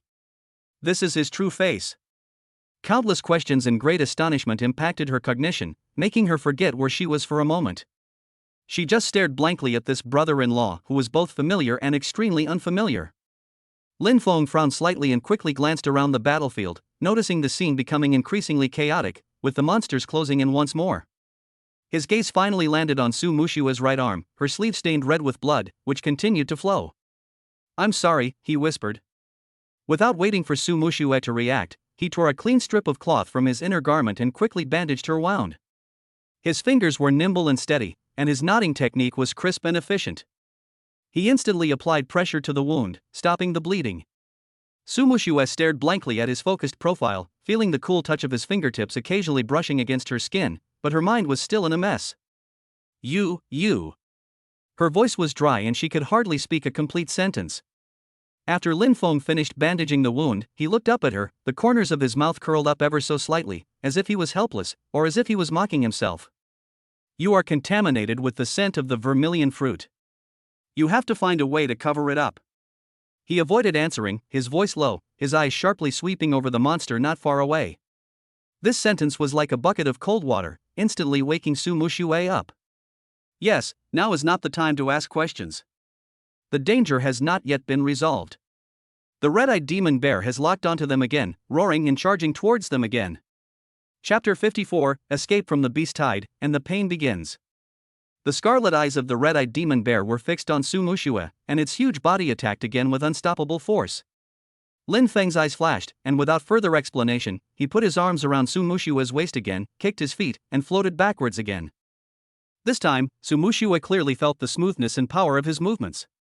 His movement, devoid of any trace of vital energy fluctuations, contained a unique rhythm and astonishing explosive power. Each step was precisely placed between the cracks in the rubble and corpses, cleverly utilizing the terrain to slow the monster's momentum. The wind whistled in her ears, forcing Su Mushue to cling to Lin Feng's chest. Through the thin fabric, she could feel his steady, powerful heartbeat, and the warmth of his tense muscles. This unprecedented close contact brought an involuntary blush to her pale cheeks, and her heartbeat inexplicably slowed down a few beats. "Hold me tight," Lin Feng growled. Su Mushue subconsciously stretched out her uninjured left arm and wrapped it around his neck. This action brought her closer to him, and she could almost smell the faint scent on his neck, and her heartbeat accelerated. Lin Feng's movements became more agile after receiving the response. He stopped retreating and began to maneuver around the monster in a small area of rocks. His movements were erratic, sometimes like catkins in the wind, sometimes like a cunning rabbit pouncing on an eagle. He always managed to dodge the monster's attacks in an instant, and even occasionally counterattacked. Su Mushue was held in his arms, her gaze fixed on his sharply defined jawline and focused profile. She watched him dodge and change direction with perfect precision, as if he knew the movements of all the surrounding monsters like the back of his hand. Who was he? A martial arts loser? Lin Feng at this moment was completely different from the image she had known him for. "You, what on earth are you?" Su Mushue couldn't help but speak again, her voice trembling slightly. "Don't be distracted." Lin Feng interrupted her, his sharp eyes sweeping across her collar. "Zhu Gua. The problem is the Zhu Gua's aura. We must deal with it immediately." As he spoke, he ducked down and narrowly avoided the monster bear's sweeping palm. The palm wind was so sharp that it scratched her cheek painfully. Deal with it? How to deal with it? Su Mushue also realized the core of the problem and suppressed the doubts in her heart. "It's too late. The aura has already stained you." Lin Feng spoke very quickly, his brain working rapidly. "We need to cover up or neutralize this aura." He scanned the battlefield and suddenly fixed his gaze on a few purple blades of grass not far away. "Is that skunk grass?" A low-level spiritual herb, known for its pungent, skunk-like odor. It's commonly used by warriors to repel low-level insects and monsters, but has little effect on higher-level monsters and may even anger them. "It's very risky, but perhaps it's the only way to try right now. At least it can obscure the unique and alluring aroma of the vermilion fruit." "Did you see those purple herbs?" Lin Feng said to Su Mushue while dodging. "When I get close, grab a handful, crush them, and apply them on your clothes." Su Mushue looked in the direction he pointed and recognized what it was. Her eyebrows immediately furrowed. "Skunk grass? That smell. No time to be picky. Just do as I say if you want to live." Lin Feng's tone was even commanding. Su Mushue bit her lower lip and stopped hesitating. When Lin Feng once again used his agility to cleverly circumvent a stone pillar and briefly closed the distance between him and the skunkweed, she endured the severe pain in her right arm, thrust out her left hand, and precisely grasped a handful of skunkweed leaves. The pungent stench spread instantly, and even the besieging monsters slowed down for a moment, obviously disgusted by the smell. Su Muxue almost vomited, but she knew this was her only chance. Without hesitation, she crushed it and quickly wiped it on her clothes. Lin Feng carefully observed the monster's reactions. As expected, as the scent of skunk grass partially overcame the fragrance of the vermilion fruit, the lower-level monsters that were besieging them became noticeably more agitated and hesitant, their attacks less frantic. However, the monsters above level 4 continued to stare at them, especially the demon bear. It's not enough. Lin Feng's mind raced. We need a stronger smell interference, or complete isolation. His gaze searched again, this time landing on a muddy depression not far away. It was a filth accumulated over countless years by dead leaves, monster bones, and other filth, filled with the stench of decay, a smell many times more disgusting than skunkweed. Sorry. Lin Feng whispered, holding Su Muxue, and rushed towards the muddy swamp. What are you doing? Su Muxue exclaimed, obviously having guessed his intention. If you don't want to be treated as a snack by that beast, just bear with it. Lin Feng said in a firm tone. The moment he approached the depression, he exerted force with his arms and rolled into the mud with Su Muxue. Plop! The mud and water instantly soaked her whole body. Su Muxue was choked and started coughing. Her delicate face, flowing long hair, and blood-stained clothes were all covered in dirty mud. She had never been so embarrassed in her life. Lin Feng was also covered in mud. He quickly grabbed the mud and smeared it on Su Muxue's hair, cheeks, and all places where the scent of the red fruit might remain. His movements were almost rough. Su Muxue subconsciously struggled at first, but when she saw the charging red-eyed demonic bear suddenly stop at the edge of the depression, sniffing vigorously with its huge nose, with a look of obvious confusion and disgust on its face, she stopped resisting. The mud effectively masked the scent of the red fruit. The demon bear and several other fourth-tier demon beasts paced restlessly, growling. They tried to approach several times, but were driven back by the strong smell of mud. The frenzy in their crimson eyes gradually gave way to confusion, as if they could no longer accurately locate their captivating target. Chance! A gleam of light flashed in Lin Feng's eyes. Taking advantage of the moment when the monster was disturbed by the smell of mud, he suddenly jumped out of the mud puddle, holding Su Muxue, who was almost turned into a mud man, and exerted his agility to the extreme. He rushed towards the outer edge of the battle circle like a ghost. He was extremely fast and his steps were light as he moved among the rocks. In just a few jumps, he escaped from the encirclement of the monsters. Su Muxue still held his neck tightly, burying her face in his shoulder. Her ears were filled with his steady heartbeat, his calm breathing, and the reassuring aura around him, as if he wasn't under siege by monsters at this moment. Lin Feng was completely focused on breaking through the encirclement, oblivious to the complex emotions of the girl in his arms. Leveraging his exceptionally high spiritual attributes, he constantly sensed the energy fluctuations around him and chose a path less frequented by demonic beasts. After narrowly avoiding several small groups of beasts, they finally managed to temporarily escape their pursuers and hide in a narrow crevice. The space inside the crevice is not big, only enough for 2 or 3 people to huddle in, but it is quite hidden. Lin Feng listened intently to the noise outside. The roars of the beasts and the roars of battle seemed to fade away, but they could still be heard faintly. Safe for now. Chapter 55, Crisis Resolved, Aftermath. Outside the crevice, all kinds of sounds came continuously, including the roar of monsters, the roar of martial arts, and the loud noise of cracking earth and rocks.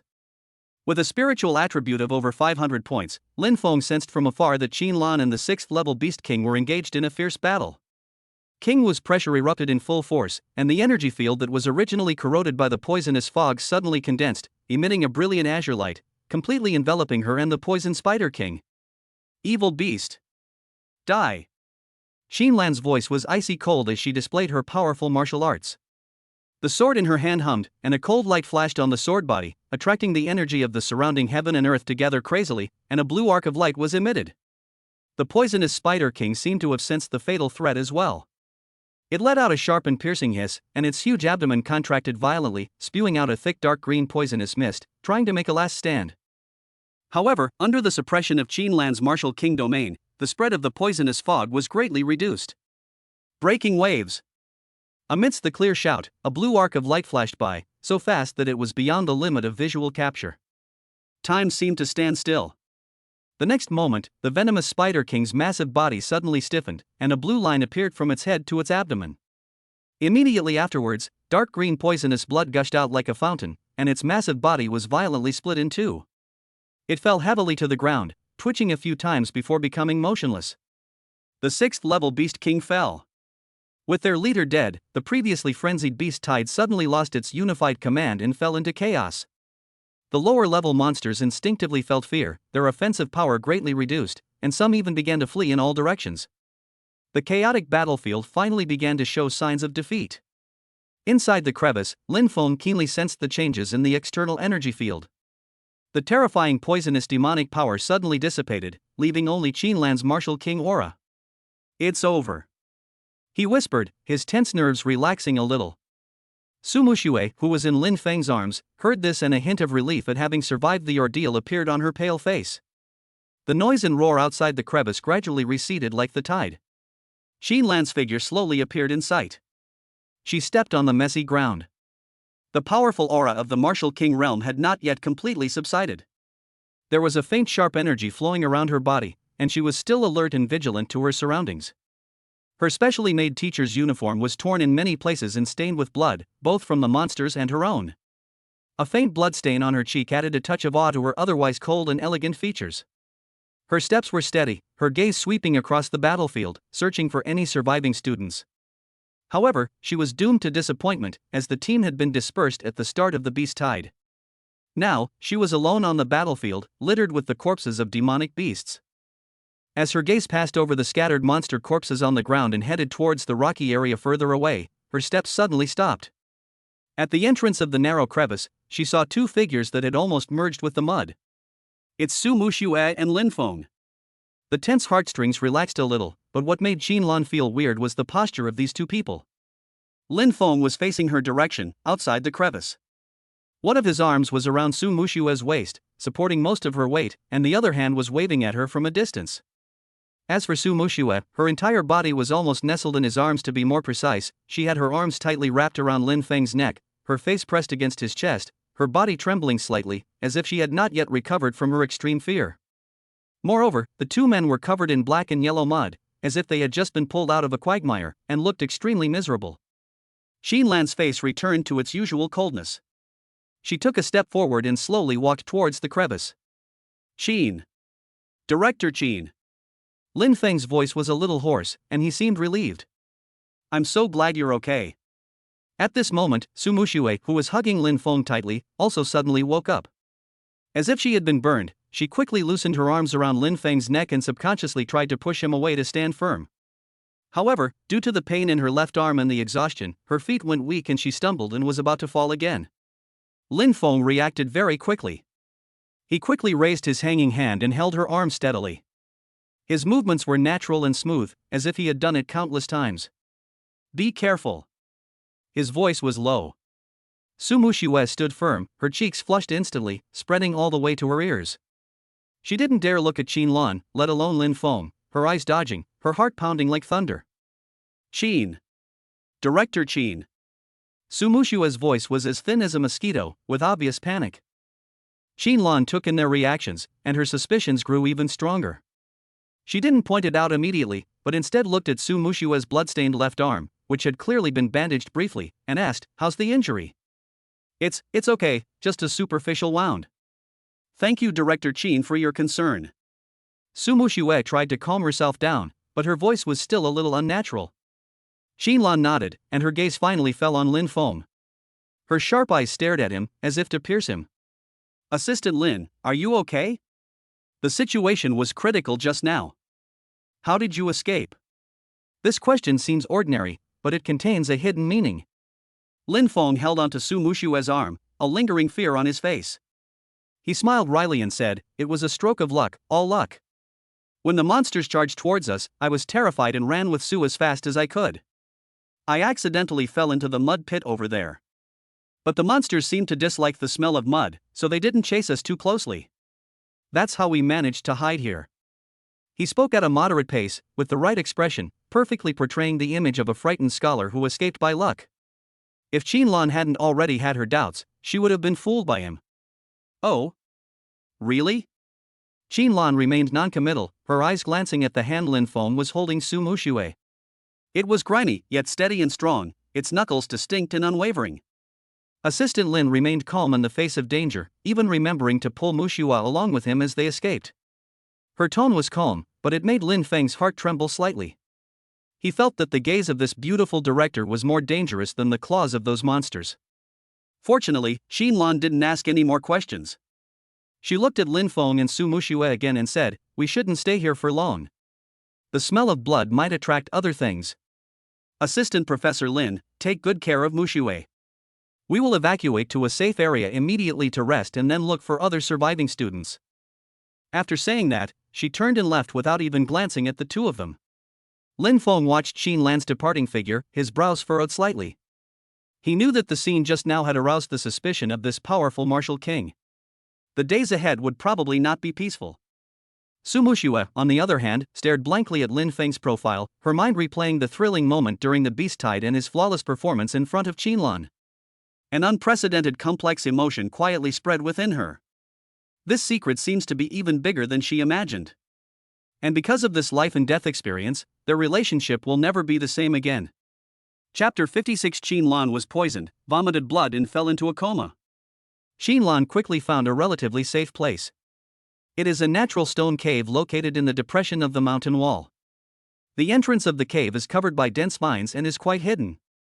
The space inside the cave is not large, but it is enough to accommodate the three of them for shelter. Lin Feng supported Su Muxue and followed Qin Lan into the cave. "Muxue, your arm is injured and needs immediate attention." Qin Lan spoke concisely, her eyes sweeping over Lin Feng. "Help Muxue onto the moss mat." Her voice was still calm, but upon closer listening, one could detect a hint of subtle fatigue. Lin Feng carefully placed Su Muxue on a relatively clean and dry moss mat. Su Muxue whispered thank you in a mosquito-like voice, not daring to look him in the eye. Lin Feng just nodded slightly and stepped aside, seemingly tidying up his equally filthy clothes, but in fact his eyes quickly scanned the environment inside the cave and lingered on Qin Lan for a moment. He keenly sensed that there was an extremely cold and violent energy in Qin Lan's body, which was stirring and clashing violently with her own martial arts aura, but was forcibly suppressed by her. Su Muxue said, "Director Qin, there are only 3 of us here. We've all sustained some injuries, but our lives are not in danger. The other students were separated by the beast tide and cannot be contacted for the time being." Li Ming. Her voice trailed off, confirmed deceased. The atmosphere in the cave suddenly became solemn. The loss of a classmate was a huge loss. Qin Lan closed her eyes, took a deep breath, and when she opened them again, there was only calmness in her eyes. "We can't stay here for long. Simply treat the injuries. After an incense stick of time, we will set off to look for other missing people." She squatted down. "Muxue, let me see your injury." Su Muxue stretched out her injured arm. Qin Lan carefully unwrapped the bandage Lin Feng had hastily bandaged, revealing a claw mark deep enough to see the bone. The flesh at the edge was tucked away, darkened and swollen from the mud and water. Qin Lan took out the golden wound medicine and clean bandages from her storage ring, then fetched water from not far away and skillfully cleaned Su Muxue's wound. Her technique was professional and gentle, but Lin Feng, who was standing by, noticed that Qin Lan's fingers trembled slightly when they came into contact with the clear water, and fine cold sweat oozed from her forehead, and her face became paler than before. "Director Qin, are you okay?" Su Muxue also noticed Qin Lan's abnormality and asked worriedly. "It's okay, it just consumed a lot of energy." Qin Lan said in a flat tone and continued with her movements, but her breathing became heavier uncontrollably. At this moment, something strange happened. Qin Lan had just applied medicine to Su Muxue and was about to bandage her wound when her body suddenly trembled and froze. She groaned and suddenly covered her chest with one hand. Her face instantly turned from pale to an eerie blue-gray. Puff! A mouthful of ink-black blood spurted out of her mouth without any warning, splashing onto the ground in front of her, emitting a pungent fishy smell, and even corroding the dry moss with a sizzling sound. "Director Qin." Su Muxue was shocked. Qin Lan's body swayed, and she seemed to want to say something, but her lips moved a few times, but no sound came out. Then, the light in her eyes quickly dimmed, and her body fell limply backward. "Director Qin." Su Muxue ignored the severe pain in her arm and rushed over quickly, trying to support Qin Lan. But there was a figure that was faster than her. Almost at the same time when Qin Lan vomited blood, Lin Feng took action, instantly crossing the distance between the two of them. Before Qianlan fell to the ground, he firmly supported her shoulders, and with his other hand, he quickly supported the back of her neck and carefully laid her flat on the ground. Lin Feng. You. Su Muxue was stunned again as she watched Lin Feng's series of swift and professional movements. Lin Feng, however, had no time for anything else. His brow furrowed, his expression solemn as he reached out to place his hand on Qianlan's wrist. His fingertips touched Qianlan's skin, and it felt icy cold, even piercingly cold. Her pulse was beating so chaotically and weakly, sometimes fast, sometimes slow, as if it would stop at any moment. It's poison. Lin Feng said in a deep voice, it's an extremely strong cold poison. His gaze fell on Qianlan's clothing. The corroded and damaged areas on her suit were the result of her previous battle with the poison Spider King. He could vaguely see the skin in the damaged area was an abnormally dark purple, and fine black thread-like marks were slowly spreading across her body, as if alive. It's the dying counterattack of the 6th-level poisonous Spider King. Lin Feng said with certainty when he saw Qianlan's condition. Su Mushua's delicate body trembled when she heard this, and tears welled up in her eyes. How could it be, Sister Qianlan, Lin Feng, you need to think of a solution quickly.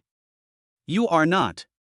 In desperation, she was about to blurt out, didn't you hide your strength, but in the end she forced herself to hold it back and just looked at Lin Feng with eyes full of pleading and helplessness.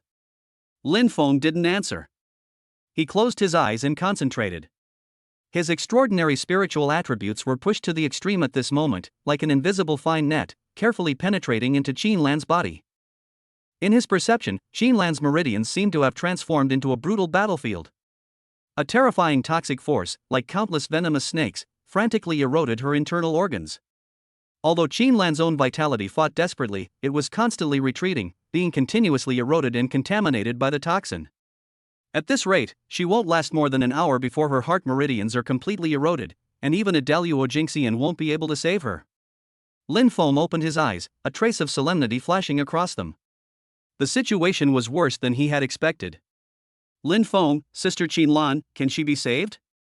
Su Muxue knelt beside Qianlan, her voice filled with tears, tightly grasping Lin Feng's arm, as if he was her only life-saving straw. He glanced at Su Muxue, took a deep breath, and a hint of determination flashed in his eyes. I need absolute quiet and cannot be disturbed. Lin Feng looked at Su Muxue and said in a serious tone, guard the cave entrance and be alert to the surroundings. Su Muxue nodded vigorously, wiped away her tears, and her eyes became firm. Okay. Lin Feng said no more, sitting cross-legged beside Qianlan and closing his eyes again. This time, he began to try to mobilize the unique physical attributes within his body. A faint but extremely pure energy, imbued with vibrant vitality, began to quietly gather at his fingertips. He extended his fingers and gently tapped several acupuncture points between Qianlan's eyebrows and on her chest. With each tap, a subtle warmth flowed into Qianlan's body, attempting to protect her last heart meridian and slow the erosion of the poison.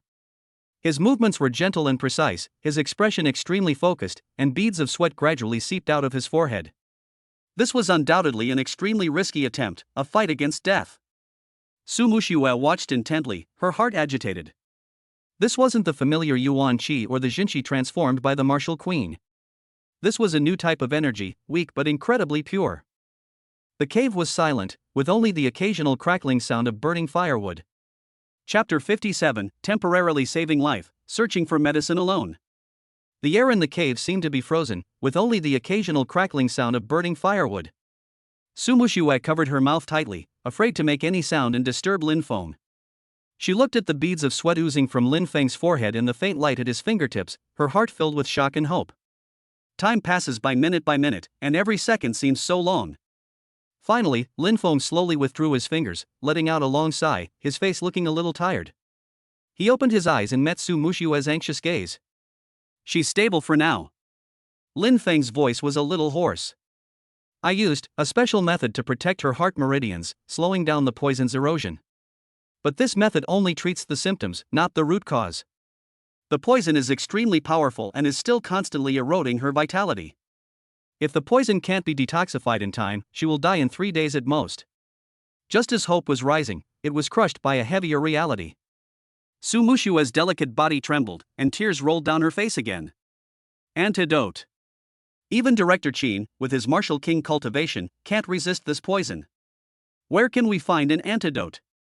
Lin Feng did not answer immediately. He stood up, walked to the cave entrance, pushed aside the vines, and looked at the sky outside. It was already completely dark. The night in the secret realm was extremely dark. Occasionally, the howling of monsters could be heard in the distance, which was extremely dangerous. His mind raced, combining the countless novels he'd read in his previous life with the common sense of this world to deduce the truth. All things interdependently interacted. This was the fundamental law of most worlds. That 6th-rank poisonous spider king has been entrenched here for years. Its venom is so potent that there's a strong possibility of a spiritual being nearby that can counteract or neutralize its toxicity. The most likely place for it to appear is near the poisonous spider king's lair. This is an extremely bold guess, but it may also be the only hope at the moment. There's a possibility. Lin Feng turned around and looked at Su Mushue calmly. The antidote might be near the lair of the poisonous spider king. What? Su Mushue exclaimed, going to the beast king's lair? That's too dangerous. Not to mention that there might be other powerful monsters near the lair, even if there aren't any, the lair itself. This is our only hope right now. Lin Feng interrupted her, his tone unquestionable. Director Qin won't be able to survive until we leave the secret realm and find a cure. We have to take a risk. I'll go with you. Su Mushue struggled to stand up, but the severe pain in her arm made her gasp. You stay. Lin Feng walked up to her and pressed her shoulders with a steady, irresistible force. Your injuries require rest, and someone needs to guard Director Qin here. I'll go alone. I'll be less conspicuous and more convenient to move. His reasons were reasonable, but Su Mushue saw something deeper in his eyes. He didn't want her to be put in danger, nor did he want more people to know about the abilities his next actions might reveal. But you. Su Mushue wanted to argue, but was stopped by Lin Feng's eyes. Believe me. Lin Feng only said 3 words, with a look of strong confidence in his eyes. You must be careful. Thousands of words finally turned into just this one reminder. Lin Feng nodded without saying anything more. He walked to the cave entrance, glanced back at the unconscious Qin Lan, then met Su Mushue's worried eyes. Then, in a flash, he disappeared silently into the darkness outside like a ghost. The dark night in the secret realm is full of dangers and is a place where the strong prey on the weak. The moonlight was obscured by the dense treetops, casting dappled and distorted shadows on the ground. Rustlings, growls, and the fluttering of wings echoed from all directions, interweaving into a dangerous nocturne. Lin Feng pushed his agility to its limit, weaving in and out of the trees and rocks with almost no sound. He completely suppressed his aura, blending into the darkness like the most experienced hunter. At the same time, his spiritual attributes, exceeding 500 points, were fully activated, forming an invisible radar that spread out from him, carefully sensing the surrounding energy flow, life energy, and any slight abnormality. He avoided a wolf pack's habitat that exuded a 4th-level aura, bypassed a swamp filled with poisonous miasma, and narrowly passed by the blind spot of a 5th-level nightblade leopard that was gnawing on its prey. His target was clear, the venomous Spider King's lair. Based on the source of the previous beast tide and the direction from which the venomous Spider King appeared, he could infer the likely location of its lair. His spiritual perception was like the most sophisticated radar, scanning every inch of the land. He wasn't searching for a powerful aura of life, but rather for the energy fluctuations that subtly repelled the cold and toxic nature of the poison Spider King, yet shared the same origin. For the first time, he sensed a dark blue flower emitting an icy aura, but after careful identification, he found that its nature was rather evil and was mixed with spider venom, and was not an antidote. The second time, he discovered a patch of inky moss that could absorb light. It had a strange aura, but was filled with deathly silence and no vitality. Obviously, something was wrong. As time ticked by, Lin Feng's heart began to sink. His search expanded, drawing ever closer to the core of what he suspected to be the venomous Spider King's lair. The danger level was skyrocketing, yet he still found nothing. Was it a miscalculation? Or had the incompatible creature already been devoured by another monster? Just when he was about to turn in another direction, an extremely obscure energy fluctuation, like a firefly in the dark night, suddenly broke into the edge of his perception. This energy was extremely pure and gentle. This fluctuation is full of vitality and carries a sense of purification, which seems out of tune with the surrounding cold and gloomy environment.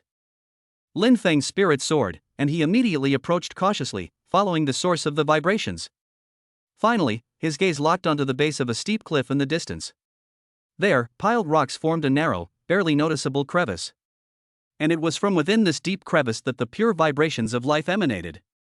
However, at the entrance to the crevice, 3 massive, black-scaled, one-horned pythons were entrenched.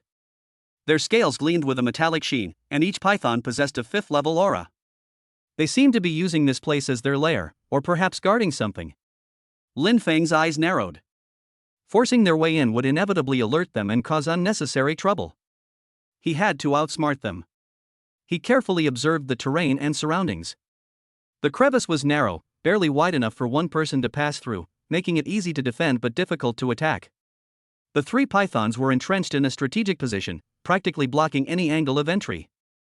He held his breath and picked up a few stones from the ground. Calculating the angle and force, he combined his strength with his mental power and flicked his fingertips. Whoosh! A stone streaked across the night sky and hit a bush in the distance, making a rustling sound. The 3 pythons were instantly startled, all raising their ferocious heads, their scarlet tongues flickering as they looked warily toward the source of the sound. 2 of the more agitated ones immediately snaked over to investigate. Chance! Just as the remaining python's attention was drawn to it, Lin Feng made his move. He pushed his agility to its limit, and like a wisp of smoke, he shot out from his hiding place, almost sliding silently along the ground towards the crevice's entrance. His speed was so fast that he even left a faint afterimage behind him, the prototype of the agility special effect. The remaining demon python seemed to have sensed something. As soon as it turned its head, Lin Feng had already drilled into the crevice. The crevice was narrow and dark, the air filled with a faint fishy smell and a strange fragrance. Lin Feng didn't care about anything else, his gaze quickly fixed on the end of the crevice. He saw a few spiritual herbs. Their bodies were like jade, with narrow leaves with golden edges and small milky white flowers on their tips. In the faint moonlight, they exuded a gentle aura of life. Magnolia heartgrass. It was indeed the holy detoxification product he had imagined. Without hesitation, he quickly pulled out the spiritual herb, carefully uprooted it, and sealed it in a jade box. The whole process took less than 3 seconds. At this moment, the angry roar of the demon python and the friction sound of its rapid crawling could be heard from outside the crevice. The other 2 demon pythons had obviously realized that they had been tricked and were quickly returning. Lin Feng ignored him and turned to leave to the other side of the crevice. He had observed long ago that this crevice was not a dead end, and the other end seemed to lead to a denser forest. Just as he burst out of the crevice, a stream of foul-smelling venom brushed his back and shot onto the stone wall, corroding it with a hissing white smoke. Without even turning back, Lin Feng boosted his agility to the limit and dashed into the dense forest. In a few flashes, he disappeared into the depths of the woods. Only after confirming that it was completely safe did he lean against an ancient tree, breathing lightly. He opened the jade box and looked at the intact jade-white spiritual herb inside, and breathed a long sigh of relief. Not daring to delay for even a moment, he identified the direction and turned into a ghost in the dark again, running towards the cave. Chapter 58, Silver Needle Detoxification, Awkward Healing. Lin Feng returned to the cave quietly. Inside the cave, Xinlan's face had turned from a pale gray to a lifeless dark purple. Her breathing was so weak it was almost imperceptible, and only the slight rise and fall of her chest proved she still had a glimmer of life. Su Muxue knelt beside her, her beautiful eyes red and swollen, tightly holding Xinlan's cold hand. Lin Feng. Seeing Lin Feng's figure appear at the cave entrance, Su Muxue immediately rushed over, her voice filled with tears and anxiety. Did you find him? Lin Feng didn't say anything, but quickly took out the jade box and opened it. The 3 magnolia heartgrasses emitted a warm milky white glow under the dim firelight. The pure breath of life instantly dispelled some of the haze in the cave, cheering up Su Muxue. Quick! How do I use it? Su Muxue asked anxiously. Lin Feng didn't answer immediately. Instead, he squatted down again and placed his finger on Xinlan's wrist pulse. His brow furrowed ever tighter. The situation was even worse than when he left. The toxin not only eroded the heart meridians, but more seriously, it seemed to possess some kind of active property, blocking the meridians and hindering the flow of Xinlan's own martial king qi. Without the aid of qi to dispel the poison, relying solely on the power of the medicine would be greatly reduced in effectiveness, and might even be unable to neutralize the toxin. What's wrong? Su Muxue saw Lin Feng's solemn expression and her heart became more alert again. The poison has blocked her meridians, and her qi can't flow. Lin Feng said in a deep voice, simply taking herbal medicine internally won't be enough to reach her limbs and bones, and the effect will be minimal. I'm afraid, it's too late. Then, what should we do? Su Muxue's face turned pale in an instant, and the hope that had just risen was on the verge of being shattered again. Lin Feng's eyes flickered, his brain rapidly searching for countermeasures. Suddenly, an idea flashed through his mind, and he remembered the acupuncture technique he had learned from a national master in his previous life. It was a profound method that used special techniques to stimulate acupuncture points, dredge meridians, guide the efficacy of medicine, and even directly force out toxins. In this world, in order to protect himself, he secretly made a set of silver needles, which were originally intended to be used as secret hidden weapons. Perhaps they could come in handy at this moment. But acupuncture requires precise positioning of acupuncture points, especially to clear major meridians blocked by toxins. Clothing must be removed, allowing for almost unobstructed access to the body. Lin Feng's gaze fell on Qin Lan's curvaceous figure, then glanced at Su Muxue, who was beside him, her tears streaming down her face. A flicker of hesitation crossed his mind. This action was undoubtedly an insult to Qin Lan, especially since she was a powerful martial king. But saving lives was the most important thing. He took a deep breath, a look of determination flashing in his eyes. There's another way, but I need to take off Director Qin's clothes. What? Su Muxue lost her voice. When she realized what was happening, her cheeks flushed instantly. She looked at Lin Feng in disbelief. What did you say? Take off your clothes? How can this be allowed? The poison is entrenched in the major meridians, especially near the Ren and Du meridians and the heart meridian. Without direct acupuncture, we can't unblock the meridians and guide the medicinal power. Lin Feng's tone was calm, but his eyes were resolute. This is the only way to save her. Time is running out. Every second of delay makes her chances of survival slimmer. Su Muxue looked at Qin Lan's dying form, then at Lin Feng's determined gaze, and a fierce struggle raged within her. Intimate contact between men and women was forbidden, especially with a woman as proud and arrogant as Director Qin. If she knew. But if she didn't, would she just watch her perish? Finally, Su Muxue gritted her teeth, a look of determination flashing across her face. Okay. I'll help you. Su Muxue reached out a trembling hand and began to carefully unbutton Qin Lan's tights, which had long been corroded beyond recognition by the blood and venom. Buttons undid one by one, and the dark red and black fabric slowly slid off, gradually revealing the jade-like skin beneath, though some parts were faintly blue and purple from the toxins. As the last layer of underwear was gently removed, a perfectly formed body was revealed before Lin Feng's eyes, almost without reservation. Despite being on the verge of death, her mature curves, full body, flat belly, and slender legs still exuded a breathtaking charm. Especially the proud pair of snow-capped peaks on her chest, which rose and fell gently with her weak breathing, their peaks, a faint cherry pink in the firelight. Although Lin Feng is a time traveler and his determination is far stronger than his peers, he is ultimately a normal man with a strong blood. Such a vivid scene suddenly unfolded before his eyes, and his breathing could not help but stagnate. His eyes were instantly fixed, and his mind even went blank for a moment. In his past lives, when had he ever seen such a scene? Su Muxue was already mortified, her cheeks burning with fear. She subconsciously looked up to see what Lin Feng was doing, only to catch his distracted gaze in the spot where his eyes lingered. A surge of inexplicable rage surged within her, and almost subconsciously, she reached out and pinched the soft flesh around Lin Feng's waist. The sharp pain in his waist made Lin Feng gasp, instantly waking him from his ecstatic trance. He turned around and saw Su Muxue's expression of shame and anger, and her warning glare. His face flushed and he cursed himself inwardly. It was already this late, and he was still thinking about this. He quickly gathered his thoughts, his eyes becoming clear and focused again, like the most sophisticated surgical instrument. In his eyes, Qin Lan's body was no longer a seductive female form, but a life in need of rescue, a complex battlefield riddled with toxins and blocked meridians.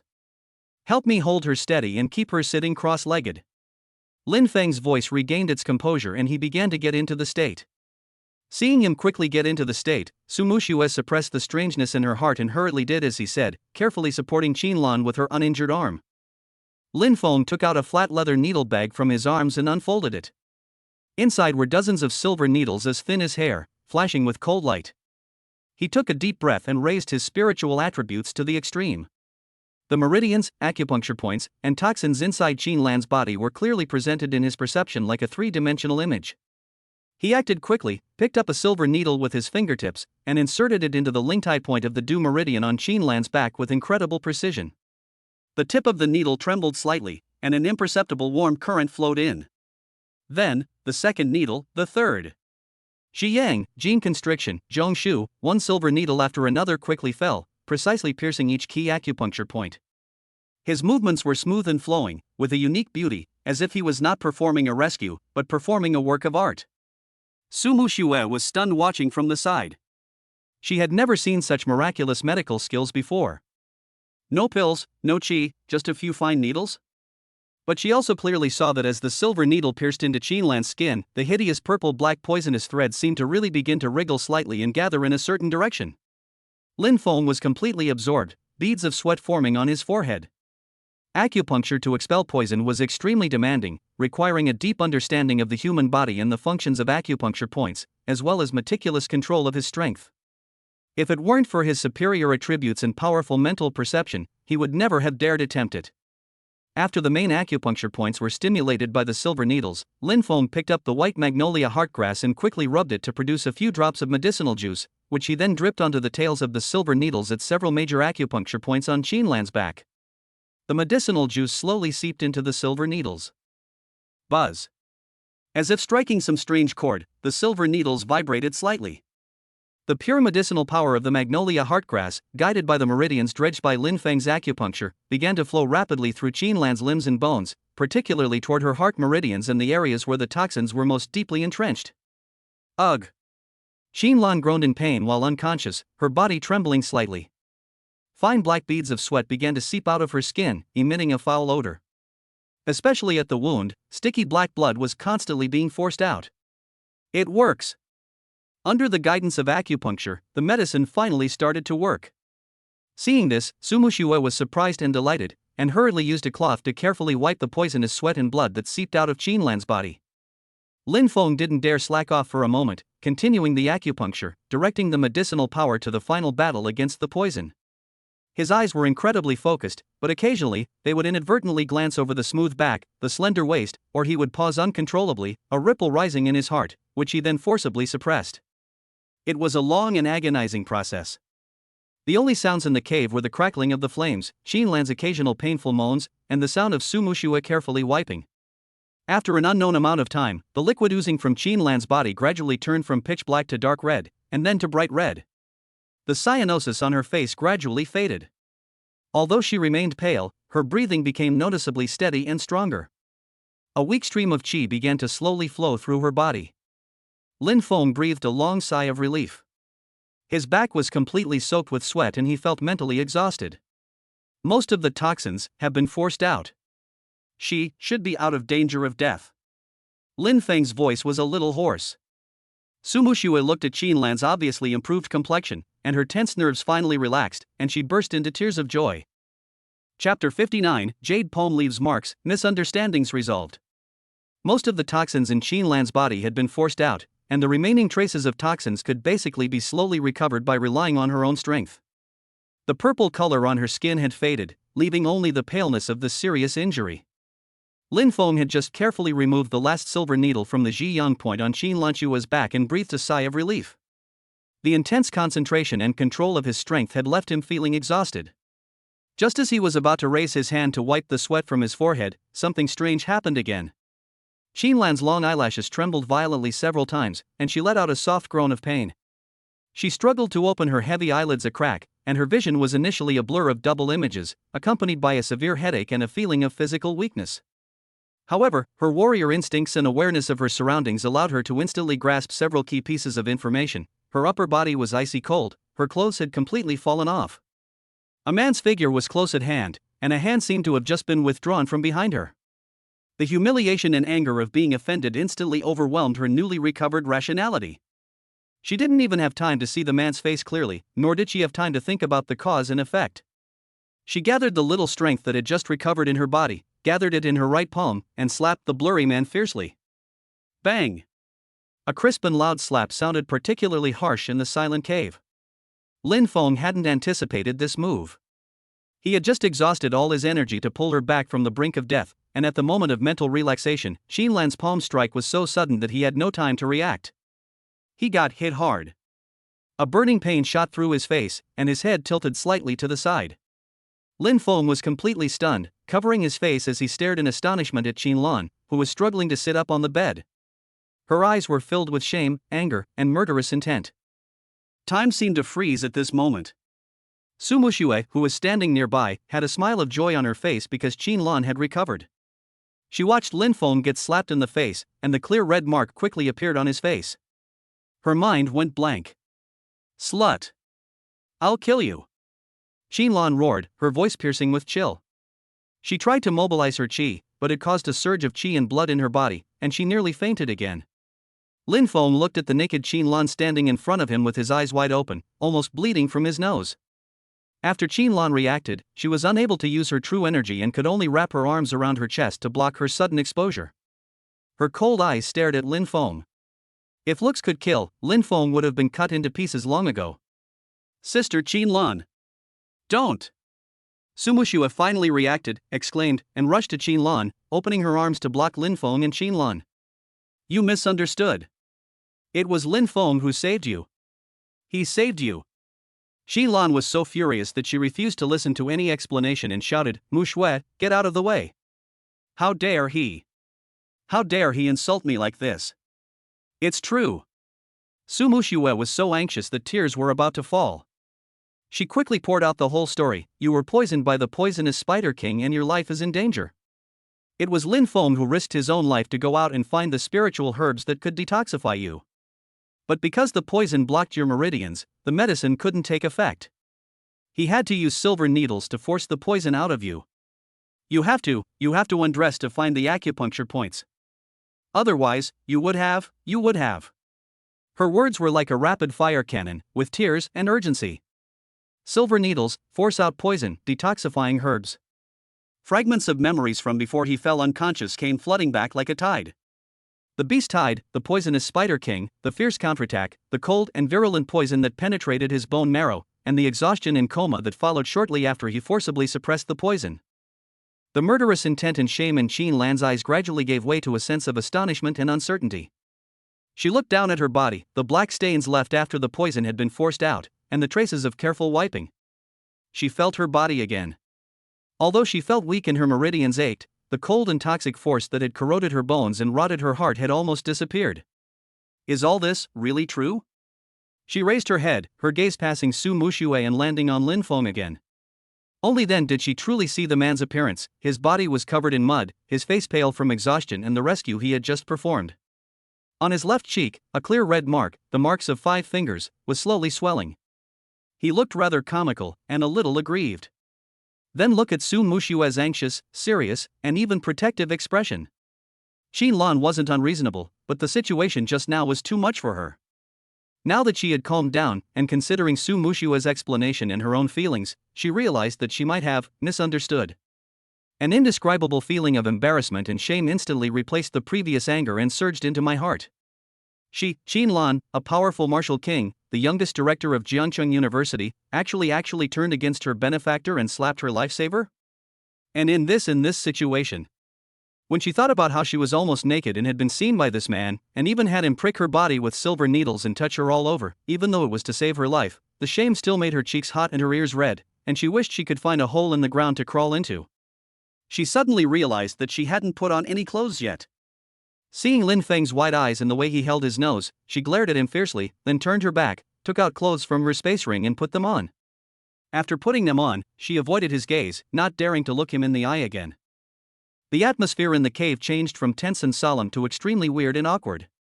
Su Muxue watched Qin Lan's expression change, knowing that she had understood the truth, and finally breathed a sigh of relief. She turned to look at Lin Feng, her eyes falling on the distinct palm print on his face. She wanted to laugh, but suppressed it.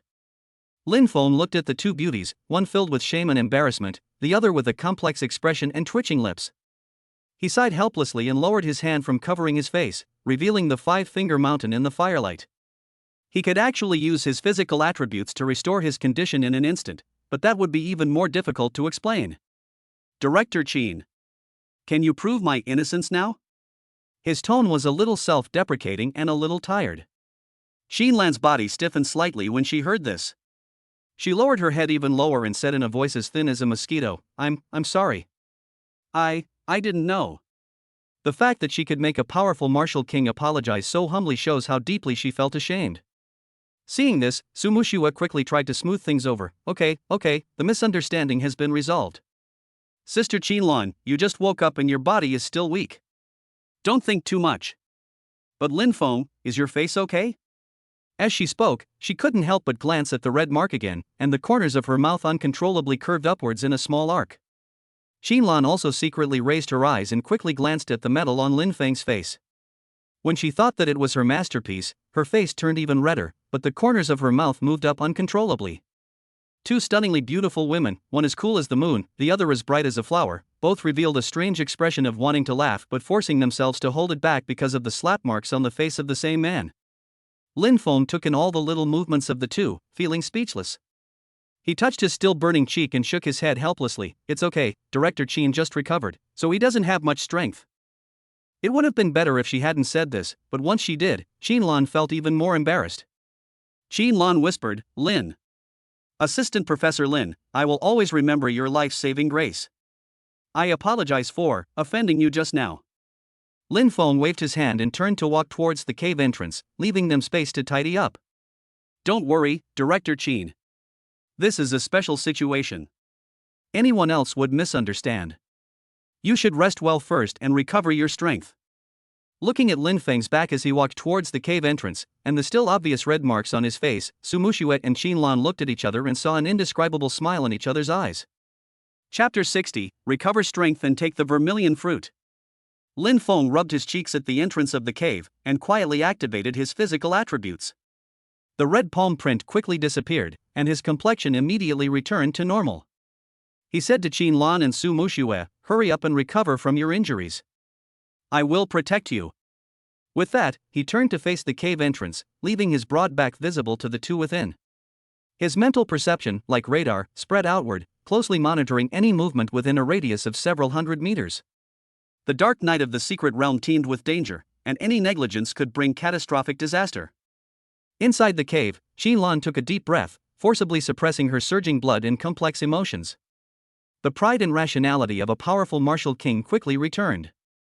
She glanced at Lin Feng's silent, guarding figure with a complex expression. However, the most important thing right now was to regain her strength. Mu Shui, I need to use my internal energy to force out the poison immediately. You also need to hurry up, heal your wounds and digest the Zhu fruit. Qinlan's voice returned to its usual coldness, but it was slightly deeper than usual. She sat cross-legged, clasped her hands together, and closed her eyes, looking inward. Within her body, the gentle yet tenacious medicinal power of the white magnolia heartgrass continued to exert its influence, waging a final battle against the remaining spider venom. She channeled her gradually recovering martial king qi, combined with the medicinal power, to repeatedly cleanse her damaged meridians, forcing the last traces of the cold and toxic energy out of her body. Seeing Qinlan enter a deep state of healing, Sumushue suppressed her worries. She knew she needed to improve her strength quickly to cope with the upcoming crisis. She carefully took out a vermilion fruit. As expected of a fourth-tier treasure, the fruit emanated a powerful energy wave and an alluring luster. Without further hesitation, she sat cross-legged not far from Qinlan and swallowed the vermilion fruit. The fruit melted in her mouth, and a powerful and pure energy instantly surged into her limbs and bones. Although this energy was powerful, it was gentle and a little overbearing, far surpassing any elixir she had taken before. She did not dare to delay and immediately used all her strength to practice the family skills, guiding this huge energy to attack the barrier of the peak martial artist. At the cave entrance, although Lin Feng's back was turned to the two, his powerful mental perception gave him a complete understanding of the situation within. He saw Qinlan's qi flowing smoothly, her pale face flushing. He heard Su Mushue's qi and blood surging, her aura rising steadily. The corners of his mouth curled up slightly, and he continued to monitor his surroundings. Time passed in silence, with only the occasional crackling of firewood and the faint roar of animals outside the cave. I don't know how long it took, maybe an hour, maybe longer. Suddenly, a powerful aura erupted from Qinlan's body. The air around her twisted slightly, and the invisible pressure caused it to stagnate. The flames flickered violently. A faint golden light flickered around her, a manifestation of the martial king's true energy. She suddenly opened her eyes, a gleam of light flashing in them like lightning piercing the darkness. She exhaled a long, stagnant breath, a breath that lingered, carrying a faint, fishy stench as the last traces of the poison were forced out of her body. She felt the surging power within her, and the corners of her mouth curled up uncontrollably. Not only had her injuries fully recovered, the poison eliminated, but it had also turned out to be a blessing in disguise. During her battle against the domineering poison and the subsequent recovery process, her control over her own strength seemed to have reached a new level, and her cultivation had subtly improved. Although she had not yet broken through to the middle stage of the martial king, she had already reached the peak of the early stage, and was only one step away from the middle stage. Almost the next moment Qinlan recovered, another powerful energy wave burst out from Su Mushua's body. Boom! A dull thud echoed from her body, a sign that the barrier to her realm had been completely breached. Her aura erupted like a volcano, the aura of a peak martial artist rising steadily, breaking through the barriers of the early general level with unstoppable force. Aqua Blujanshi gushed out of her body uncontrollably, forming a hazy halo around her. However, the medicinal power of the fourth-tier vermilion fruit was immense. Breaking through to the early stages of the martial general realm had far from exhausted this strength. Su Mushue focused her mind, directing this immense torrent of energy, launching an attack towards a higher level. A tearing pain ripped through her meridians, but she remained resolute and gritted her teeth to persevere. The peak of the early stage of a general, the middle stage of a general.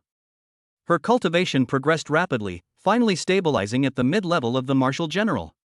Breaking through 2 realms in a row. Su Mushue slowly opened her eyes, her beautiful pupils filled with disbelief. She felt the vital energy surge in her body, which had increased several times over, and her meridians became stronger and wider. Su Mushue smiled with joy. She clenched her fists, feeling an unprecedented sense of power. Now, she had officially entered the ranks of the young generation's top masters. Even compared to Shirley, she was confident that she was no less capable than him. She tried to mobilize her true energy, and a water-blue vortex emerged in her palm, emitting a slight humming sound. Su Mushue came over happily. Sister Qinlan, you are fully recovered? That's great. Mushue, you have also made a breakthrough? Mid-stage military general, very good. She keenly sensed the change in Su Mushue's aura. Congratulations to Director Qin for recovering from his injuries and reaching a higher level of cultivation. Congratulations also to classmate Mu Shui for breaking through 2 realms and entering the middle stage of military general. Lin Feng's voice sounded at the right time. He turned around, and there was no trace of abnormality on his face. His eyes swept over the stern Qinlan and the high-spirited Su Mushue, as if the slap just now had never happened. However, when Qinlan heard this and glanced at the figure at the cave entrance, the extremely embarrassing scene not long ago instantly flooded into her mind, causing her movements to stiffen slightly and her cheeks to feel hot again. Yeah. Qinlan nodded, trying to make her expression look more natural, but her eyes flickered a little. Thanks to that vermilion fruit. Su Mushue smiled and then looked towards the cave entrance. Also, Lin Feng guarded it all night. Qinlan was silent for a moment, then stood up and stretched her muscles. She felt the immense strength refilling her body, giving her a surge of confidence. She walked over to Lin Feng and looked him straight in the eye, hiding her previous shame and anger. She cupped her fists and bowed solemnly, her voice clear and powerful. Assistant Professor Lin, I will always remember your life-saving grace and will repay you in the future. These words were spoken frankly and openly, showing the style of a strong man. Su Mushue also ran over excitedly, with a bright smile on her pretty face, and even changed the way she addressed him involuntarily, brother-in-law. Thank you so much. Without you, Sister Qinlan and I would. She didn't say anything else, but the gratitude in her eyes was beyond words. Lin Feng waved his hand, his tone still calm. Don't worry about it, it's my job. The most urgent thing right now is to find the other missing classmates as soon as possible. Qinlan nodded and regained her composure. That's right. My strength has recovered, and Mu Shui is no longer the same as before. It's time to set off. We can't stay here for long. Outside the cave, the morning sun finally jumped out of the horizon, and the golden light dispelled the last trace of darkness in the secret realm. The 3 of them quickly packed up and extinguished the bonfire. A new journey began, and the relationships within the team had quietly changed. Chapter 61, Team reunited, but suffered heavy injuries. Outside the cave, it was already dawn. Qinlan was the first to emerge from the cave, the aura of a mid-stage martial king, a completely different person from the near-death experience of yesterday. Lin Feng followed closely behind, his eyes clear and devoid of any sign of fatigue. Su Mushue trailed last, the aura of a mid-stage martial general looming. It's time for us to set off. We must find the other missing people as soon as possible. Qinlan's voice broke the silence of the early morning. The scene outside the cave was shocking. Broken ancient trees, tumbled earth, claw marks deeply embedded in the ground, and large pools of blood that had long since solidified and turned black, all told of the brutality of the beast tide last night. Jean Lan's gaze swept across the surroundings, the devastating scene left by the beast tide still visible. Her eyes were icy. As the team leader, she shouldered the responsibility of bringing all the students back safely, even if the hope was slim. Her voice was icy cold. We must find the others as soon as possible. Alive or dead, or dead. Jean Lan was the first to release her powerful mental power, spreading it outwards. The Martial King's perception range could clearly capture the subtle energy fluctuations and faint breaths of life in the distance. Lin Feng followed silently behind her. His spiritual perception range might not be as wide as Jean Lan's, but he had unique advantages in precision and recognition of specific auras. He didn't steal the show, but occasionally, seemingly casually, he would remind Jean Lan in the direction of her perception. There seems to be a faint residual energy in that direction, like the fluctuation of human vitality. Or 3 miles to the east, there is a bloody smell, but the breath of life is very weak. Every time Jean Lan heard Lin Feng's reminder, she would immediately turn her perception focus to the direction he indicated, and sure enough, she would soon make a discovery. She was secretly surprised. Lin Feng's directions were often extremely accurate, even capable of discerning the attributes and state of auras. His acumen was no less than that of a martial king like her. However, she didn't show it on her face. She simply suppressed her surprise and quickened her search. With the efficient cooperation of the two, the search progressed smoothly. In less than an hour, they found the first group of survivors beside a dry riverbed. They were Shirley and 2 other seriously injured students. Shirley was covered in blood, yet his aura was incredibly powerful, having unexpectedly broken through to the early stages of the martial general rank. Relying on his powerful defensive skills and the resilience of his earth-based energy, he managed to shield the 2 people around him from the beast tide. If he hadn't achieved this breakthrough at the critical moment, the 3 would have been devoured by the monsters long ago. When they saw that Jean Lan and Su Muxue were safe and sound, and especially when they felt Jean Lan's aura, which was even more powerful than before, Shirley, this honest man, suddenly had tears in his eyes. Director Jean. Student Su. I'm so glad you're all okay. His voice was hoarse, filled with the excitement of surviving a disaster. Jean Lan quickly stepped forward, checked the injuries of Shirley and the other 2 students, quickly took out the pills and gave them to them, saying in a steady tone, "Hold on, we're coming." After some simple recovery, we continued on the road to search. After all, time is life. Soon, they found Doing in a hidden tree hole. This lonely young man seemed to have merged with the shadows. If he hadn't released a trace of his aura, he would have been almost unnoticeable. He was also in poor condition.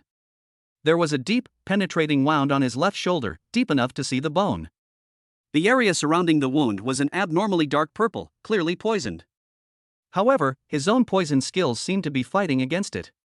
His cultivation had also broken through to the early stages of a military commander. Sensing Jean Lan's breath, Doing slowly emerged from the shadow of the tree hole, bowed slightly to Jean Lan as a greeting, and said nothing. In his narrow eyes, beneath the indifference, there was a hint of excitement of surviving a disaster. He single-handedly led away a small group of monsters, and dealt with them with his strange body movements and poison-using skills, and finally broke through the bottleneck under tremendous pressure. As the search area expanded, more and more survivors were found. Teacher Zhao Gang was found amidst a pile of rocks. This experienced martial arts teacher had paid a heavy price. His left arm was severed at the shoulder. A rough burn with a red-hot sword had stopped the bleeding, but the injury was extremely severe. His face was pale, his breathing was extremely weak, and he was in a semi-comatose state. Seeing Jean Lan, he forced himself to open his eyes, his voice weak and hoarse. "Director. I'm sorry. I failed to protect the students." Jean Lan leaned over, held his intact right hand, and passed a stream of pure true energy over to him, calming his mind, which was about to lose its focus. "Don't talk, conserve your strength, staying alive is the most important thing." Her voice was still calm, but pain and self-blame were surging in the depths of her eyes. She quickly checked Zhao Gang's injuries and fed him healing pills. However, not all the news was good. After a headcount, it was confirmed that 2 people had not been found. After comparing multiple traces and discussing the students' memories and descriptions, it was basically confirmed that 1 student was besieged and dragged away by monsters during the initial attack, leaving no trace of his body. The other student was chased by the monsters behind him while fleeing at night, and accidentally rushed into another monster's territory, dying on the spot. A sorrowful atmosphere enveloped the entire group. When they arrived, there were 10 students, 1 teaching assistant, and 2 teachers. Now, only 8 students remained, along with Lin Feng and the severely injured Zhao Gang. The loss of 2 young lives cast a heavy shadow over this exploration of the secret realm. The surviving students were all wounded and looked dispirited, and the air was filled with the smell of blood, medicine, and silent grief. Xinlan stood in front of everyone, her eyes sweeping across the frightened faces, finally landing on Zhao Gang's empty left sleeve and the 2 positions that were always absent. "Everyone," she said in a heavy voice, carrying a soothing force, "we have lost 2 outstanding students. This is an irreparable loss, and it is my unshirkable responsibility as the team leader. Their names will be remembered." She paused and continued, "But now, grief is useless, and decadence will only put us in greater danger. While we are still alive, we must carry the hope of the deceased and live on, and escape the secret realm. Teacher Zhao needs better treatment, and everyone's injuries need to be stabilized. We can't stay here for long, we must leave immediately." Her gaze finally fell on Shirley and Duing, and she nodded slightly. "Shirley, Duing, congratulations on your breakthrough in battle and entering the realm of military commanders. The team needs your strength now. Take on the responsibility of protection." Shirley pounded his chest and said in a muffled voice, "Yes. Director Qin." Duing bowed slightly in response. Xinlan looked at Lin Feng again, her eyes complicated, but her tone calm. "Assistant Lin, please pay more attention to your surroundings." Lin Feng nodded calmly. After a brief rest and treatment of injuries, the group set off again. Chapter 62, Fortune and Misfortune, Secret Help to Seize the Treasure. The area around the previous beast tide was too dangerous, and we are in urgent need of finding a relatively safe place for everyone to heal. On the way forward, the team accidentally encountered several waves of scattered monsters, but they were all quickly dealt with by Shirley, Duing, and Su Muxue, whose strength had greatly increased. Especially Su Muxue, with her mid-level military commander cultivation and the agility of her family's swordsmanship, her moves were already quite powerful, and she was like a completely different person from before. This slightly boosted the low morale. After several hours of searching, they finally found a safe place. This was a naturally formed cave with only 1 entrance and exit, making it easy to defend and difficult to attack. Most importantly, there were no powerful monsters around. After a day of rest and recovery, most of them have almost recovered. During the break, some students, somewhat reassured by the shock, began to recount their experiences since being separated. Besides fleeing and fighting, some also mentioned unusual things they had stumbled upon in the panic. "I was being chased by a 4th-level wind wolf and had no choice but to flee into a narrow valley. The spiritual energy in the valley was extremely rich, and there seemed to be glittering crystals on the rock walls. But the aura emanating from inside was too terrifying, so I didn't dare to go deeper." A student with a bandage on his leg said with lingering fear. Another student with a broken arm added, "I hid in a cave beside a pond. I saw colorful lights flickering at the bottom of the pond, like a lotus. But then a huge black shadow swam through the depths of the pond. Its aura was at least at the peak of the 4th level." Similar information converged with Qinlan. She immediately realized that while the beast tide brought disaster, it might also reveal some normally hidden resource points due to the massive energy impact and the unusual movements of the monsters. This might be the so-called blessing in disaster. "Can you determine the approximate location?" Xinlan asked in a deep voice. Several students struggled to recall their movements and roughly pointed out the direction. After a brief discussion, Xinlan and Zhao Gang decided to selectively explore these locations, ensuring safety. After all, with the wounded, they needed more resources and confidence. The first location is the valley where glowing crystals are said to be. The valley's entrance was narrow, barely wide enough for 1 person. Upon entering, everyone felt their pores expand, and the concentration of spiritual energy in the air far surpassed that of the outside world. The valley was dimly lit, and the rock walls were indeed inlaid with numerous pale blue crystals, emitting a soft glow and pure energy fluctuations. It's the companion crystal of the water-type spirit crystal vein, the dark blue crystal core. "It will be of great benefit to the training of water attribute warriors," exclaimed the knowledgeable teacher Zhao Gang. However, before everyone could rejoice, a fierce aura suddenly rushed towards them from the depths of the valley. Accompanied by heavy footsteps, a huge monster slowly emerged. It was shaped like a lizard, with a single horn on its head. Its aura had reached the late 4th stage, equivalent to the late stage of a human general. It's a 1-horned ground lizard. It has thick skin and great strength. Zhao Gang reminded weakly. Xinlan's eyes narrowed, and she was about to attack when Lin Feng approached Su Muxue seemingly unintentionally and whispered, "This beast is afraid of the cold, especially its joints, which are its weak points. There's plenty of moisture in the valley, so attack its limb joints and neck." Su Muxue's eyes lit up at this. She was just about to test her strength after her breakthrough. With a delicate cry, a surge of aquamarine chi erupted, and the rich moisture in the valley quickly gathered towards her, condensing at the tip of her sword, transforming into countless sharp ice cones that shot towards the unicorn's limbs and neck. The ground lizard roared and swung its claws, shattering most of the icicles. However, Su Muxue's attack was so focused and precise that many icicles still penetrated its joints. The cold air invaded, causing its movements to become slow and stiff. Seeing this, Shirley roared angrily and took the opportunity to push forward. The khaki true energy condensed into a giant fist and smashed it hard into the soft ribs of the ground lizard's abdomen. The poisonous shadow, like a ghost, circled behind it and shot out several dark green poisonous needles from its fingertips, accurately hitting the ground lizard's eyes. With the tacit cooperation of the three people, this late fourth-order monster was quickly and severely injured, and was finally pierced through the head by a sharp ice cone from Su Muxue, and fell to the ground with a bang. The battle ended, and the students cheered as they rushed forward to collect the blue crystal cores. Su Muxue had the greatest harvest. Following the direction Lin Feng had whispered to her earlier, she found 3 of the highest quality king crystal cores in a crevice deep in the valley. Their energy was so pure it almost reached the 5th grade standard. The second location is the pond where the lotus is hidden. The waters of the pond were deep and cold, with numerous low-level water-attributed spiritual herbs growing around its edge. In the center, a 7-colored lotus quietly blossomed, emitting a dreamy glow and an alluring fragrance. 7-hearted colorful lotus. A mature 7-hearted colorful lotus. A 5th-tier treasure, it's the main ingredient in refining the 5th grade elixir, the 7-colored barrier breaking pill. It can help peak warriors break through bottlenecks at the level of a martial commander.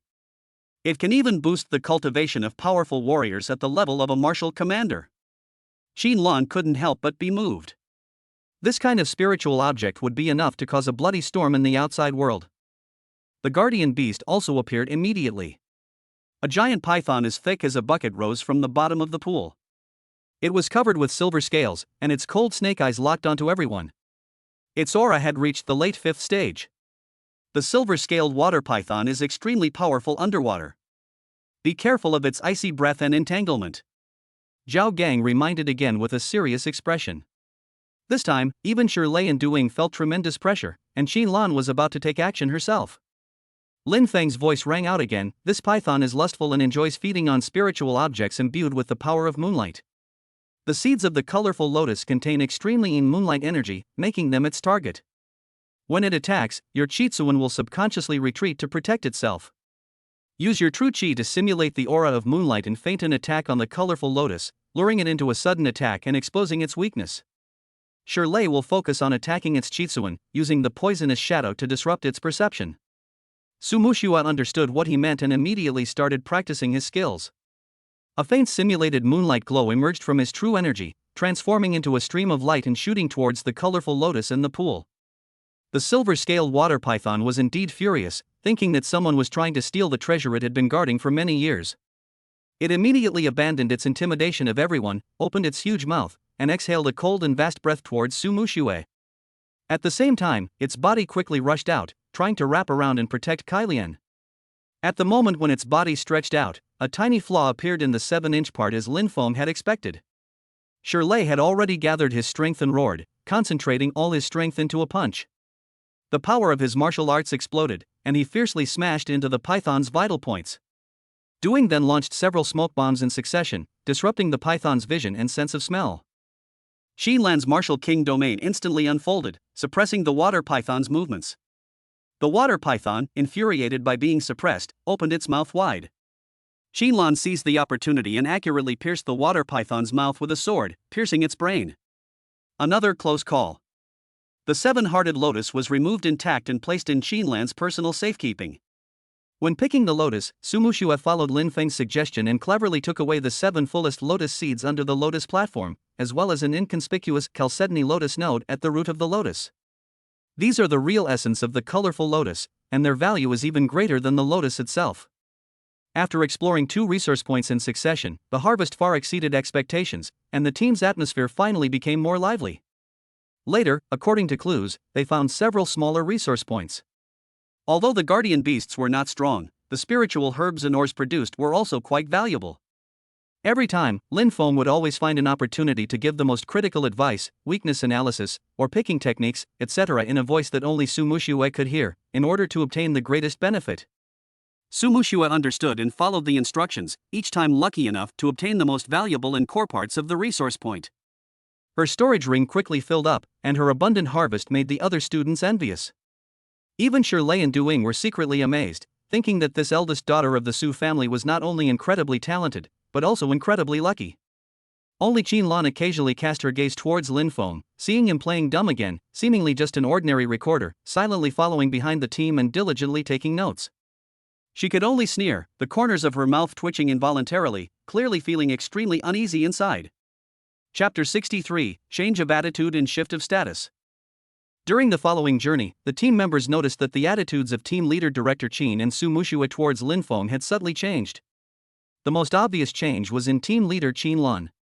This powerful martial king was known for her coolness, decisiveness, and unwavering integrity.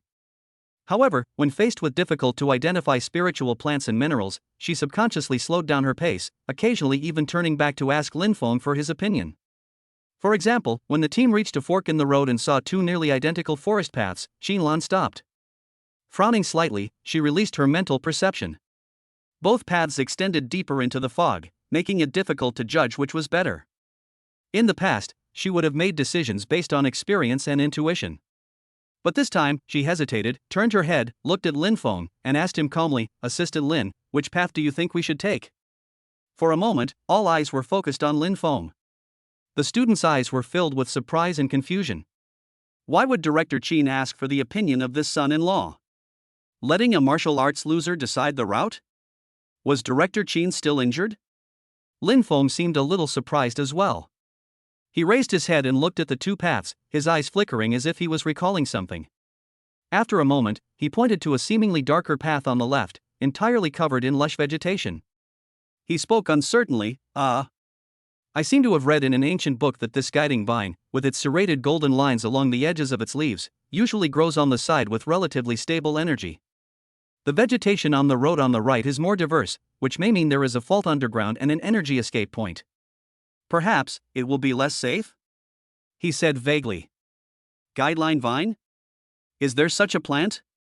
A student whispered to his companion, his face full of doubt. Qin Lan's heart moved. She looked carefully at the path on the left and found the inconspicuous vines that Lin Feng mentioned on the branches of some ancient trees. There were indeed fine golden serrated lines on the edges of the leaves, which were easy to overlook if not specifically pointed out.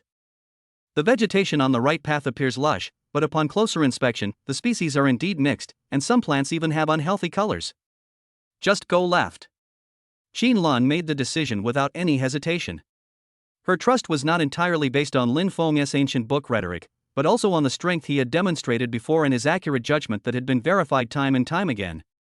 The team took the path on the left. Sure enough, although this road looked difficult to travel on, the ground was solid and the surrounding energy was stable. No trouble was encountered along the way. Instead, in some inconspicuous corners, several low-level spiritual herbs of good quality were found.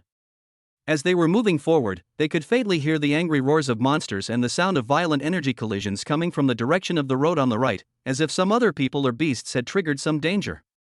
The team members looked at each other, and when they looked at Lin Feng again, the contempt and suspicion in their eyes had decreased a lot, and were replaced by surprise and curiosity. Another time, the team passed a bush and found red fruits on it, which gave off a unique fragrance and were so tempting that several students couldn't help but want to pick them. Wait! Qin Lan stopped him. Her spiritual sense had always felt that the fruit's aura was pure, not poisonous. But in this secret realm teeming with danger, she dared not let her guard down. She turned her gaze to Lin Feng again. "Assistant Lin, do you recognize this fruit?" When Lin Feng heard Qin Lan's question, he took a few steps forward and carefully observed the shape of the fruit, the veins of the leaves, and the color of the surrounding soil, then shook his head. "Director Qin, I'm not sure either. However, I remember that a fragment of a certain illustrated book of exotic fruits mentioned a poisonous fruit called drunken dream fruit. It has an attractive bright red appearance, a rich fragrance, and is non-toxic. However, after taking it, people will fall into an illusion, fall into a coma, and eventually be hunted by nearby monsters. Its characteristic is that it is accompanied by a kind of beast-attracting grass, the leaves of which have silver threads on them. He pointed to a few inconspicuous grasses under the bushes. Everyone looked over and saw that there were indeed fine silver lines on the backs of the grass leaves. Suddenly, the tempting red fruit became extremely terrifying in their eyes. Qinlan immediately ordered to stay away from that area and was more cautious about unknown plants on the subsequent journey. Similar situations occurred several times during the rest of the trip. When the team discovered a strange moss with a metallic luster in a rocky area, someone wanted to go forward and collect it. Lin Feng, however, appropriately whispered to Su Muxue beside him, "This gold-corroding moss appears to contain the aura of gold and iron, but it actually carries a weak corrosive toxin. Direct contact with the skin will paralyze the meridians, so it must be collected with jade or wooden implements." Su Muxue immediately reminded Qinlan, and she followed his orders, which indeed prevented several people from being poisoned. When they were resting by a stream and discovered colorful pebbles at the bottom, someone suspected they were some kind of gemstone. Lin Feng then casually mentioned, "It seems that the Wanchuan strange stone record records that this kind of camouflage stone changes color when exposed to water and contains a chaotic energy field. Carrying it for a long time can affect mental stability and is not a good material." Time and again, Lin Feng's reminders, which seemed to be based on book knowledge and vague intuition, always played an unexpected role at critical moments. Even Shirley, who had previously been the most dismissive of Lin Feng, this honest and straightforward man, scratched his head and said to Lin Feng, "Teacher Lin, you really know a lot," after Lin Feng accidentally reminded him to pay attention to his feet and that there were soul-sucking leeches hidden in the swamp. Although he still addressed her as teacher, his tone was filled with obvious respect. Even the usually indifferent Duing, when he occasionally looked at Lin Feng, had less disregard and more inquiry in his eyes. Although teacher Zhao Gang was severely injured and weak, he was experienced. As he watched Lin Feng's quietly rising status within the team, his eyes showed a touch of emotion and understanding. He perhaps understood better than the young man that knowledge was, in some cases, more valuable than mere force. Lin Feng remained remarkably calm about these changes. He never offered his opinions, speaking only when asked, and attributed everything to books and intuition. But everyone understood that this wasn't just luck or rote memorization. Chapter 64, Discovering Anomalies, a 6th-level treasure. The team rested in a relatively open woodland. Days of traveling and continuous fighting had left everyone physically and mentally exhausted. Zhao Gang leaned against a tree trunk. Although his broken arm had been bandaged, the weakness from the excessive blood loss was still evident. The students sat or lay down, silently tending to their wounds and resting in meditation. The atmosphere was heavy. Qinlan, Su Muxue, Shirley, and the others gathered together, studying a crude map and discussing their next route. Lin Feng sat alone on a bluestone a little way off, seemingly resting with his eyes closed, but in reality, he had quietly extended his spiritual awareness to the surroundings. With a spiritual attribute exceeding 500 points, his perception range far exceeded that of others, allowing him to even detect subtle energy ripples. Suddenly, his closed eyelids twitched slightly. A few miles to the southeast, he sensed 2 considerable energy fluctuations, clearly belonging to human warriors. They were converging, their auras distinct yet faintly forming a siege. What is even more eye-catching is that near those 2 energy fluctuations, there is another extremely powerful energy fluctuation, which is far greater than that of the other 2 pairs of people. Lin Feng's heart skipped a beat. Something big must be happening to cause so many powerful energy fluctuations. He quietly opened his eyes and glanced at Qinlan, who was regulating her breathing, and the exhausted team members. Lin Feng had made up his mind. He stood up, walked over to Qinlan, and whispered, "Director Qin, I just seem to sense an unusual fluctuation in that direction. I'd like to investigate nearby. I won't go far and will be back soon." He casually pointed in a direction slightly off to the southeast. Qinlan glanced at him. After everything that had happened before, she no longer looked down on Lin Feng's intuition and insight. After a moment's hesitation, she nodded, "Be careful, don't stray too far away. If there's any danger, signal immediately." Su Muxue also cast a puzzled look at him. Lin Feng walked to Su Muxue's side and whispered to her, "Muxue, I have to go to the bathroom urgently. I'll go to the side and take care of it. I'll be back soon." Su Muxue nodded and reminded, "Be careful, don't go too far." Then she continued to polish her sword. Lin Feng responded and slowly walked into the dense forest, unnoticed. Once out of sight, he immediately unleashed his agility to its fullest. Like a ghost, he dashed towards the source of the energy fluctuations. In a few leaps and bounds, he vanished into the dense forest. A distance of several miles was but a matter of minutes for Lin Feng, who was at full power.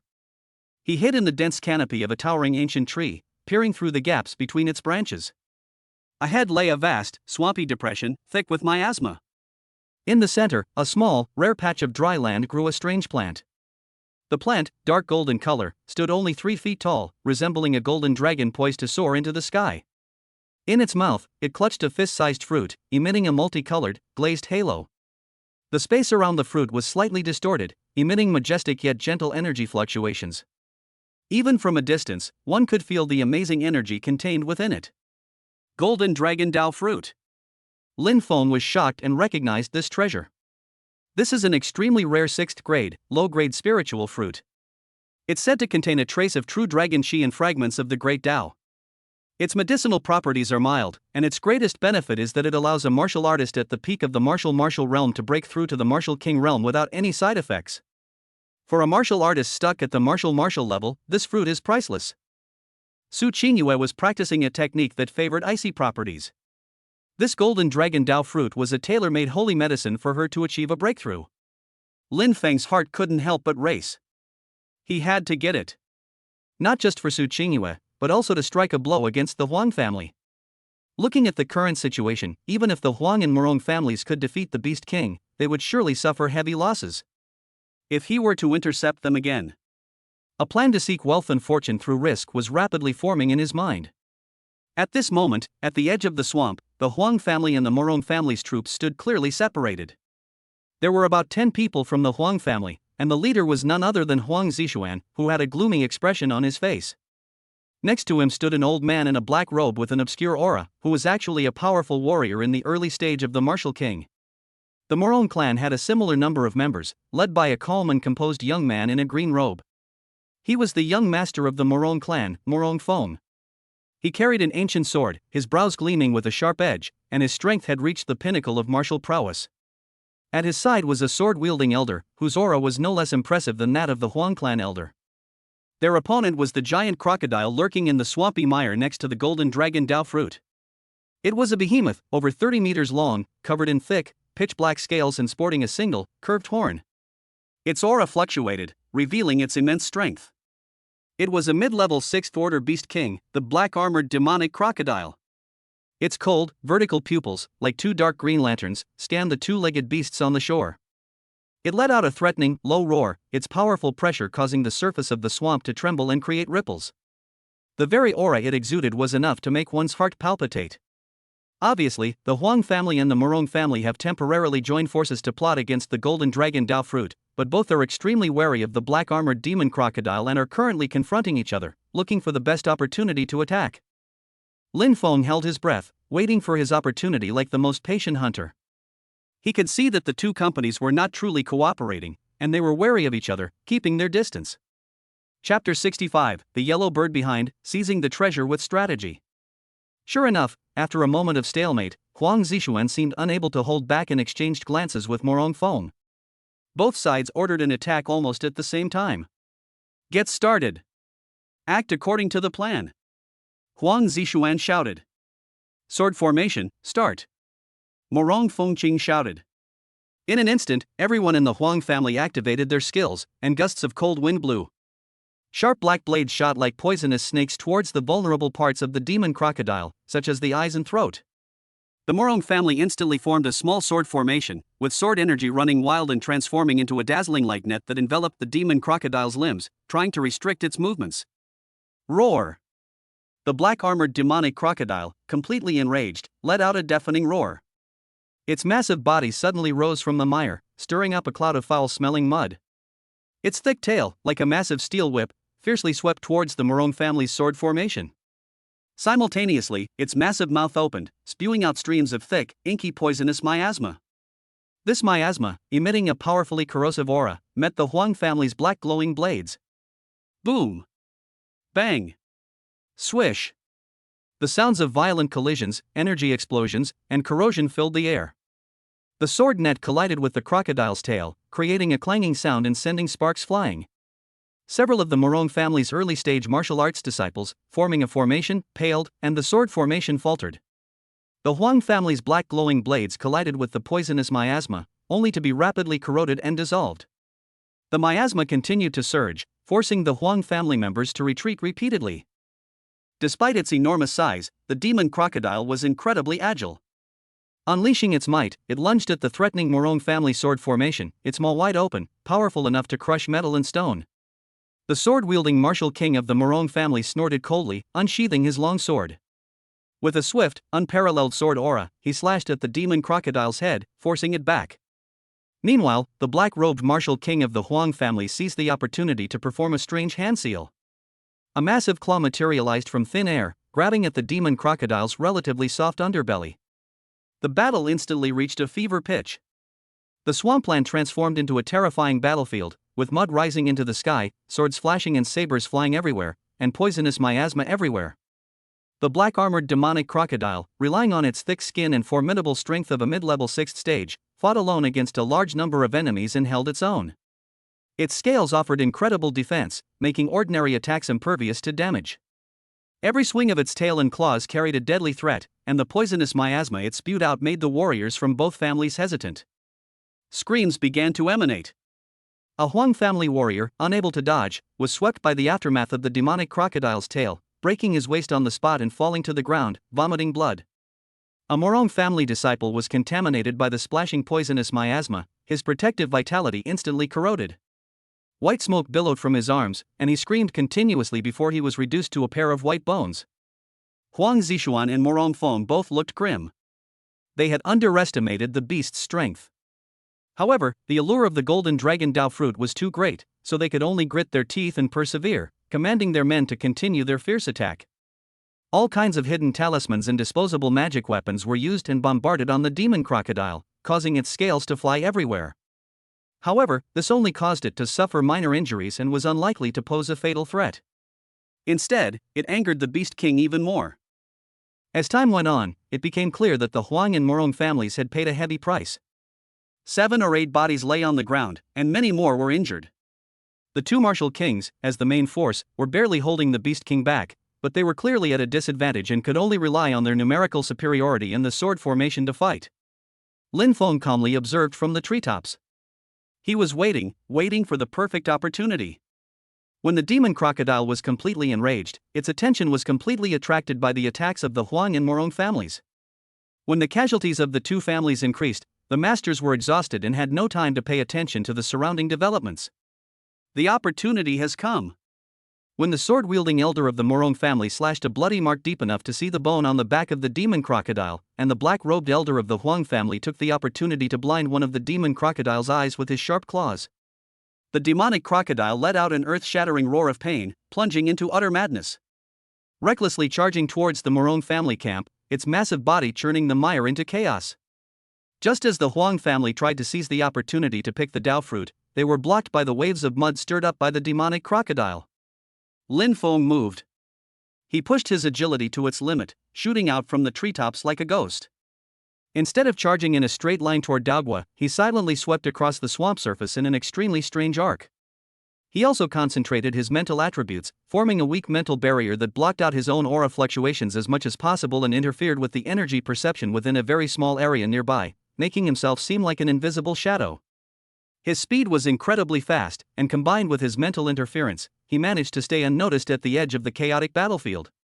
The swamp's mud and pervasive miasma, thanks to his exceptional agility and millimeter-precise control, became the perfect cover. In less than 3 breaths, Lin Feng had already appeared on the small piece of dry land. He quickly took action and plucked the golden dragon fruit that was emitting a colorful halo. Without even looking at it, he stuffed it directly into a specially prepared jade box. Then he picked up the mud that had been prepared the same type that had stained the red fruit last time and quickly eliminated the contaminated aura. The whole process was clean and neat, without any unnecessary movements and without stirring up any energy ripples. However, the moment the Dao fruit was picked, the dark golden dragon-shaped plant withered rapidly at a speed visible to the naked eye, and then turned into ashes. At the same time, the black-armored demonic crocodile, which was frantically attacking the Morong family, was about to slam a powerful warrior of the Morong family into the mire when its massive body suddenly froze. It sensed the treasure it had guarded for countless years, and its life force completely vanished. It abandoned the enemy in front of it, turned its head suddenly, and saw that the golden dragon Dao fruit had disappeared. Roar! A huge roar rang out, more terrifying than any before, filled with endless anger, shaking the entire swamp. The demon crocodile's eyes instantly became bloodshot, and it completely lost its mind. It no longer paid any attention to the people from the Huang and Morong families. Its massive body instantly burst out with unprecedented speed, recklessly rushing towards Lin Feng. Wherever it passed, the quagmire exploded, as if it had been plowed. Huang Zishuan and Morong Feng were stunned. They'd fought tooth and nail, suffering heavy casualties, even Elder Wu Wang had been injured, yet they were caught unawares? They'd watched helplessly as their treasure was snatched away by some inexplicable figure? Who is it? Asshole! Take back the Dao fruit! The two men roared almost at the same time, not caring about the previous casualties and the threat of the demon crocodile. They took the remaining manpower and dodged the indiscriminate attacks of the demon crocodile in a panic, while trying to intercept Lin Feng with red eyes. Lin Feng had anticipated this. He didn't engage anyone, raising his agility to its peak. Like a twisted bolt of lightning, he darted through the swamps and trees.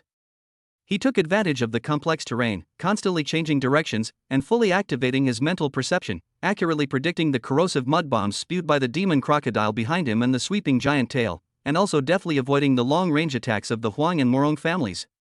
The demonic crocodile's fury had burned through its rationality. It had set its sights on the thief, Lin Feng, and it was determined to persevere until his death.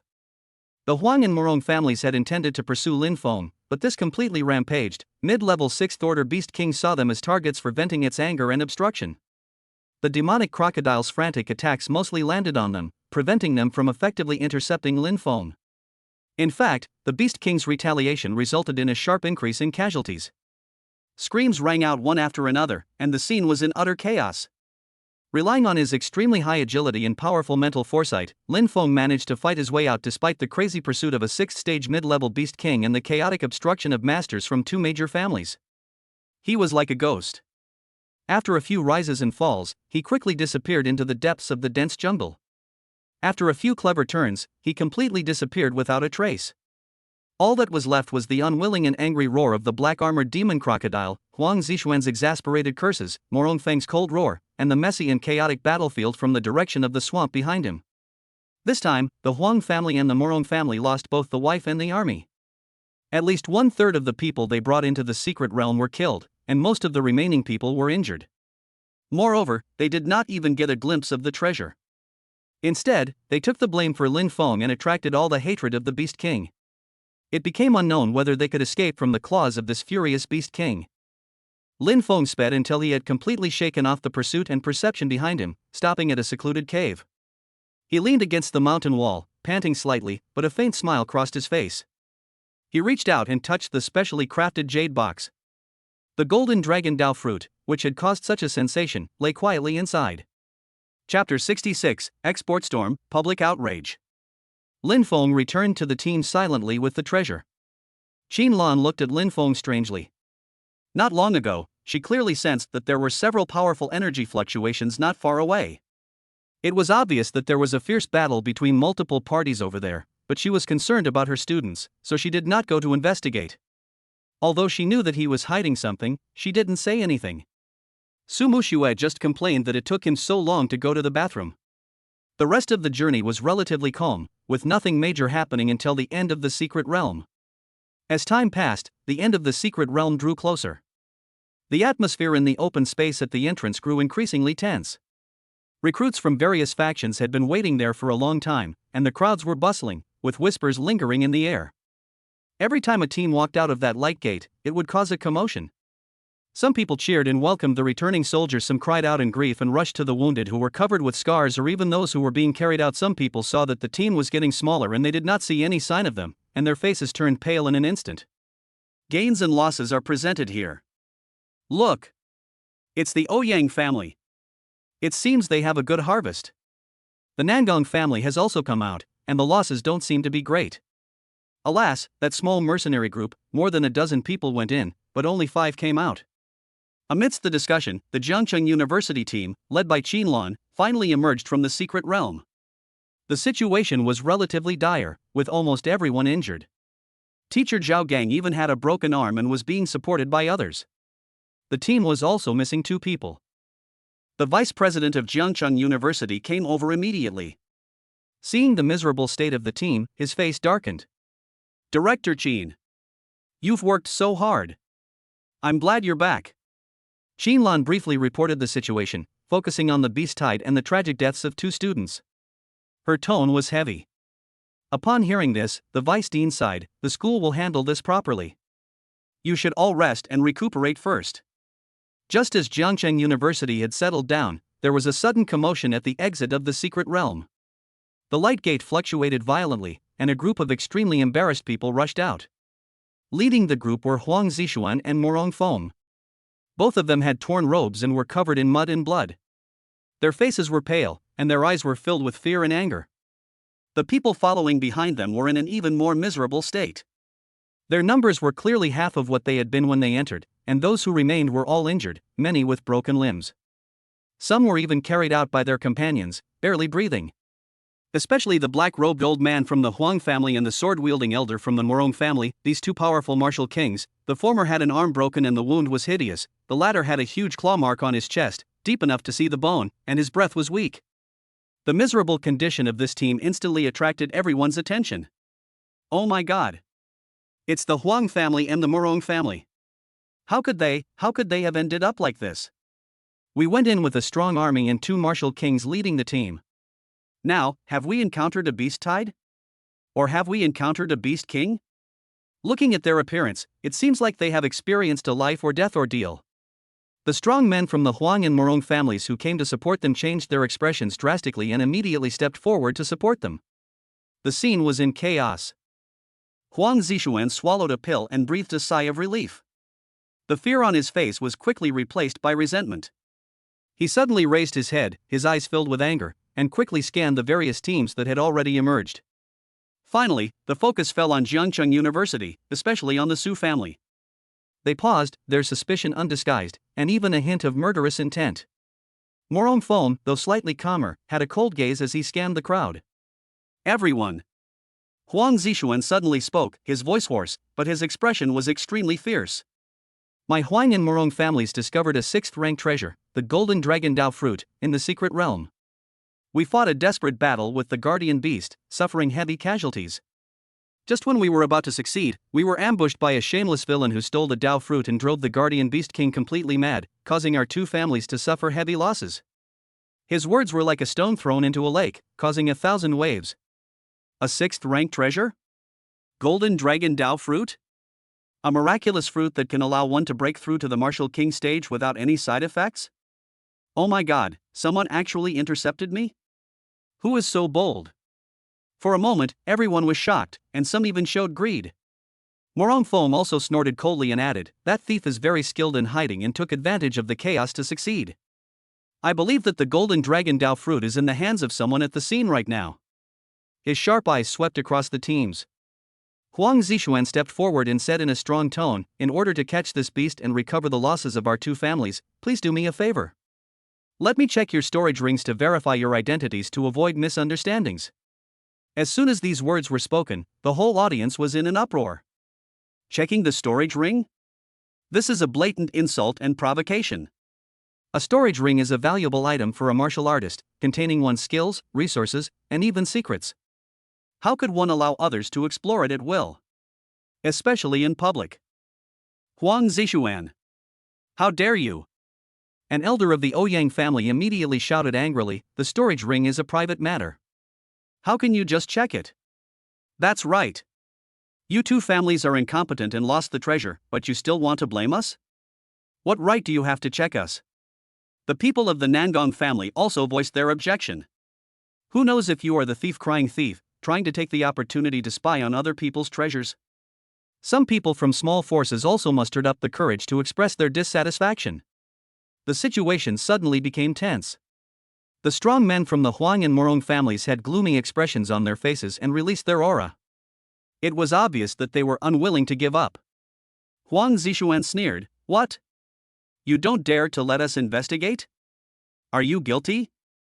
My Huang family will not give up until the thief is found today.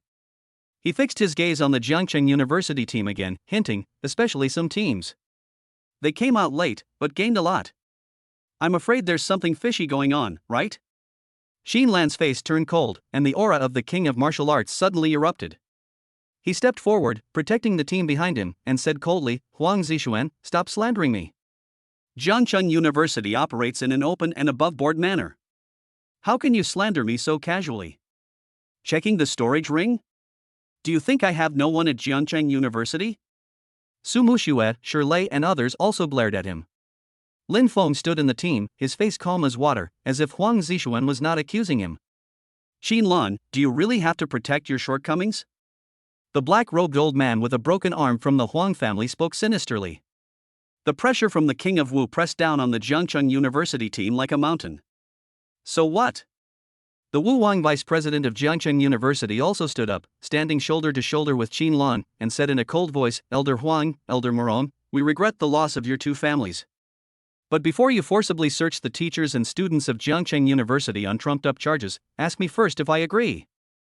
Seeing that the conflict was about to escalate, the strong men from several other first-class forces, such as the Ouyang family and the Nangong family, also expressed their opinions. The elder of the Ouyang family said in a deep voice, "Huang family, Morong family, I understand your feelings, but this is indeed excessive. Seizing treasures in secret realms depends on one's ability. Searching afterward breaks the rules." The Nangong family representative also echoed, "Indeed, if this precedent is set, wouldn't future secret realm exploration be in chaos? Who would dare to search for treasure with confidence?" Seeing that two of the four major families had come out to oppose, many small and medium-sized forces also plucked up their courage and became excited. Oppose forced searches. Why should they investigate us just because they lost something? The faces of the people from the Huang family and the Morong family turned extremely ugly. They did not expect to cause such great public outrage. Morong Feng's eyes flickered as he weighed the pros and cons. Finally, he pulled Huang Zixuan, who looked unwilling, and shook his head slightly. The black-robed old man and the sword-wielding elder looked at each other, and they also knew that the situation was hopeless. "Humph." The black-robed old man snorted coldly, retracting his imposing aura and fiercely sweeping over everyone, especially the Su family. "My Huang family has taken note of what happened today. Let's go." After saying this, he left with the remaining troops. The people of the Morong family also followed him with gloomy faces. The storm subsided temporarily. Seeing their embarrassed departure, many people breathed a sigh of relief. Xin Lan glanced back at Lin Feng in the group. Seeing that he remained calm, a hint of meaning flashed in her beautiful eyes. She felt more and more that the shameless bastard they were talking about was probably related to Lin Feng. Chapter 67, Secret Realm Influence, Fame Spreads. After the exploration of the secret realm, Jiangcheng University was shaken by ripples that lasted for a long time. The surviving students not only brought back precious resources, but also brought back various stories from the secret realm. The first to cause a sensation were naturally the three talented students Su Muxue, Shirlei, and Duing. They broke through to the level of military generals in the secret realm and performed outstandingly when facing the beast tide. Especially Su Muxue, who entered the middle stage of military general at the age of less than 20. Such talent and achievements have surpassed most of the seniors and made her a well-deserved figure in Jiangcheng University. Shirlei's abnormal defense and the strange method of poison shadow were also passed on by word of mouth by other students, becoming quite legendary, and became the goal that many martial arts academy disciples talked about and tried hard to catch up with. However, among many topics about secret adventures, Lin Feng's name was mentioned repeatedly. At first, there were only sporadic news circulating in a small circle. Did you know? When choosing the route, Director Qin actually asked Assistant Lin for his opinion. Is this true? That person from the research institute who has connections? It's absolutely true. And I heard that it was Assistant Instructor Lin who recognized the guiding vine and led us away from a dangerous energy turbulence area. Gradually, more details were revealed. It's more than just choosing a route. It was Assistant Instructor Lin who also reminded us to identify the poisonous gold-eating moss. And that time when we were looking for a water source, he said he'd look at the rock structure, and he actually found it. The most amazing thing is, Senior Sister Su has gotten the best resources several times, and it seems, they're all related to Assistant Professor Lin? Initially, this news attracted little attention, with most people scoffing at it, believing it was merely student gossip, a mere exaggeration of coincidences. After all, how could a notorious martial arts failure possess such extensive knowledge of the wild and such uncanny intuition?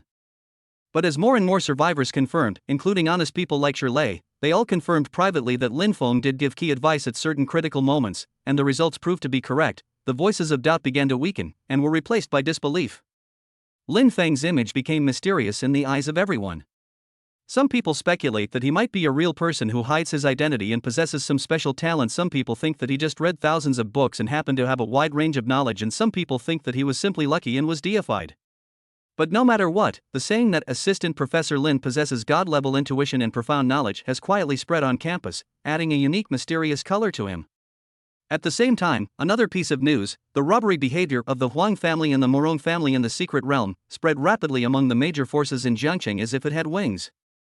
The news was vividly portrayed. How the Huang and Morong families joined forces to seize the treasure, how they were defeated by the Guardian Beast King and suffered heavy losses, and how, during their desperate battle, the treasure was intercepted by a mysterious person. This was originally considered a bad luck, but the subsequent development was the key point. The two major families were so angry that they tried to forcibly search the storage rings of all teams at the exit of the secret realm. They said they wanted to catch the thief, but in fact they wanted to take the opportunity to spy on other people's gains, or even rob them. This behavior completely angered all the forces present at the time. This is outrageous. Who do they think they are? A family of the martial emperor? If you lose, just admit defeat. Do you still want to act like a rogue? They have completely disgraced the Huang and Morong families. Fortunately, there were several other big families present at the time who voiced their opposition. Otherwise, public opinion was almost unanimously condemning the Huang and Morong families. These two families had always acted rather overbearingly in Jiangcheng, causing dissatisfaction among many factions. This incident provided an outlet for everyone to vent their frustrations. Their reputation plummeted, especially the Huang family, which was already at the center of controversy due to their conflict with the Su family, and now the situation was even worse. Some discerning individuals, however, have drawn a subtle connection between the two events. What exactly is the treasure that the Huang and Morong families are after? Who was that mysterious interloper? Why did Huang Zixuan look at the Su team, especially Su Muxue, with such resentment and suspicion? While there's no evidence, a subtle suspicion lingers. Could it be that the Huang and Morong families are trying to sow discord? Lin Feng seemed oblivious to the turmoil of the outside world. He continued his routine: classroom, library, and the Su family compound. Faced with probing glances or cryptic inquiries, he would brush them off with a casual coincidence or "I read it in a book," his expression unwavering, leaving no room for suspicion. Only in the dead of night, when he was alone reminiscing about his experience in this secret realm, and thinking of the humiliation suffered by the Huang and Morong families, did he feel relieved. The golden dragon Dao fruit lay quietly in his cabinet, waiting for the right moment to give it to Su Qingyue. Chapter 68, Taking the Opportunity to Give Fruit, Su Qingyue Breaks Through. Lin Feng didn't care about the outside disputes. He continued to live a routine life, waiting for the arrival of free attribute points every night, and then quietly adding points to become stronger.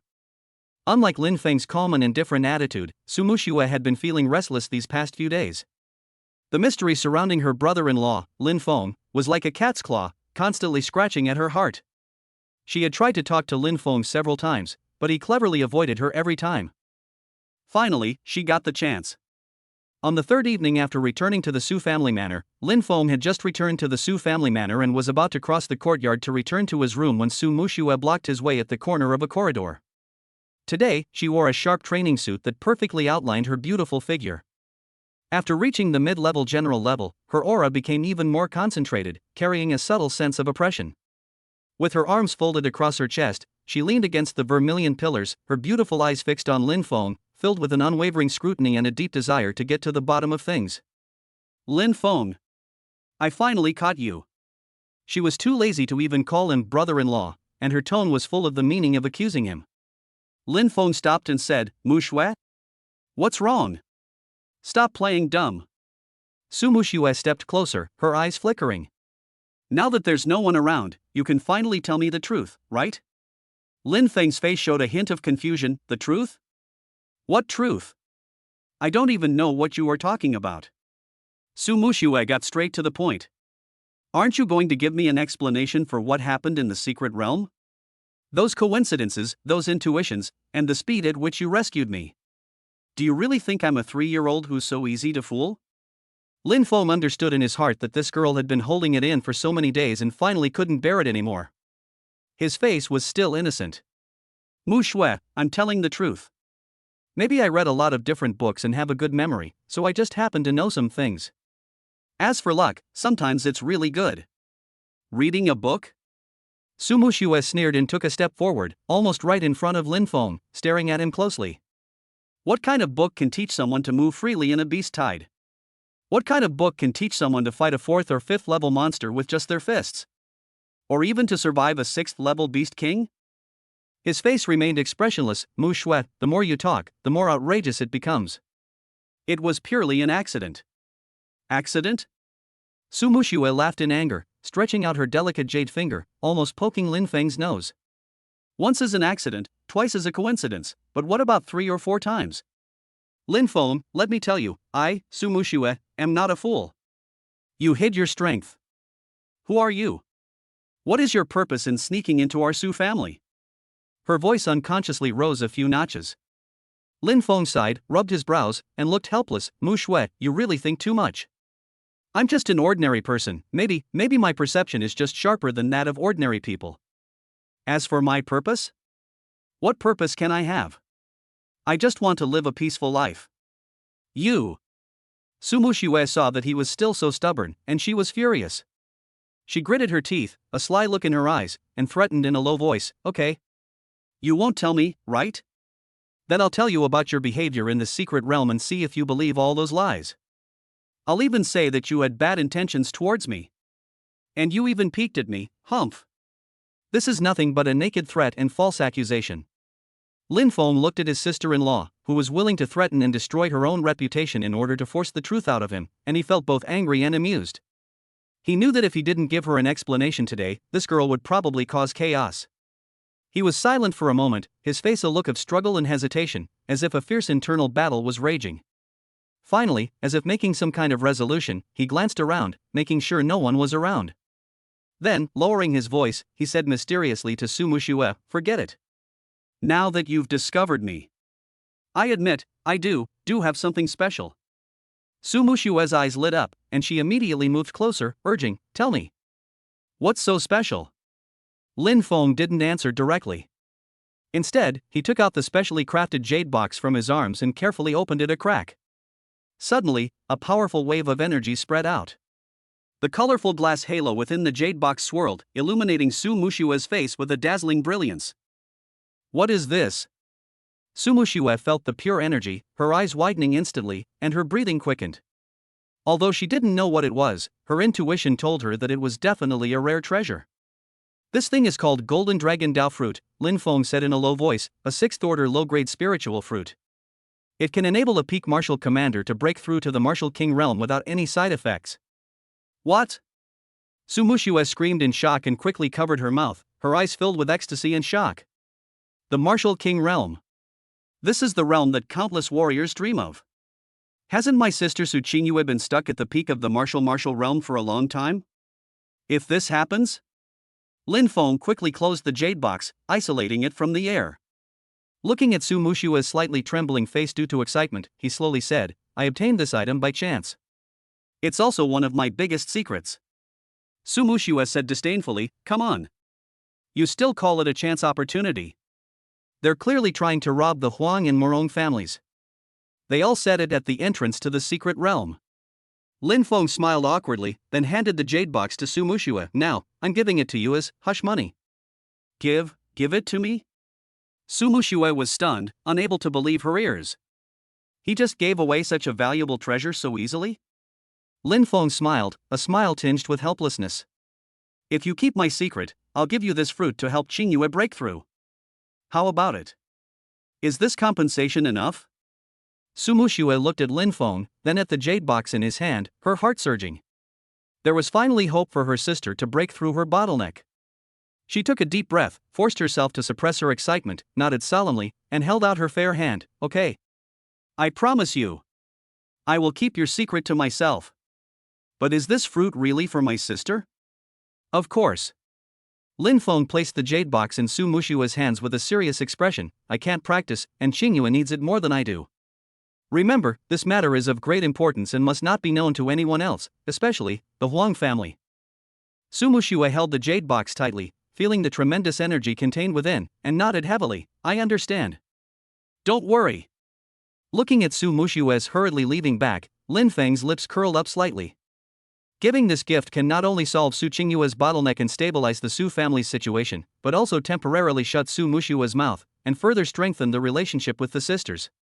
It can be said to kill 3 birds with 1 stone.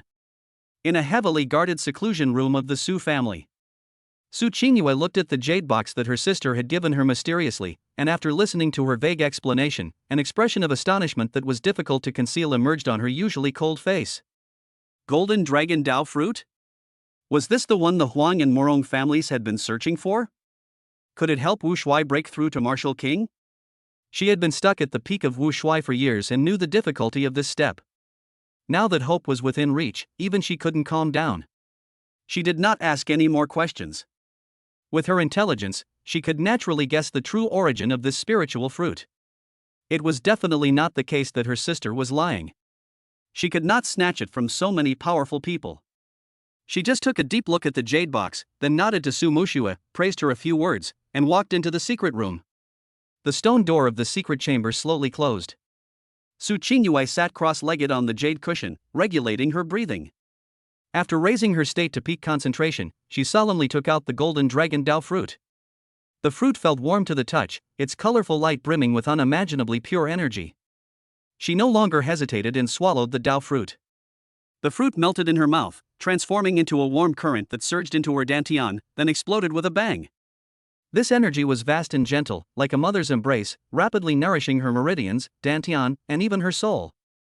Under the guidance and impact of this energy, her long stagnant peak martial arts vitality began to circulate frantically, slowly transforming into true qi, and then launched an attack on the solid bottleneck.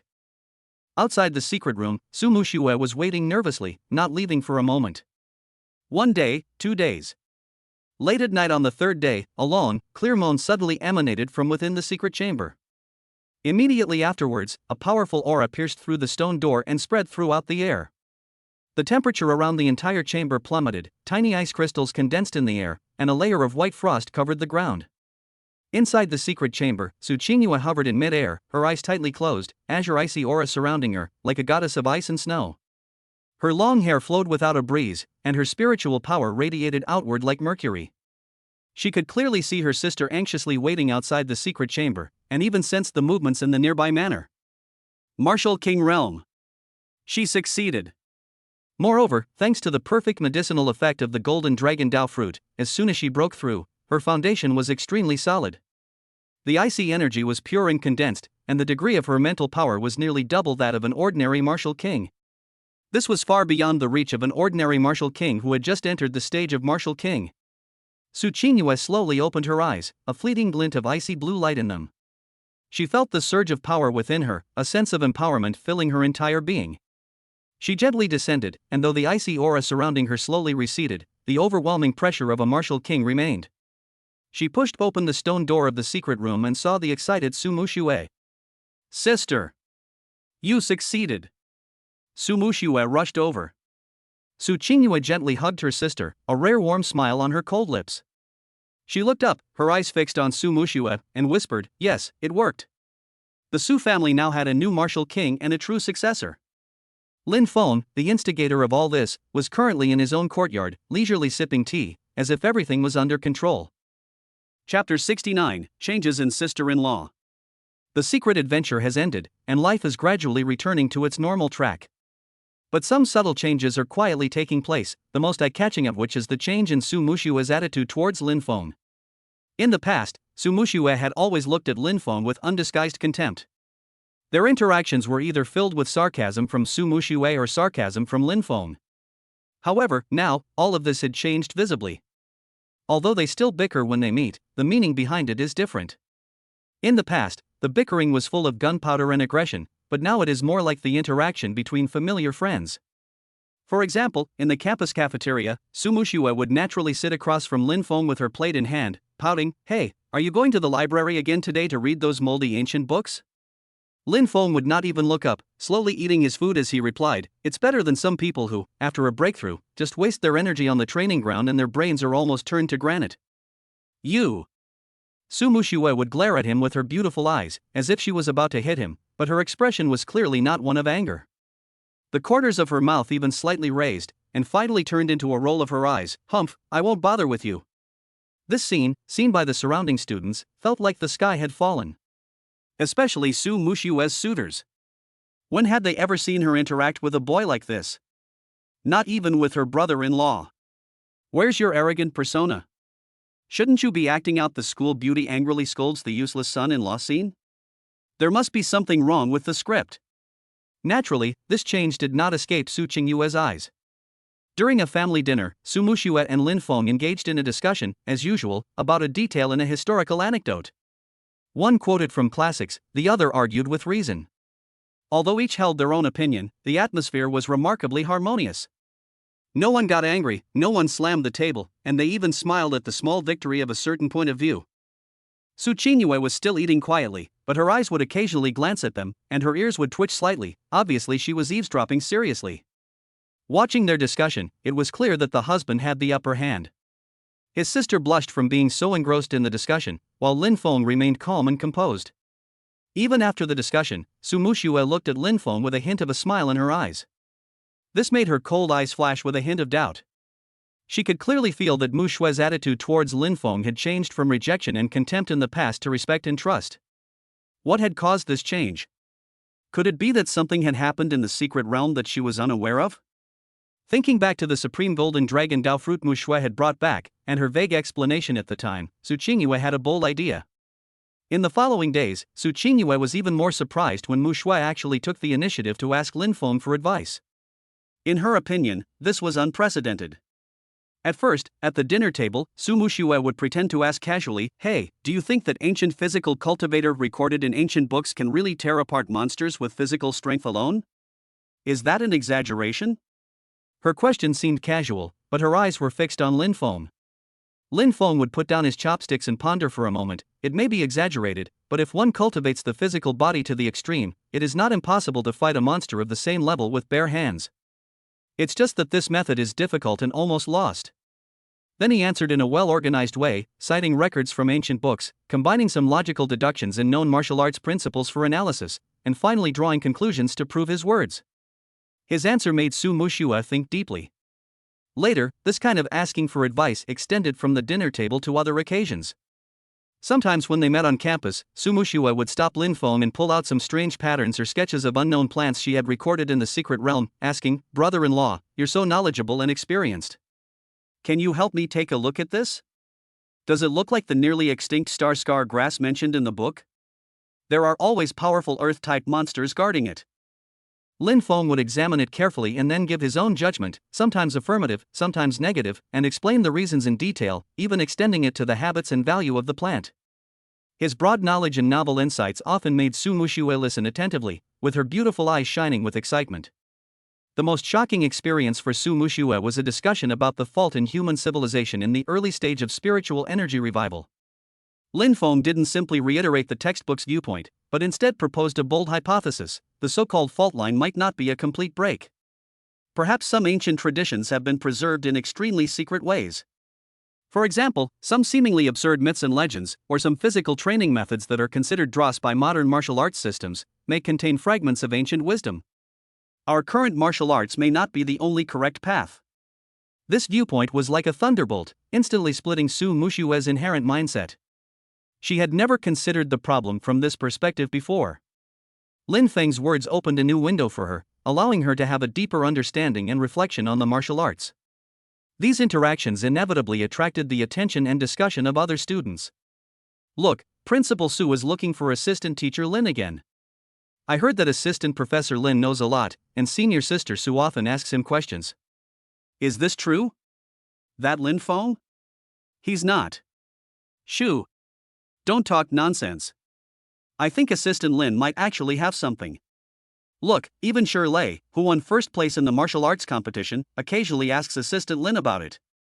Amidst the discussions, the mysterious aura surrounding Lin Feng became increasingly apparent. Although he remains low-key, he has a regular daily routine of going to work, going home, and continues to play the role of a knowledgeable liberal arts teacher. However, the attitude change of the talented school beauty Su Muxue, as well as the accidental inquiries from classmates who had experienced the secret realm with Lin Feng, caused more and more people to start re-examining this former martial arts waste. Chapter 70,000-Point Barrier System Upgrade. Time slips quietly in the ordinary daily life. It has been some time since returning from the secret realm. The surface waves in Jiangcheng have gradually subsided, and the open and secret struggles between the Su family and the Huang family have turned into a deeper undercurrent, and all this seems to have nothing to do with Lin Feng. He continued to follow the routine, maintaining a regular routine of going to and from work. At Jiangcheng University, he played the role of a knowledgeable liberal arts teacher in the library. He absorbed the knowledge and secrets of the world in his bedroom at the Su family. He immersed himself in the sublimation of his own power. 10 points of free attributes every day, continuous changes in physical attributes. 600 points, 700 points, 800 points.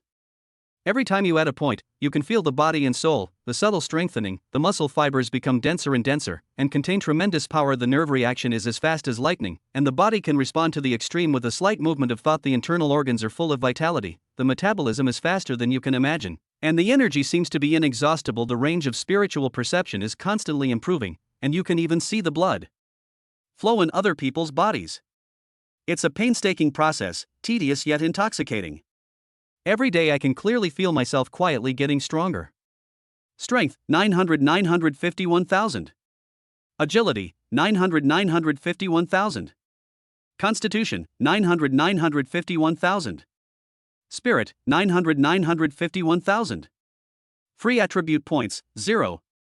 The moment when the 4 basic attribute points break through the 1,000 point mark at the same time. Buzz. A roar originating from the depths of the soul suddenly exploded. Lin Feng's body, sitting cross-legged, trembled slightly. The air around him seemed to freeze for a moment before returning to normal. However, within his body, earth-shaking changes were taking place. If breaking through 500 points is like a rushing river, then at this moment, it is the endless tide of the ocean. The sound of blood rushing through his body was like the roar of a tsunami, constantly washing over the walls of his blood vessels. With every heartbeat, blood, imbued with terrifying energy, circulated throughout his body. His bones were as crystalline as jade, incredibly dense and shimmering with a metallic sheen. However, the biggest change is still the 4 basic attributes. After they exceed 1,000 points, the attribute's special effects will be even more powerful. Lin Feng slowly clenched his fist, not exerting much force, but simply moving his mind slightly, guiding that vibration property. Suddenly, the air around his fist emitted a low, dense humming sound, and tiny ripples were visible to the naked eye. He found a discarded fine iron ingot and tried to press it lightly through the air. There was no contact, but countless fine cracks instantly appeared on the surface of the iron ingot, as if it had been repeatedly struck at high frequency by an invisible hammer. The force of the vibration was no longer limited to contact transmission, and it had the initial effect of exerting its power through short-range air. Although the range was extremely small and the power was severely reduced with distance, the potential of the vibration through the air should not be underestimated. He thought again, and his body flashed from one end of the room to the other like a ghost. And where he had been standing, the shadow lingered for nearly half a second. This was no longer a simple afterimage, rather, reaching extreme speed had, to a certain extent, interfered with vision. If used in actual combat, combined with exquisite footwork, it would be enough to confuse opponents of the same or even higher levels. He could even initially control the location of the afterimage and the time it disappeared. He took out the special steel knife and applied a little force, but surprisingly, he couldn't damage his arm. He could only use the strength attribute to inflict a deep wound on his arm, enough to see the bone. As blood gushed out, the muscle fibers at the wound began to wriggle and contract violently, as if possessed of life, a powerful burst of vitality erupting. Within a dozen breaths, the wound had largely healed, leaving behind a strip of tender, new flesh, and the pain was minimal. At this rate, unless it was a severed limb or a serious injury infused with special energy, ordinary injuries would no longer pose a threat to him. The immense spiritual power became increasingly condensed and agile. He tried to concentrate it intensely, radiating it outwards. This time, the effect was even more pronounced. Within the tiny area encompassed by his mental power, the refraction of light was visibly distorted, and the propagation of sound became blurred. If concentrated on a specific target, it would be enough to disrupt their vision and hearing. Even more surprising was that his mental power seemed to have initially developed a slight penetrating ability, allowing him to vaguely perceive the internal structure of some objects, such as the texture of wooden tables and chairs, and the tiny gaps within ordinary rocks. Although the penetrating power was still weak, it undoubtedly opened up new possibilities for future exploration and reconnaissance. After breaking through 1000 points, the 4 attribute effects have finally evolved from vague prototypes into more powerful abilities. Although still in its early stages and requiring considerable energy consumption, the potential and practical value they represent are now far greater than before. Martial Master Realm. He whispered to himself. The 4 attributes breaking through the 1000 point mark brought about a subversive increase in comprehensive combat power. Lin Feng was absolutely confident that at this moment, based solely on the basic abilities of this body and the initial formation of its attribute effects, its true combat power was enough to be on par with the patriarchs of some small and medium-sized families in Jiangcheng. He walked over to the mirror, looking at the peaceful figure within. If he so desired, he could instantly transform from a frail scholar into a ferocious beast in human form. This stark contrast was itself a perfect disguise. At the same time, he had an idea and took out a simple black ring from his bosom. This was a relic left by the original owner's mother. The original owner was a useless martial artist who was unable to cultivate the soul and therefore could not use it. At this moment, when his spiritual attribute increased to 1000 points, the spiritual attribute contained the penetration special effect. When he tried to probe into the ring, he could finally see the space inside. A tiny space of about 1 cubic meter appeared clearly in his perception. Although the space was small, it meant that he could finally use the storage ring of this world. Finally, it works. Lin Feng's lips curled up into a smile. With this storage ring, future tasks would be much more convenient. He immediately took out some important items, such as the set of silver needles and some money. However, the surprises were not over yet. Just as he was getting familiar with his new power, he accidentally looked at the system interface. On the always simple light screen, there was actually an unread message. The daily upper limit of free attribute points is increased to 20 points. The interface was still simple, but after reading this message and seeing the column for daily attribute point increase change from 10 to 20, Lin Feng's heart skipped a beat. From 10 o'clock every day, it became 20 o'clock. This means that his strength improvement speed will be doubled. It used to take more than 3 months to accumulate 1000 points, but now it only takes a little over a month. Lin Feng took a deep breath, suppressed the excitement in his heart, and his eyes became deeper and more determined.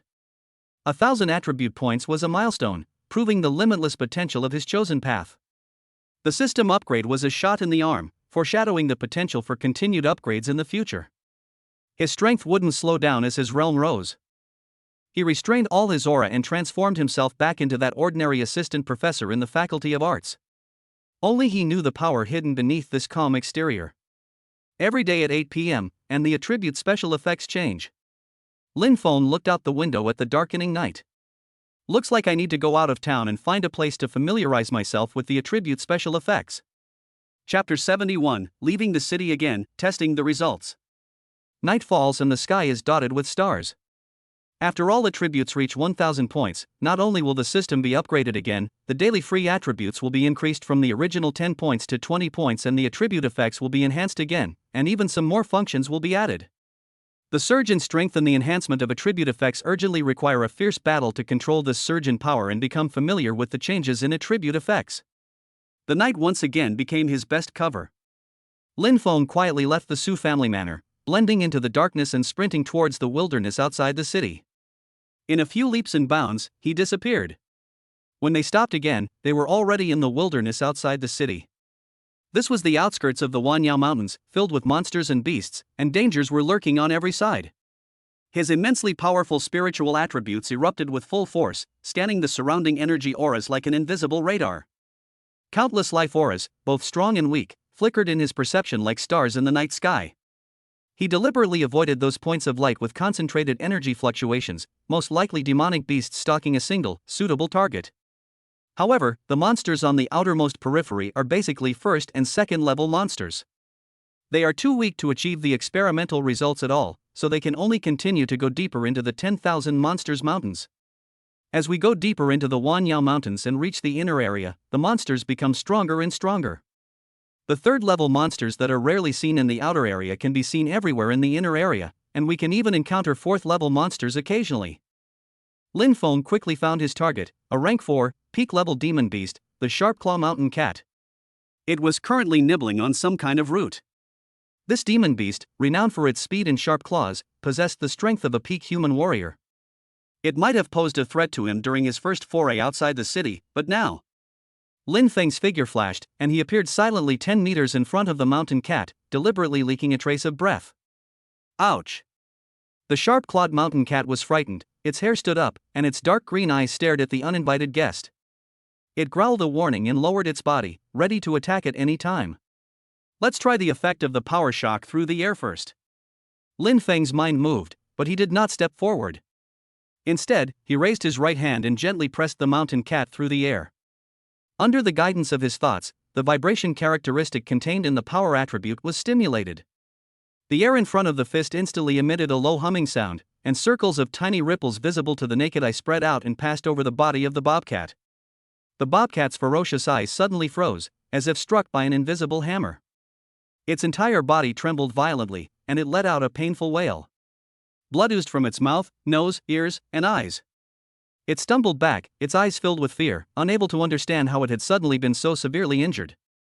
It's effective, but against a tough target, the power drop is still too severe. Lin Feng frowned slightly, not entirely satisfied with the result of this attack.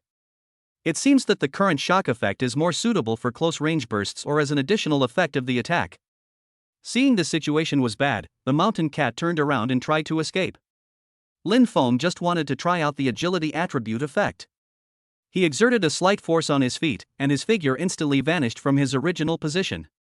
The next moment, 3 extremely lifelike, faint afterimages appeared one after another, directly to the left, right, and even behind the mountain cat. Each afterimage lasted for nearly half a second, carrying a trace of his presence, as if 3 Lin Fengs were simultaneously attacking from different directions. The bobcat was stunned. With its limited intelligence, it was unable to understand this phenomenon. Its escape movement froze instantly and it looked around in horror, not knowing which direction to flee. Lin Feng's true form had already quietly appeared above its head. Physical recovery and defense also need to be tested in actual combat. He did not use any strength this time, but only relied on the pure physical strength brought by his physical attributes. He clenched his fist and punched down at the hardest skull of the mountain cat. Crack! There was a slight cracking sound, and the mountain cat's hard skull was easily shattered. Without even being able to scream, it fell to the ground and died. Lin Feng looked at his hand. It was completely unharmed, without even a hint of numbness from the recoil. The physical strength brought by the 1,000-point constitution far exceeded his expectations. Too weak. Lin Feng shook his head. The peak 4th order demon beast was powerless in front of him, and he couldn't test the true power of the special effect at all. He needed a stronger opponent. He continued to go deeper into the 10,000 demons mountains, and his spiritual perception filtered the breath of life within the range like a sieve. Soon, a mid-level 5th order ironclad rhinoceros entered his field of vision. This beast was enormous, like a small mountain, with incredibly formidable defense and a powerful impact force, equivalent to a mid-level human martial artist. This should last a while. Lin Feng took the initiative to show up and stood in front of the armored rhinoceros. The rhino's scarlet eyes locked onto him instantly, white steam emanating from its nostrils. Its stout hooves pawed the ground with a dull thud. It then lowered its head and aimed its horn, which gleamed with a cold metallic light, at Lin Feng, launching a ferocious charge. The ground trembled with its momentum, astonishing. Come on! Lin Feng not only did not dodge, but also wanted to confront him head-on, just to test his pure strength. He lowered his waist and immediately, unleashing his full strength. He clenched his right fist, his arm muscles tensing, and faint ripples of vibration rippled through the tip of his fist. Then he punched directly, meeting the gleaming rhino horn. Boom! The moment the fists collided, a deafening roar was heard, followed by 2 distinct sounds, an extremely piercing tearing sound, followed by a dull thud. Crack puff! That was Lin Feng's fist, which first acted on the rhino's horn. It broke the horn, and then the fist, accompanied by high-frequency vibrations, instantly crushed the inside of the rhino's head, and then... boom! The armored rhinoceros's massive body flew backward, slamming heavily onto the ground dozens of meters away, leaving a deep gully. Its proud horn was broken, while its head had appeared intact. But upon closer inspection, its interior had turned to mush. Lin Feng stood still, retracted his fist, and looked at the surface of his fist. Only a small white mark remained, which disappeared in an instant. He had a clearer understanding in his mind. the shock effect is very effective in breaking armor and destroying defensive structures. Combined with the power of the body, the power is doubled. But he still felt it was not enough. Although this rhino had strong defense, it was too slow and had a single attack method. It could be killed with one punch. It was impossible to test its actual strength attribute, and it didn't even use the other 3 attributes. He needs a stronger opponent. Chapter 72, Special Effects, comparable to King Wu. As the night deepened, Lin Feng, like a tireless hunter, continued his search within the inner reaches of the Myriad Demons Mountains. Finally, as he neared the edge of the core area of the Myriad Demons Mountains, a powerful aura locked onto him. It was a peak 5th-tier demon beast, the Shadow Leopard. This beast not only possessed the strength and speed of a peak 5th-tier beast, but was also adept at concealment and sneak attacks. The patterns on its fur distorted light in the dark, making it extremely difficult to detect. It was one of the dominant beasts in the inner circle. The Shadow Leopard clearly saw Lin Feng as its prey. It lurked silently in the shadows, looking for an opportunity to strike and kill him. Finally, a decent guy has come. Lin Feng raised the corners of his mouth slightly, and deliberately exposed a flaw, exposing his back to the other party. Sure enough, the moment he turned around, a blurry black shadow, like lightning, leaped out from the shadows behind him. Its sharp claws went straight to his back, so fast that it was difficult to capture with the naked eye. However, with Lin Feng's spiritual perception of up to 1,000 points, he knew all the movements of the Shadow Leopard very well. He could even clearly see the trajectory of its muscle force and the cold light condensed on its claws. Mental interference. Lin Feng's mind moved, and a burst of mental power instantly pierced into Shadow Leopard's mind. The Shadow Leopard, which was pouncing with all its might, suddenly felt a blur in front of its eyes. The image of the target seemed to be distorted, and at the same time, a strong feeling of dizziness came over it. Its movements became stagnant and deviated. It is this deviation of a few tenths of a second that determines the outcome. Lin Feng's body turned slightly sideways at an incredible angle, and the Shadow Leopard's claws, which were sure to hit him, grazed the edge of his clothes. At the same time, Lin Feng extended his palm, his fingertips lingering with subtle ripples of vibration, and gently pressed on the Shadow Leopard's ribs. Puff! There was a dull thud. The shockwaves penetrated the body, instantly damaging the Shadow Leopard's internal organs. It let out a shrill howl, leaping forward, then fell heavily to the ground. After struggling for a few moments, it fell silent. Mental interference can be very effective at critical moments, especially when dealing with opponents who rely on senses and speed. Lin Feng was still dissatisfied with the results of this battle. Even a peak-level 5th-tier Shadow Leopard couldn't survive 2 strikes from him. It wasn't until this moment that he truly realized that his 1,000-point attribute, combined with the ability to possess 4 special effects, truly possessed a combat power that couldn't be measured by the warrior levels of this world. Should I go find the Beast King and try? A bold idea arose in his mind. A Beast King is at least a 6th-rank being, equivalent to a human martial king. Not only are they incredibly powerful, they possess intelligence and the ability to speak. Even more powerful beasts can transform into human form. This thought quickly grew in his mind. He knew it was risky, but only by fighting a truly powerful opponent could he truly understand his own limits. He adjusted his direction and dived towards the core of the Myriad Demons mountain range. He raised his spiritual perception to the limit, carefully avoiding any unnecessary trouble. Finally, half an hour later, he found a silent valley. The vital energy in the valley was extremely rich, but at the core of the valley, a terrifying pressure permeated. Lin Feng could clearly sense a terrifying energy surge slowly awakening from its core. It was a 6th-order early-stage Beast King, the Earthflame Giant Lizard. Not only did he not hide his aura, but he also actively released a hint of fighting spirit. Roar! An angry roar came from the core of the valley, shaking the entire valley. The next moment, a giant lizard over 15 meters long rushed out of the cave with earth-shaking strides. It was covered in dark red scales, and its back had lava-like lines.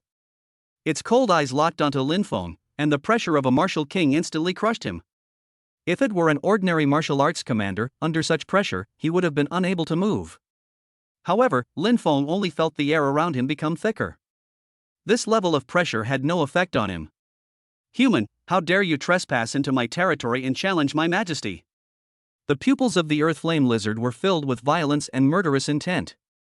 "I'll lend you my skills to test what I've learned." Lin Feng said it concisely and took the lead in attacking.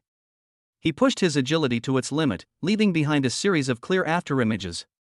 His true form, as if teleporting, appeared beside the giant lizard and punched its relatively soft abdomen. Ripples of shock flashed violently on the edge of his fist. An ant dares to shake a tree? The earth flame lizard swung its thick tail disdainfully and swept over quickly. Dark red flames were burning on its tail, and the air was distorted by the burning. Lin Feng didn't dare to take it head-on. He instantly activated his mental interference technique, and at the same time, his afterimage footwork changed, his real body easily dodging the tail attack. The sharp wind blew his hair flying. The afterimage where he was originally located was instantly shattered by the tail. Such powerful strength. Such fast speed. Lin Feng was filled with awe. The Beast King truly lived up to his reputation. He no longer held back and used the 4 attribute effects alternately, fighting with the earth flame giant lizard. The shockwaves of power bombarded the scales, making a dull thud and leaving fine cracks. The agile afterimages confused the monitor lizard's attacks, causing it to miss repeatedly. The physique quickly recovered its strength, as if it knew no fatigue, becoming braver and braver as the battle went on. The mental interference kept looking for opportunities, trying to interrupt the monitor lizard's rhythm, and even using mental attacks. For a moment, the valley was filled with constant roars and flying sand and rocks. Lin Feng used his agility to the utmost, constantly moving around the giant lizard's massive body, even occasionally attacking. He couldn't damage the giant lizard's core, but the giant lizard was also unable to do anything to this strange human for a while. The earth flame giant lizard became more and more frightened and angry as the fight went on. It discovered that the strength of this human was far more than what it seemed. The strange force of shock caused its internal organs to vibrate. Although it could not cause a fatal threat, it would cause severe pain. The difficult to distinguish afterimage interfered with its judgment, causing it to often miss. Its strong body could actually withstand its claw attacks. What was even more shocking was that it was tireless and had consumed most of its demonic power, but the opponent became more and more courageous. Roar! Damn humans!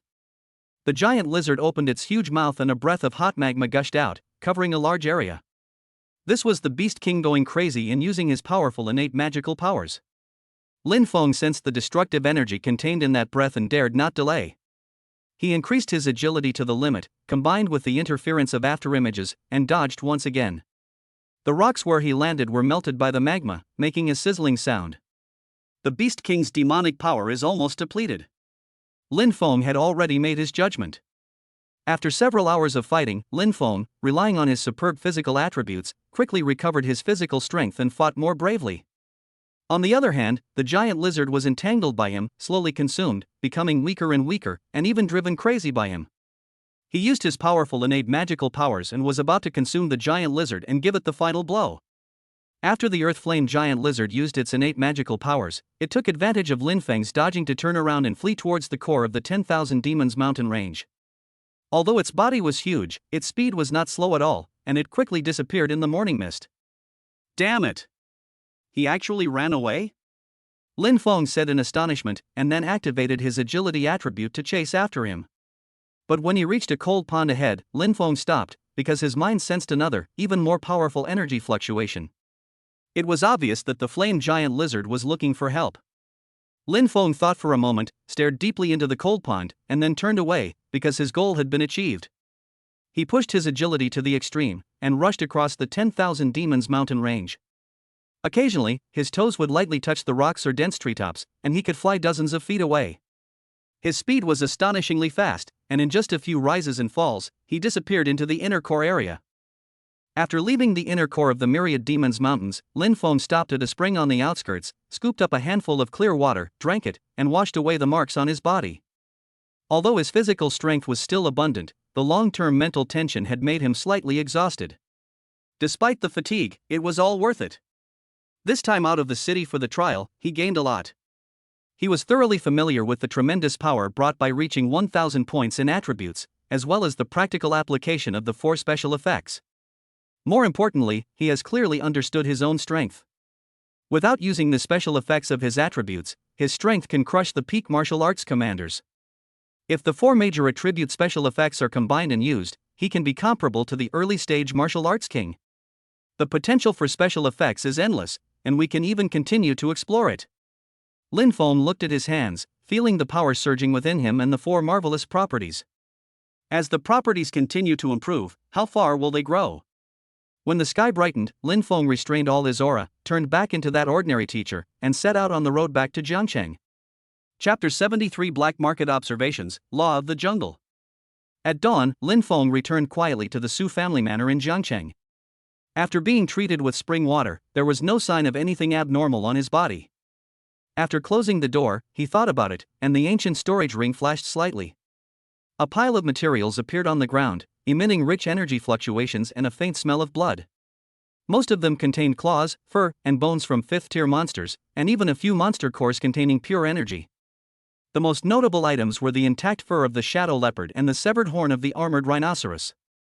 If these materials were brought to the public eye, they would cause quite a stir and inevitably invite unnecessary trouble. He also wanted to buy a larger storage equipment. His current storage ring was too small, only 1 cubic meter, and after installing these main materials, it was almost saturated. In order to make room, he had to give up a large amount of 4th-level monster materials. Although 4th-level monster materials are not as precious as 5th-level ones, that is relative. If these 4th-level materials are placed in small and medium-sized families, they will be enough to become a foundation. It seems that I have to find a more suitable place to deal with these things. Lin Feng pondered. The risks of the obvious channels were too high. He needed a place that could absorb these resources and ensure the secrecy of the transactions. He thought of Su Muxue. This sister-in-law was a direct descendant of the Su family and a genius in the martial arts academy. She had been exposed to things related to martial arts since she was a child. She should have some understanding of the secret channels in Jiangcheng. Although it was a bit abrupt to ask directly, after the journey to the secret realm, she already knew some of his strength, and a subtle trust and tacit understanding had been established between the two. In the afternoon, taking advantage of the rare time when Su Muxue was at home, Lin Feng accidentally met her in the pavilion in the garden. "Hey, busy man, you didn't even have breakfast today. Why didn't you go to the library to continue reading?" Su Muxue was wiping her sword at this time. Seeing Lin Feng, she habitually stabbed him, but her tone was no longer as sharp as before, and there was even a smile on her lips. Lin Feng smiled, sat down on the stone bench across from her, and got straight to the point. "Muxue, you know more about Jiangcheng than I do. Do you know if there are any more convenient places besides those public chambers of commerce where we can handle things that aren't so public? For example, monster materials?" Su Muxue paused as she polished her sword, then raised her beautiful eyes and gave Lin Feng a meaningful look. With her sharp wit, she immediately understood Lin Feng's intentions. Returning from the secret realm, he possessed many secrets, so it was only natural for him to have some unexplained gains. She put down her sword and lowered her voice. "You mean the dark market?" Lin Feng nodded. Su Muxue's eyes flashed with understanding, and then she reminded him, "The dark market does exist. It's a mixed bag, with all kinds of people from all walks of life. It's the dark side of Jiangcheng. Transactions there don't ask about origins, only goods and yuanche are considered. It's indeed convenient. But because of this, danger is everywhere, and it's common for black people to rob black people. You must be extremely careful when you go there." She pulled out a nondescript black wooden plaque from her storage ring. Carved with a distorted ghost face, she handed it to Lin Feng. "Take this, it's your entry ticket. It's located in the abandoned Eternal Lane in the south of the city. It opens at midnight on the 1st and 15th day of every lunar month. Remember, be as low-key as possible inside, don't show off your wealth, and leave immediately after the transaction is completed. Don't be curious." Lin Feng took the wooden sign, which was cold to the touch. The ghost face pattern on it seemed to have some faint mark, as if it was used as a basis for confirming its authenticity. "Thank you," he said solemnly. Su Muxue waved her hand and reminded him again, "Be careful, don't let yourself be sold out and have to help others count money. If something really goes wrong, the Su family's reputation may not be of any use." 2 days later, it was the 15th day of the lunar month. It was approaching midnight, and most of Jiangcheng had fallen asleep, with only a few corners still brightly lit. Lin Feng changed into an inconspicuous gray cloth robe and wore a mask that Su Muxue gave him. It had the effect of blocking mental power. His aura was restrained just right and controlled at the early stage of the martial artist realm. Following Su Muxue's instructions, he arrived at the abandoned neighborhood in the south of the city. The area was filled with broken walls, overgrown weeds, and a musty, foul smell that was completely out of place in the bustling Jiangcheng. At the end of a dead end, before a modeled wall, stood several powerful martial artists. The hunched figure in the shadows, in particular, possessed the most powerful aura. Based on the energy fluctuations he sensed, he was likely at the early stages of the martial king stage. The others were at the martial stage. They kept their distance from each other, looking around warily, no one talking, and the atmosphere was depressing. According to understanding, they should be the guardians of this black market, responsible for maintaining order in the black market. Lin Feng showed the black wooden sign. A faint mental force swept across the sign before lingering on him for a moment. Immediately, the wall rippled like water, revealing a dark passage. Lin Feng took a deep breath and stepped in. The passage was not long, and at the end was a huge underground space that suddenly opened up. As soon as I entered, a complex smell hit me. A mixture of herbs, rusty metal, and even a hint of blood. This place was converted from an abandoned underground warehouse. The dome was high, and several night light pearls were hung, emitting a white light, as bright as day. The space was roughly divided into several areas, filled with various stalls. Most stall owners wore protective masks and sat silently, their wares displayed before them. Buyers wandered between the stalls, occasionally stopping to converse quietly with the stall owners. Transactions were quick, mostly involving barter or purchases using yuanshi primordial stones. Outside money seemed useless here. Yuanshi is a special stone containing pure energy that can be directly absorbed, accelerating the cultivation speed of martial artists. According to the purity of the energy contained, it is divided into low grade, medium grade, high grade, and top grade yuanshi. One medium grade yuanshi can be exchanged for 100 low grade yuanshi, and so on. The exchange of money in yuanshi is even more exaggerated. 1,000 yuan can be exchanged for one low-grade yuanshi, and not many people are willing to do so. After all, money is only useful to ordinary people and has little effect on martial artists. Lin Feng released his powerful spiritual attributes. He could feel that the air here was not only filled with a faint smell of blood, but also that everyone was surrounded by more or less evil spirits. He even saw a small slave trade going on in a corner. Several female martial artists with numb eyes were shackled and had their vital energy sealed, and were displayed like goods. This is the other side of the world. Lin Feng felt a chill in his heart. The current world of martial arts may look bright and beautiful on the surface, but in reality it is the law of the jungle where the strong are respected. Chapter 74, Changing Equipment and Acquiring Martial Arts. Lin Feng entered the black market and realized that the essence of this world is that the strong are respected. He focused his mind and began to look for his target. He first walked around several stalls that bought monster materials, secretly comparing prices, and then judged the credibility of the stall owner by observing the transaction process and the vague attitudes of the people around him. In the end, he chose a stall with more customers. The stall owner was a burly man wearing a black metal mask and had a relatively calm aura. Lin Feng did not take out everything at once, but first took out the shadow leopard's fur and several bones of the 5th-level monster to test. The masked man's eyes lit up as he carefully examined the leopard's fur, which was remarkably well preserved, with virtually no damage. Great stuff. How much is it? Just exchange it for yuanshi, or a large capacity storage ring. Lin Feng's voice was hoarse and low, and he deliberately changed his tone. The strong man pondered for a moment and quoted a price. Based on his previous observations, Lin Feng knew that the price was fair, but he still tried to bargain and finally exchanged these materials for dozens of medium-grade yuanshi at a price acceptable to both parties. The yuan stone is soft to the touch and contains the pure yuanshi of heaven and earth. It is the hard currency used by high-level warriors in this world for training and trading. Afterwards, he successively took out the armored rhinoceros's horn and other materials, also exchanging them for elemental stones. Throughout the whole process, he behaved like a seasoned lone traveler. After earning a considerable sum of yuanshi, Lin Feng began to keep an eye on the stalls selling storage equipment. These items were also in high demand on the black market.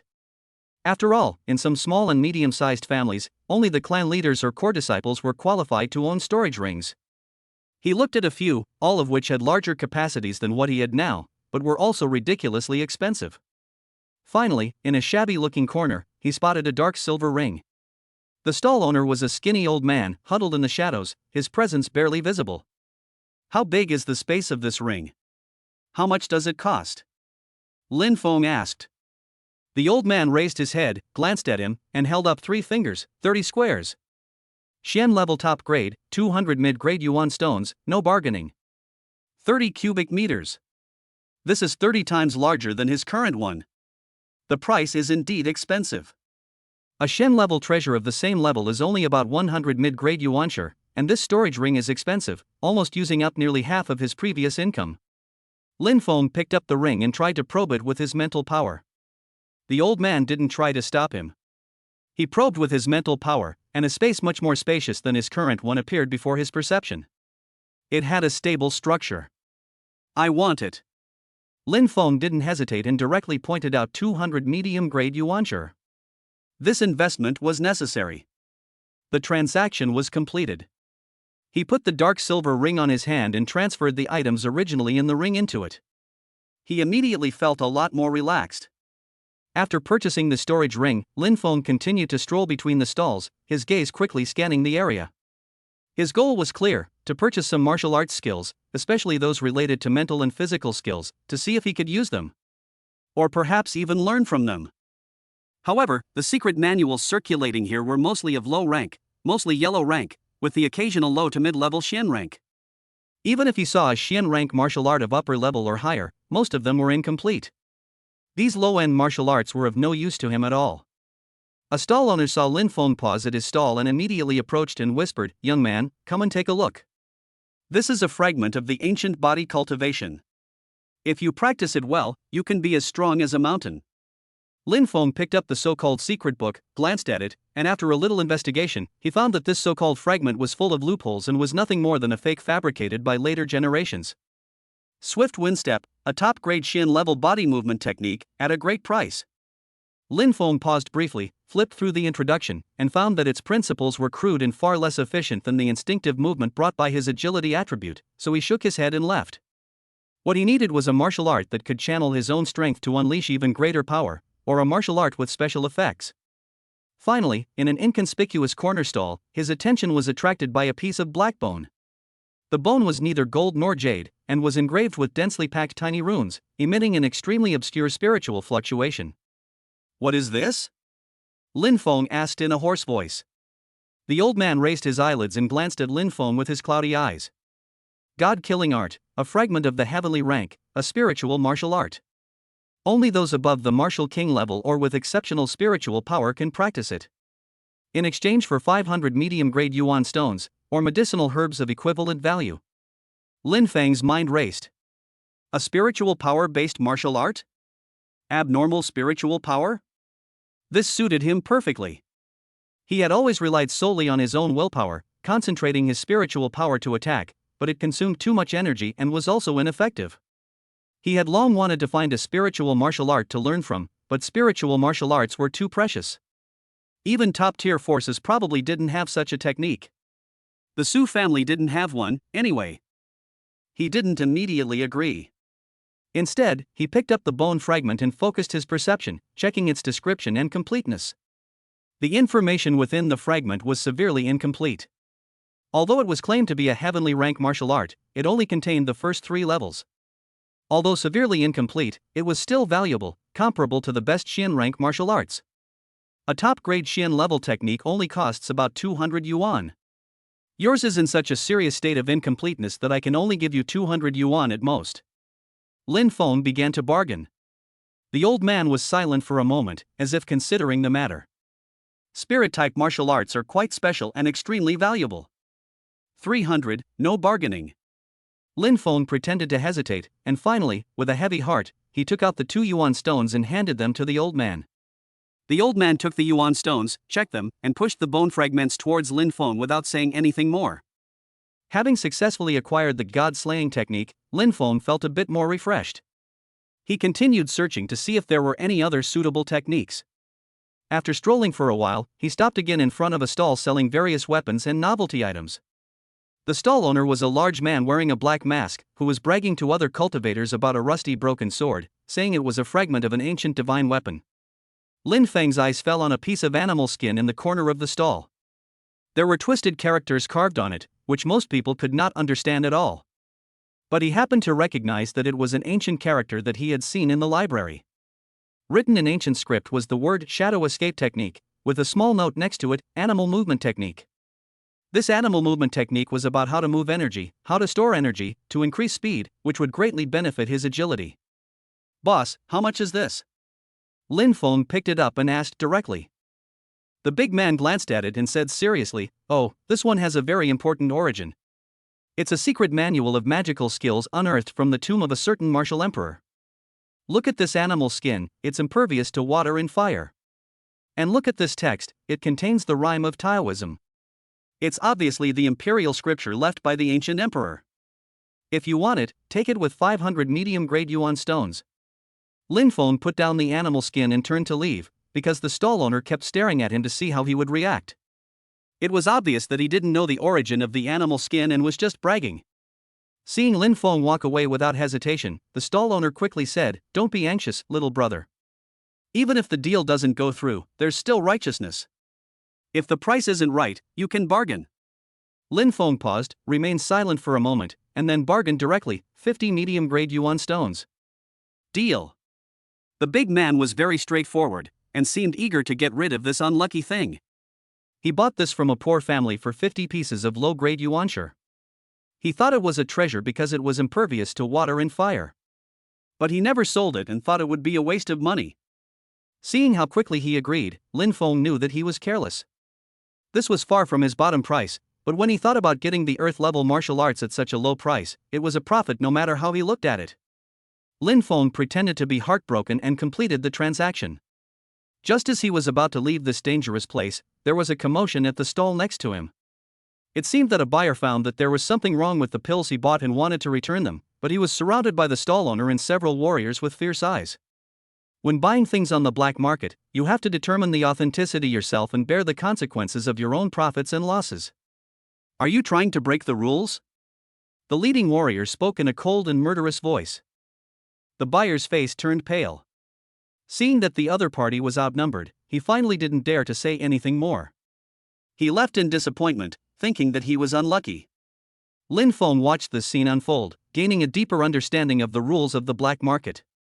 There were no laws here, only the powerful and the weak, and unspoken rules.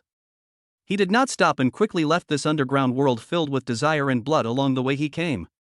Back on the ground, breathing the cool air and looking at the faint lights of Jiangcheng in the distance, Lin Feng felt as if he was in another world.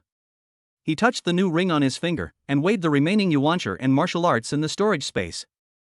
This trip to the black market not only allowed him to handle hot materials and upgrade his equipment, but also allowed him to truly touch the other side of this world hidden beneath the light. Yuanshi, barter, strength is everything. Lin Feng repeated these words in a low voice, his eyes becoming more and more determined. Improving strength and accumulating resources are the eternal themes. And the free attributes that the system adds every day are his greatest reliance. Chapter 75, Murder in the Dark Alley, Breaking the Siege. Lin Feng had just come out of the black market, and just as he was passing through a narrow dead-end alley full of garbage, his steps paused slightly. His mental attribute of 1,000 points kept him alert to the surrounding situation. He clearly heard a few subtle footsteps stop not far behind him, which formed a siege with the faint breathing sounds coming from the alley in front. Being targeted. Lin Feng sneered inwardly, but remained calm on the surface, as if he hadn't noticed anything. He continued walking forward until he was blocked by 3 dark figures appearing from the alley ahead. He stopped and slowly turned around, only to be blocked by the other 2 behind him. 5 men in total, attacking from both sides, trapped him in this filthy dead end. All 5 wore masks, revealing only greedy eyes.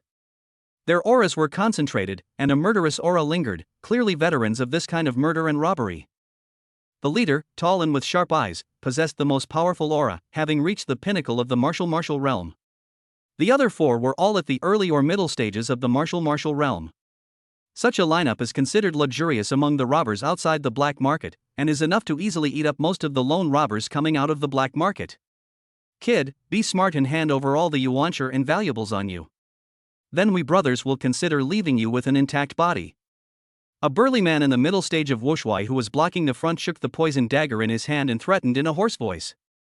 The leading martial arts master remained silent, merely sizing up Lin Feng with his playful eyes, as if assessing the quality of this fat sheep and why he dared to come here alone. He felt a faint sense of eccentricity about the man before him. His aura was clearly weak, yet he remained remarkably calm in the face of the 5 of them surrounding him. Lin Feng raised his head and spoke slowly with a changed voice, "Just you guys?" The indifference and disdain in his tone instantly angered the robber. Looking for death. The sturdy man holding the dagger shouted angrily, and his body suddenly jumped up. The dagger, with a cold green light, pierced Lin Feng's heart.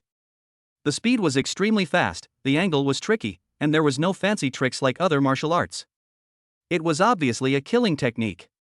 However, just as his dagger was about to reach Lin Feng, the figure in front of him suddenly blurred, transforming into several overlapping shadows.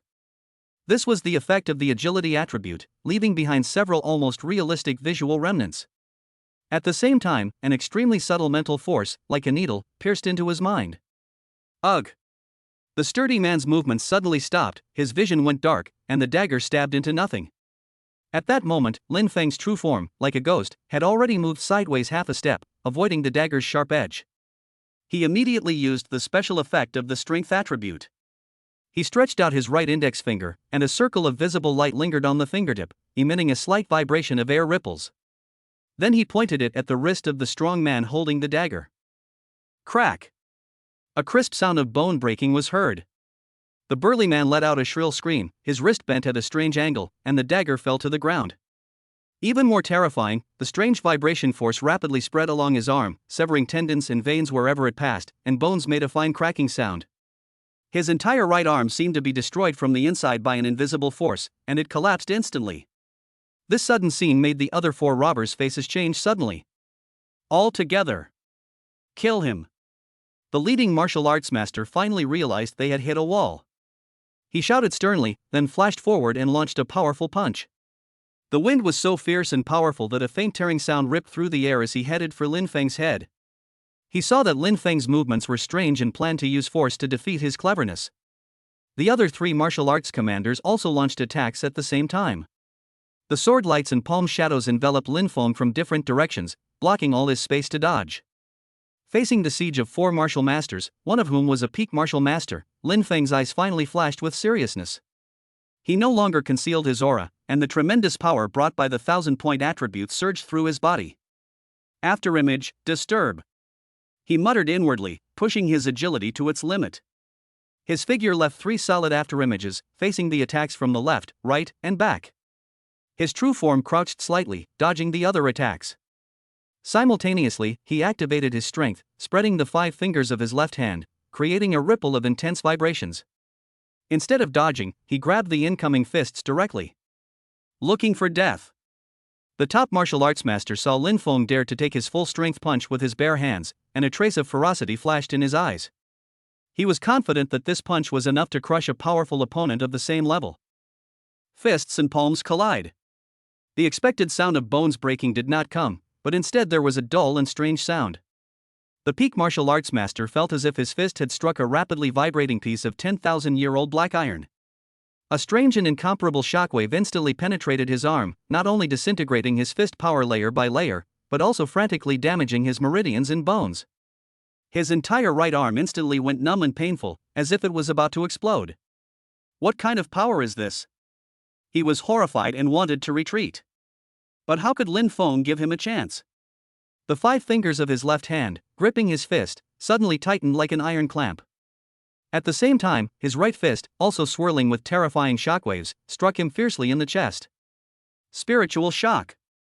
At the moment of punching, Lin Feng concentrated his mind again, and a stronger mental force directly pierced the opponent's mind. The top martial arts master was already in great shock due to the injury to his arm, and after suffering this mental shock, his movements inevitably became fatally slow. Bang! A dull roar echoed in the narrow alley. Lin Feng's fist landed firmly on his chest, and the shockwaves poured in without reservation. The peak-level martial arts master's body shook violently, his eyes bulging and bloodshot. He could clearly hear the horrifying sound of his sternum shattering and his internal organs being pulverized.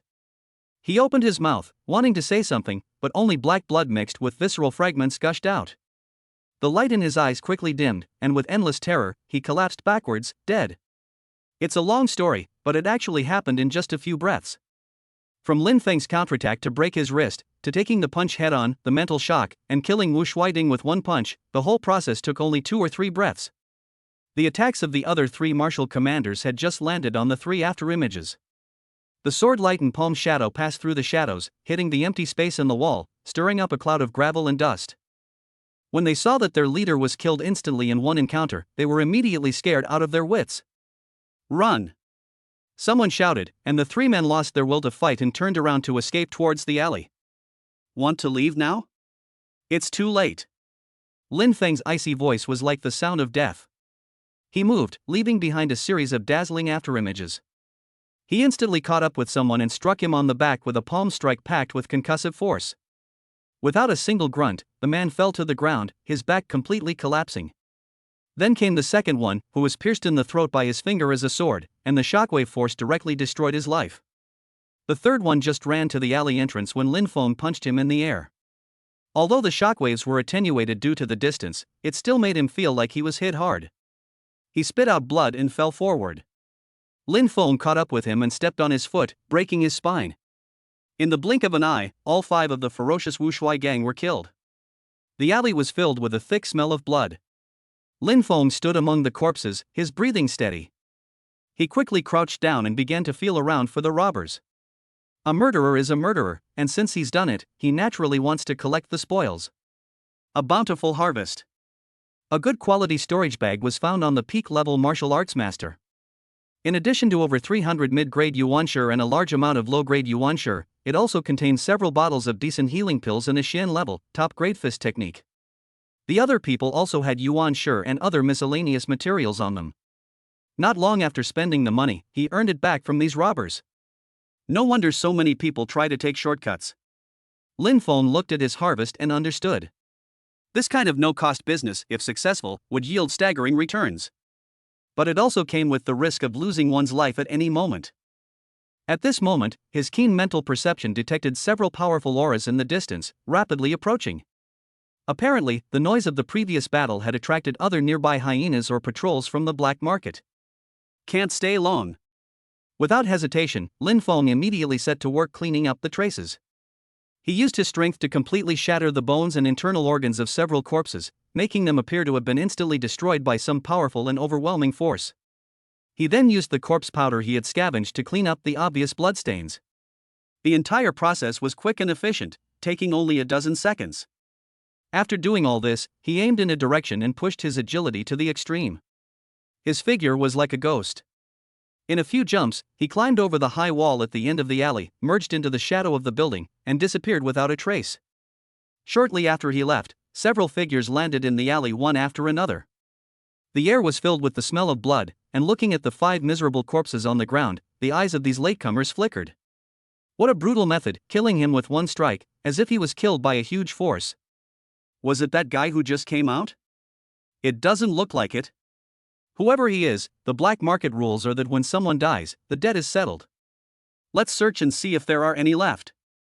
No one would stand up for the dead robbers here, death was the norm. However, news of a mysterious master who had killed 5 martial arts masters including a top-tier one outside the black market began to spread quietly within a small circle, adding another layer of mystery to Lin Feng's legend. At this moment, Lin Feng had already left the troubled place and returned to the Su family manor. He was counting the extra harvest from this trip to the black market. His understanding of strength had become clearer, and he also had a deeper understanding of the rules of the dark side of this world. Strength is the only pass. Chapter 76, A Different Approach, A Tribute Fusion Part 1. After returning to the Su family manor, Lin Feng did not rush to rest, but could not wait to start studying the gains from this trip to the black market, the 2 martial arts books.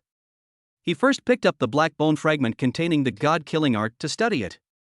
In an instant, a vast, ancient torrent of information flooded into his mind. Although it was severely incomplete, with only the first 3 levels of the mental method, the profound meaning contained therein was far beyond the reach of any martial arts he had previously encountered. This spiritual method primarily relies on the practitioner's mental strength and control skills, with the requirement for vital energy being secondary. It involves the concentration, transformation, shaping, and even the induction of a certain destructive energy within the universe. Just understanding the outline of the first 3 levels made his scalp tingle, and he trembled with excitement. The first level, called Spiritual Condensation Thorn, is to refine the invisible and intangible spiritual power into an extremely condensed spiritual spike through unique visualization and compression methods, which contains a hint of the true meaning of destruction. Once this spear is perfected, it is specifically designed to break through the spiritual defenses of martial artists and directly strike the essence of their souls. Compared to his previous, crude spiritual attacks, its power is simply a world of difference. When cultivated to perfection, a single thought can condense the spear into a form, making it impossible to defend against. The second layer is called the spiritual barrier. This is a specially constructed mental barrier with the properties of recoil and devourment. It not only effectively resists external mental attacks, but can even bounce back some of the force, or slowly devour and dissolve it, strengthening one's own spiritual essence. The third level, called spirit mark, can attach a subtle, barely perceptible mental imprint to a target. Within a certain range, no matter how the opponent hides or flees, their position can be clearly detected.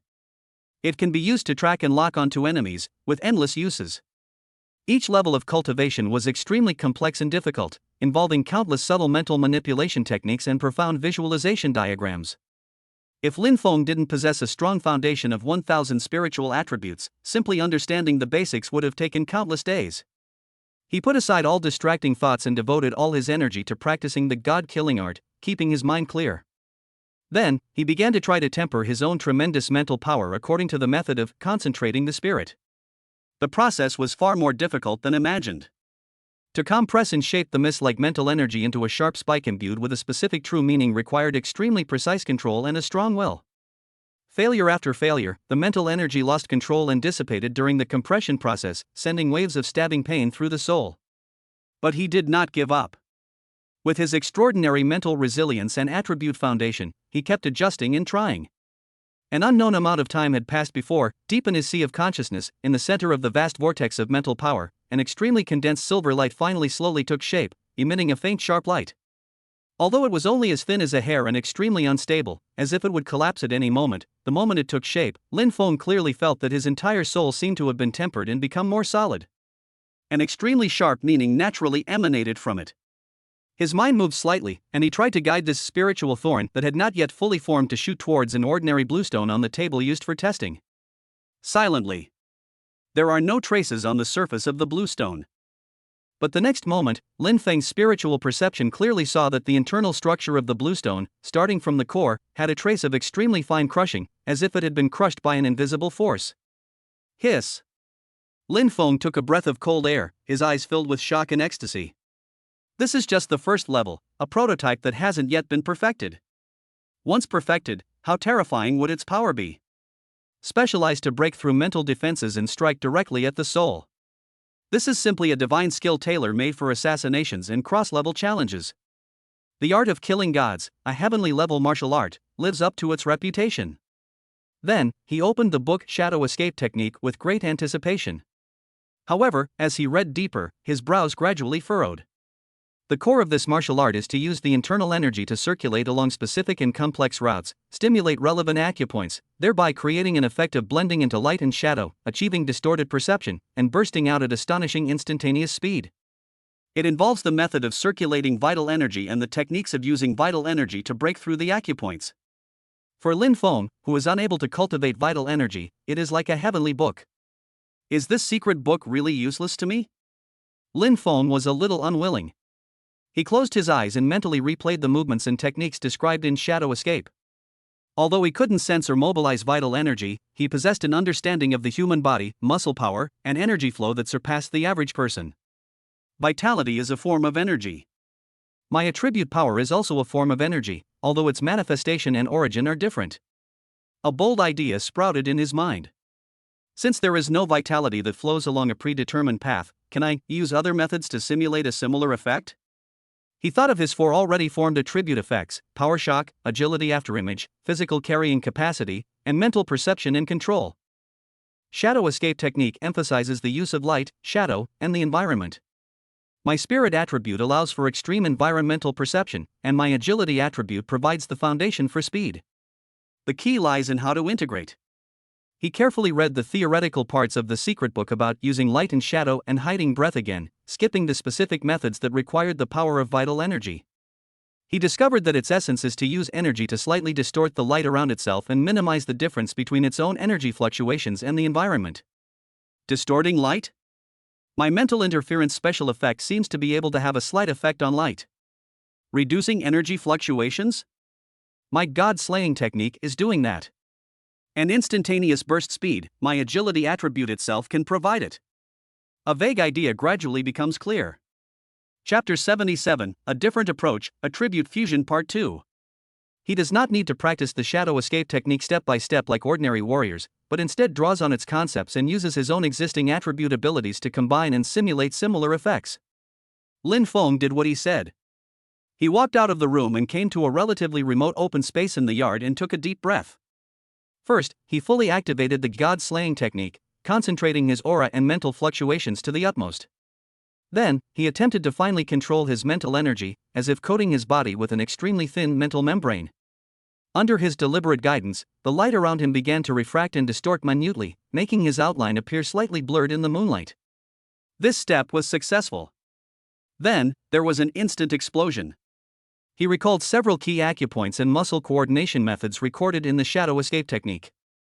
He didn't have the energy to stimulate those acupoints, but he had far superior mental control and precise control over every inch of muscle in his body. He attempted to use his powerful mental strength to directly guide the strength attribute in his body, and according to the force-generating techniques described in the shadow escape technique, instantly infuse it into the corresponding muscle groups and joints. At the same time, his agility attribute burst out with full force. Whoosh! His body suddenly blurred, like a distorted shadow, appearing 5 meters away in an instant. His speed was far beyond his usual straight-line sprint relying solely on agility, and his movement was accompanied by an elusive, erratic feeling. What surprised him even more was that during the movement, the film formed by spiritual attributes effectively distorted the light. Coupled with the perfect convergence of aura by the god-killing art, his movement this time was almost silent, and visually produced a brief illusion of disappearance, as if he had really merged into the shadows.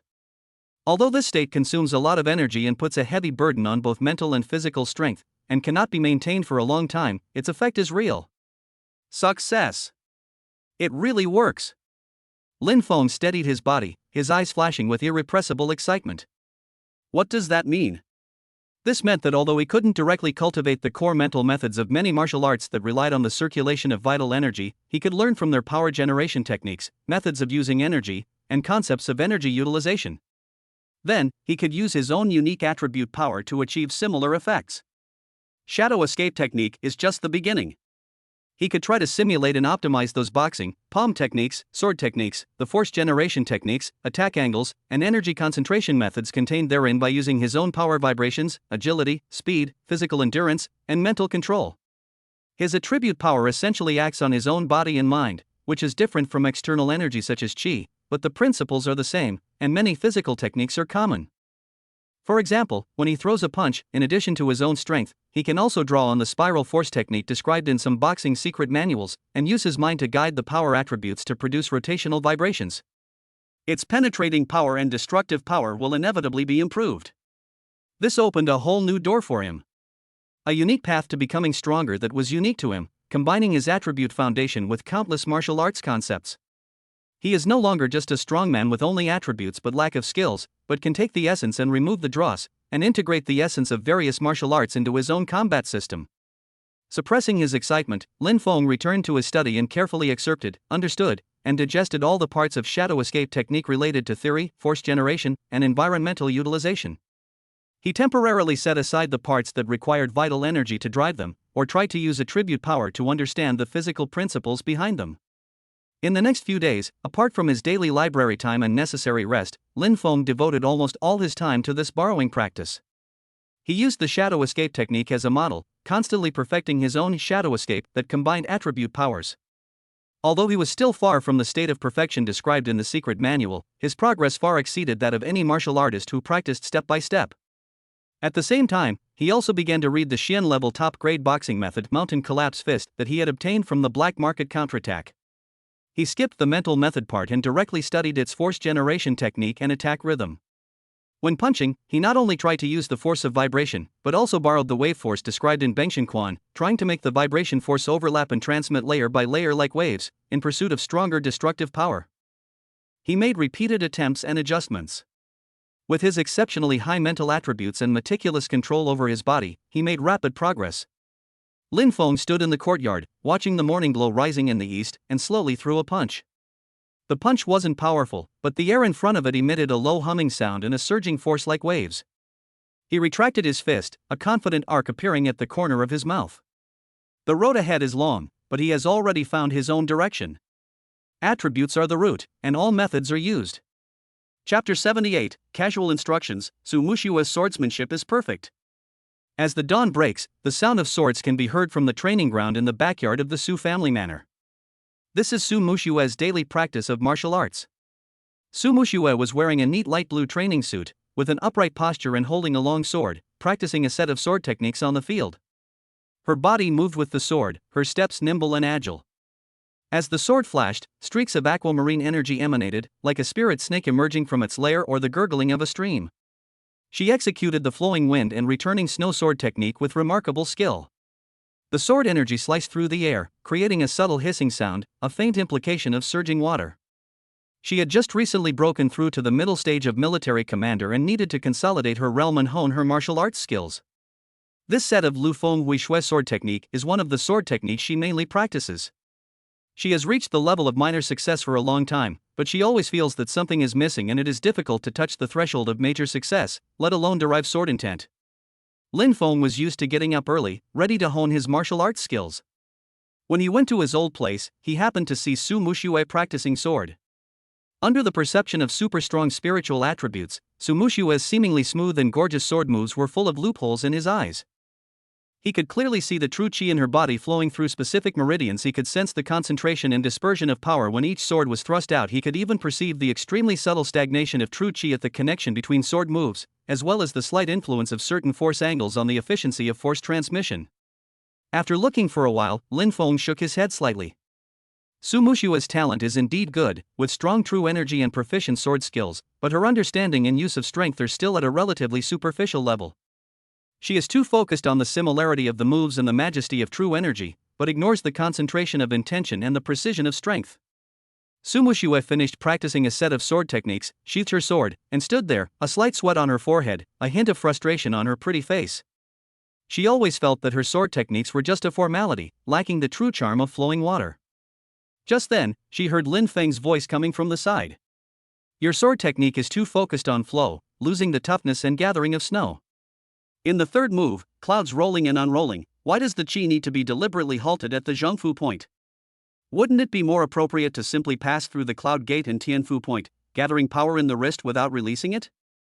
Also, in the ninth move, the power is dispersed rather than concentrated. If you could simultaneously focus your mental energy and chi on the tip of your sword at the moment of exertion, imitating the power of snow, perhaps you'd gain something." Lin Feng's voice was calm and his speech was slow, as if he were casually commenting on the weather. He didn't offer any profound theories, but simply pointed out two seemingly insignificant details about the circulation of qi and a suggestion on a technique for exerting force. However, these words sounded like thunder to Su Mushue's ears. Zhengfu acupoint is suddenly broken? Yunmen passes Tianfu? Spiritual power is concentrated at a single point? Even the family elders who taught her this sword technique had never clearly pointed out these details. They emphasized the coherence of the moves and the strength of the true chi. And what Lin Feng pointed out was exactly what she had always felt uncomfortable about, but couldn't explain why. She subconsciously followed Lin Feng's instructions and circulated her chi again. When practicing the third form, he no longer deliberately created that slight pause at the Zhengfu acupoint to achieve a change, but instead guided the chi to flow smoothly from the Yunmen acupoint to the Tianfu acupoint. An unprecedented sense of wholeness and integration arose spontaneously, and the flow of chi suddenly became several times smoother. The slightest sluggishness of the sword moves disappeared without a trace, and the sword moves truly took on a sense of flowing water. Her heart was shaken, and without time to think, she immediately tried the ninth move.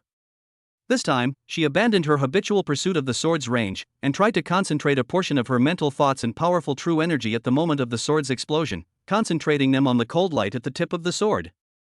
Buzz! The long sword uttered a resounding clang. A stream of extremely condensed, pale blue sword energy shot out at astonishing speed, instantly piercing through the granite target used for testing dozens of meters away. It left a deep hole in the back of the target. This sword energy no longer dispersed, but condensed into the prototype of sword chi. Its power doubled. More importantly, at the moment of completing this sword, Su Mushue clearly felt that her understanding of wind and snow and her cognition of sword seemed to have broken through a thin film. She felt a tacit understanding and swung her sword once more. This time, every move and technique seemed imbued with soul. The sword's shimmering light evoked the imagery of wind and blood. Sometimes it shone endlessly, sometimes it condensed into a single point, A faint intention began to linger over the blade, making the surrounding air grow heavier. Sword intent. Although it was still very weak, it was definitely the prototype of sword intent. As the sword intent evolved, the vital energy within her body, guided and tempered by this intention, became even more refined, flowing with ease. Her cultivation had unexpectedly advanced a small step, even faintly touching the threshold of the later stages. Sumushiwa put away her sword and stood there, staring blankly at her hand, then at the pierced granite target, and finally at Lin Feng. There was a storm in my heart. Just 2 casual words of advice. The bottleneck in her swordsmanship that had troubled her for so long was shattered. Not only did she break through to the great perfection realm, but she also developed a sword spirit. This is what countless sword cultivators dream of. How is this possible? Who the hell is he? How could his understanding of martial arts reach such an incredible level? Thinking about everything in the secret realm, thinking about the mysterious golden dragon Dao fruit, and combining it with today's miraculous guidance. Sumushiwe looked at Lin Feng with eyes full of extreme shock. Sister, Lin Feng, you. She opened her mouth, but found her throat a little dry and didn't know what to ask. Lin Feng looked at her shocked expression and smiled faintly, as if he had done something insignificant. It seems the effect is quite good. Remember that feeling. Meaning is more important than form. After saying that, he turned around and left, leaving Sumushiwa standing there alone, her heart pounding and unable to calm down for a long time. Chapter 79, Business Wars suffered setbacks and murderous intentions surged. Jiangcheng has been bustling with activity lately. The business struggle between the Su and Huang families has reached a fever pitch. Ever since Su Qingyue successfully broke through to the martial king stage with the help of the golden dragon Dao fruit, her position within the family has been rapidly consolidated.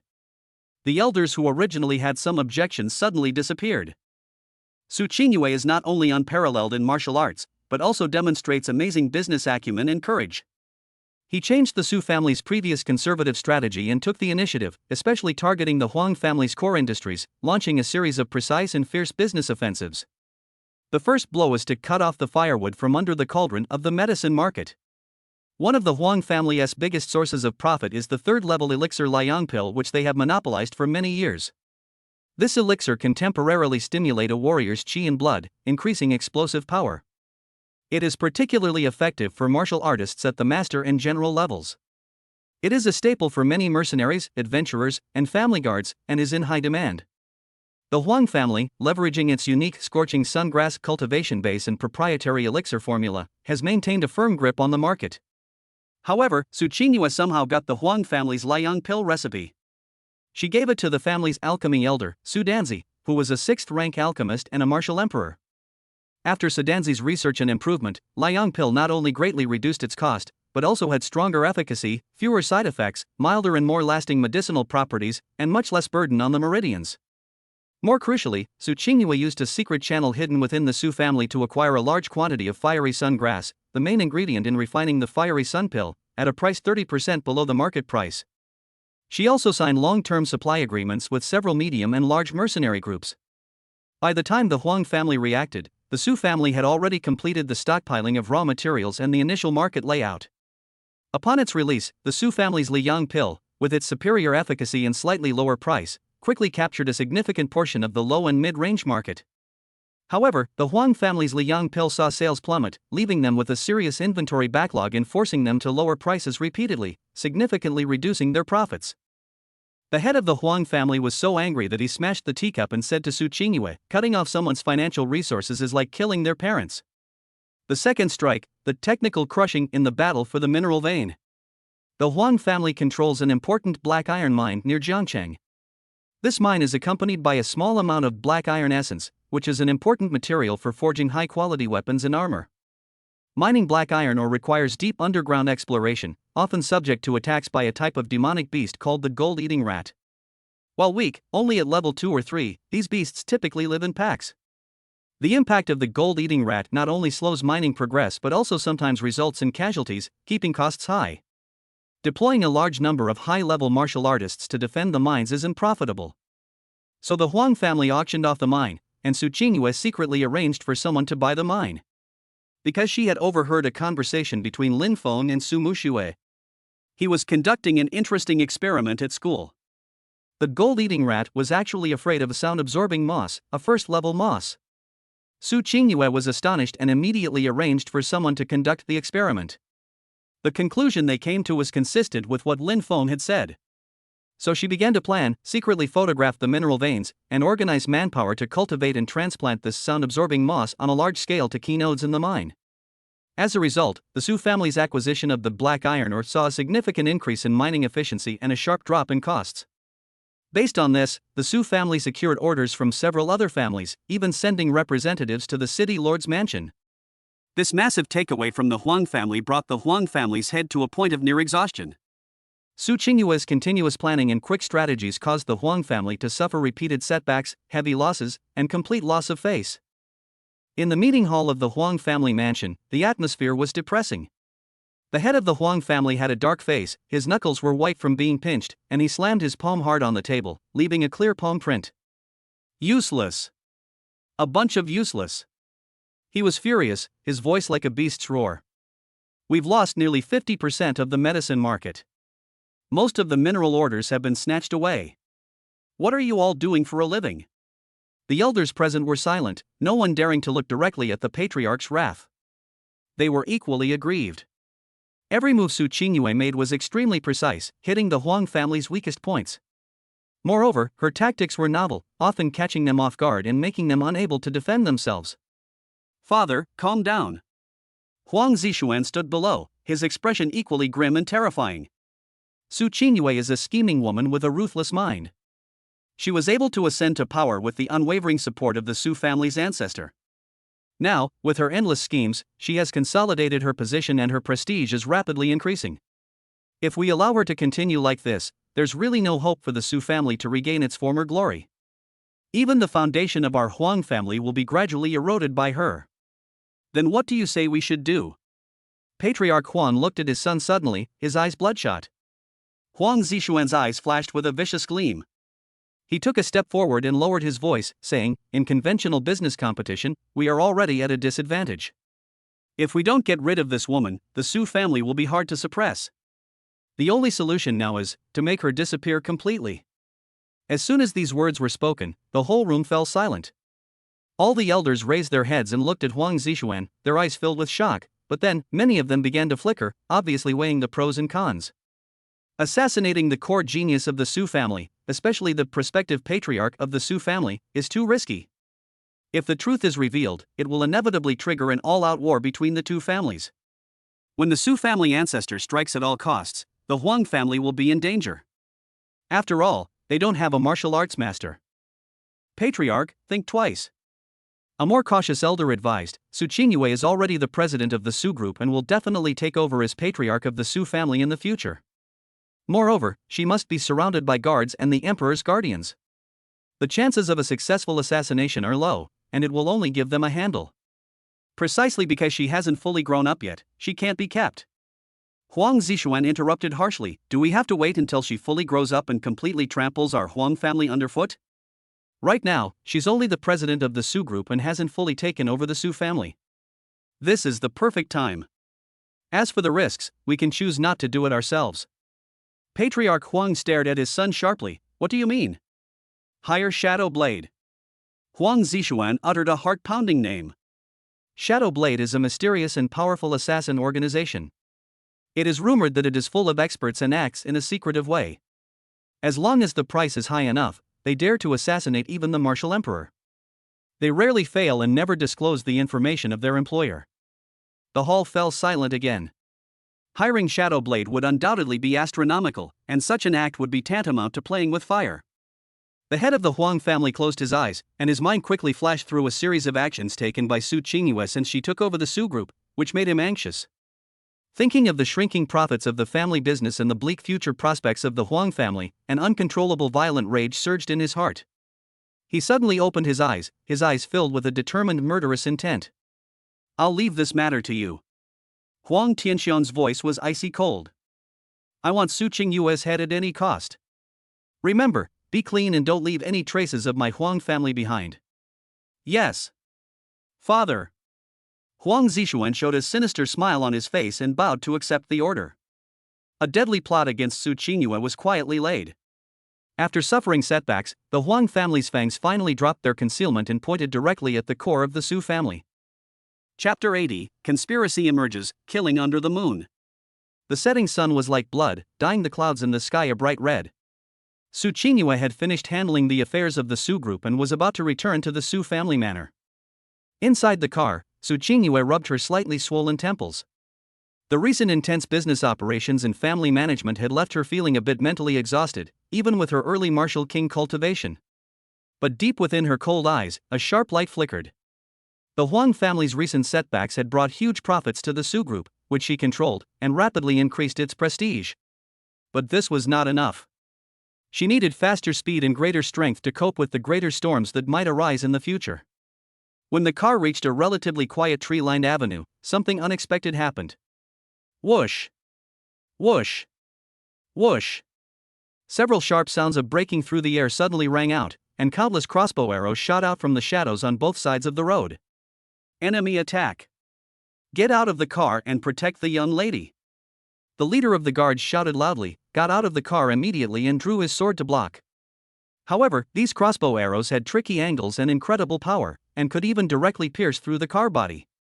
It was obvious that these arrows were made of high-end materials and then passed through the hands of highly skilled martial artists. In an instant, several guards were shot and fell to the ground. One or two guards were even shot before they could even get out of the car. The wounds quickly turned black and they groaned in pain. It was obvious that these crossbow arrows were poisoned. Form a formation. Break out to the left, there is a city defense patrol point there. The leader of the guards remained calm in the face of danger and commanded the remaining guards to shrink the formation, trying to protect the car and rush to the left. The leader of the guards is a loyal and top-notch martial arts master from the side branch. He has experienced similar incidents countless times and is not at all panicked when handling them. After the enemy in the dark released their arrows, more than a dozen masked men in black rushed out from the shadows at the alley entrance. These men were quite powerful, most of them at the level of generals and commanders. They fearlessly rushed towards the guards, with the obvious intention of leading them away, or at least creating chaos. Don't panic. Form a battle formation to repel the enemy. The leader of the guards remained calm in the face of danger, commanding the guards to form a battle formation and engage these men in black. The shouts of killing and the sound of weapons clashing instantly shattered the tranquility of the night. Inside the car, Su Qingyue suddenly opened her eyes, a cold glint flashing in them. Without the slightest panic, her mental power quickly spread outward, instantly perceiving the situation outside. Lure the tiger away from the mountain? Or make a feint to the east and attack in the west? She sneered inwardly. It was indeed not up to the standard. She was not in a hurry to take action. These attackers were not enough to threaten the safety of her and her elite guards. She was waiting for the opponent's real killer move. Sure enough, just as the guards were fighting fiercely with the men in black and gradually suppressing the other side. Boom! An incomparably powerful pressure descended from the right rear of the convoy. That aura was vast, majestic, and extremely violent, reaching the realm of the martial emperor. Immediately afterwards, the martial emperor killer threw a punch casually, and a dazzling streak of light cut through the night sky and headed straight for a bell tower not far behind the side of the convoy. Hidden there was a martial emperor of the same rank, Mo Lao, the guardian assigned to Su Qingyue by the Su family. This guardian was one of the Su family's most valuable assets, and would never reveal himself unless Su Qingyue was in imminent danger. How dare you, you rat! An old man's angry roar came from the void, and an equally vast aura of the martial emperor burst out. Almost at the same time, a gray figure rushed out from the bell tower like a ghost. Then he threw a punch as well, colliding fiercely with the stream of light. Boom! A deafening roar erupted in mid-air, and a violent energy shockwave spread like ripples, shaking the houses below and sending tiles flying.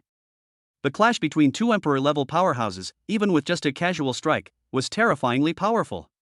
The attacker who suddenly appeared had a clear purpose, which was to entangle the Su family's martial emperor protector and prevent him from having the opportunity to interfere in what happened next. So the two of them fought, and under the guidance of the killer, they were getting farther and farther away from the convoy. In a few takeoffs and landings, they disappeared. Oh no! Lure the tiger away from the mountain. Su Qingyue thought immediately. All of this happened in a remarkably short time. From the crossbow attack, to the appearance of the martial emperor's aura, to the escort being led away, each event was linked to the next, precisely calculating the Su family guard's reactions and protective power. Now, almost at the same time when the martial emperor was led away, three figures, like ghosts, appeared silently in front of Su Mushua's car, surrounding the car in a triangular shape from the front, left and right. All three wore nightgowns and masks that blocked their spirits, revealing only their cold, ruthless eyes. The aura they exuded was that of an early martial king. Three martial kings. In order to assassinate Su Qingyue, the mastermind behind the scenes actually used such a huge hand. The leader held a long, narrow, dark blue scimitar in his hand. The blade's light was cold, like a spring under the moonlight, and it slashed straight at the front of the car. Before the blade even reached the front, the sharp blade had already torn a huge gap in the solid front of the car.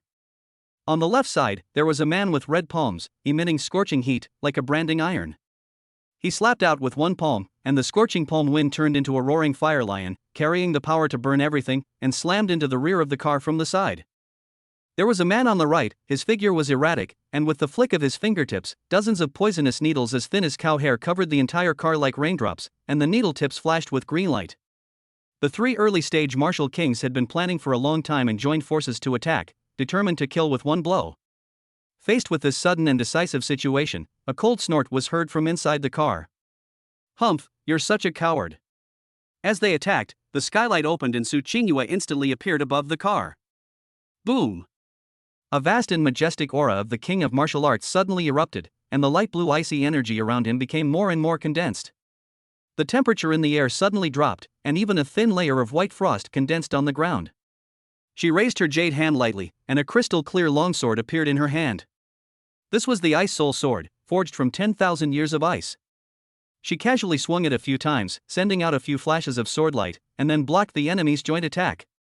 Su Qingyue's figure was proudly suspended in the air, with a cold face and calm eyes, looking at the three Wu Wang killers in front of her. "These three early-stage martial kings really think highly of me, Su Qingyue." Her voice was icy cold. "King Wu? She actually broke through?" The killer leader holding a dark blue scimitar suddenly screamed with his pupils shrinking.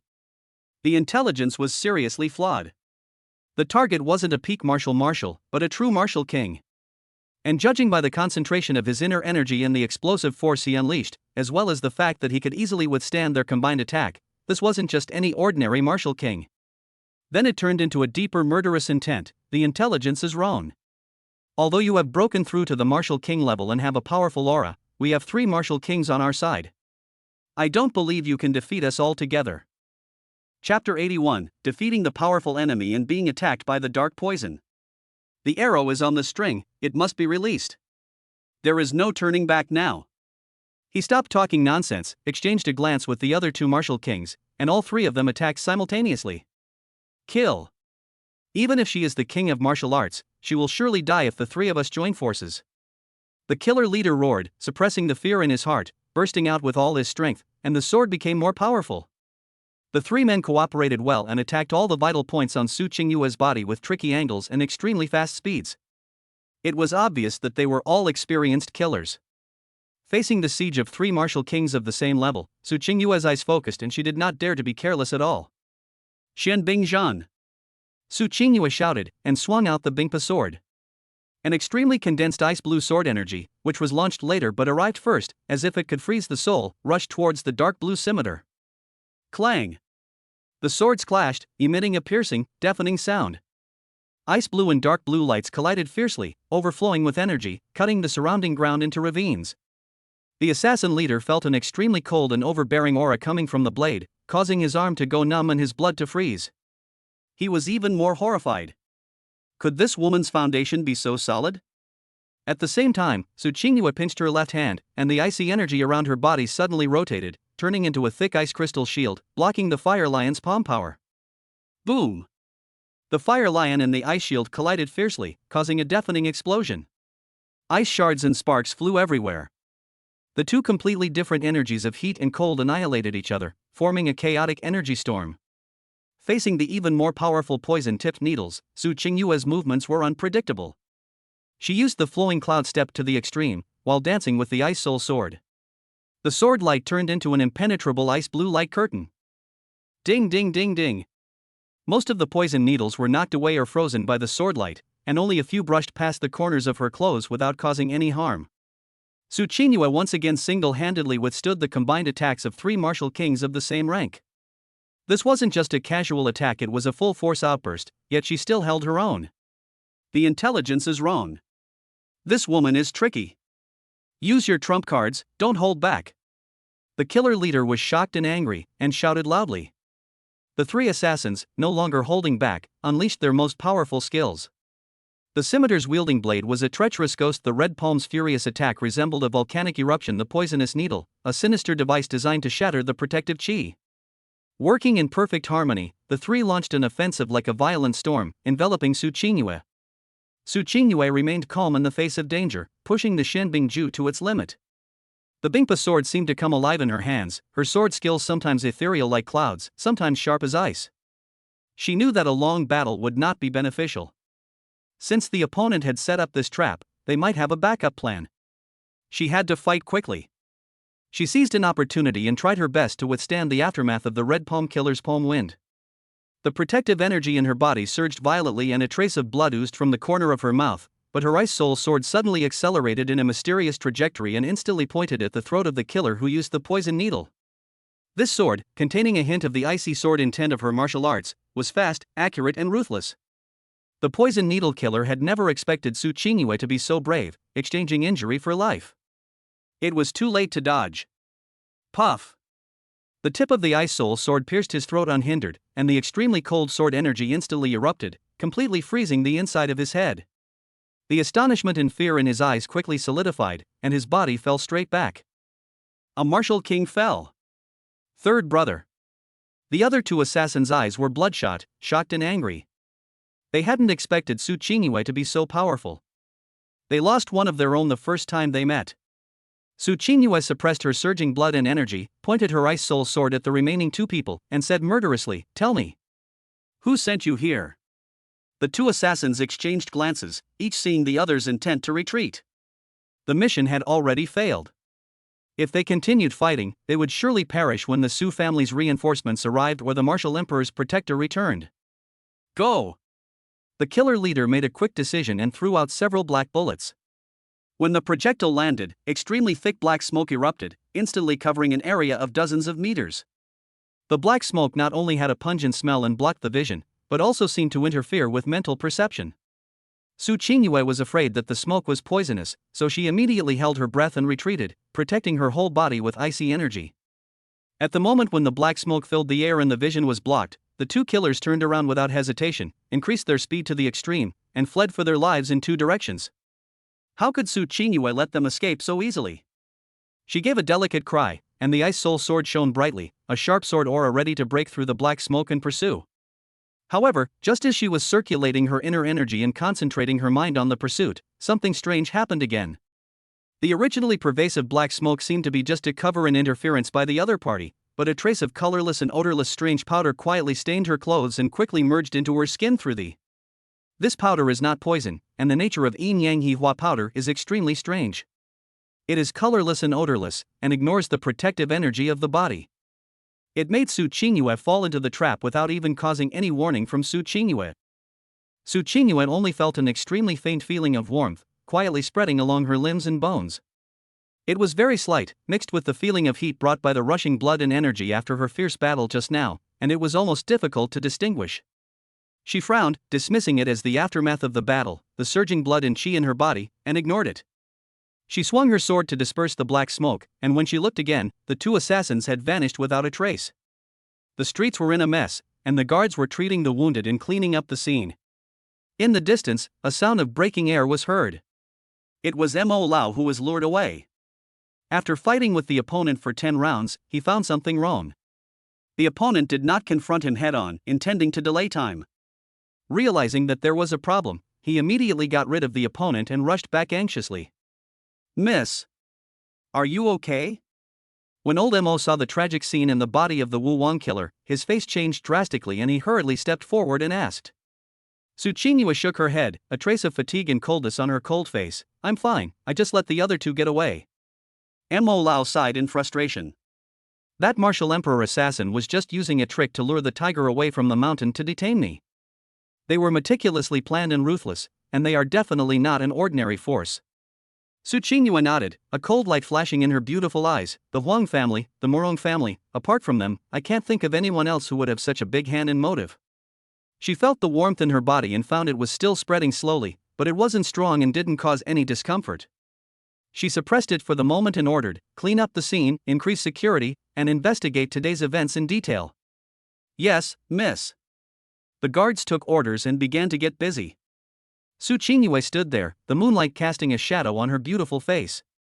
If you looked closely, you'd see a faint blush on her face. She frowned slightly and subconsciously pressed the back of her hand against her cheek, feeling her body temperature a little higher than usual. It seems that the battle just now was indeed quite exhausting. She thought to herself, attributing it to the loss of energy and blood caused by fighting 3 martial kings, without giving it much thought. The yin yang hawan powder was quietly invading her body, slowly taking effect, and the crisis was quietly approaching. Chapter 82, The drug takes effect, and the moon is full of passion. It was late at night, and most areas of the Su family manor fell into silence. Su Qingyue forced herself to return to her room, dismissed all the maids, and said that she needed to rest and heal her wounds. The moment she closed the door, her tense back relaxed slightly, but what followed was a strange feeling of heat, like a wildfire that broke free from its restraints, sweeping across her body. At first, she thought it was simply the restlessness of her qi and blood after the intense battle. She tried to circulate the Xianbingju mysterious ice technique, hoping to calm the agitated qi and blood with its pure, icy qi. However, as soon as she began to practice the technique, the heat, far from subsiding, became even more intense, like adding fuel to the fire. An indescribable emptiness and longing rose from deep within her lower abdomen and quickly spread to every part of her body, making her limbs go weak, her heartbeat quicken, and her snow-white skin turn an abnormal pink. Something's wrong. Alarm bells rang in Su Qingyue's heart. As a powerful martial king, she already had perfect control over herself, and it was impossible for her to experience such uncontrolled turmoil. She immediately stopped practicing and stumbled towards the bathroom. Icy spring water poured down from the animal head relief, pouring over her scalding body. The biting chill briefly sobered her up, but then the icy touch seemed to ignite the evil fire within her, sending a fiercer wave of heat surging from within. The icy spring water seemed to warm. She could even feel that the strange medicinal power was flowing through her meridians, slowly eroding her sanity and stirring up her most primitive desires. Exercising internal energy is ineffective, and cold water is useless too. Su Qingyue leaned against the cold jade pool wall, breathing rapidly, her breath like orchid, carrying a scorching temperature. The scene of the previous attack flashed through her mind. The black bullets thrown by the 2 killers before they escaped, the black smoke with a slightly strange sweet smell, and the faint sinister smile on the corners of their mouths when they turned around, were full of malice and obscenity. Yes, it's yin yang he jia powder. A shameful and infuriating name instantly exploded in her mind. This is an extremely rare and poisonous aphrodisiac. It is colorless and odorless, and can ignore most of the body's protective qi. The initial symptoms are hidden and easily ignored, but once it breaks out, it is like a prairie fire that is extremely difficult to extinguish. The only way to relieve it is only by having sex with someone, otherwise the person will be consumed by desire and die from disordered meridians. After realizing this, Su Qingyue was shocked and angry, but more of it was a cold despair. She is the president of Su Group, the future head of the Su family, one of the 4 beauties in Jiangcheng, a famous martial arts genius in Jiangcheng, etc. She is so noble and aloof on weekdays. Is she going to suffer such humiliation tonight and end up in such a miserable end? No. There's an antidote. The family treasury is rich in treasures, perhaps there's a magic medicine that can dispel this poison. A strong desire to survive made her burst out with her last bit of strength. She struggled to climb out of the bathtub, water droplets sliding down her exquisite curves, emitting an alluring blush and shimmering a lustrous luster under the light. She didn't even have time to dry herself. She just grabbed a silk bathrobe and casually wrapped it around her body. The bathrobe was soaked with water and stuck tightly to her body. Under the translucent fabric, the outlines of her plump and firm breasts, slender waist, and straight and slender legs were faintly visible, which was more tempting than being completely naked. Her steps were unsteady, and her consciousness was like a struggling boat in the raging sea, sometimes bright and sometimes dim. She was supported entirely by her willpower as she stumbled out of the room, wanting to rush to the family treasury. Just as she rushed out of the room, the door not far away was pushed open with a creaky sound. Lin Feng was just about to take advantage of the dead of night to go to a secluded part of the manor to experiment with combining attribute effects with martial arts. As soon as he stepped out of his room, a delicate body, with a faint fragrance and astonishing warmth, suddenly slammed into his arms. Mum. A soft and charming moan, with a hint of pain, came out from the mouth in his arms. Lin Feng was caught off guard and subconsciously reached out to hold on. The place he touched was hot and slippery. Through the thin, wet bathrobe, he could clearly feel the amazing warmth and softness of this delicate body. A mixture of freshness after the bath and a strange fragrance instantly penetrated his nose. He looked down and was shocked. The person in his arms was Su Qingyue. At this moment, she was completely different from the usual cold, noble, and aloof queen of the Su family. Her hair was disheveled, a few wet strands clinging to her smooth forehead and slender, jade-like neck, accentuating her rosy, delicate skin. Her eyes, always as cold and clear as the stars, were now shimmering and hazy, as if shrouded in a thin mist. A seductive blush lingered at the corners, radiating a captivating allure. Her teeth clenched tightly around her lower lip, as if she was desperately enduring something, occasionally emitting small, piercing moans that sent the blood racing. The straps of her bathrobe had long since come undone, the neckline flaring wide, revealing a vast expanse of skin as white as mutton fat jade, faintly tinged with a passionate blush. Her delicate collarbone, and the plump, undulating curve beneath it, rose and fell violently with her rapid breathing, almost threatening to break free from the robe. Qingyue? What's wrong with you? Lin Feng's heart tightened, and he immediately realized that her current condition was extremely wrong. His powerful spiritual perception swept over instantly. Although he could not directly identify the strange poison of Yin Yang He Huan powder, he could clearly see that the blood in her body was churning, and a strange and fiery energy was frantically corroding her meridians and mind. Even her vitality was accelerating in this abnormal burning. Danger! As Lin Feng embraced Su Qingyue, his unique masculine aura, like the most passionate catalyst, instantly ignited the suppressed volcano in Su Qingyue's body. The last trace of rationality in her mind collapsed. The emptiness and desire that were infinitely magnified by the drug's effects were like a flood that broke through a dam, instantly drowning all her thoughts and all her pride. She raised her misty eyes and looked at Lin Feng's face so close to her. Her eyes were full of struggle and shame, but more of it was a determination dominated by desire. Lin Feng, help me. She pleaded in a trembling voice, using her last bit of clear will. After saying that, without waiting for Lin Feng's reaction, she suddenly grabbed Lin Feng's arm with strength from nowhere, almost dragging him towards her room. The hem of the soaked bathrobe fluttered, revealing a section of white, jade-like calves and slender feet, hooked at the door. Bang! The door was shut tightly, isolating the room from the outside world. Inside the room, the candlelight flickered, illuminating the room with spring light and an indescribable atmosphere of ambiguity. After Su Qingyue pulled Lin Feng into the room, the strength she had been holding on to seemed to be drained away in an instant, and she fell limply into his arms, her hot cheeks pressed against his neck, and her hot breath sprayed on his skin, bringing waves of shivers. The wet bathrobe she was wearing could hardly cover her body, revealing her graceful curves. Every inch of her skin exuded an alluring pink color and scorching heat. "It's hot, so hot, save me," she murmured unconsciously, her voice so charming that it could drip water. Her hands began to clumsily and eagerly tear off Lin Feng's clothes, and also tore off her own bathrobe which had long been useless. Suddenly, a perfect body appeared before Lin Feng's eyes without reservation. The plump and upright snow-capped peaks, the slender and soft waist, the round and plump buttocks, the slender and straight legs, all of them were extremely beautiful, and at this moment, they were trembling slightly with passion, exuding a crazy temptation. Lin Feng was no saint, and with the tender beauty in his arms, and the stimulation of such vividness, his blood and chi could not help but surge. But he was determined, and he knew that Su Qingyue was helpless and in imminent danger. He took a deep breath, forcibly suppressing his romantic thoughts, and gazed calmly at the woman in his arms, who was infatuated with him. She was his wife, though only in name, but she was also one of the few ties he had in this strange world. Moreover, it seems, this is the only way. He no longer hesitated, and put his arm around Su Qingyue's slender and hot waist. With his other hand, he gently stroked her flushed cheek and whispered soothingly, "Don't be afraid, Qingyue, I'm here." His voice seemed to have some kind of magic, which calmed the restless Su Qingyue a little. She looked at him with misty eyes, as if she had grasped the only life-saving straw. The clothes were all off, and the candlelight was swaying red. The room was filled with springtime beauty, infinitely charming.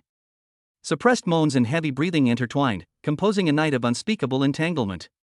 Outside the window, the moonlight was like water, quietly spreading over the courtyard, as if it had also covered the sudden change with a hazy and complex veil.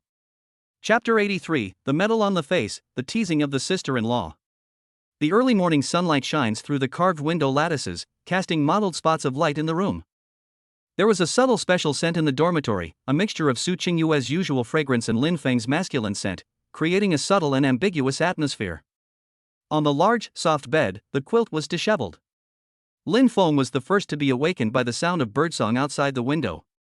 The moment he regained consciousness, he felt a warm, soft jade in his arms. He lowered his head, and what came into view was Su Qingyue's peaceful sleeping face. She lay on her side, curled up in his arms, her long, jet-black hair spread out on the pillow, a few strands clinging to her smooth forehead and slightly swollen lips. Her normally frosty face now seemed remarkably gentle in the morning light. Her long eyelashes, like two small fans, cast a faint shadow beneath her eyes. The quilt slid down to her shoulders, revealing her graceful collarbone and delicate, snow-white skin. However, her neck was dotted with ambiguous red marks. The crazy scenes of last night flooded into Lin Feng's mind like a tide. The usually noble and cold body blossomed into an extremely enchanting look under him, and the suppressed and unbearable moan. He tightened his arms slightly, feeling the warm touch of the delicate body in his arms, and an indescribable complex emotion arose in his heart. Almost at the same time as he moved, Su Qingyue's long eyelashes trembled a few times and she slowly opened her eyes. The hazy feeling of waking up only lasted a moment. When she saw that she was naked in Lin Feng's arms, and felt a slight discomfort coming from somewhere in her body, and felt a soreness all over her body as if it had been disassembled and reassembled, and then met Lin Feng's eyes so close to her. Ah! A short and sharp scream suddenly burst out from her throat, breaking the tranquility of the early morning. She pushed Lin Feng away with such force that the unsuspecting Lin Feng stumbled backward. She grabbed the quilt and tightly wrapped it around her naked body, blushing all the way to her ears. Her beautiful eyes instantly filled with shock, shame, indignation, disbelief, and a hint of panic she wasn't even aware of. She stared at Lin Feng intently, as if he were the most hateful pervert in the world. What did you do to me?" Her voice was a little hoarse and trembled slightly due to the fluctuation of emotions. Lin Feng looked at her, looking like a frightened deer, yet forcing herself to remain calm. The lingering feeling in his heart was instantly replaced by helplessness. He rubbed his chest, which was a little sore from being pushed, and was about to explain that she was the one who took the initiative last night. At this moment, the servant's voice came from outside the door. "Miss, breakfast is ready." The voice was like a splash of cold water, instantly sobering Su Qingyue. She glanced at the messy bed, then at the naked Lin Feng, and then thought of the other people waiting outside the door. A huge sense of shame overwhelmed her. Unable to react, she almost subconsciously raised her hand and swung it towards Lin Feng's face. Bang! A crisp slap was particularly loud in the room. Lin Feng hadn't expected her to attack him at all. He was hit hard, and a clear red mark of 5 fingers quickly appeared on his cheek. He covered his face and looked at Su Qingyue in shock. Su Qingyue was also stunned after the fight. She looked at the red marks on Lin Feng's face, then at her slightly numb palms. Her eyes became even more flustered and complicated. She suddenly lowered her head and wrapped herself tighter with the quilt. Her voice was filled with tears. "Get out! Get out!"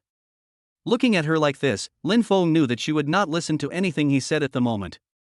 He sighed helplessly, silently picked up the clothes scattered on the ground, put them on quickly, opened the door with the fresh slap mark on his face, and walked out expressionlessly. Inside the restaurant, the atmosphere was as elegant and quiet as ever. A delicious breakfast was already served. Su Mushue sat down in her seat early, sipping her spiritual rice porridge. Seeing Lin Feng walk in, she casually raised her head and greeted him. "Brother-in-law, good morning." Before she finished speaking, her gaze was fixed on Lin Feng's left cheek. There was an extremely clear slap mark on it, and it was even slightly swollen. Cough cough. Su Mushue nearly choked on her porridge. Her beautiful eyes instantly widened, filled with disbelief and a raging fire of gossip. Her brother-in-law, now a symbol of mysterious power in her mind, who could hit him? And dared to hit him in the face? Soon after, Su Qingyue also walked into the restaurant. She changed into a moon-white high-neck dress that covered her neck tightly. Her face regained its usual coldness, even 3 degrees colder than usual, as if covered with a layer of frost. But her slightly red eyes, her hurried pace, and her deliberate avoidance of any eye contact with Lin Feng all revealed an unusual aura. She walked to the main seat without looking around, sat down, and picked up the cutlery. Her movements seemed elegant, but there was a hint of imperceptible stiffness. Su Mushue's gaze flickered back and forth between her sister and brother-in-law, her doubts growing. Her sister was acting so strangely today. Underneath that icy aura, it seemed as if she was suppressing some intense emotion. And the slap mark on her brother-in-law's face, combined with the strange atmosphere between them. A bold guess that made her heart beat faster came to her mind. She leaned closer to Lin Feng, nudged him gently with her elbow, lowered her voice, and asked with a mischievous smile, "Hey, brother-in-law, what's going on with this metal on your face? Did you do something bad and get scratched by some wild vixen?"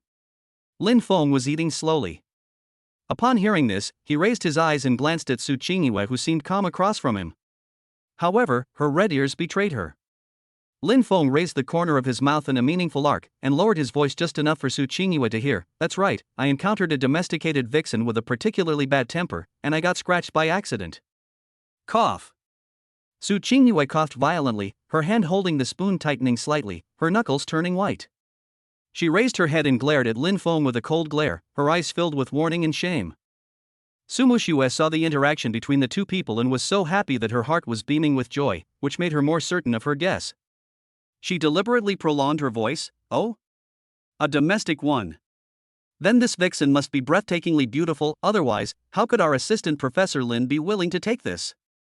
As she spoke, she glanced at Su Qingyue meaningfully. Su Qingyue's cheeks seemed to be even colder. She put down her chopsticks, picked up the napkin and wiped the corners of her mouth. Her movements were still elegant, but with a cold air of "keep away from strangers." "I'm done eating, enjoy your meal." After saying that, he stood up and left the restaurant without looking back, his back looking tall and proud. Lin Feng looked at Su Qingyue's back as she almost fled, the smile on his face deepened. He gently touched his left cheek, which was still a little stinging, shook his head, and continued to enjoy his breakfast. Su Mushue looked at her brother-in-law and thought of her sister's unusual reaction. She couldn't help but raise her lips. It seemed that something more interesting was going to happen in the Su family manor. There seemed to be some private interaction between her mysterious brother-in-law and her icy sister, but the way of interaction was really a bit awkward. Chapter 84, Double Pursuit, Targeting the Huang Family. After the episode in the morning light, the Su family manor returned to its former order, but things were still turbulent in secret. Su Qingyue locked herself in her study, trying to suppress the absurd scene of last night with her heavy workload. However, the subtle sensations lingering in her body and the fragments that flashed through her mind from time to time deeply entangled her mind. Beyond the shame and indignation, a deeper chill and murderous intent grew in her heart. It was all caused by the assassination last night, and it was a carefully planned one. If she didn't avenge this, she, Su Qingyue, would be unworthy of being the future head of the Su family. She immediately summoned the leader of her trusted secret guards and the deacon in charge of intelligence. The atmosphere in the study was solemn. "I want to know all the details about the attack last night."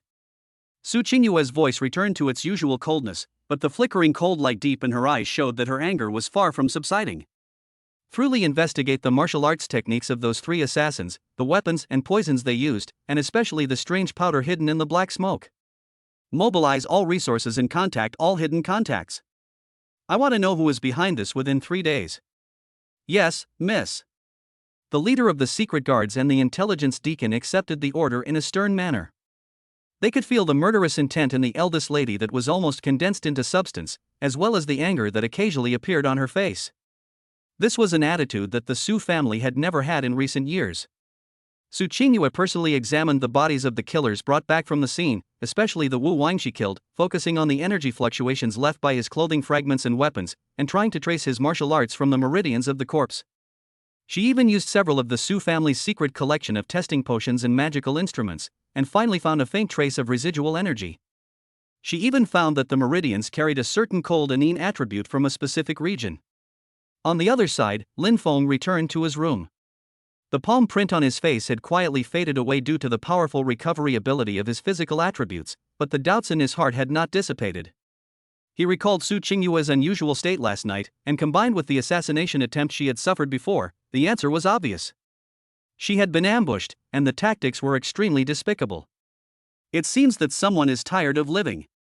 Lin Feng's eyes were slightly cold. Although his relationship with Su Qingyue was complicated, after last night, some invisible bond had been formed. More importantly, the other party's tactics had touched his bottom line. He did not use the Su family's overt power, but decided to investigate in his own way.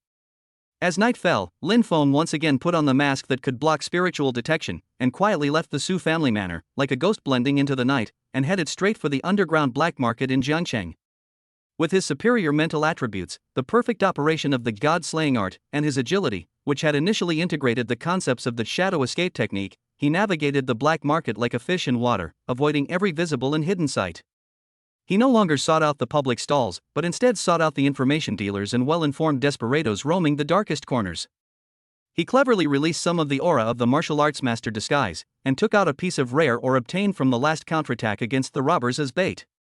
In the corner of a shabby tavern, he found an old fox named Viper, who was famous for selling all kinds of secret information. "I need to ask something." Lin Feng pushed the ore in front of the other party and said in a hoarse voice, "Has there been any large-scale business recently, targeting anyone from the Su family, especially those who used some shady tactics?" He deliberately blurred the information, but the words "not presentable" in such places often refer specifically to sinister things such as poisons and aphrodisiacs. Viper glanced at the ore with his cloudy eyes, a trace of greed flashing across his face. He then looked at Lin Feng warily and lowered his voice, "Friend, if you ask about this, you'll lose your head." Lin Feng calmly pushed over a small bag of yuanshi.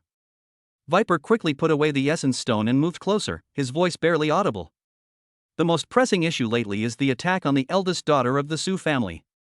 Rumor has it that Shadowblade took on the job, and 3 martial kings were dispatched." "Wow, what a grandiose move." "Shadowblade?" Lin Feng wrote down the name. "That's right, it's that assassin organization that only cares about money, not people. As for the methods they used..." Viper looked around and lowered his voice. "I heard that to ensure absolute safety, the employer paid extra money and sent 3 martial kings to deal with a martial commander."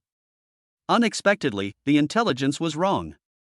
That person had already broken through to the martial king level and was unparalleled in combat power.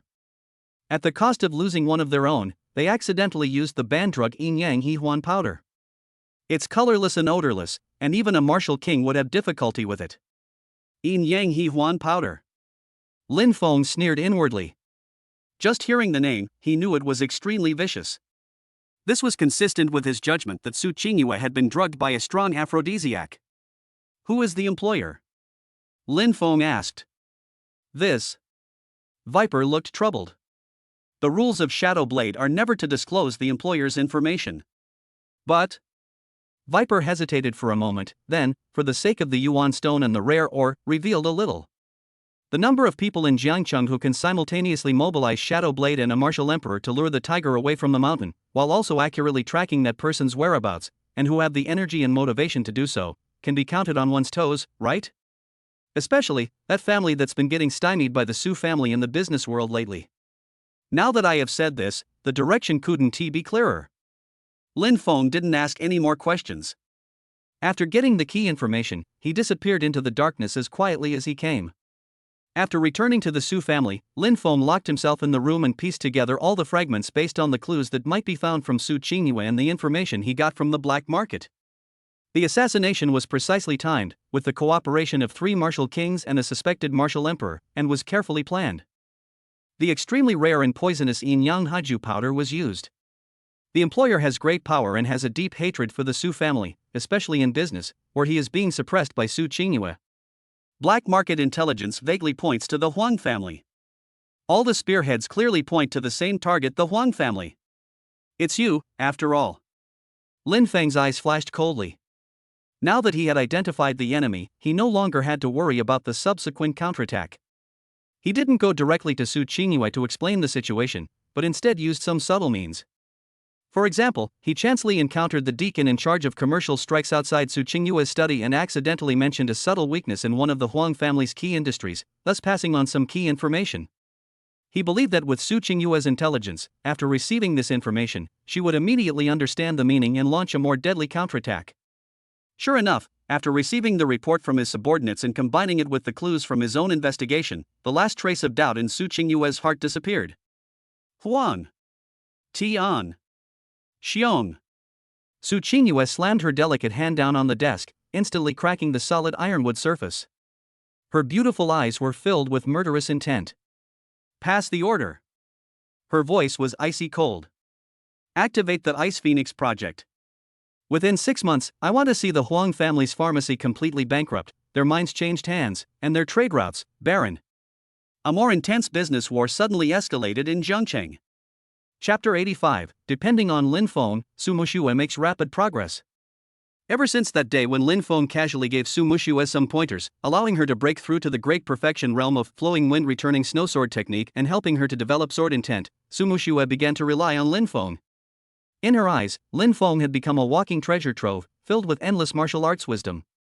Therefore, whenever she had the chance, she would pester Lin Feng, asking him for guidance on any difficulty she encountered in her training or to hone her martial arts skills. Lin Feng was not opposed to this. On the one hand, Su Muxue's talent and comprehension are indeed extremely high. She can understand things at a glance and apply them to other situations. Teaching her is quite fulfilling. On the other hand, through observation and guidance, the cultivation process of Su Muxue, an orthodox martial artist, can also be verified.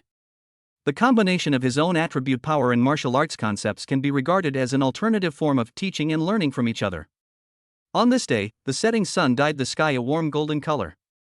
In the backyard training grounds of the Su family manor, Su Muxue was practicing the flowing wind returning snow sword technique.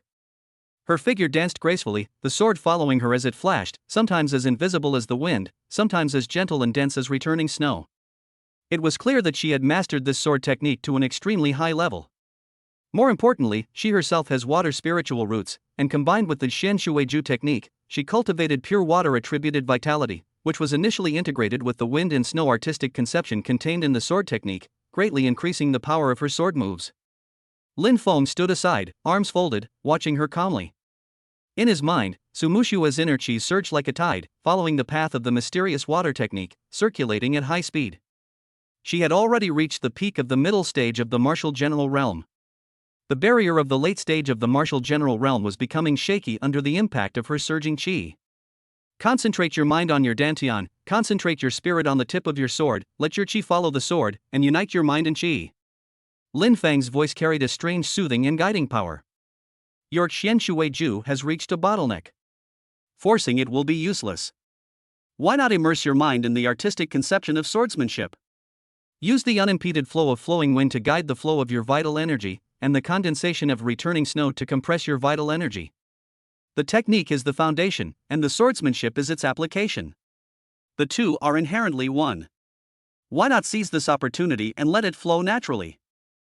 Su Muxue felt blessed when she heard this. She had initially been agitated by a bottleneck in her cultivation, even struggling to control her vital energy. However, under Lin Feng's guidance, her energy miraculously began to recover. She no longer deliberately attacked the barrier, instead immersing herself entirely in the perception of the flow of wind and the condensation of snow, the ice soul sword dancing in her hand along a mysterious trajectory. Gradually, the flow of the vital energy from the mysterious water technique within her body was no longer confined to the inherent path of practice.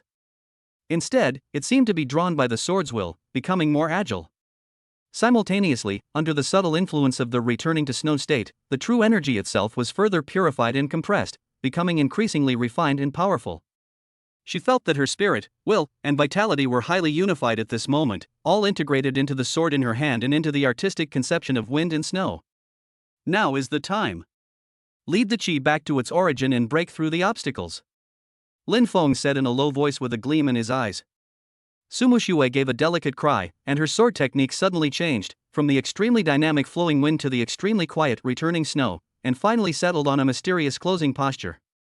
And at the moment when the sword force froze, the endless energy in her body, like a torrent that found an outlet, naturally rushed towards the barrier of the realm. Boom! A powerful aura suddenly erupted from her body. The pale blue energy around her body emanated uncontrollably. Her aura continued to rise, and the Xian Shueju successfully broke through to a new level. Her cultivation realm also naturally entered the late stage of the military commander. Breakthrough! Su Muxue put away her sword and stood, feeling the surging powerful force in her body, as well as a clearer and deeper understanding of the Xian Shueju and Lu Feng Huishue sword technique in her mind. Her pretty face was filled with ecstasy and excitement. She turned her head and looked at Lin Feng, her beautiful eyes shining with stars, full of gratitude and admiration. Brother-in-law. I've made a breakthrough. I've reached the late fourth level of a Xian Shueju. The late stage of a military commander. She ran to Lin Feng excitedly, completely different from her usual image of the cold and proud genius school beauty. Lin Feng looked at her delighted expression, a faint smile forming on his lips, and nodded, "Very good, your foundation is solid, and success will come naturally. Being able to feed back your skills with your sword intent shows that you have begun to glimpse the path to the connection between martial arts. Very good. After receiving Lin Feng's affirmation, Su Mushua's smile became even wider. She couldn't wait to practice a few more sword techniques to feel the powerful force after the breakthrough. However, the smile on Lin Feng's face quickly faded, replaced by a solemn expression. He looked at Su Mushue and his tone became serious. Mushue, a breakthrough was a good thing, but remember, from today on, you need to be more low-key in front of outsiders and hide your cultivation as much as possible. The excitement on Su Mushue's face froze for a moment, and she was a little puzzled. Why? Brother-in-law, at my age, I've reached the late stage of military commander, which is rare among the younger generation in Jiangcheng. It's just right to intimidate those scoundrels and spread the reputation of my Su family. A tree that stands out in the forest will surely be destroyed by the wind. Lin Feng shook his head, his eyes deep.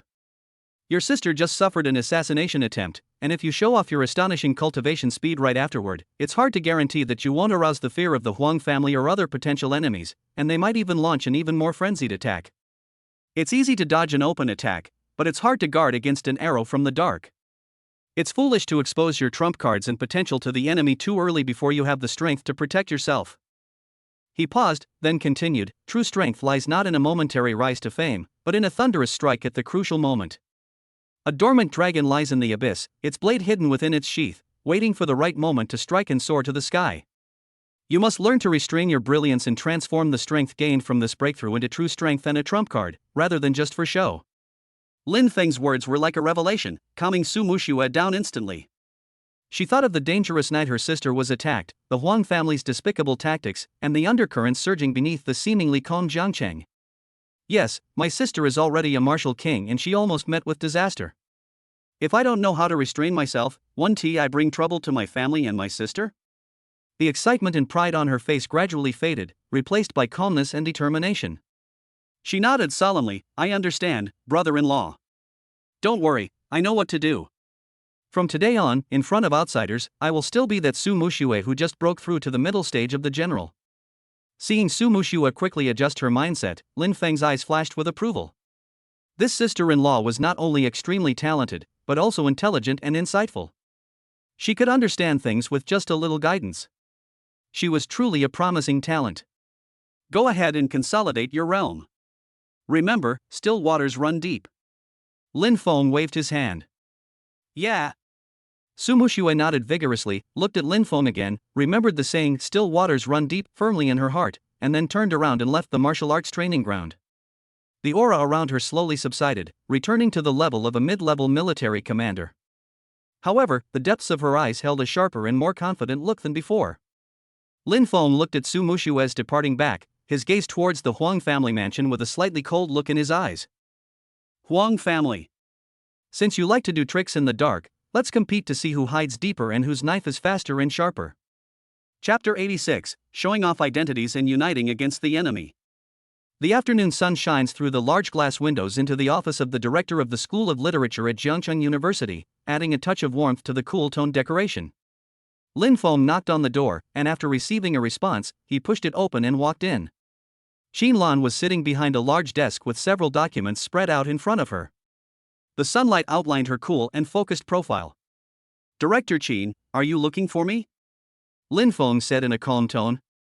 He happened to have no classes today, and he came here after receiving a notice from teaching assistant Qin Lan. Qin Lan put down the documents in her hand and pointed to the chair opposite her. Assistant Professor Lin, please sit down. Her eyes fell on Lin Feng, seemingly casually, but actually sharp. Lin Feng sat down as he was told, his posture relaxed, as if he were just an ordinary teacher having a routine conversation with his superior. A brief silence fell in the office, broken only by the faint noise of students on the playground outside the window. Assistant Professor Lin, Qin Lan finally spoke, her voice cold but her tone remarkably firm. There are no outsiders here, so let's be frank.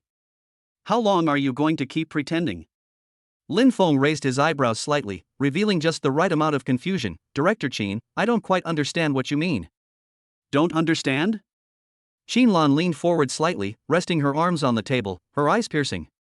How can an ordinary teaching assistant from the Arts Academy, relying on so-called intuition to repeatedly guide people through dangerous secret realms, and identify rare spiritual materials that even senior instructors might not know about? How can he accurately rescue Mu Shui from a raging beast tide? Only scholars can possess such reaction and speed? How can he understand the long-lost profound art of acupuncture and even dissolve the poison of the martial king? With each word she spoke, her gaze grew sharper, as if peeling off layers of disguise. Lin Feng, there are no outsiders here. An ordinary teaching assistant from the Faculty of Arts can't do this. Your strength is definitely not as simple as it seems. At least, it's not weaker than mine. Lin Feng remained silent, neither admitting nor denying. He knew that Qin Lan had probably been keeping an eye on him since their trip to the secret realm, and that any further explanation would only make things worse. He simply stared back at Qin Lan calmly, as if assessing her intentions for a showdown. Seeing Lin Feng's tacit agreement, Qin Lan's eyes gleamed. She leaned back in her chair, her tone softening slightly. I didn't come to you today to explore your secrets. Everyone has a past and hidden secrets, and I respect that. As long as you don't endanger Jiangcheng University or Daxia, I can pretend I don't know your secrets. Qin Lan paused, looking directly at Lin Feng. I'm looking for you because of another matter that concerns the safety of Jiangcheng and even Daxia Shadowblade. When he heard the word Shadowblade, Lin Feng's eyes moved slightly. This was exactly the clue he had found when he was investigating the assassination case before, and it was also the key link pointing to the Huang family. Qin Lan didn't miss his subtle reaction and continued, it seems you found out something as well. Indeed, Shadowblade is no ordinary assassin organization. According to military intelligence, it's a transnational organization active in the gray area. Its influence is complex and its tentacles have long penetrated deep into our Great Xia territory. They not only undertake assassinations, but also engage in intelligence theft, resource plundering, and even covertly support agents to disrupt local order. They are likely backed by hostile forces from abroad. She stood up and walked to the window, her tone heavy. Su Qingyue's assassination involved the involvement of 3 martial kings and suspected martial emperors. The means were despicable. This is definitely not something the Huang family in Jiangcheng could independently plan or afford. The Huang family is likely just a local partner or pawn of Shadowblade. Their goal is probably not just the Su family, but to disrupt Jiangcheng and then affect the entire region. Lin Feng listened quietly. The information Qin Lan revealed corroborated his previous speculations and deepened his understanding. He had originally thought it was just a family feud, but he hadn't expected it to involve foreign forces and national-level games. Qin Lan turned around, her eyes locked on Lin Feng again, her tone becoming serious and sincere. Lin Feng, as the head of the Jiangcheng University Department and a special operative of the Daxia military's Dark Blade, I formally extend an invitation to you to cooperate. We need your help to jointly track down Shadowblade's base and network in Jiangcheng, as well as their ultimate goal. This is not only to avenge Su Qingyue, but also to maintain the stability of Jiangcheng and sever the hidden hand reaching out to our Great Xia. The military? Dark Blade? Lin Feng frowned slightly. This was unexpected information. No wonder Qin Lan had reached the rank of martial king at such a young age, and her style of action was so decisive and fierce. That's right. Qin Lan nodded. My identity is confidential, and I hope you can keep it a secret. I chose to talk to you at school because it's relatively safe here, and it also shows my sincerity. I'm drawn to your hidden strength, your keen perception, and you seem to have a history with Shadowblade and its minions. We have a common enemy, and a common goal. The sunlight shines on Qin Lan, adding a layer of luster to her cool and elegant temperament, and also reflecting the determination and sense of responsibility of a soldier in her eyes. Lin Feng pondered for a moment. There were pros and cons to collaborating with the authorities. The pros were that they could gain more intelligence and support, making things easier. The cons were that they might be subject to certain restrictions, and their identities would be more easily exposed. But right now, Shadowblade and the Huang family were like poisonous snakes lurking in the shadows. If they weren't completely eradicated, the Su family would never find peace, and neither would he himself. Furthermore, if he could leverage the military, he would undoubtedly achieve his goal much more quickly. We can cooperate. Lin Feng finally spoke in a steady voice, but I have a few conditions. Speaking. First, my identity and specific capabilities must be kept confidential to the utmost, even within the military. The fewer people who know, the better. Second, I have independent rights of action and judgment and will not completely follow orders, but we have the same goal. Third, we need to share information about Shadowblade and the Huang family. Qin Lan barely hesitated and nodded decisively. Okay. Your request is reasonable. I will be your single point of contact. We will share intelligence and coordinate actions, but I will respect your independence. She extended her hand. Well, happy cooperation, Comrade Lin Feng. Lin Feng looked at her outstretched hand, then looked at the sharp light in her eyes, and finally stretched out his hand and shook hands with her gently. It's a pleasure to work with you, Director Qin. The sun is still shining and the campus is still peaceful, but in this ordinary director's office, a joint operation against the Shadow Blade and its followers lurking in the dark has been quietly carried out. Chapter 87, Divine Thoughts Tracking, Stronghold appears. After Lin Feng and Qin Lan reached a cooperation intention, he knew very well that a multinational organization of the level of Shadow Blade was not only deeply hidden, but also had keen perception, and would alert the enemy at the slightest sign of trouble. Conventional methods of investigation made it difficult to obtain core intelligence without exposing himself. Fortunately, he had already mastered the God-killing art, a spiritual secret technique, and the mysterious spirit mark technique was suitable for this situation. According to the description of the method, this mark is invisible and intangible, and extremely difficult to detect. However, with his current cultivation level, the planted mark can only last for 12 hours at most, and then it will naturally dissipate. The farther the distance, the vaguer the perception. So Lin Feng once again infiltrated the underground black market, this time with a more specific goal. He directly searched the black market for those with obscure energy fluctuations, especially those who acted extremely cautiously. With his powerful spiritual attributes combined with the perfect concealment of the God-killing art, he wandered like a shadow in the darkest corners of the black market, eavesdropping on sporadic conversations and catching those words about big deals, foreign strongmen and special channels. After several careful contacts and screenings, he locked onto a secret businessman who specialized in providing rare metals and formation materials to certain special customers.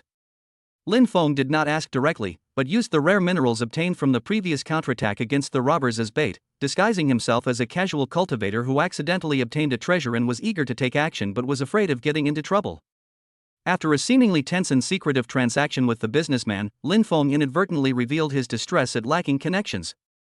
After confirming the value of the ore and completing the transaction, the merchant relaxed. Perhaps because he saw Lin Feng's low strength but knowledgeable, he cryptically suggested, looking for a way out? Zhangchang is a deep water city. Some places can't be opened with yuanshi. In the abandoned mining area to the west of the city, some mines have long ceased to produce ore. Instead, the aura of those who enter and exit them is quite frightening. Be on your own, brother. Abandoned mining area? Lin Feng noted the location. The night was as dark as ink, and Lin Feng seemed to have merged into the darkness, quietly arriving at the outskirts of the abandoned mining area. He did not choose to go close to the core area because the energy fluctuations there were too strong. Instead, he chose several hidden vantage points on the periphery with relatively wide views, where he could observe the flow of people in different directions. He held his breath and concentrated, and the God-killing art slowly started to work. The vast spiritual power in his sea of consciousness began to condense in a mysterious trajectory. Lin Feng raised his spiritual perception to the extreme and waited quietly. Soon, the target appeared. A peak-level martial artist appeared, acting alone and agilely, seemingly tasked with relaying messages between different areas. This individual's movements were relatively fixed, penetrating deep into the stronghold, making him an ideal living probe. Now is the time. Lin Feng's eyes fixed on his target. He carefully released a trace of his spiritual imprint, and when the messenger passed through a shadowy area, he silently attached it to the hem of his robe. It quickly seeped in, entwining with the messenger's own faint aura, merging into one. The entire process took place without the slightest leakage of energy. The messenger remained completely unaware, maintaining his speed and swiftly disappearing into the shadows deep within the mine. Success! Lin Feng's heart settled slightly. He could clearly sense a faint coordinate had been established on the messenger. As long as the other party did not leave the maximum range of his current mental power, and before the mark dissipated, he would be able to roughly grasp its movement trajectory. He did the same thing, and over the next hour or so, he carefully avoided several powerful auras and successfully planted mental marks on 2 other people with different functions. Maintaining 3 mental marks and continuously sensing their movements was a considerable burden on Lin Feng's mental strength, but he managed to hold on thanks to his strong foundation. Through perception, the movement trajectories, stop positions, and changes in relative distances of these living coordinates in the next dozen hours, a dynamic map of the Shadow Blade stronghold began to gradually become clear and complete in his mind. The movement trajectory of marker point A, the messenger, is the most in-depth and complex, frequently traveling back and forth between the periphery and a fixed area, the core of area B. The energy sensing in this area is extremely obscure and profound, and it briefly stops at several locations with different functions, which are suspected to be intelligence transfer stations and rest areas, outlining a relatively clear internal and external communication line and part of the internal structure. The activity range of Marker Point B Patrol Leader mainly outlines the outer patrol route in several fixed checkpoint locations. Area C. The trajectory of marked point C. The transporter points to an area with active energy fluctuations. Area D, which is suspected to be a material warehouse or equipment maintenance, and shows the transportation route from here to the core area. Through these continuous indirect information feedback, Lin Feng not only confirmed the core location of the stronghold, but also roughly deduced its internal functional divisions: strong area, material area, patrol hub area, and the direction of the main passages. He could even judge from the marked point A that when he approached the core of Area B, he could feel the subtle sense of oppression and judge that there was a terrifying strong man there. His strength was definitely far beyond that of the king of martial arts. It was very likely that he was a martial emperor or even a martial lord. The time is ripe. Lin Feng immediately analyzed and sorted out the information collected through spiritual marking during this period. Target confirmed: abandoned mining area west of the city, main mine cave number 3, core stronghold. A preliminary internal structure map has been mapped through special means, identifying the expert area core of Area B, supply areas Area D, and peripheral patrol hubs and checkpoints Area C. The number of personnel stationed inside is estimated to be several dozen, with at least one peak martial emperor, or even a martial lord, stationed in the core of Area B. Several martial kings are stationed on the periphery. This intelligence not only points out the location of the stronghold, but also provides valuable internal structure and combat power assessment. The information was quickly delivered to Qin Lan. When she saw the clear structural diagram and the clear warning about the powerful, she was shocked and felt a sense of urgency. She couldn't imagine how Lin Feng had obtained such detailed core intelligence without alerting the other party. This intelligence provided crucial basis for the military's subsequent actions. After receiving the intelligence, Qin Lan immediately informed the military's Dark Blade leader, and a plan to wipe out the Shadow Blade stronghold was immediately launched. Chapter 88, Dark Blade is dispatched, the killer organization is destroyed. After the intelligence Lin Feng obtained through the spiritual mark was confirmed to be reliable by the Dark Blade Department of the Daxia military, a siege operation against the Shadow Blade killer organization was deployed in a very short time. The time to act is the darkest hour before dawn. Lin Feng did not participate in the operation. Adhering to the principle of concealment, he chose to observe the approaching storm from atop a cliff several miles away from the mining area, relying on his extraordinary spiritual perception. He needed to personally confirm the destruction of this threat and assess the true strength of the military's Shadow Blade. Suddenly, without any warning, several powerful and terrifying auras erupted simultaneously from different directions outside the mining area. Leading the way was an aura, vast as the sea, majestic as a mountain, and the surrounding heaven and earth energy resonated with it. It was none other than the commander of this operation, the martial arts master Sanlong. His domain was like an invisible barrier, instantly covering the entire core area of the mining area, isolating the inside and outside, preventing any information transmission and personnel escape. Following closely behind were 4 equally frightening auras of the martial emperor. Like 4 unsheathed swords, their sharp edges exposed in murderous intent surging, they locked onto several important exits. Afterwards, more than 20 powerful martial kings in standard black uniforms appeared like ghosts, and instantly formed a tight battle formation. Like a huge winch, they began to compress and clear inwards. Enemy attack. Highest alert. Activate the 10,000 Nightmares formation. A terrified roar came from deep within the mining area. They couldn't understand how the enemy had found this place and launched such a swift and powerful attack. It seemed as if they had a clear understanding of their internal combat power and distribution. However, the military's actions did not give them any time to react. Boom! Sanglong Wuzun took the lead and punched through the air, blasting towards the entrance of the number 3 main mine cave that was shrouded in an illusion array.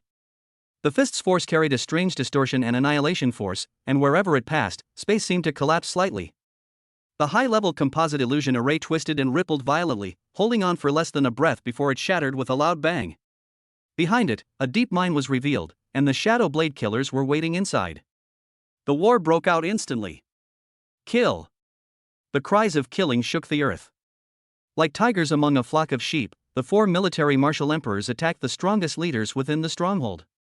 2 of them joined forces to attack the most powerful martial emperor, Yuquan, while the other 2 faced the other 2 martial emperors separately. The roar of the collision of, the sharp sound of weapons clashing, the screams before death, and the explosion when the formation was forcibly broken, instantly turned this area into a furnace of death. The martial emperor of Yukon possessed immense power, his dark energy transforming into a raging wave. Countless ghosts and phantoms wailed and lashed out, attempting to fend off the attacks of two martial emperors of the same rank. He roared furiously, unleashing a variety of sinister and treacherous mystical techniques, barely holding the situation together for a moment. The battles of the martial emperor groups in the other two locations were equally fierce, with flying and raging energy storms, destroying the structure inside the mine into a mess. Battles at the King of Martial Arts level are even more chaotic and brutal. The military's war kings were well trained and coordinated well. They worked in groups of 3 or 5, rotating in battle formations, integrating offense and defense, like efficient killing machines.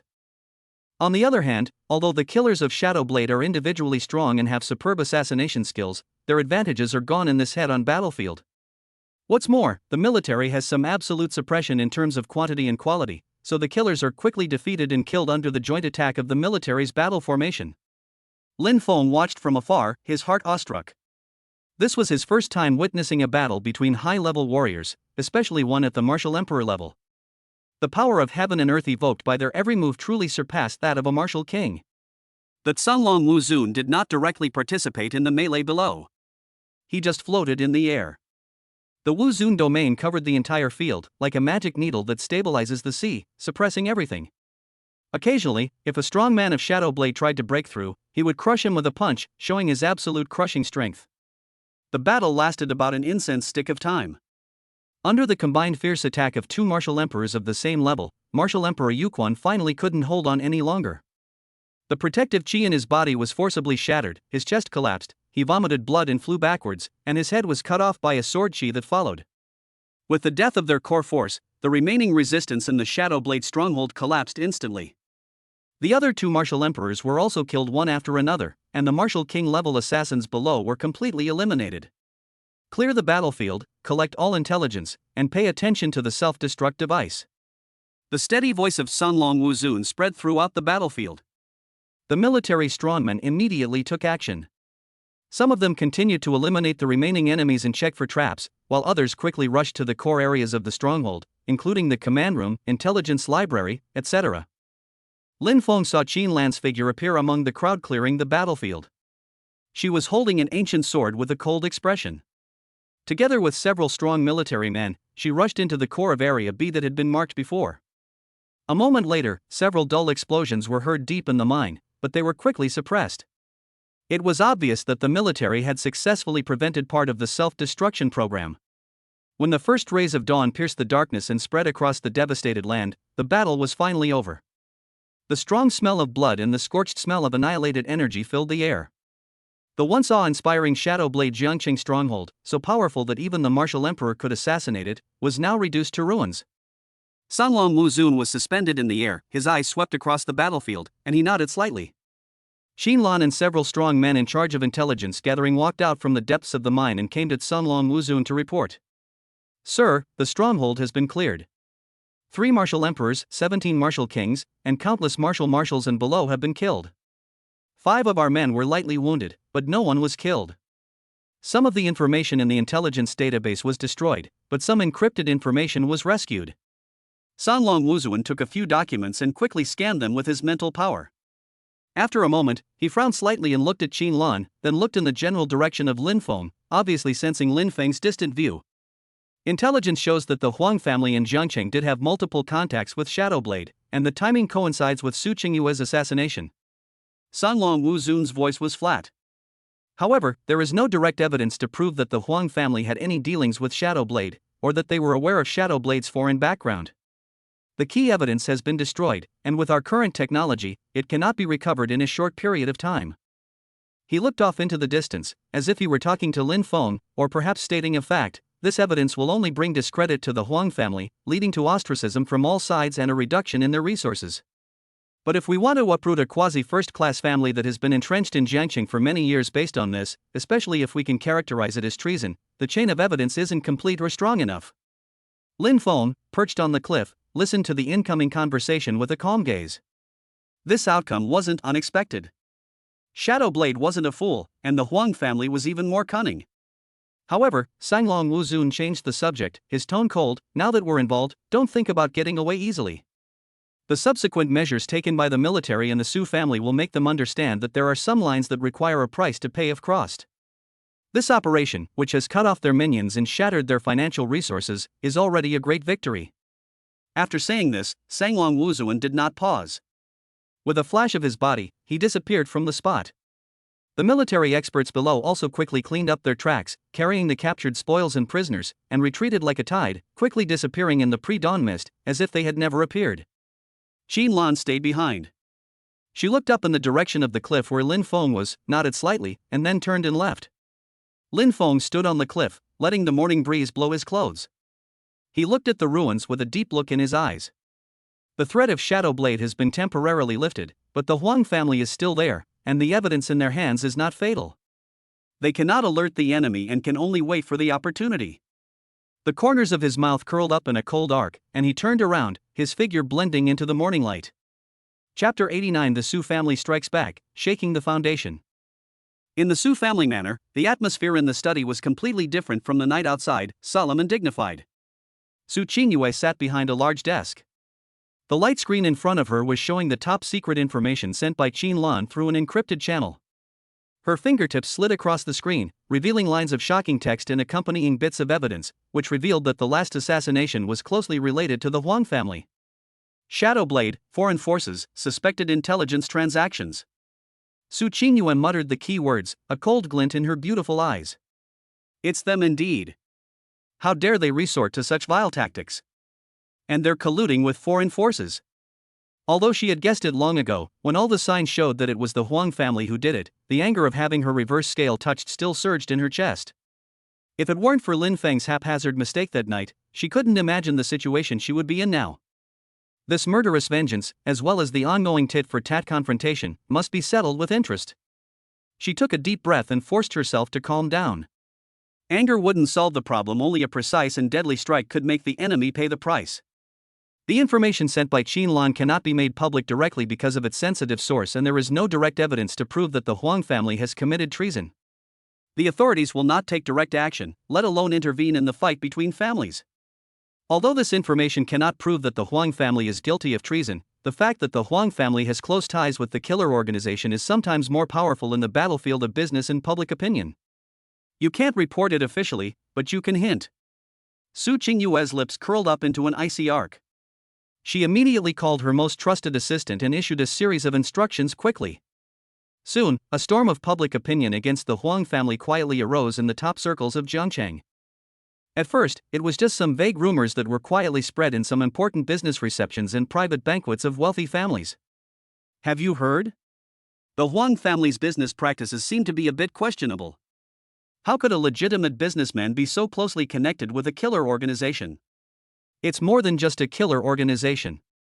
A friend of mine in the security department suggested that some of the Huang family's business dealings may have crossed a red line and become linked to some unwelcome foreign organizations.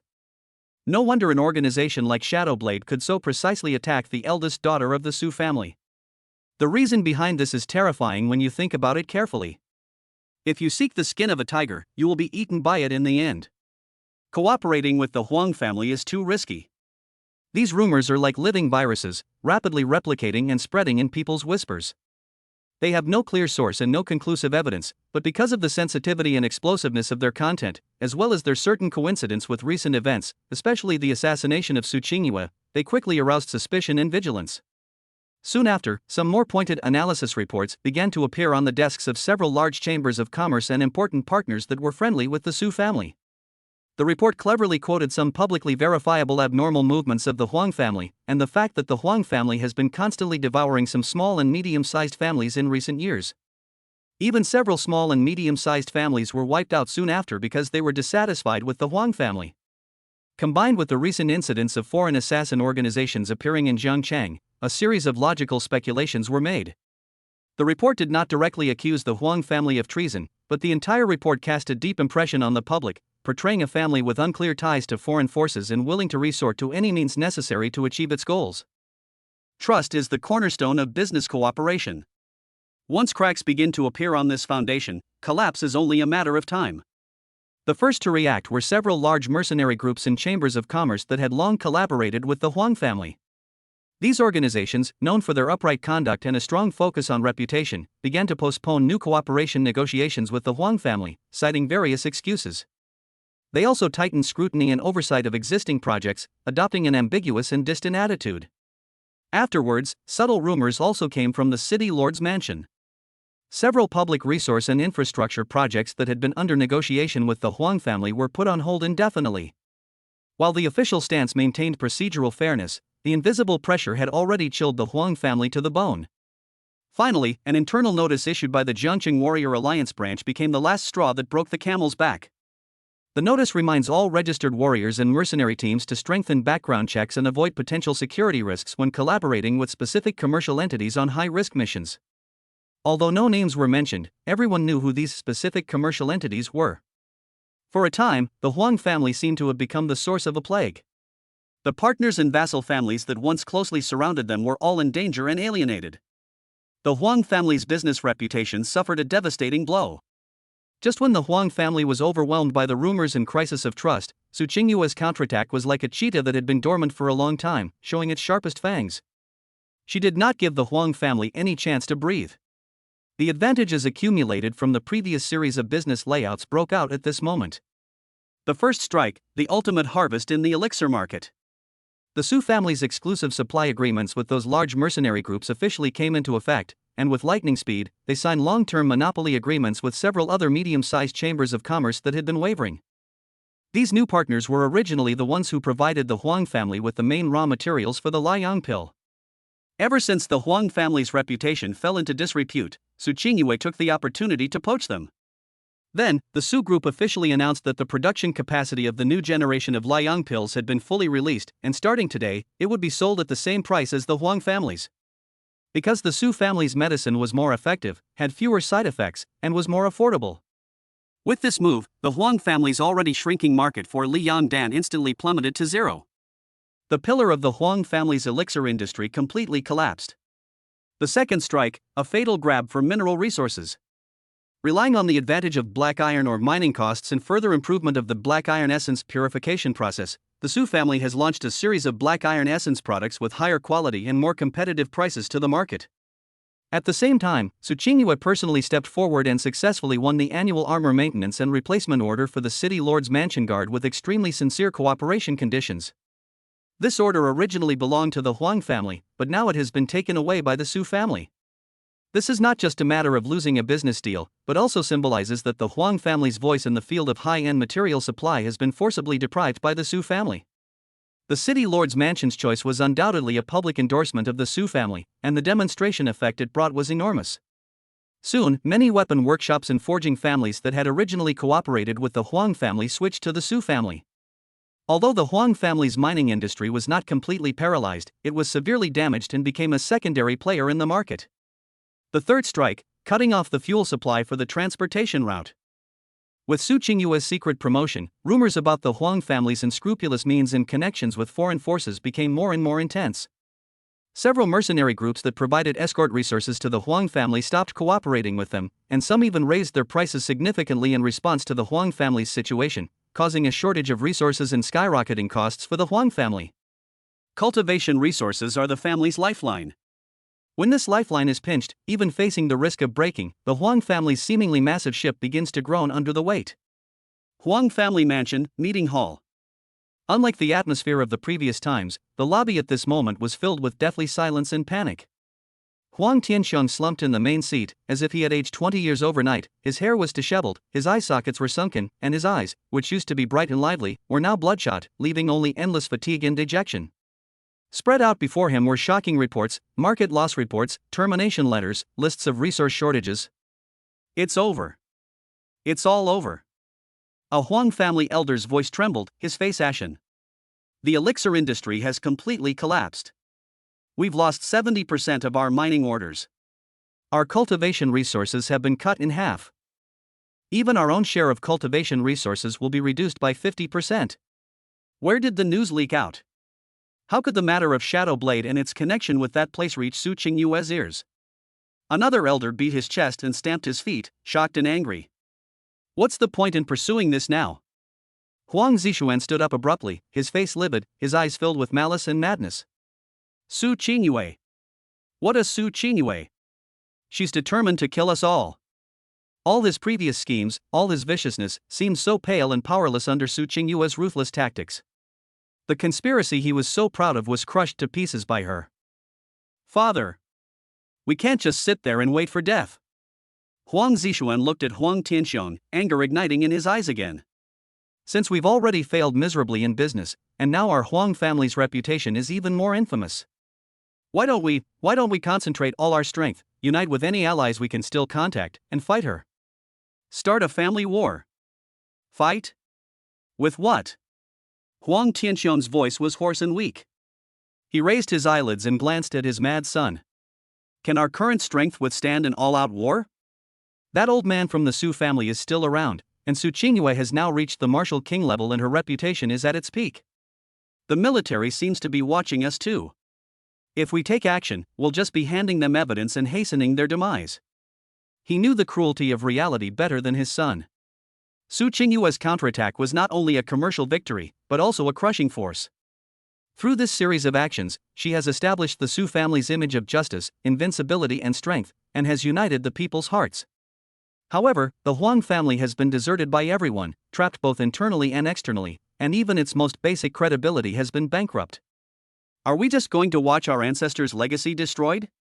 Huang Zixuan roared unwillingly. Huang Tianxiong was silent for a long time. He slowly sat up straight and glanced at all the pale-faced elders present. Of course not. His voice was low. Su Qingyue thought she had won? It's too early. We may be unable to recover from the business situation for the time being, but there are more ways to make a genius disappear than just assassination. But the situation is too tense right now, so we can only stay out of the spotlight. His gaze finally settled on Huang Zixuan. Xianer, go contact that side again. Tell them not to contact us again in the near future. Wait until the storm has died down, everything we agreed on before will still stand. The over there he mentioned was obviously referring to the overseas forces that had ties with the Huang family. Huang Zixuan took a deep breath, and then a ferocious and distorted expression appeared on his face. Yes. Father.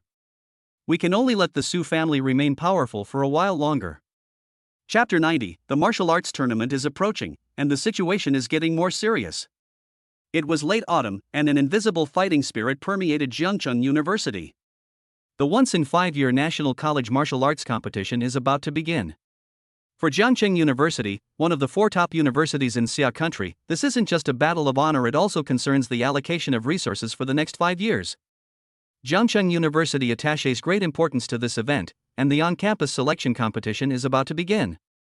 This is not only the pinnacle event of the entire Xia Kingdom's martial arts education community, but also the best stage for the younger generation of martial artists to make a name for themselves. The official announcement has been made through the campus internal network in various announcements, reaching every eligible student. The rules are clear and brutal, and the rewards are so generous that they will make your heart beat faster. Selection rules: all eligible students are welcome to apply. Preliminary round opponents are determined by drawing lots.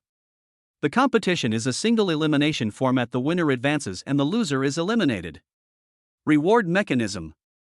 The top 50 not only qualify to participate in the National College Martial Arts Competition, but also receive a reward of 5,000 contribution points each and a chance to enter the middle level of the Scripture Pavilion to select martial arts or skills. The top 10 will receive an additional 20,000 contribution points in addition to the above rewards. They will also have the opportunity to be personally instructed by a martial honor realm expert. The top 3 will receive eye-watering rewards. In addition to massive contribution points and guidance from powerful experts, they will also be eligible to enter the meteoric secret realm for cultivation. Third place can practice in the secret realm for 1 month. Runner-up, the practice period is extended to 3 months. Champion, enjoy the right to practice in a secret realm for up to half a year. The Meteor Secret Realm is a small paradise controlled by Jiangcheng University. It is rumored that it is a special space formed by the fall of a meteorite from outer space and the combination of the Earth's vital energy. The concentration of spiritual energy within this realm is several times greater than that outside, and it contains a rich source of stellar power, offering unimaginable benefits for tempering the body, refining vital energy, and breaking through bottlenecks. A single day of cultivation within this realm is equivalent to several days of arduous practice outside. While this secret realm is precious, gathering stellar power takes time, and once it's depleted, it takes years to recover. Therefore, the places in this secret realm have always been open only to professors who have made significant contributions to the school or elite students who have made great achievements. Now, as a reward for the competition, it can be seen how much importance the school attaches to this competition. As soon as the news broke, the entire Jiangcheng University erupted in excitement. After all, 6 months of training there could yield results comparable to years of arduous cultivation outside. For any young person aspiring to the martial arts, this was an irresistible temptation. The entire Jiangcheng University student body was rubbing its hands, ready to go. This was especially true for the graduating seniors, who were the favorites to win the championship. In the exclusive practice room of the girls' luxury apartment, a slight chill hung in the air, as if the first frost of winter had quietly descended. Su Muxue was dressed in a plain white outfit, with an upright posture. The sword in her hand seemed to have life, drawing mysterious and unpredictable tracks as she danced.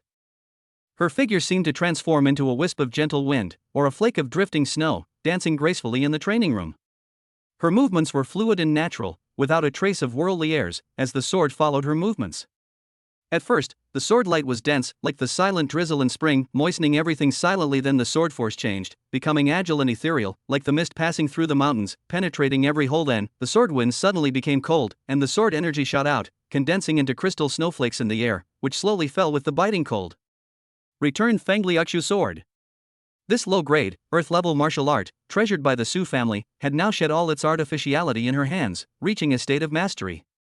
The formless wind and the chilling snow, two distinct meanings, perfectly blended within the sword moves. Each of her seemingly gentle turns contains the sharpness of cutting metal. Each of her seemingly casual swings drives the rapid surge of the surrounding air. If there were an outsider here, they would certainly be shocked to find that the energy fluctuations emanating from Su Muxue at this moment had reached the peak level of a general.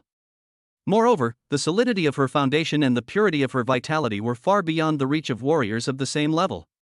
This was her true strength at the moment. In such a short period of time, a mid-level warrior who had returned from the secret realm had broken through all the way to the peak. If word of this speed spread, it would be enough to shock the entire Jiangcheng.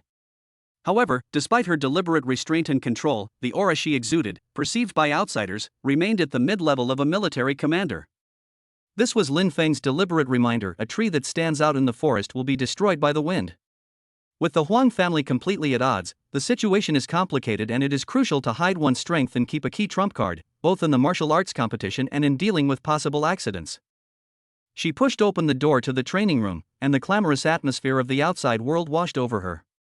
On the corridor screen, a real-time list of registered contestants and the preliminary competition schedule were scrolling by. The realms and achievements listed behind each name exuded a powerful sense of oppression. Look! Senior brother Zhao Qingtian from the Martial Academy's 4th year. He was the 8th place finisher in the last school competition.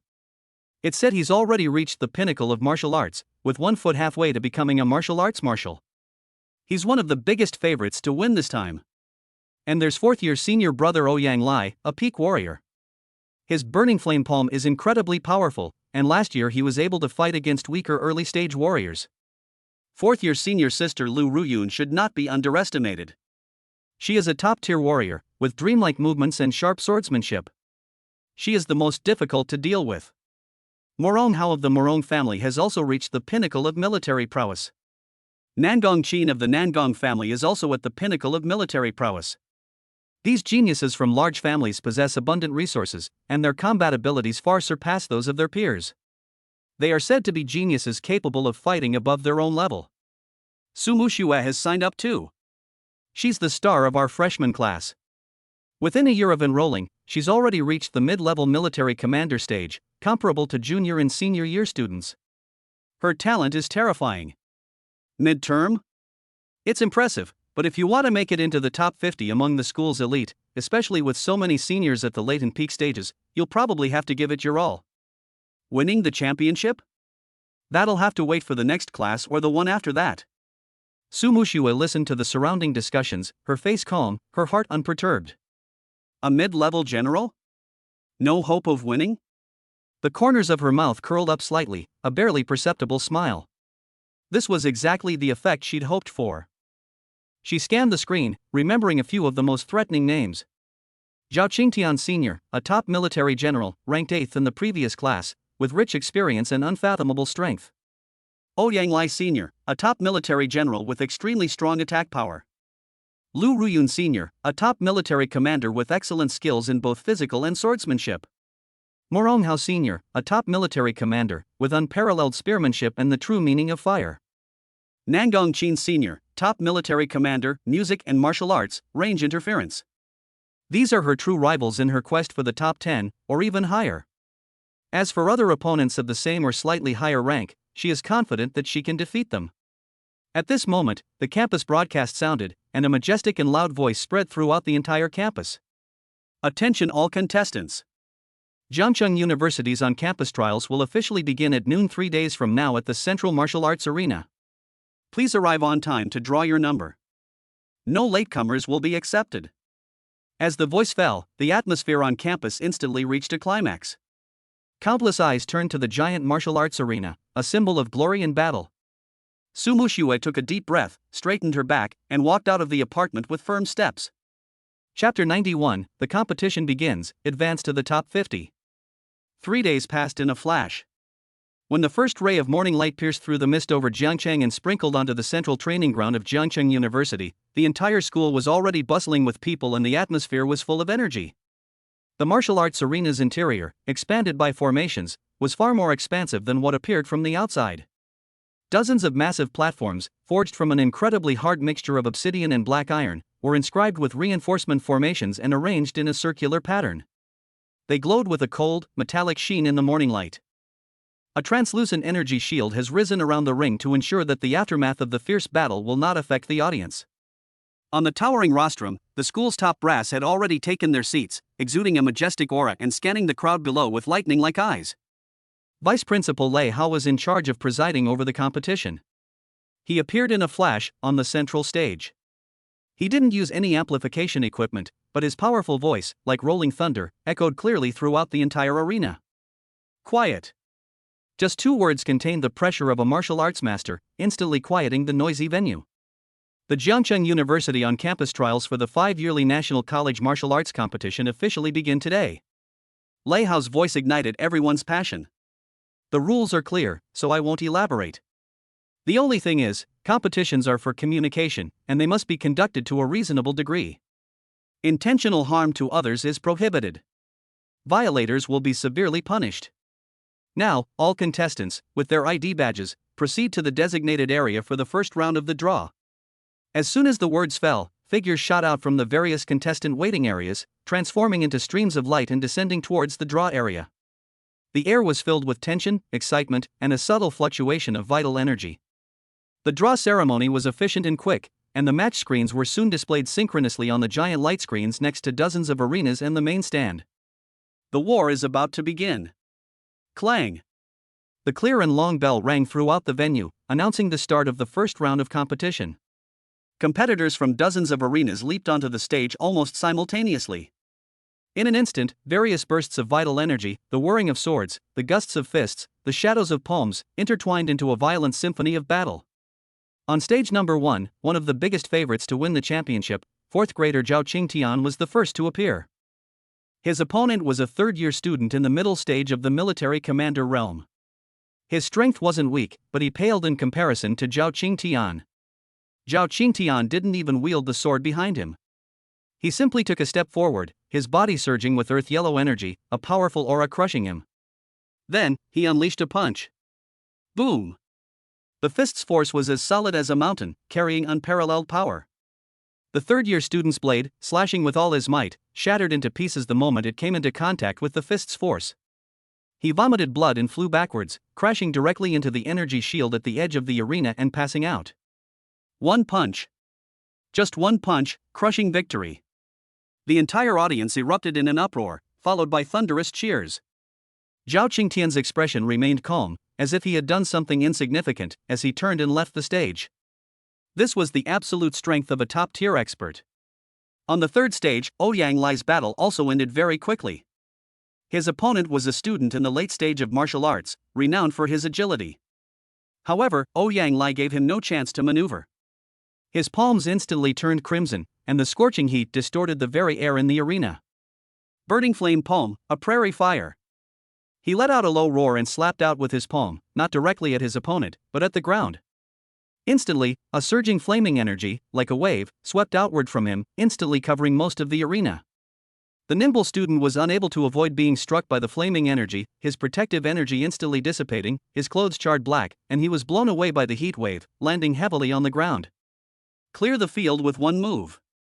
Ouyang Lai laughed arrogantly, gathered his energy, and jumped off the stage. His fighting style was always so domineering and direct. On the fifth ring, Lu Ruyun's opponent was a late-stage power warrior wielding a heavy hammer. The student roared, wielding the hammer in a whistling gust of wind, attempting to defeat his opponent's cleverness with sheer force. However, Lu Ruyun's figure, like a ghost, weaved through the hail of hammers. Her sword was so swift that it left only a trail of afterimages. SHHHHH. After just 3 exchanges, their figures froze in place. Lu Ruyun's sword tip delicately touched her opponent's throat, a mere half-inch from her throat. Her body was surrounded by countless shredded strips of cloth, evidence of the opponent's protective vitality and clothing, ripped apart by the sword's energy. The student wielding the hammer, pale and sweaty, swallowed hard, and conceded defeat. Elegant, precise, and deadly, Lu Ruyun sheathed her sword and departed gracefully, leaving behind countless astonished glances. On arena number 7, Moron Hao wielded a crimson spear, like a fire god descending to earth. His opponent withstood 3 strikes before a single fire dragon piercing the heart attack shattered his weapon, leaving him defeated with a charred chest. The sheer force of the spear and the intensity of the flames were truly eye-catching. On stage 9, Nangong Qin didn't even move, simply sitting cross-legged, a guqin resting across her lap. Her slender fingers plucked the strings, and invisible sound waves spread out like ripples. Her opponent, a student in the middle stage of the martial arts, had barely gotten within 10 feet of her when he stumbled like a drunk, his steps blurry and his eyes glazed over. He eventually crouched down in agony, clutching his head, his fighting spirit gone. The strangeness and power of the rhythmic martial arts were fully on display. Without exception, the performances of these favorites were crushing victories. With their sheer strength, they declared to everyone that they were the true protagonists of this stage, and the battle for the championship would unfold between them. In contrast, the battles between those students who were mid to late stage warriors were much more intense and stalemate. The clashing of vital energies roared, and the clash of martial arts was brilliant. It often took dozens of moves, or even longer, to determine the winner, and injuries abounded. This only served to highlight the terrifying nature of Zhao Qingtian and the others. And Su Muxue was assigned to arena number 6. Her first opponent was a third-year student at the early stages of becoming a general. Seeing that her opponent was the renowned genius school beauty Su Muxue, who was a level higher than him in realm perception, she was still a first-year student and therefore lacked experience. He felt that he was not without strength. "Schoolmate Su, I'm sorry." The other party growled, holding 2 maces and infusing them with vital energy, and pounced on her. Su Muxue's face remained calm, not even drawing her sword. At the moment the maces were about to strike her, she shifted her footsteps slightly, her body angled with a subtlety, effortlessly dodging the attack. Simultaneously, she brought her fingers together like swords, a wisp of condensed, icy wind emanating from them, striking the opponent's wrist with pinpoint accuracy. Ah! The student felt a numbness in his wrist, and a piercing chill instantly penetrated his meridians, freezing half his body and nearly dropping his maces. He was horrified, and just as he was about to step back, Su Muxue's palm had already lightly pressed against his chest. Puff! A gentle force came, sending the early-stage martial arts student flying backwards and landing on the edge of the ring. Although he was not injured, the chill that invaded his body made his teeth chatter, and he was unable to get up immediately. Su Muxue nodded slightly, "Thank you." The entire process took only 3 breaths. She didn't display any earth-shattering martial arts, nor did she unleash any terrifying aura. She simply relied on her exquisite body movements and precise control of her vital energy to easily achieve victory. Ha! Su Muxue won? So fast. She doesn't seem to have drawn her sword? His movements are very delicate, and his timing is excellent. It seems that not only is his realm high, but his combat talent is also quite good. Lucky, the opponent is only an early-stage general. If I had met a stronger one, it wouldn't have been so easy. The discussion in the audience was mostly filled with a hint of surprise, but it didn't cause much of a stir. After all, the opponent wasn't strong, and while Su Muxue's performance was clean and sharp, it wasn't particularly outstanding among the crushing victories of so many talented players. In the next few rounds of competition, Su Muxiue still maintained this low-key style. In the second round, the opponent was a senior fourth-year student in the middle stage of military prowess, who was very experienced. Su Muxiue drew her sword this time, but only performed the more basic moves of the returning wind and flowing snow sword. The sword light was dense, and she attacked while defending. The two exchanged more than 10 moves. To outsiders, Su Muxiue seemed to gradually gain the upper hand, relying on her more refined vitality and superior swordsmanship. Ultimately, she struck her opponent's weapon away with a single strike, securing victory. The process seemed somewhat difficult, as befitted her mid-stage military commander performance. In the third round, the opponent was a late-stage military student who excelled in speed. In this bout, Su Muxiue was forced to demonstrate even greater speed and impressive reflexes. The two moved swiftly across the ring, sword and claw shadows intertwining. Ultimately, Su Muxiue narrowly missed a tiny flaw in her opponent's defenses, piercing his protective energy with a single blow and striking his shoulder well acupoint for victory. This victory made some people begin to re-evaluate her strength, thinking that she might have the potential to break into the top 30 or even top 20, but no one still compared her with those top monsters like Zhao Qingtian. She is like a top-notch actor, controlling her performance with precision. Every victory was justified, showcasing the true strength of a genius without revealing too many hidden cards, nor causing excessive vigilance among the truly powerful. She utilized her status as a mid-level military commander to the fullest. Students from the same class, such as Shirley and Duing, also had outstanding performances. Shirley's exceptional defenses overwhelmed a mid-level general, forcing him to surrender despite exhaustion. Poison Shadow, using his cunning agility and potent poison, unwittingly poisoned another mid-level general, paralyzing him and forcing him to lose. After several days of fierce competition and several rounds of brutal elimination, tens of thousands of contestants were finally shortlisted for the top 50. When Vice President Lei Hao read out the 50 names aloud, the audience erupted in prolonged applause and cheers. To be among the top 50 at Jiangcheng University, a university filled with so many talented individuals, was an unparalleled honor. Su Muxiue's name was on the list. Standing in the qualifying area, she could clearly feel the gazes from all around her. Some were admiring, some were surprised, some were eager to fight, and even from a few top experts, there were slightly scrutinizing looks. In their eyes, she might be a decent newcomer, but not enough to threaten their status. Su Muxiue lowered her head slightly to hide the sharp light that flashed in her eyes. The first 50 are just the beginning. Chapter 92, Low-Key Promotion, Unexpected Events. The birth of the top 50 is just the appetizer of this competition. The rules of the competition also changed accordingly. It was no longer the preliminaries where the loser was eliminated and the winner advanced. Instead, it used a points system. After 3 rounds of fighting, the top 10 players in points would advance. Therefore, the following matches became more and more intense, and each match was a fight between dragons and tigers. Those who could remain on the stage were all the real elites of Jiangcheng University, with rich combat experience and unique skills. To outsiders, Su Muxiue's road to promotion began to become difficult. In the first match, she encountered a fourth-year senior who was in the late stage of military command and was famous for his violent swordsmanship. The opponent's swordsmanship was wild and powerful, and the sword energy was everywhere, turning most of the arena into sword blades, forcing Su Muxiue to use the defensive posture of returning wind and flowing snow sword to the extreme. The sword light turned into a dense curtain of wind and snow, and she struggled to hold on against the fierce sword force. Victory seemed imminent, but she was always just a little short.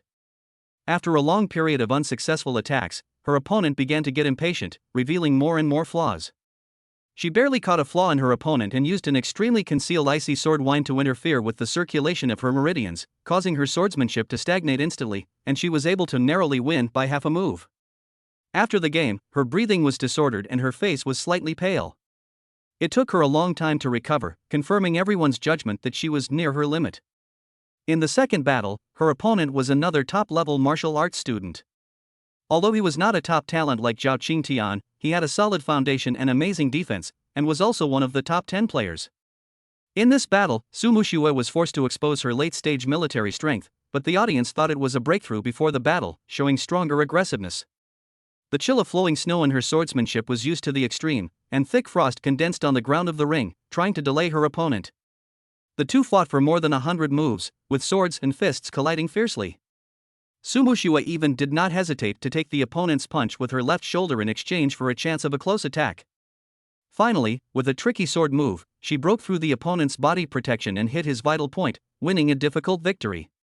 However, during the third match, which was crucial in determining the top 10, Su Muxue's luck seemed to run out. As the duel list slowly emerged, the entire arena fell into an eerie silence before erupting into a passionate uproar. Arena number 6, Su Muxue vs. Ouyang Lai. Ouyang Lai, one of the top 5 favorites to win the championship. A top-tier warrior. His burning flame palm is incredibly powerful, having once battled a formidable warrior in the early stages of the martial arts realm without losing. His ferocious fighting style and powerful attack power are truly intimidating. His opponent was, surprisingly, freshman Su Muxue. Despite her impressive performance, having made it all the way to the top 50, she was considered this year's biggest dark horse. Yet, in everyone's eyes, while she was a rare genius, she was still a freshman, far behind the seniors. Her talent and skill alone had gotten her this far, and that was already her best achievement. After all, she was facing a monster of Ouyang Lai's caliber. Su Muxue's luck has run out. She unexpectedly ran into Ouyang Lai, a battle maniac. What a pity! With her talent, if she had drawn a different opponent, she might have had a chance of breaking into the top 10. Now, senior brother Ouyang's burning flame palm is extremely strong and masculine, which is just the right counter to Su Muxue's nimble swordsmanship. I'm afraid this match will be a foregone conclusion. If she can force senior brother Ouyang to exert some strength, even if she loses, it will be a victory of honor. The discussion was filled with regret for Su Muxue and recognition of Ouyang Lai's formidable strength. Almost no one believed this duel would have a different outcome. Even some of the school leaders on the rostrum shook their heads slightly, feeling that Su Muxue's journey might have come to an end here. In the contestant waiting area, Ouyang Lai grinned, revealing his white teeth. He looked at Su Muxue with a burning gaze, his fighting spirit undisguised. He loved crushing the strong and destroying those so-called geniuses. Su Muxue, the recently surging newcomer, was exactly his type of prey. Su Muxue sensed that aggressive gaze and slowly raised her head. Her face remained calm, but deep within those cold eyes, a fighting spirit gathered. There was no escape. She gently exhaled, and the energy she had been suppressing within her body began to slowly flow. Clang!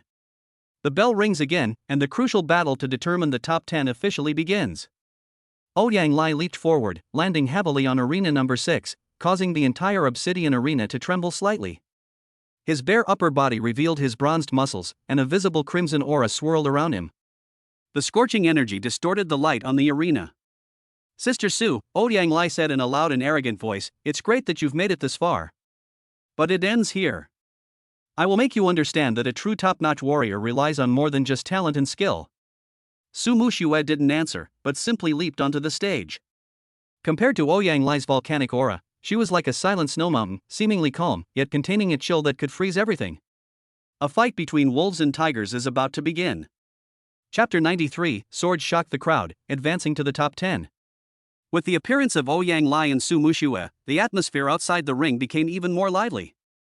The referee gave the order, the game begins. Boom! Almost the moment the voice fell, Ouyang Lai moved. He didn't hesitate at all, and his first move was a killing move. Burning flame palm raging flames. With both palms thrust out simultaneously, a vast and blazing fire attributed energy, like a flood bursting through a dam, transformed into a burning sea of fire, sweeping towards Su Muxue like an overwhelming force. The flames were highly concentrated, carrying a terrifying atmosphere. The ground of the arena was instantly scorched red, and the air emitted a crackling sound. The power of this palm strike far surpassed any of his previous matches. He intended to end this battle with absolute power, crushing everything in its path.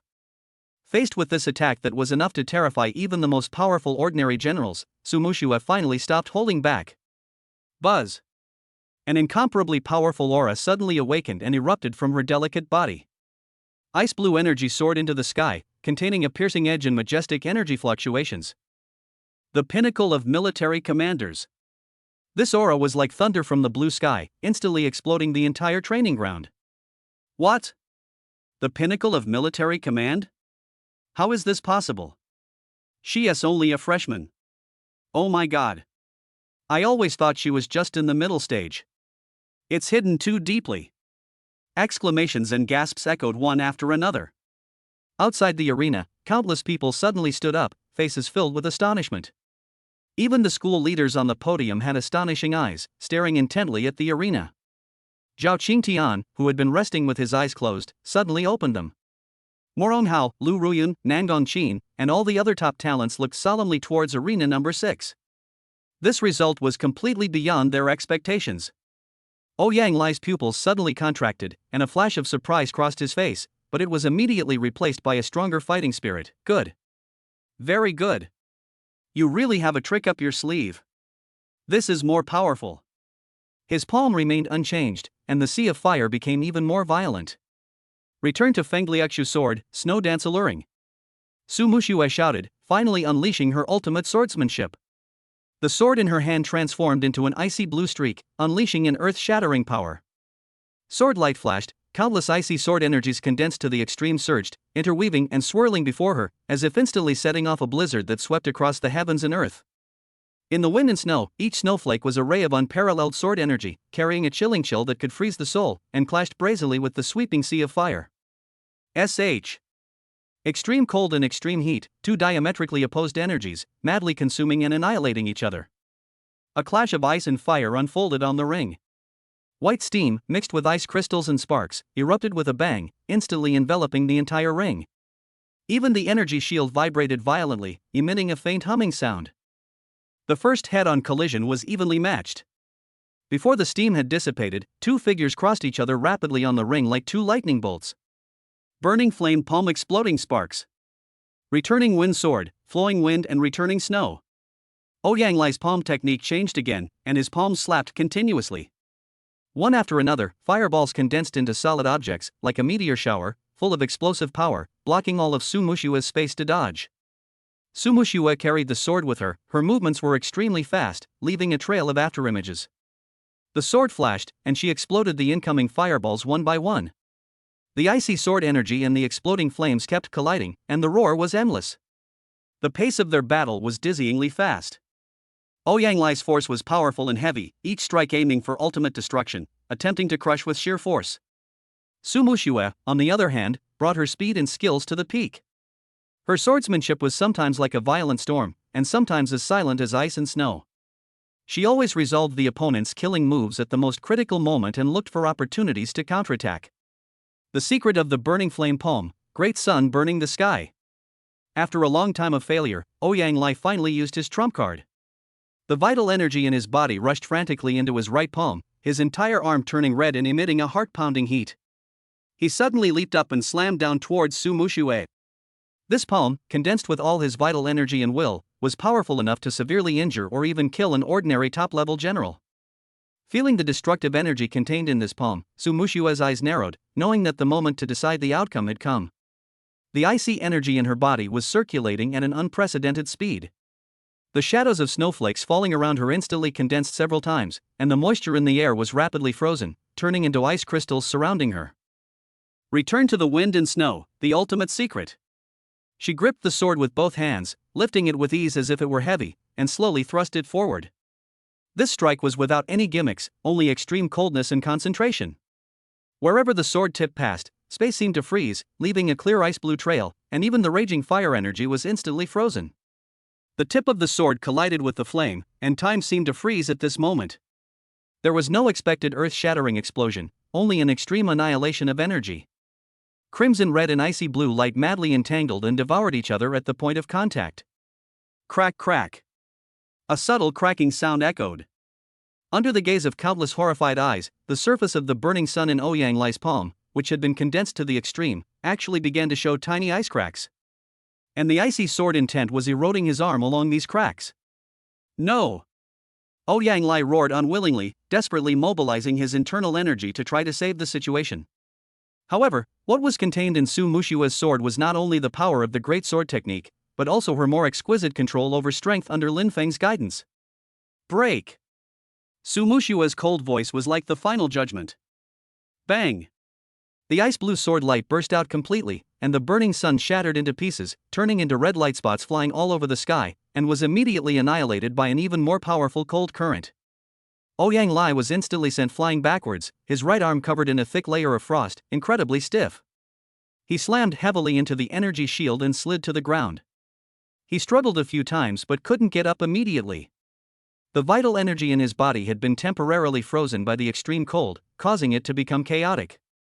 On the stage, the icy sword energy slowly dissipated. Su Muxue stood, sword in hand, her clothes fluttering.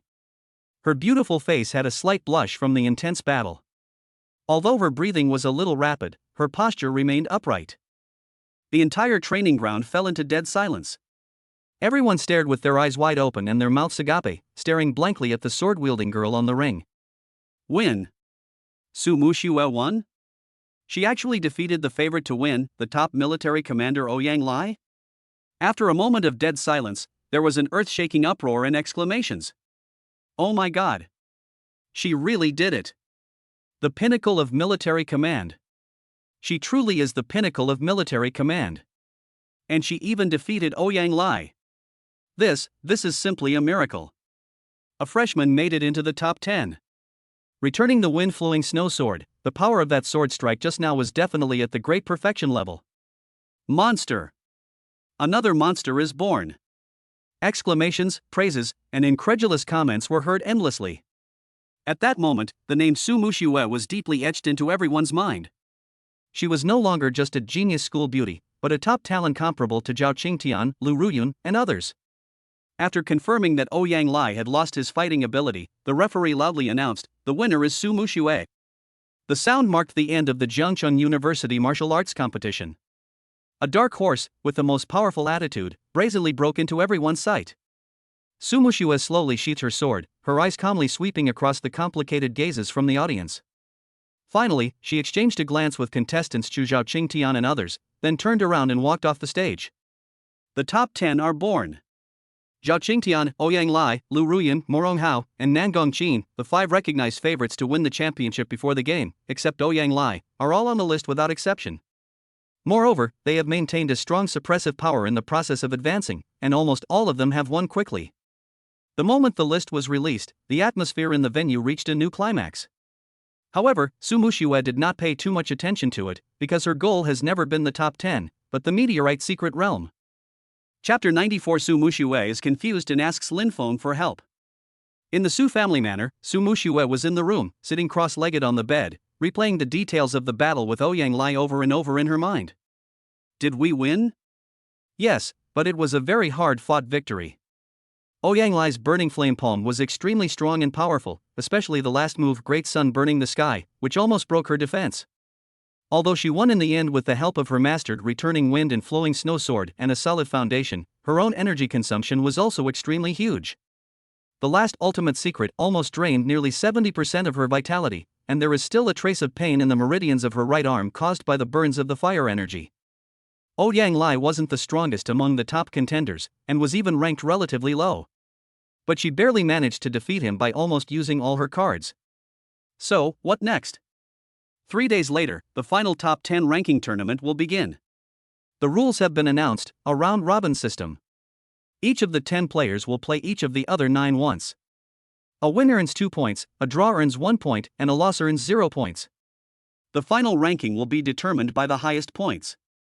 This meant that she would inevitably face several other top talents, whose strength might be even stronger and whose methods might be even more bizarre.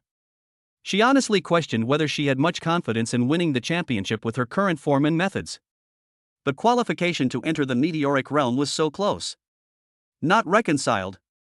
A strong sense of unwillingness surged in her heart. She longed for the opportunity in the secret realm, longed to become stronger, and longed to help her family and her sister after becoming stronger. At this moment, Lin Feng's figure suddenly appeared in her mind. This mysterious and powerful brother-in-law always seemed to be able to inadvertently reveal the key. His casual guidance could help her swordsmanship break through to the grand perfection realm, even allowing her to break through to the pinnacle of military command in a short period of time. Perhaps he could see something that she herself could not? Once this thought came to her mind, she could no longer suppress it. After hesitating for a moment, Su Muxue suddenly stood up, straightened her clothes, took a deep breath, and walked out of the room. It was late at night, and the light in Lin Feng's room was still on. Su Muxue walked to the door and knocked gently. "Come in." Lin Feng's calm voice came. When I pushed the door open, I saw Lin Feng sitting at the desk, playing with an ancient jade slip in his hand, as if he was looking up some information. "You're visiting me so late at night. Is there something wrong? Or do you want to talk to me?" Lin Feng put down the jade slip, looked up at Su Muxue, with a faint smile on his lips, and then teased. Su Muxue pursed her lips and didn't argue with him. She walked to the desk and said directly, "I won the battle with Ouyang Lai today with great difficulty. I'm not sure how I will face Zhao Qingtian, Lu Ruyun, and the others next." She paused, raised her head, and looked directly at Lin Feng, her tone somewhat expectant. Can you help me analyze them?"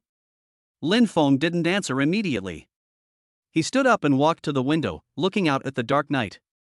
His fingers unconsciously tapped lightly on the window frame, as if he was sorting out his thoughts. After a long while, he slowly turned around, his eyes becoming sharp and deep. He walked to the desk, dipped his finger in tea, and drew a few simple symbols on the table, representing several people. "Let's talk about Zhao Qingtian first." He tapped a thick symbol. His advantage lies in stability. He has Earth-attributed energy, strong defense, and extensive combat experience, so he rarely shows any weaknesses. Fighting him head-on is the most foolish choice. The attack power of your returning wind-flowing snow sword is not enough to break his defense in such a short time. Su Muxue's heart sank slightly. This was consistent with her own judgment. However, Lin Feng changed the subject. His steadiness is, to some extent, also his slowness. His movement is relatively his weakness. Your chance lies in entanglement and consumption. Don't aim for a quick victory. Use your speed advantage to constantly move around, using your icy sword energy to erode and slow his movements, draining his vitality. Although his defense is strong, maintaining such a high level of defense consumes a huge amount of energy. If we drag him into a protracted battle, when he becomes frustrated, we may be able to find a chance of victory. Lin Feng's analysis made Su Muxue's eyes light up. She had only thought that she could not break the defense, but she did not expect that she could use the characteristics of speed and ice attributes to engage in a war of attrition. "Let's talk about Lu Ruyun." Lin Feng pointed to a symbol representing agility. Her strengths are speed and cunning. Her movements are elusive, and her swordsmanship is swift and uncanny. You can't let her throw you off balance against her. Your returning wind and flowing snow sword has reached perfection, giving rise to the prototype of your own ice and snow domain. While its range is limited, it's enough to affect an area several feet in radius. When engaging her, don't blindly chase her. Instead, use stillness to overcome movement, and domain to control movement. Imbue your body with icy sword intent, trapping her like she's mired in a quagmire. Her speed will naturally be greatly reduced. Her attack power isn't top tier, so once you lose your speed advantage, your swordsmanship advantage will become apparent. Su Muxue's eyes lit up. Yes, the force field formed by her ice and snow sword intent was itself a restraint against high-speed opponents. She had never thought of actively using it before. Then there's Nangong Qin. Lin Feng pointed to a symbol representing the invisible. She's the most special. Her musical attacks ignore ordinary physical defenses and attack the mind directly. Your icy energy is good for physical attacks, but it's limited against sonic and mental attacks. Conventional methods won't work against her. You need to concentrate your energy to a high degree, especially protecting your ear acupoints and your mind. At the same time, perhaps you can try the opposite approach. Do the opposite? Su Muxue was puzzled. Music and martial arts are all about rhythm and tempo. She uses the sound of the piano to disturb you, so why can't you use the sound of your sword to disturb her piano? A glimmer of wisdom flashed in Lin Feng's eyes. Your swordsmanship has been unleashed to its fullest potential. The sound of your blade piercing the air itself carries within it your sword intent and spiritual power. You don't need to deliberately aim for damage, simply strike at the crucial junctures of her zither music with the sharp chimes of your sword, disrupting her rhythm. Once the rhythm is disrupted, the power of her musical attacks will diminish. This requires an exceptional grasp of timing and exquisite control of your own strength. The last one is Morong Hao. Lin Feng pointed to a symbol representing Tyrant, his tone solemn. He is one of the most difficult opponents. The key is not to break, but to disrupt and interrupt. Disturb? Interrupt? Su Muxue listened attentively. That's right. Lin Feng explained, his fierce spearmanship comes at a price. Such a violent output of power requires extremely high coordination between moves and the instantaneous burst of his own vitality. You can disrupt his rhythm first, constantly attacking his power-generating joints and wrists, preventing him from smoothly gathering power and releasing his spear. Then, break his momentum. Overlord Spear technique emphasizes unwavering momentum. Your flowing snow sword intent, imbued with extreme icy coldness, possesses strong single-target penetrating power. Find the moment when he switches his spear moves, and with a stream of icy sword energy, pierce his spear hand or the core of his spear power, forcing him to retreat or change his moves. With just one successful interruption, his momentum will stagnate, significantly reducing his power. This analysis gave Su Mushua a sudden epiphany. Instead of a head-on confrontation, he could use his own strengths to disrupt and interrupt the opponent, steering the battle into his preferred rhythm. Su Mushua was completely shocked. Lin Feng's analysis not only pointed out the opponent's strengths and weaknesses, but also tailored a series of highly targeted tactical ideas for her. She stared at Lin Feng in a daze. Under the light, his already mysterious face was now shrouded in the aura of a wise man. Of course, Lin Feng added, his tone returning to his usual calmness. Tactics are only auxiliary. Ultimately, victory or defeat depends on your own strength and your combat experience in responding to situations. Su Mushua nodded heavily, thanked him, turned around and left. Her steps became firm and powerful. Chapter 95. Keep the instructions in mind and win 8 games in a row. The 3-day rest passed in the blink of an eye. When the first rays of dawn once again shone upon the central martial arts arena, the atmosphere had reached an unprecedented climax. The massive screen clearly displayed the competition's scoring rules and the final match schedule. Those who can rank among the top 10 are all the real elites of Jiangcheng University.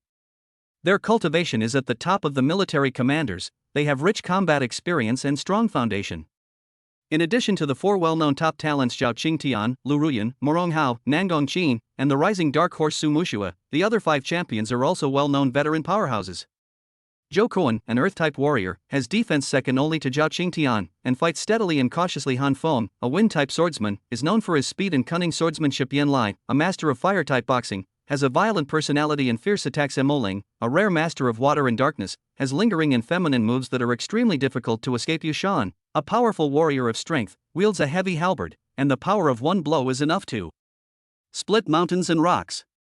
These 10 people represent the highest level of combat power among Jiangcheng University students. Every match in the final round-robin tournament will be a tough one.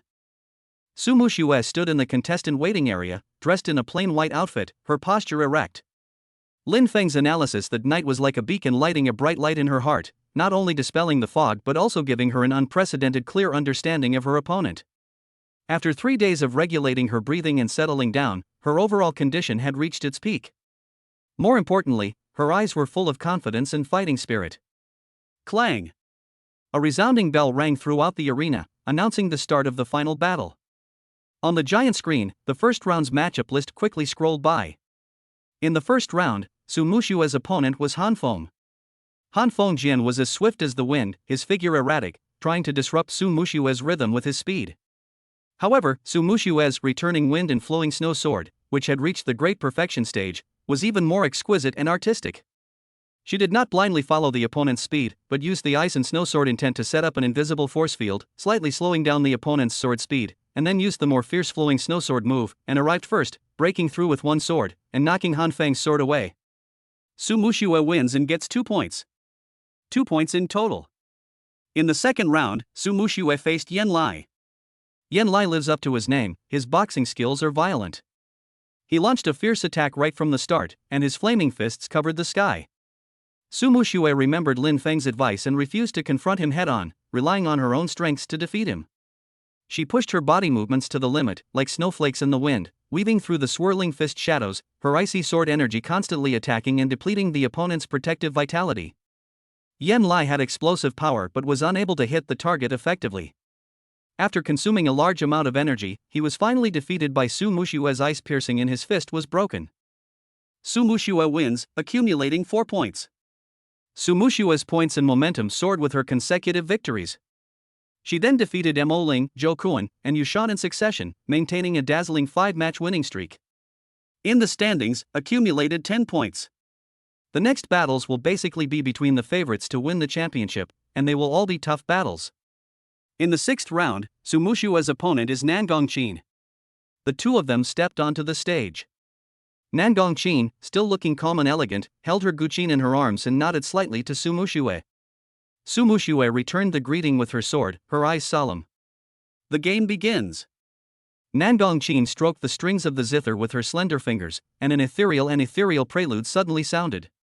The lingering sound of the zither seemed to be able to cleanse people's hearts and make them unconsciously relax their vigilance. However, Su Muxue remembered Lin Feng's warning and immediately circulated her vital energy. The icy vital energy quickly condensed, especially around her ear acupoints and sea of consciousness, forming an invisible protective layer. At the same time, she took the initiative to attack. Returning wind sword, flowing wind and returning snow. She moved with the sword light scattered, and swirled around the opponent. The icy sword energy broke through the air, making a sharp sword sound. This sword sound was faintly in line with a certain unique rhythm, accurately cutting into the rhythm of Nangong-chin's piano music. Zheng. Nangong-chin's music had a subtle stagnation. Her brows furrowed slightly, clearly not expecting Su Muxue to respond in this way. Her fingering shifted, and the music suddenly became rapid, like a cavalry of iron and steel, carrying a murderous aura. The invisible sound waves attacked Su Muxue's mind like a sharp blade. Shhhhh. Su Muxue's protective layer rippled slightly as the icy sword intent and the sound waves continuously collided and annihilated. She felt her mind shake slightly, but it wasn't completely disturbed. She gritted her teeth and unleashed her returning wind-flowing snow sword to its fullest potential. The sword's whirring became increasingly rapid and shrill, stubbornly resisting the pervasive zither music. For a moment, a strange scene appeared on the ring. One person was playing the piano, and the other was dancing with a sword. It seemed to be very unworldly, but in fact it was extremely dangerous. It was a competition of spirit, will and strength. Nangong-chin's rhythm was completely disrupted. She had never encountered such an opponent before. Instead of trying to attack from close range, this noise interfered with her rhythm. Her music began to become chaotic, and the power of her attack also decreased. Now! Su Muxue keenly caught the moment when the other party's mind showed a trace of irritation, and the icy energy in her body burst out. Flowing snow sword, ice-piercing. She no longer interfered with the sound of the sword, but instead focused all her strength on the tip of the sword. She and the sword became one, transforming into an icy blue stream of light, piercing Nangong-chin with lightning speed. This sword, fast, accurate, and ruthless, condensed her entire artistic conception of Liu Xue. Nangong-chin's face changed slightly, and she suddenly pressed her hands on the strings, and a strong ring of resistance sound erupted. Boom! The icy blue sword light and the invisible sound ring collided fiercely. Energy surged, and the arena shook. The stalemate lasted only a moment before the terrifying icy sword energy forcibly tore through the sound ring's defense. The tip of the sword finally stopped 3 inches in front of Nangong-chin's throat. The biting cold made her skin tremble. The piano music stopped abruptly. Nangong-chin looked at the cold sword tip in front of her in Su Muxue's calm eyes. She was silent for a moment and slowly released her hand from the strings. I lost. Her voice was filled with mixed emotions, and more of helplessness. Thank you. Su Muxue sheathed her sword and breathed lightly. In this battle, thanks to Lin Feng's guidance and her precise execution, she had won 2 crucial points. There was an uproar outside the ring. No one expected that Su Muxue could defeat the most difficult Nangong-chin in this way. In the next few rounds of competition, Su Muxue fully demonstrated Lin Feng's tactical ideas. Against Lu Ruyun, she no longer attempted to chase her ghostly figure, but instead remained grounded, unleashing the embryonic form of her ice and snow domain to its fullest extent. Icy sword intent permeated her body for several feet, and the very air seemed to grow thick and icy. Lu Ruyun's pride and joy was severely limited in her speed, making each advance difficult and slow. Ultimately, Su Muxue, relying on her superior swordsmanship, seized a flaw in the opponent's speed-limited attack, piercing his defense with a single strike and securing victory. When facing Morong Hao, she perfectly executed the tactics of disturbing and interrupting. As soon as Morong Hao used the Overlord Spear, Su Muxue's dense returning wind sword energy was like a thorn in the flesh, constantly attacking his wrist and elbow from the side, making it impossible for him to exert force smoothly. When Morong Hao roared and forced himself to concentrate his spear power, trying to decide the outcome with Fire Dragon piercing the heart, Su Muxue caught a slight gap in his power, and then she used a condensed flowing snow sword energy to strike first and pierce the wrist of his right wrist where he was holding the gun. Morong Hao's face turned pale with horror. If he didn't defend himself, his wrist would be broken. He had no choice but to forcefully twist his spear to block. Clang! Sword energy collided with the spear, sparks flying everywhere. Moronhao's shot, which was destined to win, was forcibly interrupted, and his momentum instantly fluctuated. How could Su Muxue let go of this opportunity? The sword intent swept up like a storm, and finally, with the continuous offensive, she defeated the disordered Moronhao and forced him off the stage. Victory after victory not only accumulated points, but also unrivaled faith and momentum. The name Su Muxue has become the most dazzling dark horse in this competition, and her prestige is almost comparable to that of the strongest Zhao Qingtian. Chapter 96, The Battle to the Top, Muxue wins. In the standings, Su Muxue and Zhao Qingtian both won all 8 games, accumulated 16 points, and tied for first place. And the final match, the ultimate battle to decide the champion, is the showdown between the two of them. The atmosphere in the entire venue was pushed to a climax. Everyone held their breath, waiting for the final battle for the throne. The two men jumped onto the center stage at the same time. Zhao Qingtian was a tall and strong man with a resolute face. He exuded an aura as heavy and steady as a mountain. He looked at Su Muxue with a look of solemnity and recognition. "Xiaomei Su, you are very strong, stronger than anyone expected." His voice was low and powerful, but I am determined to win the championship. Su Muxue stood with her sword in hand, her dress fluttering in the wind. Ice blue energy flowed through her body, her aura unwavering. "Senior Zhao, please teach me." The referee waved his arm. The game begins. Without hesitation, Zhao Qingtian launched his attack, unleashing his ultimate move Rock Fist, Collapse of the Mountain. He took a step forward, and the entire arena seemed to tremble. A surge of earth-yellow energy transformed into a massive fist, smashing down towards Su Muxue with the intent to crush everything. Su Muxue had already formulated her strategy. She would not confront him head-on. Her figure moved like the wind, instantly shifting several feet, deftly avoiding the incredibly powerful blow. Simultaneously, sword light shone, and icy sword energy, like invisible threads, entwined Zhao Qingtian's legs and arms, attempting to slow his movements. "It's useless." Zhao Qingtian growled, his entire body trembling with vitality, shattering the icy sword energy. He took another step, a strong sense of oppression rushing over him, and punched out in a series of punches, the shadow of the fists like a mountain, blocking all of Su Muxue's escape routes. Su Muxue deployed her skills to the utmost, swiftly dodging and weaving through the swirling fist shadows. Her sword continuously poked, stabbed, sliced, and stabbed, attacking Zhao Qingtian's joints and acupoints, targeting his relatively weak defenses, and her icy sword energy continuously eroded his protective vitality. Ding ding dang dang. The sword energy and fist energy continuously collided, making dense and crisp sounds. Su Muxue's sword could not break through Zhao Qingtian's defense, but Zhao Qingtian was also unable to do anything to the slippery Su Muxue. The battle reached a stalemate. Zhao Qingtian fought steadily, step by step, while Su Muxue fought rovingly, patiently consuming the enemy's strength. As time passed, the icy aura on the ring and the heavy earth element continued to intertwine and annihilate. Zhao Qingtian's brow furrowed slightly. He felt his movements were a bit slower than usual, and his protective energy was being depleted faster than expected. The opponent's pervasive icy sword energy, while unable to inflict any substantial damage, was steadily building up, severely impacting his condition. This feeling of being unable to exert his strength gradually filled him with a sense of irritation. "We can't go on like this." A gleam of light flashed in Zhao Qingtian's eyes, and he decided not to hold back any longer. He took a deep breath, and the vital energy in his body quickly brewed. The ochre-colored vital energy around his body suddenly shrank and condensed on his fists, and the color became extremely deep. Utopia, earth trembles. He slammed his fists slamming into the ring floor. Boom! A terrifying, invisible shockwave, centered around him, rapidly spread in all directions in a circular pattern. The entire obsidian arena trembled and twisted violently, as if a massive earthquake had occurred. This was an area attack, ignoring physical skills and striking directly at the feet. Su Muxue's face changed.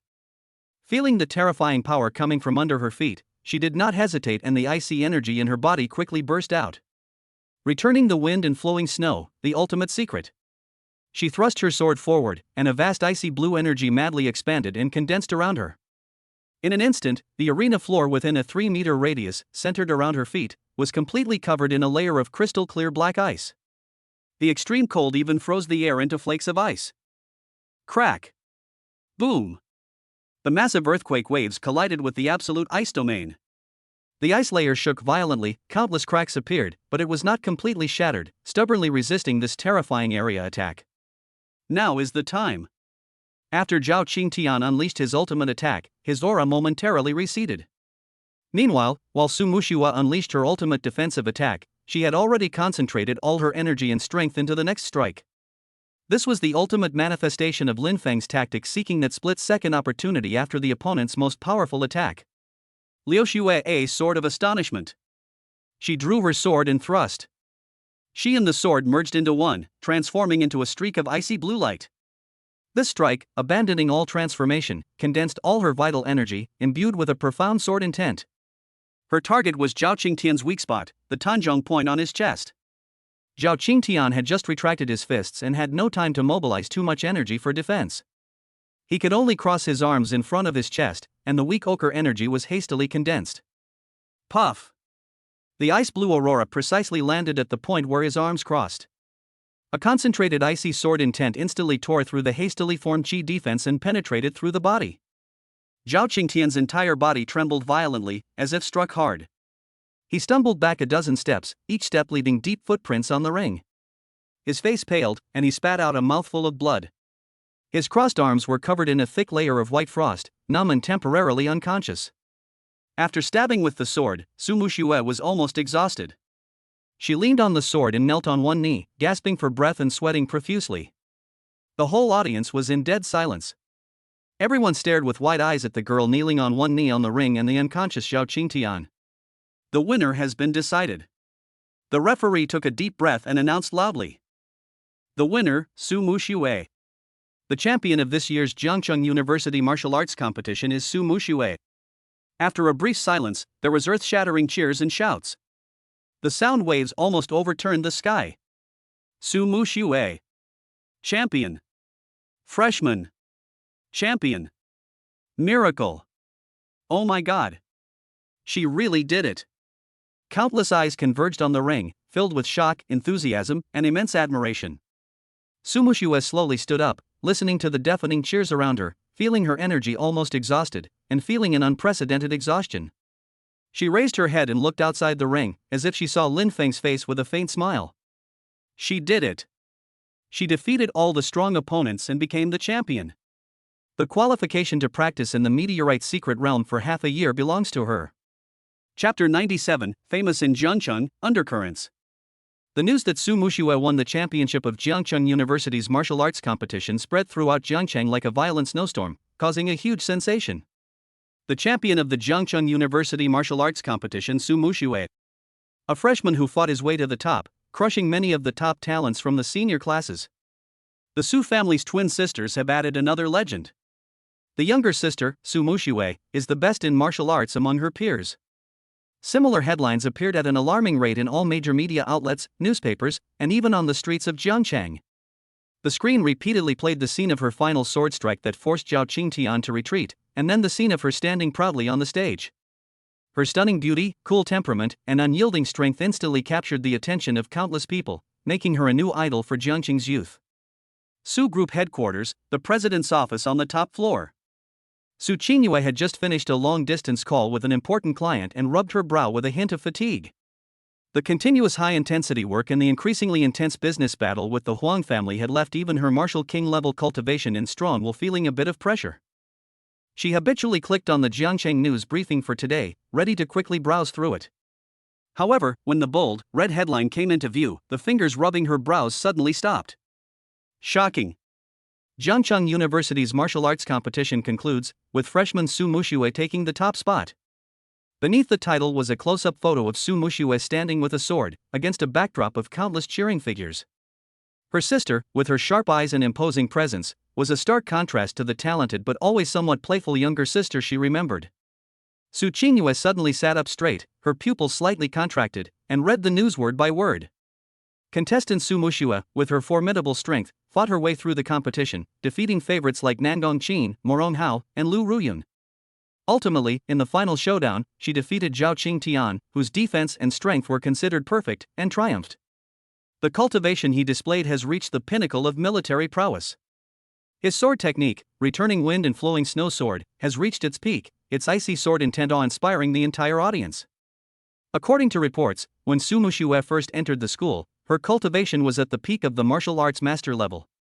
In just 1 year, she achieved a breakthrough to a higher realm. Her talent is so terrifying that it can be said to be the best in Jiangcheng in decades. Is the general perfect? Su Qingyue repeated these 4 words in a low voice.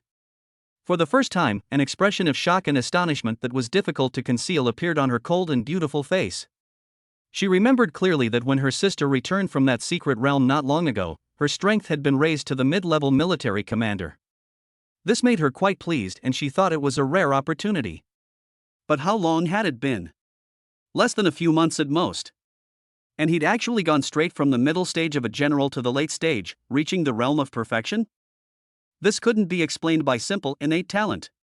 In martial arts practice, each breakthrough becomes increasingly difficult, requiring profound accumulation and a natural understanding. Such a terrifying rate of improvement defied common sense. What shocked her even more was that Mu Shue's cultivation had not only skyrocketed, but her combat prowess was also terrifying. As the quasi-leader of the Su family, she naturally knew the names of Zhao Qingtian, Lu Ruyun, and others. They were Jiangcheng University's true top talents, the ones that all major powers were focusing their attention on. Their strength was absolutely genuine. Mu Shue's ability to defeat them, especially Zhao Qingtian, who possessed formidable defensive power, meant that her actual combat prowess had likely already reached the threshold of a martial arts commander. A warrior who is less than 20 years old and has touched the threshold of martial arts commander. In the entire Xia country, this is enough to be listed among the top talents. After the shock, Su Qingyue felt a surge of joy and relief. Mu Shue's breakthrough couldn't have come at a better time. For the Su family, this was tremendous news, greatly boosting the family's prestige and deterring the likes of Su Hong, a collateral branch member, from harboring evil intentions. But Mu Shue's sudden appearance also means that the Su family, especially Su Qingyue and her sister Su Muxue, will be pushed to the forefront of more attention. Especially the Huang family will never sit idly by and watch the Su family produce such a brilliant younger generation. Their counterattack will probably be even more crazy and unscrupulous, and even the Morong family behind them will take action in advance. Su Qingyue leaned back in the wide chair, looking out the huge French windows at the bustling Jiangcheng below. The afterglow of the setting sun gilded the city, but also revealed the countless shadows hidden beneath. In sharp contrast to the Su family is the Huang family mansion. Bang! Huang Tianxiong, the head of the Huang family, had a dark complexion. He slapped the tea table beside him hard. The tea table, which was made of ironwood, was instantly smashed to pieces, and wood chips flew everywhere. Waste. A bunch of waste. They can't even beat a freshman girl. His chest heaved violently, and his eyes were bloodshot. Su Muxue's victory was like a heavy slap in the face of all those who thought that the Su family was in a period of transition. This wasn't just a championship title, it declared to the entire Jiangcheng that the Su family's younger generation hadn't withered away, but had instead emerged a figure even more formidable than Su Qingyue. This meant the Su family's future held even more formidable potential and continuity. Father, this girl must not be allowed to stay. Huang Zixuan stood below, his face gloomy and his eyes vicious. Su Qingyue has already caused our Huang family so much trouble, and now there's Su Muxue. If she is allowed to grow up, will our Huang family still have a chance to survive? Huang Tianxiong panted heavily and did not answer immediately. Didn't he want to get rid of this big trouble? He could sense the imminent threat even more than his son. Su Muxue's age and the potential she displayed were terrifying. Su Qingyue, while strong, had already taken over the family business, distracting her attention. Su Muxue, however, is a rising star in the martial arts world, unfettered by constraints. Given time, achieving the rank of martial emperor or even higher might not be impossible. By then, what will the Huang family have to contend with? But after the failure of the last assassination attempt on Su Qingyue and the lesson of being almost exposed due to his involvement with the Shadow Blade organization, the Huang family is now in the limelight, and he dared not make any moves at all. Especially since Su Muxue is currently in the limelight and is the focus of attention of Jiangcheng University and even the entire Jiangcheng. If something happens to her at this time, the consequences will be unimaginable. This matter requires long-term consideration. Huang Tianxiong forced himself to calm down, his voice hoarse. The most important thing right now is to stabilize our own position. Su Qingyue's business attack is still ongoing, and we can't let her take advantage of Su Muxue's victory to expand further. He looked at Huang Zixuan with a cold gaze. Tell over there that we need more support, especially training resources and some special resources that can quickly improve the strength of young disciples. The price can be negotiated later. Huang Zixuan's heart trembled, knowing that his father would spare no expense, perhaps even selling out national interests in exchange for foreign aid to cope with the double pressure from the Su sisters. Yes, father. I'll do it immediately. Morong Mansion, deep in the courtyard. In a study room with simple decoration but full of majesty and heritage, the atmosphere is so oppressive that it makes people breathless. The current head of the Morong family, Morong Yuan, sat on the armchair with a gloomy expression, his fingers slowly and forcefully tapping the rosewood armrests, making a dull thump-thump sound. Several people stood below, all holding their breath in concentration. Among them was Morong Hao, who had been defeated by Su Muxue in the match. He lowered his head, his face no longer showing his former arrogance, but only humiliation and unwillingness. Howard, do you know what your defeat means? Although Morong Yuan's voice was not loud, it carried a heavy pressure that made Morong Hao's body tremble. Grandson. I know I'm wrong. I've brought shame to the family. Morong Hao said, gritting his teeth. Humiliated? Morong Yuan snorted coldly. If it were just a loss of face, it would be fine. But you lost to the daughter of the Su family, our old rivals. Do you know how much your defeat has emboldened the Su family? And how many variables has it added to the future game for my Morong family? He slammed the armrest and raised his voice. Su Qingyuan alone was already enough to make that loser from the Huang family overwhelmed, and now there's Su Muxue, who has even more terrifying potential. Why has the Su family's fortune suddenly become so prosperous? A trusted elder stepped forward and said in a deep voice, Master, calm down. According to our investigation, Su Muxue's improvement in strength is indeed strange. When she first enrolled, she was only at the peak of the martial master realm, but in just a year or so, she has reached the peak of the martial general realm. There must be something fishy going on. Morong Yuan's eyes flashed. Investigate. Investigate thoroughly. Yes. Morong Yuan took a deep breath, suppressing the murderous intent surging in his heart. His gaze once again became deep and cold. Su Muxue, this girl's talent is too terrifying. We must not allow her to continue to grow. Otherwise, all the covert suppression of the Su family and the planning over the years will be in vain. He looked at the other man and ordered, send a message to Huang Tianxiong. Tell him that we agree to his previous proposal. We will provide him with the special resources he needs, and we can use our power to temporarily contain the Su family's high-end combat power. But I want to see results. I understand. The man bowed and accepted the order, then quickly retreated. This means that the Morong family has decided not to limit themselves to behind-the-scenes support, but to intervene more deeply, even resorting to darker means. In the sky of Jiangcheng, the wind and clouds suddenly changed, and thunder could be heard faintly. Chapter 98 System Upgrade, Attribute Effect Evolution. The turmoil caused by Su Muxue's victory did not cause Lin Feng much concern. He still went to work, went to school, and lived a peaceful life, quietly increasing his skills and becoming stronger. After more than a year of increasing his skills, the critical moment had finally arrived. Inside the room, Lin Feng sat cross-legged, his eyes slightly closed, breathing slowly and deeply. His consciousness was immersed in the system interface. On the interface, the numbers representing the 4 basic attributes finally reached 2,000 points after countless days and nights of accumulation and infusion. When the value of the last spirit attribute jumped from 1999 to 2000, Lin Feng's entire body shook violently. It was as if an invisible shackle had been broken, and the level of life had been leaped forward with a hearty and refreshing feeling. The already powerful attribute power in his body seemed to be injected into his soul at this moment, and a qualitative leap occurred. A new line of prompts popped up on the system interface. All attributes have exceeded 2,000 points. System upgrade. Daily free attribute points, 40 points. Lin Feng slowly opened his eyes, a glint of light flashing across them before retreating into a deeper, more unfathomable light. He felt the power within him, a power completely different from before. His heart remained calm, his mind filled with a deeper understanding of the nature of attribute power. Finally, it has come to this. He whispered to himself, his voice echoing in the silent room.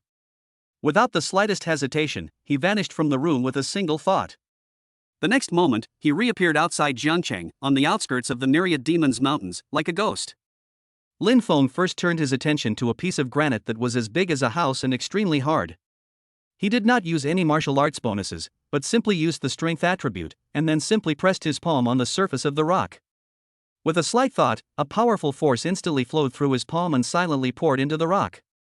There was no earth-shattering roar, no flying debris, and not even a crack appeared on the rock's surface. However, when Lin Feng removed his palm and blew gently on the rock, rustle, rustle. The huge Qing granite, like a sand sculpture that had been weathered for countless years, collapsed and slid silently from the point where his palm pressed, turning into a pile of extremely fine and uniform stone powder. The surface is intact, but the inside is shattered. This is the evolution of the power effect, from the previous shock force to the dark force penetration. This is perfect for dealing with those warriors who rely on powerful body protection. A hint of satisfaction flashed in Lin Feng's eyes. Then, his eyes locked on a dead tree 10 meters away. As the thought came to his mind, he didn't even feel the fluctuation of space. His vision only blurred slightly for a moment, and he was already standing under the dead tree.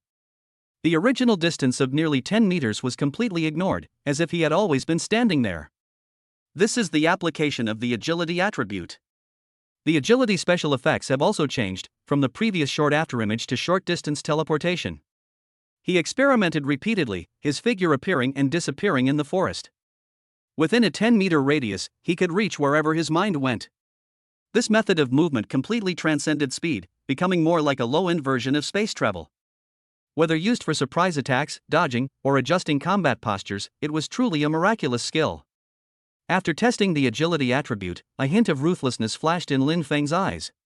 He put his fingers together like a knife and slashed at his left arm without hesitation.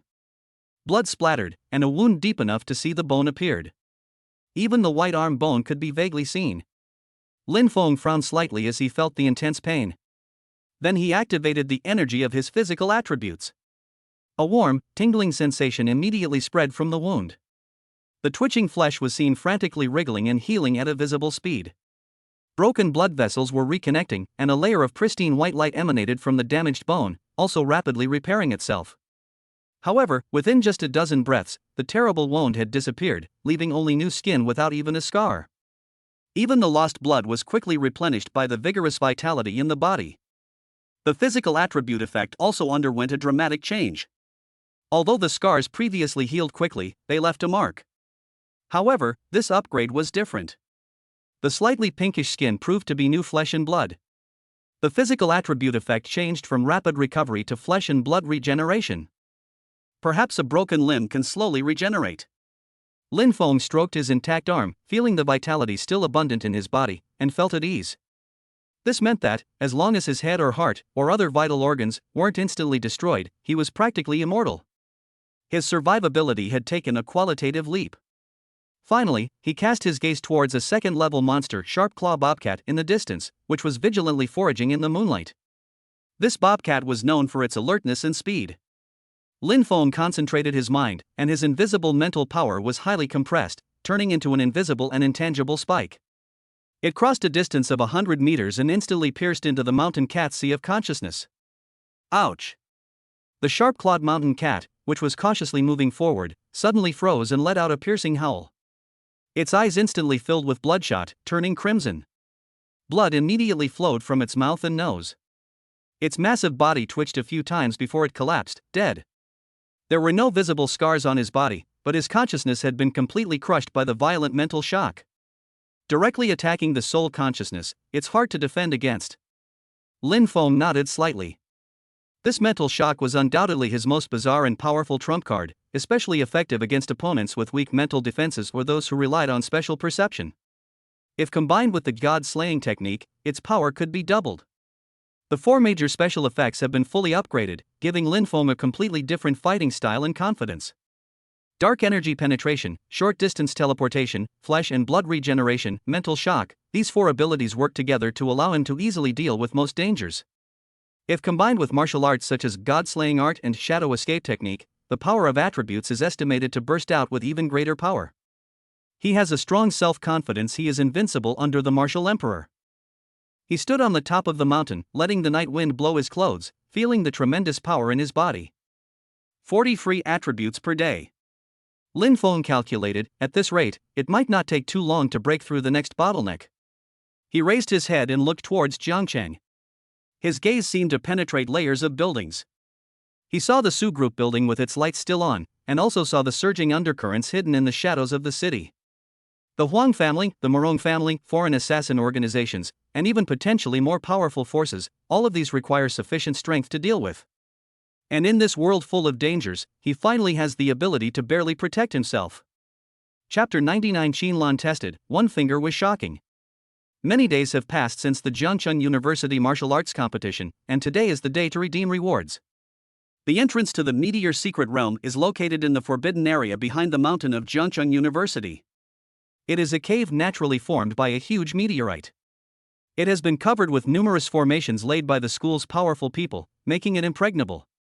When Su Mushua's figure disappeared into the Starlight Gate, a burst of heaven and earth energy that was several times purer than that from the outside world rushed towards her, and contained a unique rhythm of the stars, causing all the pores on her body to open involuntarily. She knew that the next 6 months of seclusion would be a crucial stage in her journey to the martial arts. She must seize this rare opportunity and improve herself as much as possible. Almost at the same time as Su Mushue entered the secret realm, a figure appeared outside the Su family manor. The person who came was Qinlan. She was still dressed in a smart outfit, with an upright posture and a reserved aura, but the depths of her sharp eyes were more solemn than before. As the director of the Jiangcheng University Research Institute and with a military background, she had access to far more information than the average person. Su Mushue's sudden rise was truly extraordinary. Upon returning from the secret realm, she was only at the mid-level of the general rank, yet by the time of the competition, she had already reached the peak of the general rank, all within a matter of months. This rate of improvement couldn't be explained by innate talent. Especially the change in her fighting style and the precise tactical vision she displayed when fighting against those top talents, which far exceeded her age and experience, exuded an unusual flavor. And all the clues, after being sorted out by Qinlan, vaguely point to Lin Feng. Whether it was demonstrating amazing foresight and mysterious medical skills in the secret realm, or providing key information when besieging foreign forces, even this information was not available to the military, but he spent several days to get it. He looks ordinary and is regarded as a useless son-in-law by the outside world, but she knows that Lin Feng has hidden his strength, and hidden it very deeply. After Su Mushue came out of the secret realm, she had been in frequent contact with Lin Feng. There must be a connection between them. Led by the servant, Qinlan came to the remote backyard of the Su family manor. The courtyard gate opened silently. Lin Feng was sitting on a stone bench in the courtyard, seemingly sipping tea. He felt a little strange about Qinlan's arrival. She would never come to visit him for no reason. "Director Qin, I'm honored to visit you. What instructions do you have for me?" Lin Feng put down his teacup, gestured for him to sit down, and spoke in a calm tone. Qinlan saw the servant leave and sat down directly opposite him. She looked directly at Lin Feng and said straight to the point, "Is Su Mushue's strength improvement related to you?" This wasn't a question, but more of a statement of fact. Her powerful mental perception tried to capture any subtle fluctuations in Lin Feng's emotions. However, she was disappointed. Lin Feng's spirit seemed unfathomable. Her perception of it was like a stone sinking into the ocean, not even a ripple stirred. This made her feel even more awed. Hearing this, Lin Feng just smiled lightly, picked up the teacup and took a sip. "Mushue is my sister-in-law. She is gifted and hard-working, so it is natural for her to achieve good results. I can't take responsibility for what Director Qin said." "Talent? Hard work?" Qinlan's lips curled up in a sarcastic arc. "Lin Feng, let's not mince words. From mid-level general to peak warrior, from minor success to major success in swordsmanship, even touching the realm, and even those exquisite tactics in battle, this is definitely not something that can be summed up in just a few words: talent and hard work. I've checked, and she has always been in close contact with you." Lin Feng put down his teacup and met Qinlan's sharp gaze, his eyes still calm. "Director Qin, did you come here today just to confirm this? Or is it that the military has also begun to take an interest in a small figure like me? I'm not interested in your secrets, at least not right now." Qinlan leaned forward slightly, and the invisible aura of a powerful martial king spread out. "But I need to confirm whether your existence and your abilities pose a threat to Jiangcheng University, or even the stability of Jiangcheng. Did Su Mushue's rapid improvement come at some unknown price?" Lin Feng showed no reaction to her martial king pressure. Instead, he looked at Qinlan with interest and suddenly changed the subject. "Director Qin, you've been stuck at the peak of the early martial king stage for quite some time, right? Your wind-splitting sword technique seems to have hit a bottleneck. While your wind-inspired state is powerful, it lacks concentration, making it difficult to advance further and transform into a true sword domain. Xinlan's Lan's pupils suddenly constricted, and the martial king's aura of power fluctuated uncontrollably. Her cultivation bottleneck was a secret, even the school's higher-ups might not know. How could he know that? And how could he have revealed the core problem of her martial arts? Xinlan's heart was filled with shock, and her gaze towards Lin Feng completely changed. Lin Feng said no more. He stretched out his right index finger, and without any fluctuation of vital energy on the fingertip, he lightly drew a line at the void in front of him. No sound, no light effects. But in the trajectory of his fingertips, Xinlan clearly saw a pure intention. Boom! Xinlan's sea of consciousness seemed to explode with thunder. All the confusion and stagnation she had felt in the past regarding this splitting wind sword technique and the artistic conception of wind were completely shattered by this simple stroke. The stagnant martial king level chi within her body quickly and frantically began to circulate. Her body involuntarily burst out with unparalleled sharp sword energy, instantly turning the fallen leaves in the yard into dust. Her initially scattered wind sword intent began to condense and sublimate at a visible speed. Invisible winds surrounded her, transforming into countless fine green sword threads. These sword threads intertwined and resonated, eventually forming a sword domain within 3 feet of her body, completely dominated by her sword intent. Although the scope of this sword domain is still small and extremely unstable, appearing and disappearing from time to time, this is indeed the sword domain that countless sword warriors dream of. Puff! The barrier of cultivation was shattered at this moment. The long stagnant aura suddenly surged, directly entering the middle stage of the martial king. And because of the transformation of her sword intent, her foundation became incomparably solid, and her combat power increased far beyond that of ordinary martial kings of the same realm. After a long moment, the strange visions surrounding Xinlan finally subsided. She stood there, staring blankly at her hands, feeling the pure, powerful force within her body, as well as the sword realm, as if she were in a dream. The martial arts bottleneck that had plagued her for years was just broken like that? The sword realm she'd always dreamed of was just achieved like that? Just because of that seemingly random stroke that pointed directly to the origin of the Tao? She suddenly raised her head and looked at Lin Feng, who was still sitting calmly on the stone bench, her eyes filled with shock and awe. At this moment, she was absolutely certain that Su Mushua's transformation was created by this person. Now, Lin Feng's voice pulled her back from her great shock. Director Qin, do you still think that I will pose a threat to the stability of Zhongcheng? Xinlan took a deep breath, forced herself to suppress the waves in her heart, and solemnly saluted Lin Feng with her fists clasped. Mr. Lin is quite a hidden talent. Xinlan has learned a lesson. Her voice trembled slightly. I apologize for any offense I have caused before. Lin Feng waved his hand and said calmly, it's just a coincidence that we both met and got what we needed. Since Director Qin cares about the stability of Zhongcheng, there are some things that are enough to be known. There is no need to delve into them or spread them. Xinlan immediately understood what Lin Feng meant. He was making it clear that he wouldn't start any trouble, but he was also warning her not to delve too deeply into his secrets. I understand. Xinlan nodded solemnly. What she had seen today had already caused her to consider Lin Feng's danger level as the highest possible, but at the same time, she also saw an unimaginable opportunity. Making an enemy of this person would be unwise if they could maintain a good relationship, perhaps. She didn't say anything more, looked at Lin Feng deeply again, then turned and left the backyard. Looking at Xinlan's departing figure, Lin Feng's mouth curled up slightly. Showing off some muscles appropriately can sometimes save a lot of unnecessary trouble.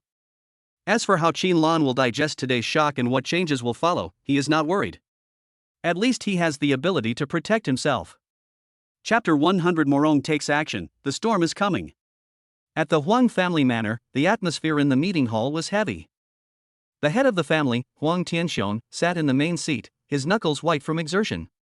On the table in front of him was a thick stack of loss reports: the collapse of the elixir market, a sharp drop in mineral orders, a shortage of cultivation resources. Su Qingyue's series of combined punches almost broke the backbone of the Huang family. What made him even more nervous was that the military's surveillance of the Huang family was like a sword hanging over his head, making him hesitant to act rashly. Father, are we just going to let this go? A few days ago, the Morong family contacted us and asked us to. Huang Zishuan's face was full of resentment, and his eyes were bloodshot. Shut up! Huang Tianxiong slammed the table, his voice hoarse. What an idiot! Our Huang family is in the spotlight right now, and the military is watching us all the time. We absolutely cannot take any action right now. The Morong family's promise is bullshit. They want us to jump out now, because they think we won't die soon enough? He took a deep breath, forcibly suppressing the surging blood and energy. He glanced at everyone present and said, "Pass the order down, all industries, shrink your defenses. Keep a low profile. We need to stay out of the spotlight for now and bide our time." However, not long after the Huang family chose to lie dormant, the Morong family finally couldn't help it and began to show their ferocious fangs to the Su family. Morong family. As the behemoth with the deepest foundation and the strongest strength among the four major families in Jiangcheng, the Morong family has always been aloof, even before secretly suppressing the Su family or intervening in the disputes of other families by supporting forces. But this time, the Su family's rapid rise, especially Su Mushua's stunning victory, seemed to have touched a sensitive nerve with the Morong family. If the Su family, with such a promising young generation, could continue to develop smoothly, it would undoubtedly disrupt the balance of power that had been maintained in Jiangcheng for many years. The first wave of impact comes from the high-end medicine market. The Morong family didn't dwell on the low and mid-range elixir market, where the Su family already had an advantage, but instead used their trump card. They suddenly launched a large-scale release of the Ningyuan pills and Yunshin pills into the market, as these two high-end elixirs were one of the core sources of profit for the Su family. The Ningyuan pill can purify the vital energy of a warrior at the martial general level, accelerating their transformation to the martial level. It is a precious medicine coveted by top-level warriors. The Yunshin pill can nourish and strengthen spiritual power, greatly helping warriors at the martial level to comprehend artistic conception and break through bottlenecks. The Morong family, with its near monopoly on the production of several key main medicinal materials such as jadeite ganoderma and concentrating spirit flower, as well as lower overall costs, has directly reduced the cost of these two kinds of elixirs by nearly 20%. At the same time, they used their influence to unite several major medicinal material suppliers and blockade the supply of raw materials to Su's pharmaceuticals. They significantly raised prices or passed off inferior products as high-quality ones, severely limiting the production and quality of the Su family's high-end elixirs. As soon as this move was made, the Su family's orders for high-end elixirs dropped by more than 50% in an instant, profits shrank significantly, and the high-end market expansion plan that had originally been highly anticipated was almost aborted. The second wave of impact is aimed directly at the equipment industry. The Su family has invested heavily in the research and development of the Ice Soul series of armor in recent years. It can slightly enhance the vitality, affinity, and defense of water and ice attribute warriors, and is an important profit growth point in the future. However, at almost the same time, the Qizong Fong under the Morong family launched a Yin-Yang series of armor with extremely similar performance parameters, but slightly better stability and energy conduction efficiency. Moreover, its core structure is suspected to have borrowed some designs from the Su family, but it has been cleverly optimized. Even more outrageous was that the Morong family, leveraging their good relations with the City Lord's Mansion and the Warrior Alliance, quickly secured an order for the Jiangcheng City Defense Forces equipment upgrade for their Flame Sun battle armor, while the Su family's Ice Soul battle armor was shelved indefinitely for various reasons. This is not just commercial competition, but also naked exclusion and suppression using its profound influence. The third wave of impact, military deterrence and channel collapse. Behind commercial competition, there is always the shadow of force. The Morong family did not directly attack the Su family, but they used their considerable influence and the huge commissions they offered to various mercenary groups and adventurer guilds as bargaining chips to begin to dismantle the Su family's cooperative network. Several large mercenary groups that originally had good cooperation with the Su family have successively received advice from the Morong family, either explicitly or implicitly. The advice was straightforward: terminate the cooperation with the Su family and take over the Morong family's business instead. Otherwise, not only would all Morong family commissions be lost, but the team might also unexpectedly encounter difficult to deal with troubles while exploring the wild or stationed at resource points. There are even rumors that a martial emperor-level elder of the Morong family accidentally passed by the base of a mercenary group that was performing a guard mission for the Su family. The powerful aura he inadvertently exuded made the entire mercenary group silent. After the mission was completed, they immediately found an excuse to terminate the contract with the Su family. This invisible threat of force was more suffocating than actual combat. It made the Su family's cargo transportation and resource collection difficult, panicked their partners, and seriously questioned their business reputation. The atmosphere in the president's office of Su Group was solemn. Su Qinyue was checking the recent losses of the Su Group. Sales plummeted, costs soared, orders were cancelled, and partnerships were terminated. The assistant stood by, barely daring to breathe, as he reported cautiously, "Boss Su, we've just received an official letter from the Blood Wolf mercenary group. They've unilaterally terminated our agreement to protect the Shishan Black Copper Mine, citing internal rectification as an excuse." This is already the third major mercenary group to terminate their cooperation this week. Su Qingyue turned her chair, faced the window, waved her hand, and signaled her assistant to go out. When the office door gently closed and she was the only one left, she slowly turned around, with an unconcealable fatigue on her beautiful face and a hint of solemnity hidden deep in her eyes. The Morong family finally took action. Moreover, his attack was as powerful as thunder and lightning, accurately hitting the most critical points of the Su family. The high-end markets suffered setbacks, raw materials were blocked, and channels were disintegrated. This was not only a loss of profits, but also shook the foundation of the Su family's future development. If this continued, the Su family would not only be unable to expand its achievements, but even its existing industries might gradually shrink. She walked to the French window and looked down at the brightly lit Jiangcheng. Beneath this prosperity, how much covetousness and murderous intent were hidden. Pressure poured in from all sides, nearly suffocating her.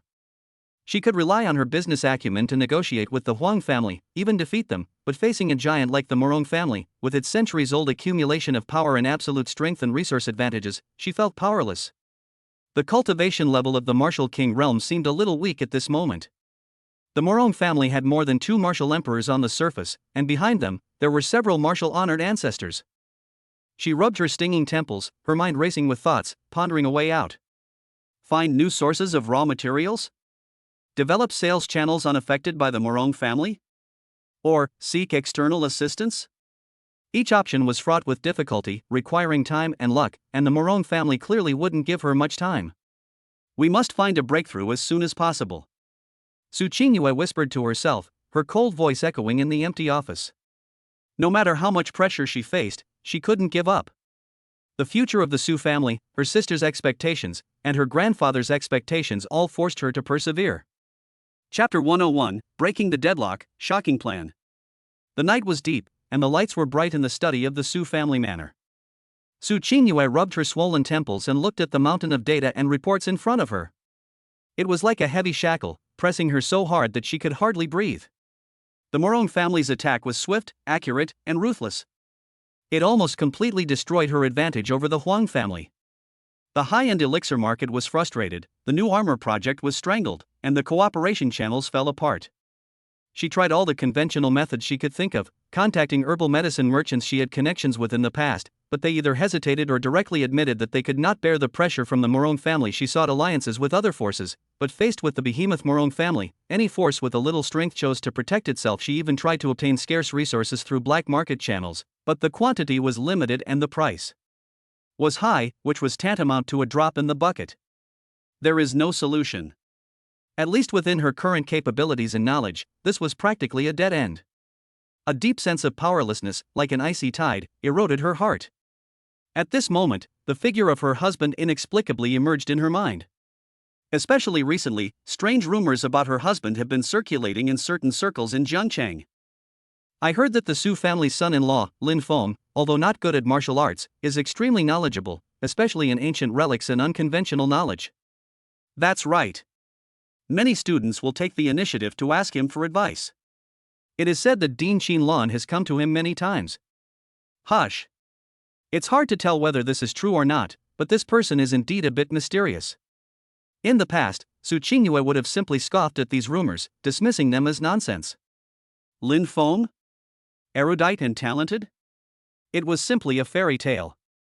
However, at this moment, when she was at her wit's end, these rumors emerged involuntarily. How about trying him?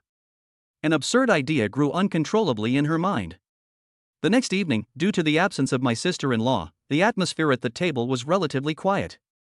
Halfway through the meal, Su Qingyue suddenly put down her silver chopsticks and elegantly wiped the corners of her mouth with a napkin. Her eyes seemingly casually fell on Lin Feng, and then she chatted, "The group has been in some trouble recently. The Morong family has been suppressing and blocking us from high-end elixirs and new battle armor." She briefly stated how the Ningyuan pill and Yunshan pill were impacted and restricted, and how the Bingpa armor was borrowed and its orders were taken up by the Yenyang armor. Her tone was calm, without much emotion, and it was more like she was stating a fact that had nothing to do with her. After she finished speaking, she picked up the water glass and took a sip, but she was always paying attention to Lin Feng's reaction out of the corner of her eyes. Lin Feng, picking up a piece of tender, low-grade beast meat, paused slightly when he heard this. He looked up at Su Qingyue, a flicker of surprise in his eyes. Su Qingyue would proactively discuss the company's difficulties with him? And even seemed to be asking for his advice. This wasn't like her usual style. He put down his chopsticks, thought silently for a while, and nodded in agreement. The Morong family is indeed a profound family. He then analyzed: they monopolize raw materials, drive down the price of finished products, and use their influence to exclude competitors, even resorting to force. This is a standard method of suppression that combines capital and power. It's simple and effective. Su Qingyue's heart moved slightly. Lin Feng's analysis was to the point, and it didn't sound like something an innocent son-in-law would say at all. Then, in your opinion, how should the Su family break the impasse? Su Qingyue asked, her speech a little faster than before. Lin Feng leaned back slightly, his fingers tapping unconsciously on the table. His eyes became a little vague, but his mind was recalling all kinds of knowledge from his previous life, as well as the good things he had found on the black market some time ago. After a moment, he slowly spoke: since they have an absolute advantage in the Ning Yuan Dan and Yuan Shenwan, direct competition is no longer advisable. Why not start a new business? Starting a new business? Su Qingyue frowned. That's right. Lin Feng's eyes focused as he looked at Su Qingyue. I once saw a concept called the 5 elements tempering Yuan Dan in a torn ancient pill recipe. The principle of this pill is not to use high-level energy or strange energy to temper the vital energy, but to use the principle of the mutual generation and mutual restraint of the 5 elements. While tempering the vital energy, it can stimulate and strengthen the warrior's meridians and acupoints. Long-term use will not only accelerate cultivation, but also have the hidden effect of consolidating the foundation and enhancing potential. The most important thing is that the main ingredients are not the jadeite Ganoderma and concentrating spirit flower that the Morong family monopolizes, but several relatively unconventional 5-attribute spiritual herbs. Even though the recipe is severely incomplete, we can learn from its principles. Su Qingyue's beautiful eyes suddenly widened. Strengthen the foundation and enhance potential. Although Lin Feng said that the pill formula was seriously incomplete, it was not necessary to restore the previous one. You could borrow a few points. For warriors, this was far more attractive than simply pure vital energy.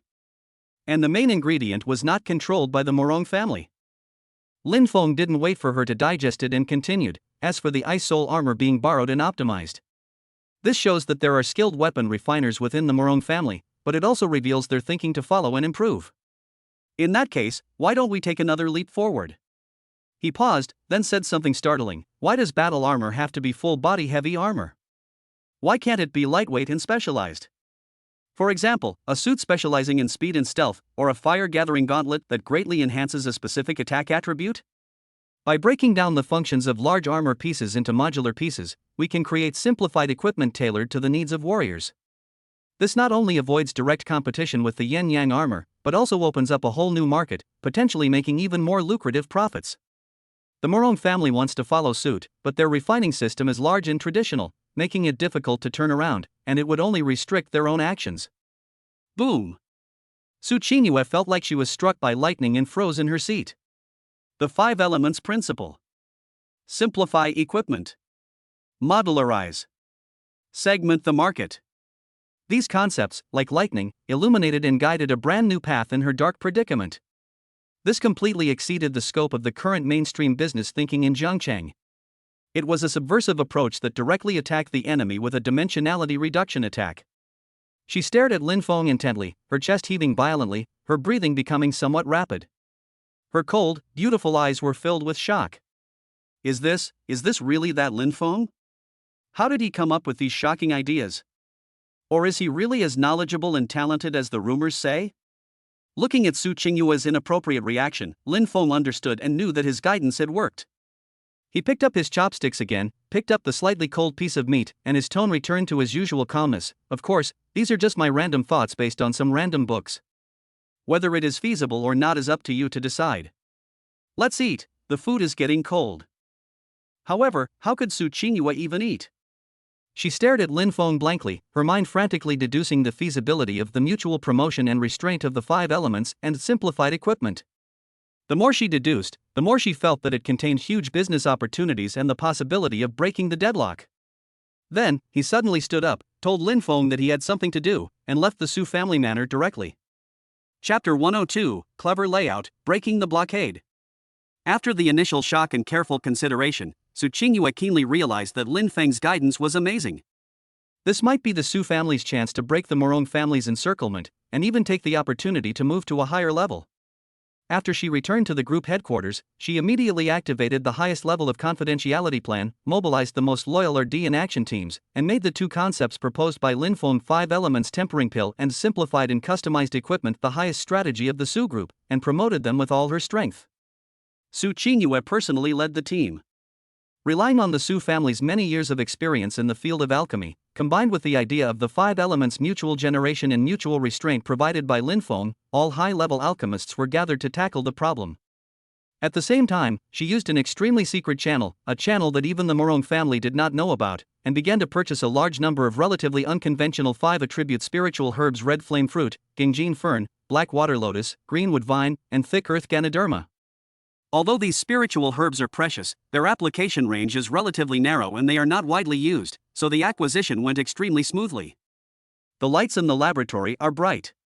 Elder Sultanzi personally oversaw the refining of the 5 elements quenching pill, leveraging his profound attainments as a 6th-rank alchemist. After 2 weeks of tireless research, he finally achieved initial success. When the first batch of elixirs was completed, Dansha filled the air, and the 5 elements light faintly flowed over it. All the core personnel involved in the project were so excited that they could hardly contain themselves. After rigorous testing, the 5 elements quintessence refining pill has proven to be incredibly effective. Not only does it refine vital energy, but the interdependent power of the 5 elements it contains can actually nourish the meridians in a subtle way. If taken long-term by a martial arts master or below, it will significantly strengthen the foundation and even help break through the bottleneck of a small realm. If taken by a martial arts master, although the effect will be greatly reduced, its efficacy is far superior to the single-function Ningyuan pill and Yunshan pill. Su Qingyue acted decisively and did not confront the Morong family head-on in Jiangcheng. She leveraged the Su family's earlier distribution network in the outer city and, through alliances with several neutral chambers of commerce that had long been dissatisfied with the Morong family, launched the 5 elements tempering yuan pill in several cities surrounding Jiangcheng and large martial arts gathering places. Although these places are not as big as Jiangcheng, they are less directly affected by the Morong family, making it convenient to act in the early stages. The Su family's external propaganda slogan is "Strengthen the foundation and enhance potential." This precise hit on the core needs of martial artists, coupled with its proven efficacy, instantly exploded the market. Countless martial artists stuck in bottlenecks, especially those from ordinary backgrounds, with limited resources, and those who placed particular emphasis on foundations, independent cultivators and members of small and medium-sized factions, flocked to it. The Morong family quickly caught wind of the news. They attempted to imitate the product, but discovered that the Su family had already secured a monopoly on the key medicinal herbs, having already been planning to distribute them for over 2 weeks. They tried to suppress the product, but the Su family's sales network was primarily located in other cities, making their reach difficult to fully encompass. They tried to discredit the efficacy of the medicine, but the increasing number of users confirming its miraculous effects effectively provided free publicity for the Su family. Morong Yu, the head of the Morong family, looked at the report on the 5 elements quenching yuan pill in his hand. The market was booming, and even a single pill was hard to come by. His face turned pale, and he could only slam the report on the table. Their proud Yuan pills and Yunshan pills seem a bit outdated in front of the more forward-looking product 5 elements Sui Yuan pills. Meanwhile, the Su family weapon workshop, maintaining absolute secrecy, began developing equipment. Su Qingyue abandoned the battle with the Morong family over traditional full-body armor, concentrating resources on lightweight, modular, and specialized armor. The first batch of experimental products include wind-running battlesuit, woven with special silk mixed with wind-attributed demon beast tendons, and engraved with acceleration and lightness array patterns. It can greatly enhance the movement and evasion speed of military commanders. It is extremely attractive to mercenary groups that carry out missions in the myriad demons mountains all year round. Flame-gathering armor, single arm equipment, the core of which is a miniature energy-gathering array pattern, which can briefly compress and amplify the user's fire attribute energy and then explode, instantly increasing the general's power by 30%. The cost is huge consumption, and it takes a certain amount of time to recover after use. It is suitable for warriors who pursue extreme bursts. Ice Heart Pendant. This small jade pendant aids spiritual practice. It exudes a cooling aura, stabilizing the mind and maintaining spiritual clarity. It's particularly suitable for assisting martial artists in their cultivation, especially when reaching bottlenecks, and can reduce the risk of insanity. Once these equipment were displayed within a specific small circle, they immediately caused a sensation. Their price was much lower than a full set of armor, but their functions were more focused and practical, perfectly meeting the personalized needs of different warriors. Especially for mercenaries and adventurers who have limited resources and cannot purchase full-body high-level armor, a piece of equipment that can significantly enhance a certain ability is undoubtedly an extremely cost-effective choice. Su Qingyue quickly established exclusive cooperation with several chambers of commerce that focused on high-end customization and adventure equipment, once again avoiding direct competition with the Morong family's yin-yang armor, and successfully opened up a new blue ocean market. When the person in charge of Morong family artifacts sect heard the news, he was stunned at first, and then felt a sense of difficulty. Their specialty was refining a complete set of heavy armor in a standardized manner. Their inherent refinement mindset struggled to adapt to this compact, sophisticated, and customizable equipment. By the time they realized what was happening and wanted to follow suit, the Su family had already firmly established a dominant position in the market thanks to their first-mover advantage. The success of 5 elements tempering Yuan Dan and simplified special equipment not only allowed the Su family to recover quickly, but also brought profits far exceeding before, and also brought about a chain reaction. The cooperative mercenary groups that had been shaken by the intimidation of the Morong family began to re-evaluate the pros and cons when they saw that the Su family was not defeated but instead came up with more competitive products and more flexible channels. Although most mercenary groups did not dare to cooperate with the Su family openly, some bold ones had already made secret contacts. Inside and outside Jiangcheng, the Su family's reputation rose, not fell. Innovation, courage, and unique vision became the new labels for the Su group. Su Qingyue's position as the Queen of Commerce became even more secure. Morong family's land, the core meeting hall. Morong Yuan, the head of the Morong family, sat in the main seat. Although his expression was calm, the frequency with which his knuckles tapped the armrests betrayed his inner turmoil. Several elders in charge sat below with gloomy expressions, and the atmosphere was heavy. When had they ever suffered such a loss?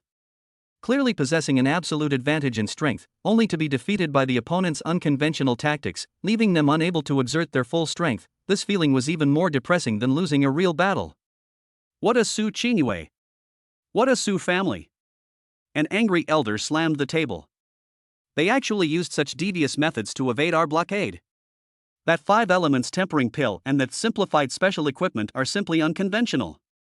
They discarded the raw materials that we monopolized. They found new ways to get the armor market that we dominated. This Su Qingyue is really not simple. Another calmer elder said in a deep voice. Morong Yuan spoke slowly, his voice gradually becoming louder. Have you investigated? Those elixirs and novel equipment suddenly appeared. Why didn't we get any news? Is the intelligence network fed up with 20? A man below bowed and replied, reporting to the master, the Su family is extremely secretive, especially after the last commercial espionage incident with the Huang family. Su Qingyue has already cleaned up everyone. Not only can we not get any information, even the elders of the Su family's side branches who we bribed have no right to interfere in the Su family's affairs. Morong Yuan was silent for a moment, and finally uttered an ambiguous snort. The Su family's move was truly unexpected and caught us off guard. They're using this as an opportunity to escape Jiangcheng and expand outward. If we forcibly stop them, the cost would be enormous and not worth the effort.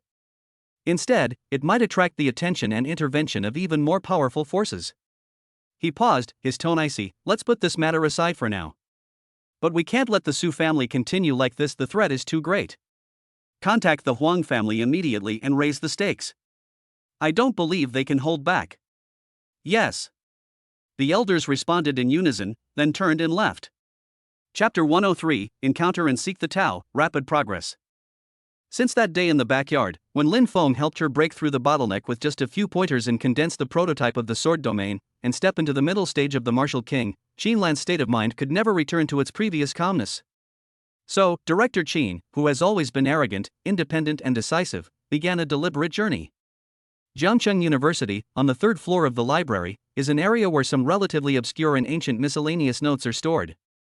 Lin Feng was standing in front of a bookshelf, his fingertips brushing across a jade slip that recorded some long-lost inscription structure. Lin Feng, what a coincidence! Qinlan's voice came from behind. She also held a bone fragment related to ancient formations in her hand. Her expression was natural, as if they had really met by chance. Are you also interested in these obscure ancient books? Lin Feng didn't even turn his head, his gaze still fixed on the jade slip. He said calmly, I have nothing better to do, so I just took a look. Director Qin also has research on this? I know a little bit. Qin Lan took a few steps closer and pointed casually at a complex node on the bone fragment. The energy circuit here, according to common sense, seems redundant and prone to instability. I wonder what the ancients had in mind when they designed it. Lin Feng glanced at it and casually said, the laws of heaven and earth aren't solely about simplicity. Sometimes redundancy is used to build a more stable foundation.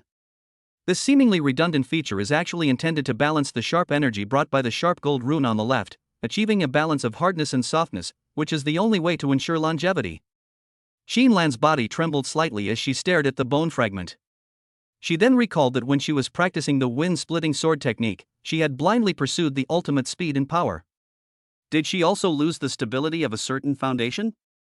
She stood there, lost in thought, her aura fluctuating slightly, her understanding of the wind-splitting sword technique seeming to become even more refined. When she came to her senses, Lin Feng had already disappeared. A few days later, deep in a bamboo forest on the back hill of the campus, Lin Feng was lying on a blue stone, basking in the sun and humming an unknown song. Next to him was a pile of low-level spiritual fruits and spiritual wine. Xin Lan appeared at the end of the bamboo forest path, sword in hand, with sweat on her forehead, as if she had just finished practicing swordplay. Lin Feng, what a coincidence! Are you here to get some fresh air too? Hearing this, Lin Feng turned to look at Xin Lan, feeling a little strange. Was it really a coincidence? His current location was an old place he had chosen on purpose. It was quite remote and most people would not come here. And Director Qin's presence today seemed like a coincidence, but in fact, it was specifically looking for him. Lin Feng continued to look up at the sky without pointing it out to her. Yes, what a coincidence, Director Qin, would you like some spiritual wine? Xin Lan was in no mood to drink.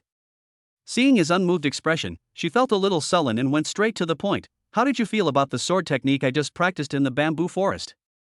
Lin Feng casually said, it's good, very beautiful, and he looks so handsome when he dances.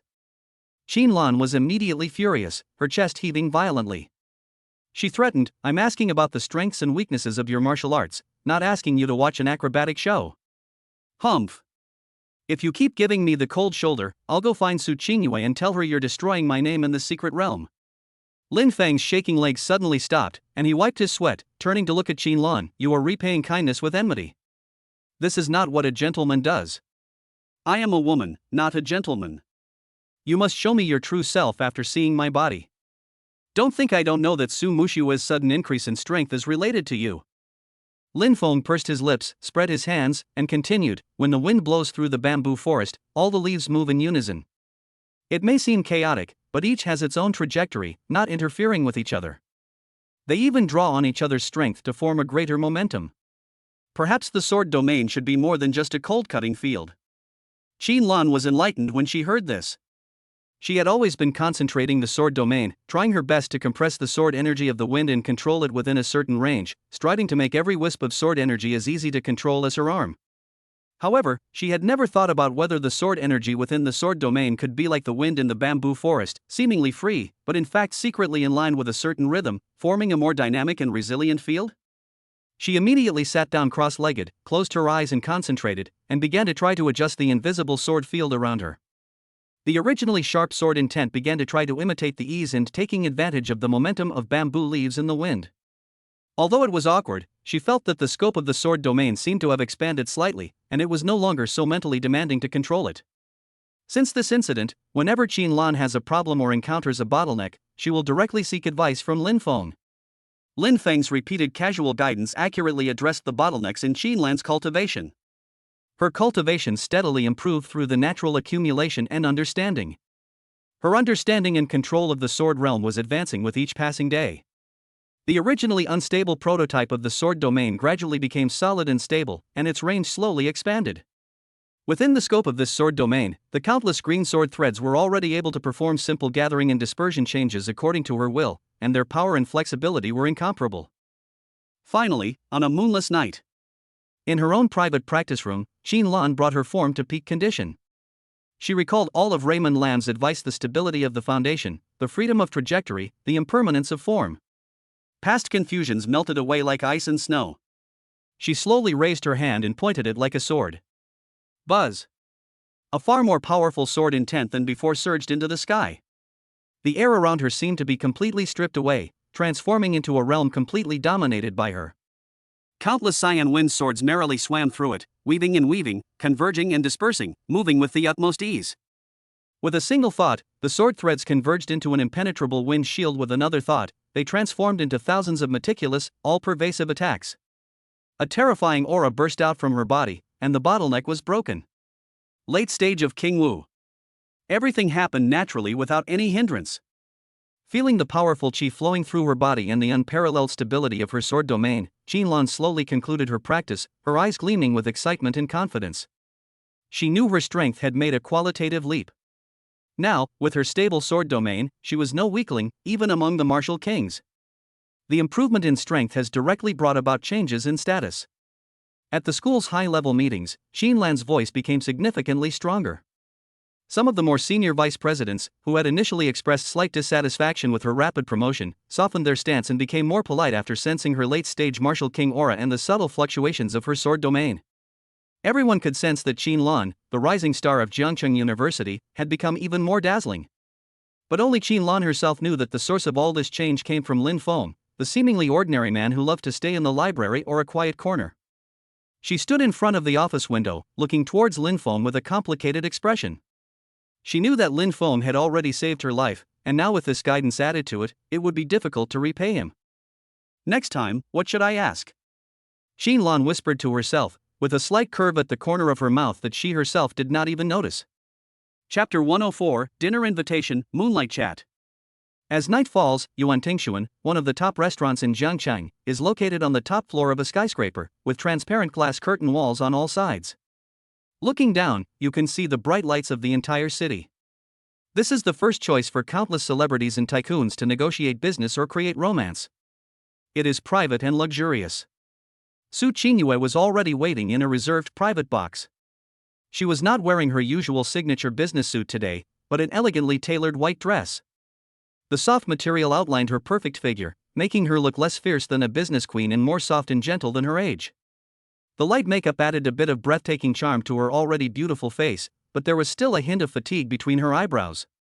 When Lin Feng, guided by the waiter, pushed open the door of the private room and walked in, this was the scene he saw. A flash of surprise flashed in his eyes, but he quickly regained his composure and calmly sat down opposite Su Qingyue. Su Qingyue nodded slightly and poured him a glass of spirit wine herself. Her movements were elegant but a little unfamiliar. It was obvious that she did not do this often. Thank you for all this time. She raised her glass, her eyes meeting Lin Feng's, her voice much softer than usual. Whether it was the detoxification last time or Su Group's ability to overcome this crisis, all depended on your help. Her thanks were direct and without beating around the bush. Under the light, her fair cheeks seemed to have a very faint blush, making her look particularly beautiful. Lin Feng picked up his glass and clinked it with hers, not taking credit for it. It's just a small favor, don't worry about it. Miss Su is very capable. Even without me, I'm sure she can find a way to deal with it. Lin Feng. She called his name, a little hesitantly. You should just call me Qingyue. That's what my friends and elders call me. The steamed grouper and mushroom stewed snow pigeon here are the signature dishes. They taste pretty good. You should try them. Su Qingyue took the serving chopsticks and served the dishes to Lin Feng. Her voice was still cold, but the sense of distance seemed to have faded a little. Lin Feng nodded slightly and responded, feeling a little strange, but he didn't say much. He could sense that Su Qingyue was a little different tonight, but he was used to waiting and watching. The dishes arrived one after another. They were all the restaurant's signature dishes, and they were all low-level monster meat, suitable for Lin Feng, a person without cultivation. The meal took place in this subtle atmosphere. At first, the conversation between the two revolved around the dishes or some insignificant anecdotes about Jiangcheng recently. The meal took place in this subtle atmosphere. However, as the night view outside the window gradually deepened, most of the meal was finished, and a few glasses of wine were drunk, the atmosphere in the box gradually changed. Su Qingyue gently put down the silver chopsticks and picked up the glass of mellow red wine in front of her, but did not drink it. She just shook the glass gently and looked at the endless sea of lights outside the window, as if she was lost in some memories. Sometimes, looking at this sea of lights, I feel so lonely, she suddenly said. Everyone is like one of these lights, seemingly close together, but actually so far apart. Lin Feng looked up at her without interrupting her. But he could clearly sense a sense of vulnerability in her. Su Qingyue's slender fingers gripping the wineglass tightened slightly, and her gaze withdrew from the window and fell on Lin Feng's face. Lin Feng, do you know? Sometimes I really feel very tired. She lowered her eyelids slightly, her eyelashes slightly wrinkled, and her voice trembled slightly. Everyone thinks that I, Su Qingyue, am strong and cold, and the pillar of the Su family. Grandpa has placed the future of the family on me. Mu Shui still needs my protection, and thousands of Su family members depend on the group for their livelihood. However, the Huang family is eyeing us covetously, and the Morong family is cunning and unpredictable. Those collateral relatives, while appearing respectful just because I'm the heiress, are secretly plotting against us. She paused and took a deep breath.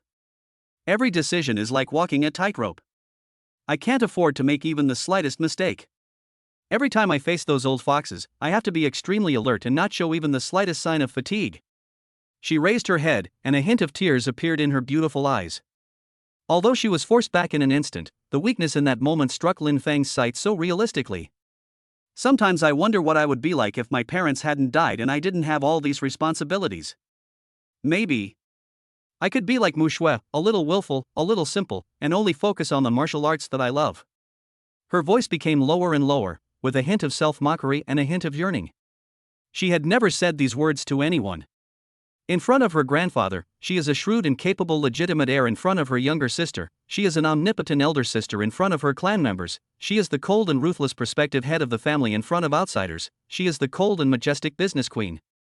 Only at this moment, in front of this man who was nominally her husband, who had helped her so many times despite being ordinary, did she subconsciously let down some of her guard, as if the pressure that had been pent up for a long time had found an outlet. Lin Feng listened quietly, without interrupting or showing any sympathy or surprise. He just looked at her calmly, as if he was the most patient listener. This calm acceptance made Su Qingyue even more relaxed. She continued to recount the difficult times she faced in the early days of taking over the group, the exhausting efforts she made to cope with the Huang family's suppression, and the almost despairing pressure she faced when facing the Morong family's all-out encirclement and suppression. Until you showed up. Su Qingyue's gaze focused on Lin Feng's face again, with a complex emotion. You saved me at the critical moment, and when the group was in the most critical moment, you gave me that unbelievable, but truly breaking through path. Lin Feng's voice seemed to have the power to soothe people. You've done very well. Some burdens don't necessarily need to be carried alone. It was a simple sentence, but it caused even greater ripples in Su Qingyue's heart. She looked into Lin Feng's deep eyes, and a frozen corner of her heart seemed to melt quietly. She had always shouldered everything on her own and was used to relying on herself. But the man before her provided the most crucial support when she needed it most, in a way she couldn't understand. A ridiculous thought grew uncontrollably in her mind. If he was not just a nominal partner, it would feel pretty good. The thought made her heart skip a beat and her cheeks flush uncontrollably. She quickly lowered her head and tried to hide her gaffe by tasting the food. The box fell into a brief silence. Only the faint light of the city outside the window and the soft lights inside the room were intertwined, and the atmosphere was subtle and ambiguous. Chapter 105. The beast tide is coming, we are ordered to go together. Life in Jiangchang returned to peace again. Lin Feng still maintained his pace, accumulating attribute points every day, familiarizing himself with the power of attribute special effects and martial arts, and occasionally going to the library to read those ancient books and miscellaneous talks that seemed useless to others. His life seemed uneventful. However, the daily rhythm of Jiangcheng University was suddenly disrupted by an urgent message for help. Wanghu City is a small city much smaller than Zhang City, mainly engaged in fishing and the collection of low-level spiritual materials. Its outer defense outposts have monitored that the Black Wind Mountains outside the city are a branch of the 10,000 Demons Mountains. The activities of monsters have been unusually frequent recently, and it has become a precursor to a small beast tide. A large number of 1st to 3rd level monsters, mixed with a small number of 4th and 5th level leaders, are approaching the defensive fortifications outside Wanghu City in an organized manner. The situation is precarious. According to Xia state custom, surrounding major cities are obliged to provide support to the best of their ability. As one of the top institutions for cultivating martial artists, Jiangcheng University felt obligated to participate. This was not only a real-life rescue mission, but also a fantastic opportunity for practical combat training. The mission was quickly assigned. Director Qin Lan, a veteran of combat and having recently reached the late martial king stage, personally led the team.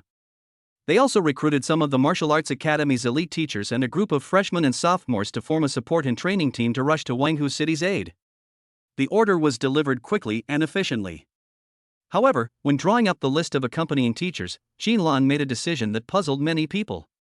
She personally went to the bamboo forest in the back mountain where Lin Feng often slacked off, and sure enough, he was lying there basking in the sun. "Director Qin, is there something wrong?" Lin Feng still had his eyes closed and spoke in a calm tone. Qin Lan approached Jin Feng and got straight to the point, her tone sounding businesslike. "There's a beast tide alert for Wanghu City. The school is organizing a support training team, and I'll be leading it.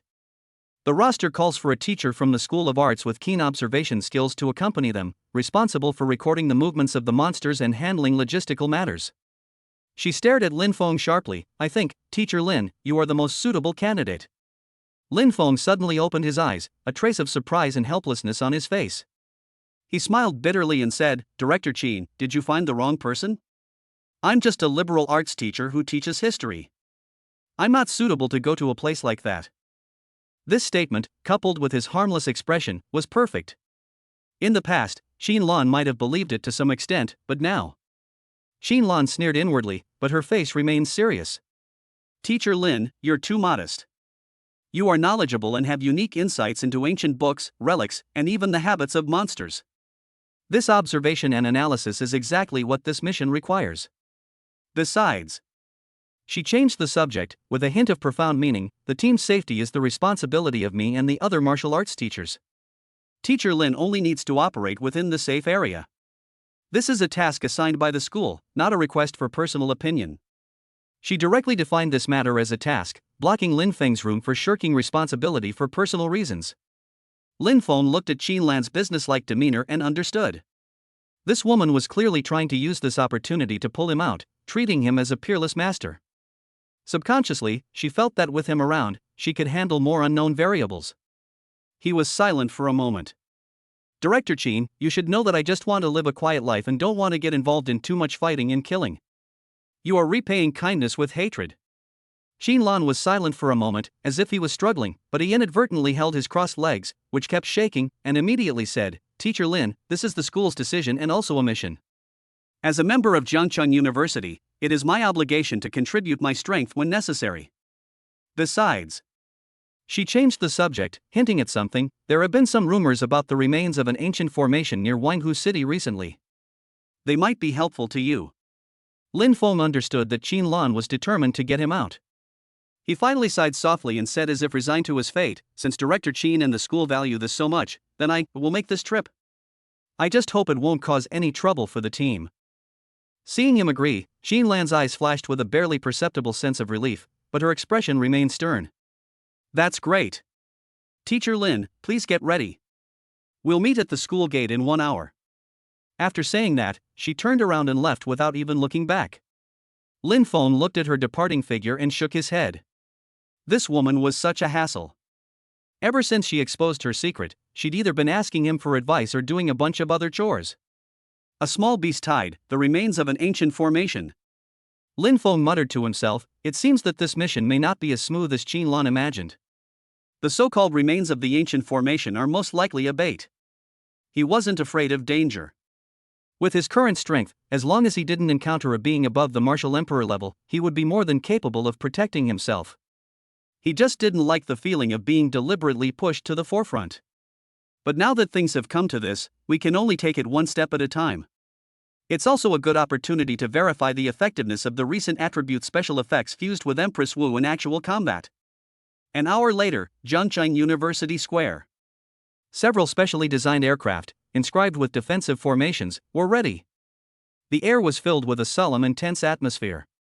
Dozens of selected students were brimming with energy, their eyes a mixture of excitement, nervousness, and eagerness to try.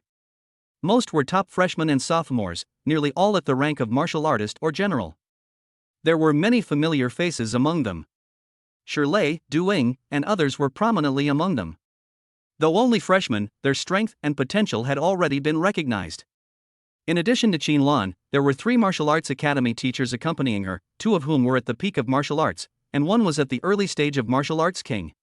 The lineup was quite elite. When Lin Feng, wearing ordinary casual clothes that looked out of place in the surroundings and walking slowly with a simple bag on his back, many students looked at him with surprise and confusion. Why is he here? Teacher Lin Feng? The one from the arts college, aren't we going on a picnic? Why would Director Qin let him follow? He'll have to send someone to protect him, right? I heard he has a wealth of theoretical knowledge. Maybe he's going there to record data. There was constant whispering. Shirley and Duing, knowing Lin Feng's extraordinary abilities, even suspected him of being a hidden master. Duing even looked at Lin Feng curiously, his eyes flickering, and it was unclear what he was thinking.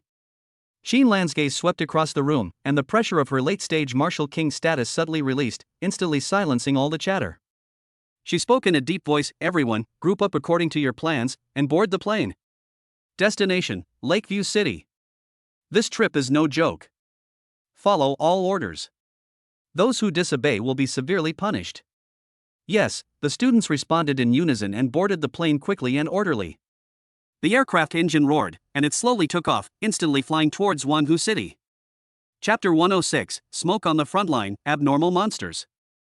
The aircraft was flying at an extremely fast speed, passing over mountains, rivers, and in less than half a day, the outline of a city built by the lake appeared on the horizon ahead. That was Wanhu City. But at this moment, a thin layer of dust was vaguely covering the sky above the city. In the outer area near the city wall, one could even see the light of exploding spells and rising black smoke. The air seemed to be filled with a faint smell of blood and burnt things.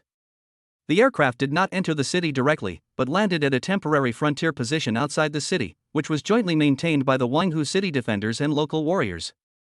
The hatch opened, and a solemn atmosphere instantly washed over them. The distant roars of monsters, the clash of weapons, and the roar of martial arts combined to assault the students' eardrums.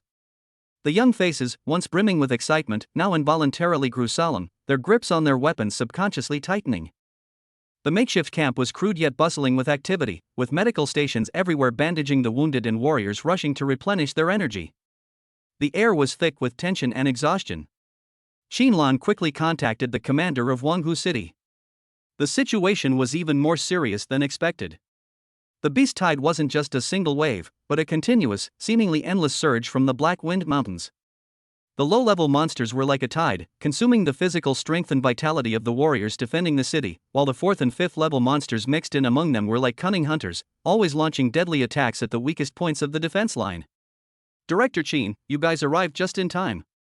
A top-ranking military commander, a Wanhu City defender with blood on his body, stepped forward and said. Then, speaking gravely, he said, "These monsters are extraordinary.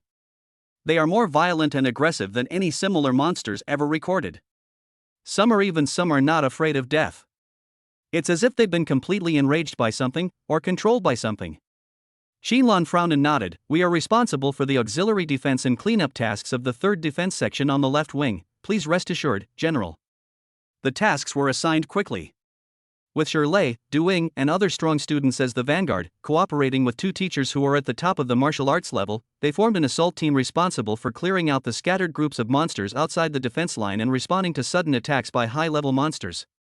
The rest of the students, under the command of another early martial king teacher in Qin Lan, relied on simple fortifications to carry out defense and rotation operations. As for Lin Feng, he was properly arranged at an observation point relatively far back in the position, responsible for recording data such as the types, numbers, and behavior patterns of the monsters. Lin Feng had no objection to this and calmly accepted this safe position. He leaned against a half-man-high rock, his gaze calmly cast towards the bloody battlefield in the distance. The students have already met the demon beasts in battle. Shirley growled, and the ochre-yellow energy around him surged. He pushed his abnormal defensive martial arts to the extreme, like a heavy shield, and withstood the charge of a 4th-stage early iron-armored rhinoceros, creating an attack opportunity for the students behind him. His defense was indeed strong, but the armored rhinoceros's red eyes, its attitude of disregarding its own injuries, and its crazy impact still made him feel a little pressured. Poison Shadow's figure drifted erratically among the monsters. Her dagger, glints of dim light, pierced the eye socket of a 3rd-level wind wolf with pinpoint accuracy. The wind wolf howled, but didn't collapse immediately. Instead, it attacked with even more frantic fury, only to collapse stiffly after the toxin had fully taken effect. Poison Shadow frowned slightly. The monster's reaction was more intense than she had anticipated. The other students also fought on their own, swords flashing, fists shadows flashing continuously. Under the teacher's supervision and the cooperation of each other, they quickly stabilized their position and killed the low-level monsters that rushed towards them. The sounds of shouting, roaring of beasts, and collision of vital energy were endless. However, Lin Feng, who was at the observation point at the rear, frowned slightly. His exceptionally strong spiritual attributes endowed him with perception far beyond that of ordinary humans. In his eyes, the energy flows on this battlefield, beyond the chaotic vitality and the stench of blood, were also permeated with an extremely subtle fluctuation. This fluctuation could greatly stimulate the negative emotions of the demonic beasts, making them even more manic and violent.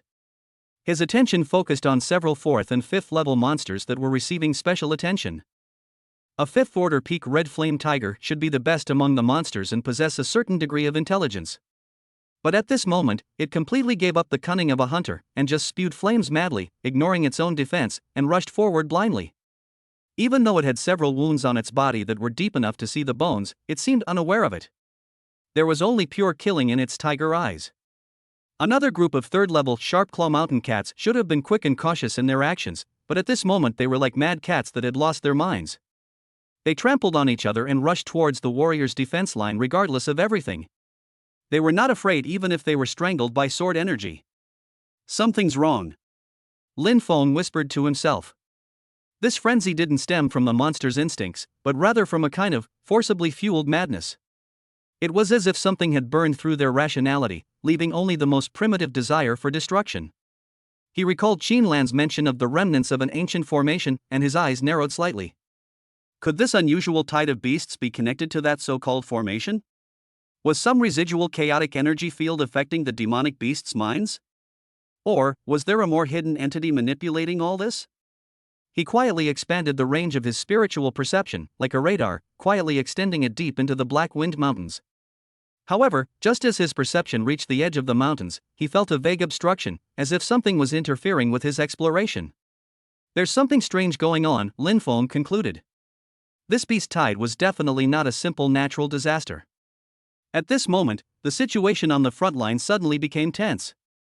Several peak-level 5th-tiered golden-backed demonic apes simultaneously roared out from the flanking forest. Huge and powerful, their bodies covered in metallic fur made ordinary attacks impenetrable. Even more troublesome, they were also in a frenzied state, working in perfect harmony, instantly tearing through the students' defenses. Be careful. Form a defensive formation. The teacher, who was in the early stage of martial king, shouted, and with a flash of his body, he stood in front of a demon ape and burst out with fist power, temporarily forcing it back. Qinlan also moved, and the sword domain expanded instantly. The green wind sword intent was like a living thing, wrapping around the remaining demon apes and restricting their movements. Normally, peak-level 5th-tier monsters would have developed a certain level of intelligence, knowing how to avoid danger and seek good fortune.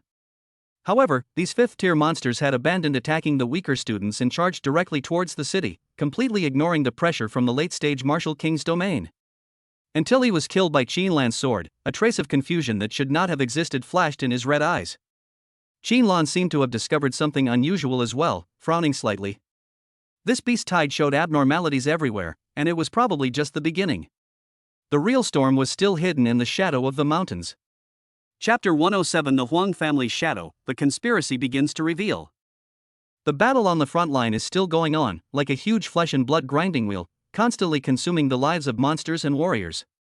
Lin Feng still stayed at the relatively safe observation point, and on the surface he played the role of recorder dutifully and responsibly, but his spiritual attributes were like an invisible radar, constantly scanning for all abnormal energy fluctuations and auras around him. Suddenly, Lin Feng's spiritual perception caught a few auras that were out of tune with the surrounding environment. These auras didn't originate from the front of the battlefield, but rather from a relatively secluded rocky forest behind the defensive line. They deliberately restrained their own vital energy fluctuations, moving swiftly and stealthily.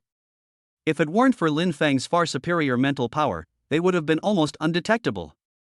What made Lin Feng even more concerned was that these auras gave him a vague sense of familiarity. People from the Huang family? Lin Feng's mind moved. Shouldn't they be hiding in Jiangchang and avoiding the limelight? Why are they here on the front lines of Wanghu City, far away from Jiangchang? And so sneaky.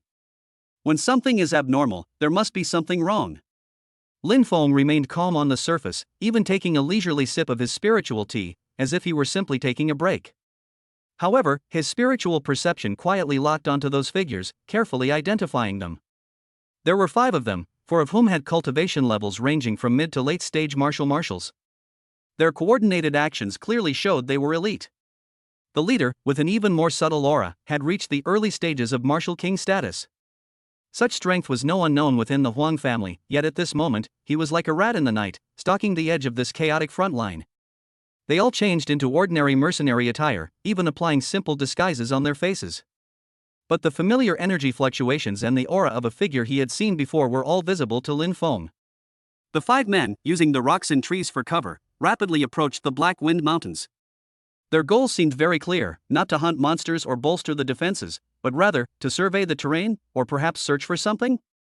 Watching the figure gradually moving away, Lin Feng could only slowly walk towards the bathroom at the edge of the position like a civilian who lazily stood up to stretch his muscles. After skirting several tents, his figure vanished into the shadows like a ghost. His agility special effect quietly activated, and he silently crossed the security line at the edge of the position and appeared behind a giant tree at the edge of the woodland. He kept a distance and followed them. Lin Feng saw the leader, who was at the early stage of the martial king stage, occasionally taking out a compass-like weapon, looking down at something, then looking up to compare it with the direction of the mountain, as if confirming his position. The other 4 were spread out cautiously around him, keeping watch. Their technique was professional, clearly not their first time doing this. At this time, risking being discovered by the military and the Su family and sneaking into the front line just to survey the terrain? Lin Feng never believed that things would be so simple. The Huang family and the Su family are mortal enemies, and Su Muxue is practicing in a secret realm, and Qin Lan is also there. The Huang family must have an ulterior motive for this move. He recalled the unusual ferocity of the monster, and thought of the Huang family's past record of collusion with the overseas killer organization Shadowblade. A vague idea emerged in his mind. Could this beast tide be connected to the Huang family? Even if they didn't directly cause it, were they exploiting it to achieve some purpose? Perhaps fishing in troubled waters to find the so-called remnants of an ancient formation? Or perhaps, something more sinister? In their spiritual perception, the 5 Huang family warriors were already very close to the edge of the Black Wind Mountains, where demonic beasts were more active and the energy was more chaotic. They stopped, seemingly groping for something in front of an inconspicuous stone wall. Lin Feng narrowed his eyes slightly. He couldn't alert the enemy, but he couldn't leave them alone either. The Huang family was like a venomous snake lurking in the shadows. Any unusual action from them could bring about an unexpected crisis. After tracking for about an incense stick of time, they heard the faint sound of hushed conversations ahead. Lin Feng's eyes fixed, and like a ghost, he clung to the trunk of a giant tree. His mental effects quietly extended, clearly capturing the distant sound waves. "Have you confirmed? Is the location nearby?" asked a slightly hoarse voice with a hint of urgency in the tone. "No mistake, the compass points right here," another younger voice responded. "The family has even deployed the bewitching incense to cooperate with them. Quickly determine the location, finish quickly, and evacuate quickly." Bewitching fragrance. A cold glint flashed in Lin Feng's eyes. This was an extremely sinister secret medicine, emitting a special aura that stimulated the nerves of demonic beasts, stirring their innermost desires for violence. Low-level demonic beasts, with their low intelligence, were easily smitten, becoming incredibly frenzied and fearless. No wonder this beast tide was so unusual. Lin Feng held his breath and focused his spiritual perception to capture the other party's extremely humble conversation fragments. Location confirmed, increased the frequency by another 3 points, make those beasts even crazier. The man holding the compass whispered, moving his fingers on the compass. "Those kids from Jiangcheng University are pretty tenacious. But let's see how long they can hold out." Another person sneered, "When their vitality is exhausted, that's when they die." The hoarse voice sounded again, "The patriarch has ordered that this operation must be successful. We must attract Jiangcheng's attention to the greatest extent possible for our next action." Hearing these key words, a cold light flashed in Lin Feng's eyes. It was indeed so. He continued to observe. He saw the man holding the compass constantly adjusting it. With each adjustment, Lin Feng could clearly sense a more subtle energy fluctuation, spreading like ripples deep into the mountains. And as this fluctuation spread, the beastly roars from the battlefield ahead became noticeably more violent and irrational. He even saw that after receiving this wave, the eyes of several 5th-level monsters that were originally a little afraid turned red in an instant, and they rushed towards the defense line again regardless of everything. Completing this mission will not only divert the attention of Jiangqing's forces, but also allow us to obtain a considerable resource reward. Kill 2 birds with 1 stone. The voice sneered with a hint of pride. Let those idiots and crazy monsters fight it out front. The more intense the fight, the better. Be careful, Xin Lan from Jiangqing University seems to have broken through to the late stage of Martial King, and her perception is quite strong. A hoarse voice warned. A teacher, only in the late stage of Martial King, what waves can he make? If it weren't for the family's strict order to lie dormant, he would have. The young voice said disdainfully, without finishing his words, but the murderous intent was obvious. The conversation was intermittent as several people moved deeper into the Black Wind Mountains. The front lines were still bustling with roars of beasts and the sounds of fighting. But in Lin Feng's eyes, the undercurrent hidden beneath the smoke and chaos seemed to be quietly becoming more turbulent. The appearance of the Huang family undoubtedly cast a strange shadow on this originally simple training mission. Chapter 108, Collusion with Foreign Forces, Human Experiments. After Lin Feng discovered through tracking the Huang family members that the beast tide was man-made and directly related to the Huang family, his eyes turned completely cold. Man-made disasters, treating human lives as worthless, and only for one's own selfish interests, such actions have already crossed the bottom line. However, the vague mention of they and resource rewards in the conversation between the Huang family made him realize that there might be a deeper conspiracy hidden under this muddy water. He didn't alert the enemy. Like the most patient hunter, he used the god-slaying technique to rapidly activate his spiritual attributes, perfectly blending his aura with the surroundings. Then, using the martial arts shadow escape technique, he maximized the effects of his agility attribute and, trailing behind the 5 Huang family warriors, crept deeper into the Black Wind Mountains. The further in, the denser the forest, and the dimmer the light. The demonic aura in the air grew thicker and more violent, even beginning to evoke a faint, strange energy. Even without a demonic beast attacking, an ordinary martial artist would likely suffer a mental and physical impact if they remained here for too long. The 5 people from the Huang family were obviously quite familiar with this place. Their route was tricky, and they cleverly avoided the territories of several powerful monsters, heading towards a specific area with a clear goal. About half an hour later, a hidden valley entrance appeared in front. The valley's entrance was obscured by dense vines and twisted, strange trees. There was an energy within it that dampened the energy fluctuations within, making it extremely difficult to find unless one was searching for it. And once here, the irritating, strange energy was noticeably stronger. The 5 members of the Huang family stopped at the entrance of the valley. The leader, who was in the early stage of Martial King, took out the compass again, as if to confirm his identity. Then he made a gesture, and the 5 of them quietly went behind the vines.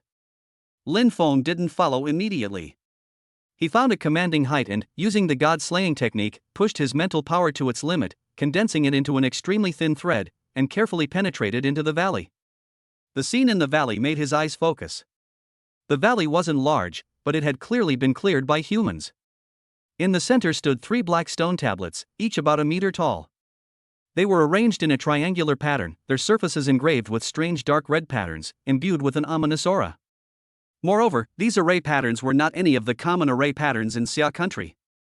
At this moment, those array patterns were emitting a faint red light, faintly echoing the light of the compass in the hands of the Huang family leader. What concerned Lin Feng even more was the dozens of metal containers of varying sizes scattered around the stone tablet. These containers were connected to pipes, constantly emitting an extremely thin, dark red mist. This mist, blending into the air, was the source of the strange energy that was causing him so much anxiety. In addition to the 5 people from the Huang family, there are 3 other people in the valley. The 3 men were dressed completely differently from the Huang family warriors.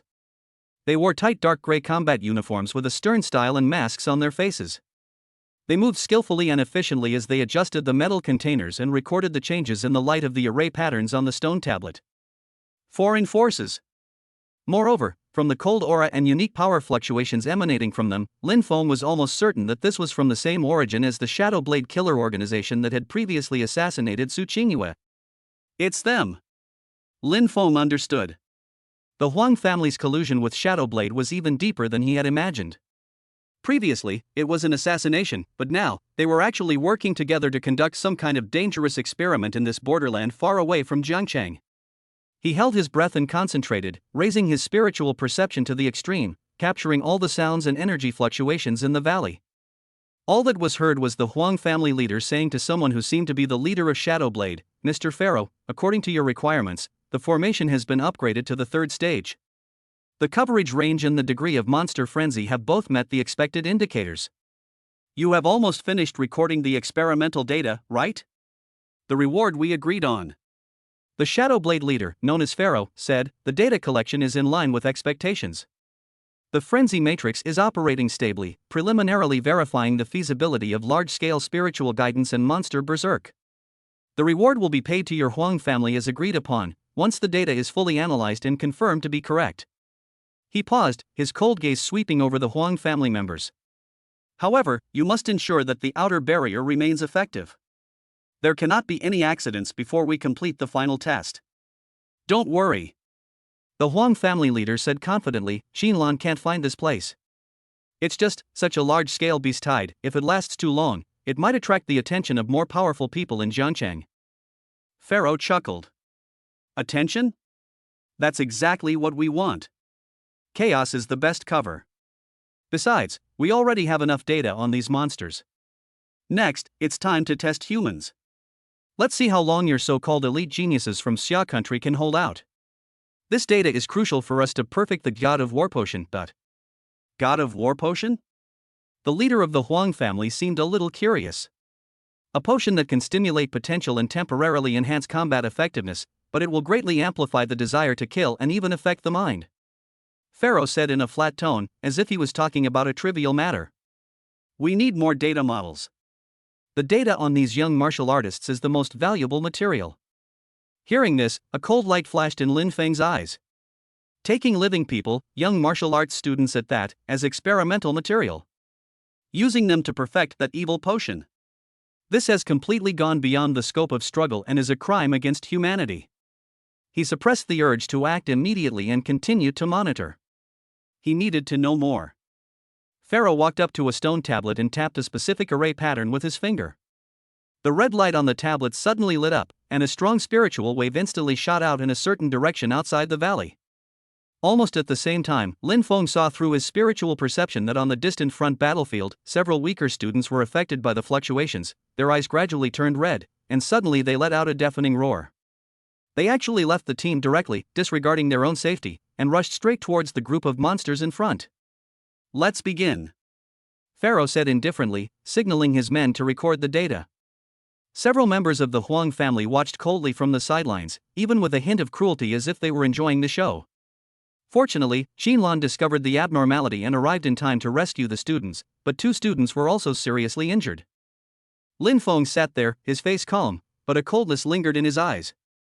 The Huang family, Shadowblade, Bewitching Incense, Madness Matrix, God of War potion, using students for experiments. We must find out their true colors as soon as possible and catch them all in one fell swoop. Otherwise, there will be endless troubles. Chapter 109, Unraveling the Enemy. After confirming that Shadowblade was colluding with the Huang family and conducting inhumane human experiments, Lin Feng's heart was filled with murderous intent. But he knew that anger wouldn't solve the problem, only complete destruction could put an end to the trouble. He suppressed his anger and murderous intent, deciding to thoroughly investigate the details of this foreign group so he could wipe them out in one fell swoop. Directly tracking Pharaoh or getting too close would be too risky and easy to be exposed, so Lin Feng took a safer approach. The god-killing art was quietly running, pushing the spiritual attributes to the extreme, quietly attaching the spiritual mark to the Shadowblade leader Pharaoh, and then following silently from a distance. The induction of the mark was intermittent, sometimes strong and sometimes weak. It was obvious that Pharaoh was moving, and the so-called barrier in the valley did have a certain interference effect on the energy fluctuations. On the first day, the mark's movement was primarily confined to the valley. Lin Feng roughly mapped out the valley's internal structure by observing the changes in the mark's position and the fluctuations in ambient energy. In addition to the 3 frenzy matrix stone tablets and those containers in the center, there are also several temporarily open caves deep in the valley, probably used for rest and storage of supplies. However, for the whole day, Pharaoh was basically active in the valley. Lin Feng was afraid that something might happen to Xinlan, so he quietly went back to censor. He disappeared for a few days because of an urgent matter, and then returned to keep an eye on Pharaoh. The next day, the situation changed. Pharaoh left the valley, and the mark's induction pointed deeper into the Black Wind Mountains, and it was moving at a rapid speed. Lin Feng's spirits lifted, knowing that the big fish might be returning to its nest. He remained calm and followed from a distance. He saw Pharaoh walking through the dense forest. His route was extremely concealed. He even changed direction several times along the way, bypassing several natural dangers and the nests of powerful monsters, showing that he was very familiar with this mountain range.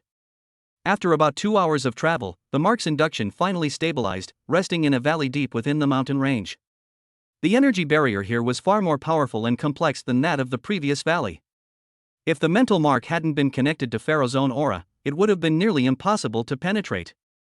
Found their lair. Lin Feng's eyes flashed. After Pharaoh entered, more than 30 auras of varying strengths appeared within the sensing range of the mark. The weakest of them was at the early stage of martial, with 5 martial emperors or above. One of the auras was obscure and deep, giving Lin Feng the feeling that it was even stronger than a martial emperor. 1 martial lord, for martial emperors, at least 30 martials. Lin Feng's heart was filled with awe. This force was already comparable to the bottom-tier first-tier forces. It seemed this experiment was extraordinary. In the next few days, Lin Feng was like a ghost hiding in the dark, constantly collecting information through Pharaoh, the living detector. He heard Pharaoh reporting to the martial arts leader known as Blood Slaughter. Lord Shui, data collection for the 3rd phase of Mass Monster Frenzy has been completed, and the results are as expected. Testing for spiritual guidance for high-level monsters has also been preliminarily verified, and it can significantly affect monsters of level 5 and below, inducing them into a killing frenzy. We've also conducted preliminary experiments on living humans, and they can also induce the desire to kill. Currently, due to a lack of experimental data, it only works on those below the rank of general, and it's not very stable. We need to attract more martial artists to improve the experimental data. Perhaps we can prepare for the next, larger wave of beasts. Yeah. Is the Huang family still doing well? They're staying put for now. They only care about rewards and depleting their opponent's manpower. Xia is the most powerful nation, so what? They still love internal strife. Sooner or later, our empire will surpass Xia. How's the database update going? All experimental data, including monster behavior patterns, warrior stress responses, and energy fluctuation spectra, has been encrypted and transmitted to the Shadow Starship database in real time. The 7th generation model of the God of War potion is being optimized, and the success rate is expected to increase to 15%. Too slow. What headquarters needs is a mature potion capable of mass-producing Berserker. Increase the intensity of testing. If necessary, we can use the entire population of Wanghu City for experiments. We don't necessarily need elite students. Once the required number is reached, it will definitely lead to a qualitative change. Hearing this, Lin Feng's eyes turned even colder. These lunatics not only used students for experiments, but now they were targeting the entire population of Wanghu City. He continued to sense the situation. Through Pharaoh's activities in different areas, he gradually figured out the distribution of this stronghold. The core area is located in the deepest part of the valley and is commanded by the martial arts master Shui. It seems to be the command center and core database, and the defense is the most stringent. The experimental area is close to the entrance and is responsible for analyzing and processing the data transmitted back from the valley ahead, and also stores some of the test products of the God of War potion. The living and training area occupies the middle area, providing a place for these Shadow Blade members to rest and conduct daily training. The guard posts are located at the commanding heights and hidden places around the valley. There are at least 8 secret sentries deployed, echoing each other to form a guard network with no blind spots. At the same time, he also captured some information about their communication methods and logistical supplies. They seem to be in regular contact and receiving supplies through a large chamber of commerce. Clearly, this usually reputable chamber of commerce was the hidden hand of another faction. And the so-called Shadow Starship database was clearly the core storage of all their research results. After several days of sleepless remote monitoring, Lin Feng finally had a relatively clear understanding of this cancer lurking in the Black Wind Mountains. Strength, 1 martial lord, 4 martial emperors, and more than 30 martials, all well-trained and well-equipped. Stronghold distribution, core command area, experimental area, living area, and warning network, with a complete structure and strict defense. Core projects, Frenzy Matrix application testing and God of War potion research and development. Data management, all experimental data are encrypted and transmitted in real time to a central database code named Shadow Starship. External collusion, maintaining cooperation with the Huang family and the hidden hand that had been laid long ago. Potential threats, plans to use the entire city's population for testing are becoming increasingly rampant. All the clues and all the evidence gathered in Lin Feng's mind, weaving into a clear intelligence network. He slowly opened his eyes and looked towards the gradually darkening sky, his eyes filled with murderous intent. He whispered to himself, the details are clear, the evidence is conclusive. It's time to consider how to wipe out these cancerous tumors. His gaze once again turned towards Wanghu City. Perhaps it was time to let Director Qin, the beautiful woman with a military background, know the truth. Chapter 110 Thunderous Attack, Hidden Murder. As night fell, only Lin Feng and Qin Lan were in Qin Lan's tent on the front line. The lights were bright and the atmosphere was solemn. When Lin Feng revealed all the information he had gathered in the past few days, even Qin Lan, who was known for her tenacity, couldn't help but gasp and her face turned pale in an instant. Shadow Blade? That notorious overseas assassin organization? And the Huang family and multiple other factions are involved? One marshal honored one, for martial emperors, and more than 30 martial marshals. Frenzy Matrix. God of War potion. Using the entire population of Wanghu City as an experimental field? Qin Lan's voice was even trembling. Every piece of information was like a hammer, hammering at Qin Lan's heart. Especially when she heard that the other party had a martial master in charge in the inhumane massacre plan, she instantly burst into a fierce murderous intent, and the temperature in the tent dropped sharply. The conspiracy revealed by this intelligence was vast in scale and diabolical in its methods, far exceeding her imagination. This was no simple beast tide or power struggle, but the beginnings of a long-planned biological war against the Xia nation. Is the source of this information absolutely reliable? Qin Lan stared at Lin Feng intently, her eyes sharp. She needed final confirmation. This matter was of great importance. If action was taken, it would surely cause a huge uproar. Lin Feng met her gaze and said with conviction, I saw it with my own eyes and heard it with my own ears. The evidence is in that stronghold. You can ask the military to verify it, but you have to be quick and keep the information confidential. Qin Lan no longer hesitated. She was well aware of Lin Feng's mysterious and powerful nature. After many collaborations and facts, her intelligence was proven to be extremely valuable. However, this matter was of great importance and was beyond her personal ability to handle. She immediately contacted the Southern Theater Command military, and through her uncle's connections in the military, the information went directly to the headquarters. After the intelligence was passed on, the military's response was faster than one could imagine. Such a terrible incident, involving foreign terrorist organizations, human experiments, massacre plots, and treason by multiple forces within the country, instantly touched the military's most sensitive nerves. The Southern Theater Command immediately mobilized the highest intelligence network and verified the initial credibility of Qin Lan's intelligence in just 1 hour, and immediately issued an action order.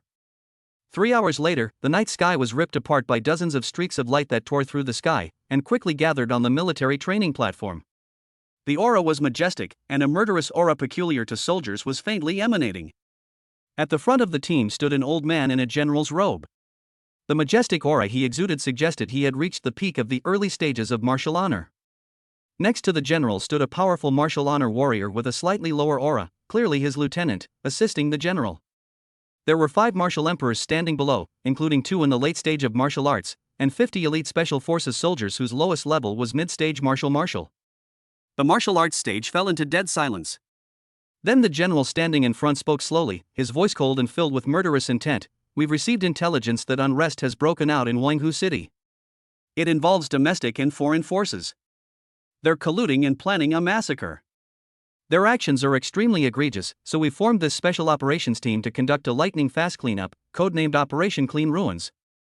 Objective: completely destroy the enemy stronghold in the Black Wind Mountains, seize or destroy all experimental data and samples, and capture or annihilate all enemy armed personnel. I repeat, the use of all necessary force is authorized. Yes. We will complete the mission. Everyone stood at attention, their voices resounding and powerful. The following period is the calm before the storm. The frontline positions were still resisting the monster attacks, but secretly, a powerful force was rapidly mobilizing and gathering. In order to reach their destination quickly, they gave up traveling by aircraft and directly used the teleportation array at a certain cost.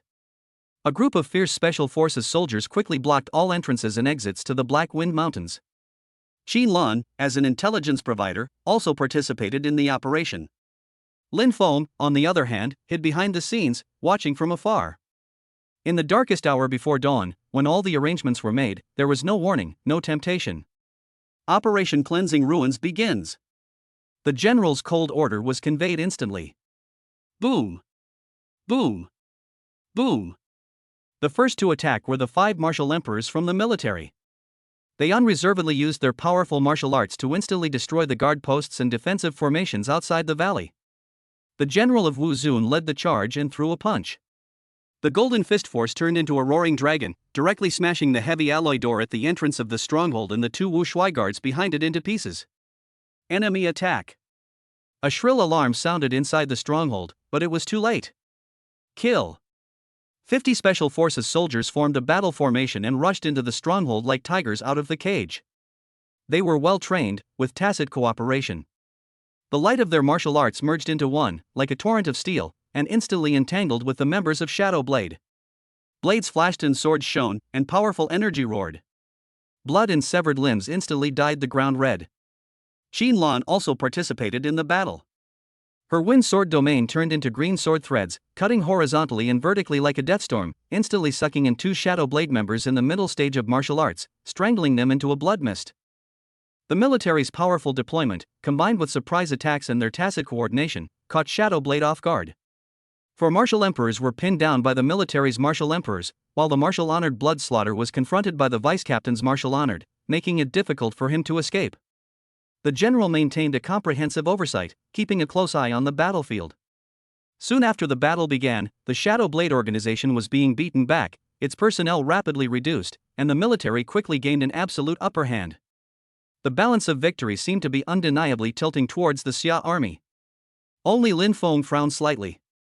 This was going too smoothly. The other side's strongest martial master, Blood Slaughter, hadn't shown a single sign of fear or anger from the start of the battle until now, even though he was surrounded by such a powerful military. This didn't make sense. Moreover, what made him feel most uneasy was that during the fight, the Shadow Blade killers seemed to slowly retreat in the same direction, as if they were deliberately guiding their opponents. His spiritual perception carefully checked that direction, but it still appeared normal, without any abnormal energy fluctuations or abnormal aura. For a moment, he was unable to determine what conspiracy was hidden there. As time went by, the Shadow Blade suffered heavy casualties and was about to be wiped out by the military when something strange happened. The Blood Slaughterers saw that all the team members had arrived at the designated location. A mad light flashed in his eyes and he roared, "Activate the Death Lotus!" Following his crazy shout, the remaining 30-odd members of Shadow Blade seemed to have received the final order, and all of them showed ferocious and fanatical expressions on their faces. They all pulled out a palm-sized, pitch-black spherical device covered in strange red patterns. They detonated it simultaneously, and before the explosion, they hid behind the prepared bunkers. All this happened in a flash. Oh no! It's a self-destructing spiritual weapon. Retreat quickly! The experienced general instantly realized the destructive energy contained in the spherical device. His face suddenly changed and he shouted loudly. However, it was too late. Boom boom boom boom boom boom. In an instant, a destructive energy storm erupted. The black energy light devoured everything, like a blooming lotus of death. The violet energy shockwave instantly swept across the entire core area of the stronghold. Form a formation. Defend. The martial-honored vice captain at the forefront, his eyes bloodshot, his chi flaring wildly as he tried to block the attack. The other martial kings and warriors also used their own methods to desperately defend themselves. But all this happened too suddenly and too violently. Puff! Ah! Screams echoed. The dozen or so elite soldiers closest to the explosion's epicenter, along with the remnants of the Shadow Blade who had been trapped by the military and had been unable to retreat, were instantly devoured by the Black Death Lotus, leaving no trace of their bodies. The soldiers who were a little further away, including Qin Lan, were blown away by the shockwave, crashing into the rock wall, spitting blood from their mouths, and most of them lost their combat effectiveness in an instant. Even several martial emperors were shaken by the sudden explosion, their blood boiling and their protective chi flickering, and it was obvious that they had suffered serious internal injuries. The deputy captain Wu Zun at the center of the storm also looked miserable, with blood oozing from the corner of his mouth. There was a wound on his chest so deep that the bone could be seen. His hands were lowered and trembling slightly, indicating that he had lost his fighting ability. The interior of the entire stronghold seemed to have been plowed through, with charred marks and rampant chaotic energy everywhere, and heavy casualties. Under the sudden and devastating blow, more than a dozen military personnel were killed, and most of the rest were injured. More than half of them lost their combat effectiveness, and their morale was severely damaged. At this moment, the flaws of the spiritual imprint were revealed. It allowed Lin Feng to sense the breath of life, energy fluctuations, and even some conversations, but it was unable to see those dead objects in a silent state, such as this self-destructing spiritual weapon. This bloody lesson made Lin Feng deeply realize that he should not be arrogant and should be more cautious. Above the smoke-filled ruins, Martial Master Blood Slaughter slowly ascended into the air. His crimson eyes swept across the devastated battlefield. Seeing the heavy losses suffered by the military, he let out a wild and cruel laugh. Ha ha ha ha. Soldiers of the Xia Nation. How do you feel?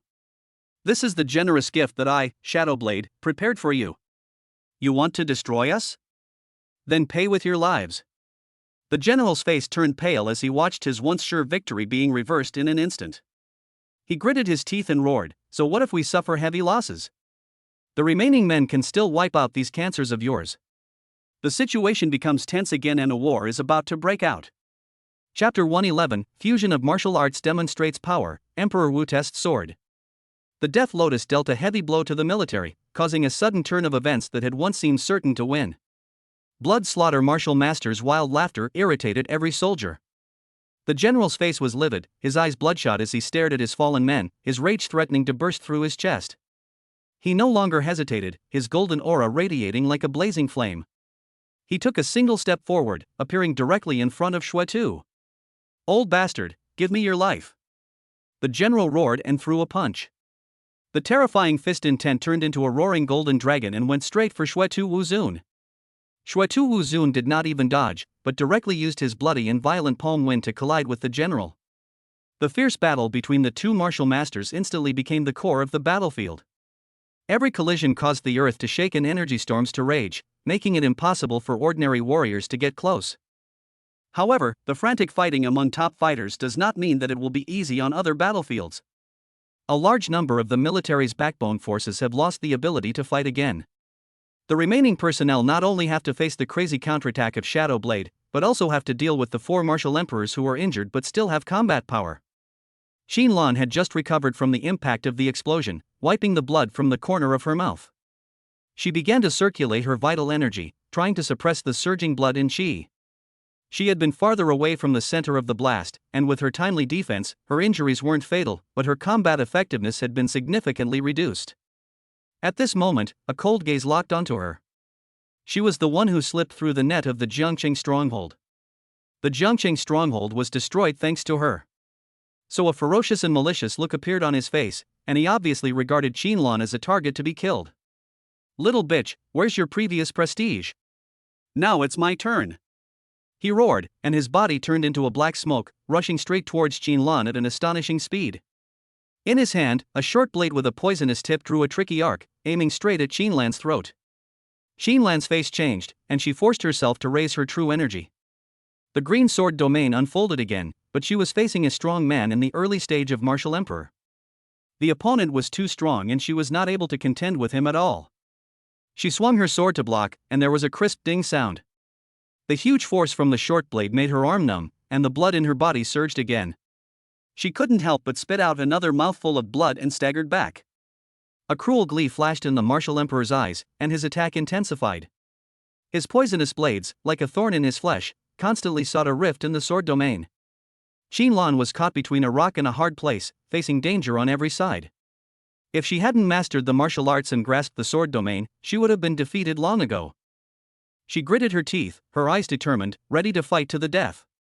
Just as the poisonous blade broke through the sword domain's defense and stabbed towards Xinlan's heart, a figure appeared between the two like a ghost. It was Lin Feng. He had been secretly watching the battle from a distance. When he noticed the various anomalies on the battlefield and wanted to approach to alert Xinlan, the explosion had already occurred. He was still a step too late. so he watched from a distance, ready to evacuate at any time.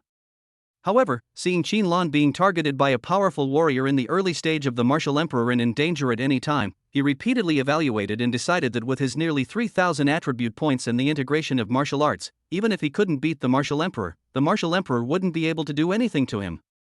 So he attacked without hesitation. With the help of the shadow escape technique, the agility attribute effect was brought to its maximum.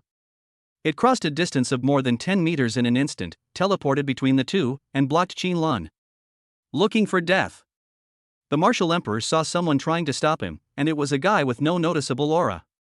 He shouted angrily, and the poisonous blade did not slow down, but became even more ruthless. Lin Feng's eyes were icy. Facing the martial emperor, he didn't dare to be arrogant. He didn't choose to confront him head-on. Instead, the moment the poisonous blade approached his body, he immediately activated the exquisite footwork from the shadow escape technique, slightly tilting his body in an arc that defied common sense. At the same time, the god-killing art was quietly running. He put his fingers together like swords, and a layer of fluctuations that were difficult to see with the naked eye lingered on his fingertips. He was the first to arrive and pointed at the martial emperor's head. Mental special effects, mental shock. Fusion martial arts, god-killing thorn.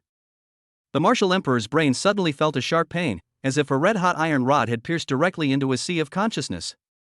His concentrated energy stagnated, his movements instantly stiffened, and the light on the poisonous blade dimmed slightly. Ah! He let out a short scream, his eyes filled with horror. A mental attack? And such a concentrated and terrifying mental attack, how could it be possible to come from someone with such a weak aura? Lin Feng, taking advantage of his position, unleashed his shadow escape technique once again, his figure moving like smoke as he darted around his opponent. He didn't engage in a head-on battle of qi. Each time he attacked, he integrated his mental impact into his fingers, palms, and fists, focusing on attacking his opponent's sea of consciousness and mental defenses. The martial emperor had great strength, but he was annoyed by this bizarre and unpredictable fighting style. He had a splitting headache and could not concentrate. He could not exert even 50% of his full strength. He roared continuously and his moves became more and more violent, but Lin Feng always avoided them in advance with his exquisite body movements, as if every punch hit the air. Bastard! Show yourself! The martial emperor was completely furious. Regardless of the mental pain, he forced himself to activate the secret technique. The blood around him surged, and his speed and strength suddenly increased. He tore through the air with one claw and grabbed Lin Feng's head. This claw contained all his anger and was incredibly powerful. Lin Feng's pupils shrank slightly, knowing that he could no longer dodge with his body movements like before. He could only use the agility attribute special effect to teleport. Although it consumed a lot, it was probably far less than the consumption of the martial emperor Cui Dong's secret method. He teleported several times and once again avoided the martial emperor's frenzied attacks. Seeing that the attack wouldn't last long and that the time limit of the secret technique was about to expire, the martial emperor became increasingly frantic. Lin Feng saw that the martial emperor's aura began to gradually decline, and knew that the opportunity had come. He suddenly stopped, and the god-killing art was running wildly at an unprecedented speed. All his mental power was highly compressed in an instant, turning into an invisible and intangible spiritual spear, attacking the martial emperor's mind directly. At the same time, he penetrated the dark energy of the strength attribute special effect, quickly condensed it at his fingertips, pointed his finger out, and attacked the martial emperor's chest. The ferocity on Emperor Wu's face suddenly froze and turned into extreme fear. No! He felt as if his consciousness was hit hard by an invisible giant hammer, and then was pierced and stirred crazily from the inside by countless fine needles. At the same time, a domineering dark force followed the point where Lin Feng's fingertips touched, ignoring his body's protective energy, and directly penetrated into his body, madly destroying his internal organs. Attack from both inside and outside. Double destruction of mind and body. The martial emperor's body trembled violently, black blood slowly flowing from his 7 orifices, and the light in his dilated pupils rapidly dimmed. He opened his mouth, but no sound came out. His massive body fell backward, slamming heavily to the ground, his aura completely extinguished. A martial emperor fell just like that. Although he killed the martial emperor, Lin Feng's body was greatly burdened because he had used mental attacks and teleportation effects many times. His face turned pale in an instant, his body swayed, and a mouthful of blood spurted out. His breath became extremely weak, and he looked seriously injured, as if he would collapse at any time. Lin Feng. Xinlan cried out in shock. She ignored her own injuries and rushed forward, holding the shaky Lin Feng tightly. Feeling his cold and weak body, seeing the glaring red at the corners of his mouth and his pale face, Xinlan's heart was like a knife. In order to save her, this mysterious and powerful man actually paid such a tragic price and killed a martial emperor. Why are you so stupid? Xinlan's voice choked with sobs. Hold on, I'll take you away. Lin Feng leaned weakly on Xinlan's soft body, and could clearly feel her trembling and her undisguised concern and heartache. He forced a smile and said weakly, "No. I'm fine. I'm not going to die yet. I'm just a little tired." His apparent injuries and weakened aura were extremely deceptive, but thanks to the powerful physical effect of flesh and blood regeneration, his true injuries were far less severe than they appeared, and his mental energy was rapidly recovering. The spit of blood and the appearance of weakness were half genuine and half deliberate. But Xinlan didn't know. She only saw Lin Feng dying, spitting blood, and seriously injured in his efforts to save her. A huge feeling of emotion, guilt, and an indescribable emotion washed over her, leaving her eyes red and almost in tears. Stop talking. Save your energy. Xinlan's tone was a little flustered. She tried to carry Lin Feng on her back and find a safe place to heal his wounds. Lin Feng didn't resist her support, letting her half hold him as he moved. He looked at Xinlan's profile so close, thinking to himself, this god-killing technique and shadow escape technique work well together, but this severe injury seems to have caused this woman to react a bit too strongly. Chapter 112, Bloody Massacre Escapes, Obtaining Ironclad Evidence. The battle between the general and Xue Tu for the martial honor had reached its most crucial moment. Every collision of golden light and blood waves was like the impact of meteorites, shaking the entire valley and sending rubble cascading down. Supported by Xinlan, Lin Feng leaned weakly against a charred boulder, his face pale and his breath weak. However, his powerful mental attributes constantly scanned the entire battlefield. Physical effects were quietly operating within him, repairing his not-so-serious injuries. Most of the time, his gaze was focused on the shocking duel between the two martial masters. Time passed by little in the brutal fight, and every second was accompanied by the explosion of. The battle between the general and Xue Tu, the martial arts master, had become the only main theme in this ruined battlefield. The two fought from the ground up into the air, plowing deep furrows wherever they passed. The general's golden fist was fierce and masculine, its momentum like a rainbow. Meanwhile, the blood-red palm wind of blood slaughter was strange and cunning, carrying the evil power of devouring the essence of life. The bloody field surrounding him constantly attempted to erode the general's protective golden light. Both men were bruised. The general's left arm armor had shattered, leaving a scratch deep enough to see the bone, and blood stained half his arm. Xue Tu was in even worse shape. A clear fist mark etched a slightly sunken spot on his chest, and blood continued to flow from the corner of his mouth. His breath was much weaker than before. Xue Tu, your sins are monstrous. Today is your death. The general's voice was like a bell, and the force of his fist changed again. Behind him, it seemed as if the shadows of thousands of soldiers emerged, condensing into a huge golden fist that pierced through the sky and the earth. This was his famous skill, the military killing fist. He. Want to kill me? Not that easy. A hint of madness flashed in Xue Tu's eyes, and his hands quickly formed seals. The blood around his body burned wildly, turning into a huge skull, facing the golden fist. Boom! A massive explosion erupted between the two. The golden light and the blood-red evil energy devoured and annihilated each other, creating a shockwave that spread outward like a tsunami, forcing even the martial emperors fighting in the distance to temporarily avoid the impact. When the light faded, only Xue Tu was seen with disheveled hair, tattered clothes, and dying. He stared at the general, who also had blood on the corner of his mouth, his eyes filled with resentment and unwillingness. Suddenly, Xue Tu sensed a powerful aura approaching rapidly from afar, a force similar to the general's, and new reinforcements were approaching. He scanned the devastated battlefield, his men nearly all dead or wounded, and knew the situation was hopeless.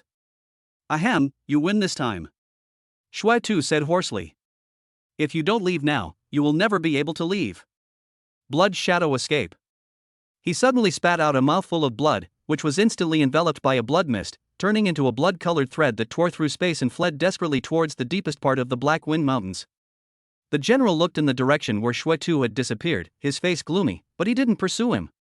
He knew that at the level of Wu Zun, defeating him was easy, but completely stopping him was extremely difficult, especially when the opponent was willing to burn his blood and essence to perform escape techniques. With the addition of the general, a powerful martial arts master, the situation on the battlefield became completely one-sided.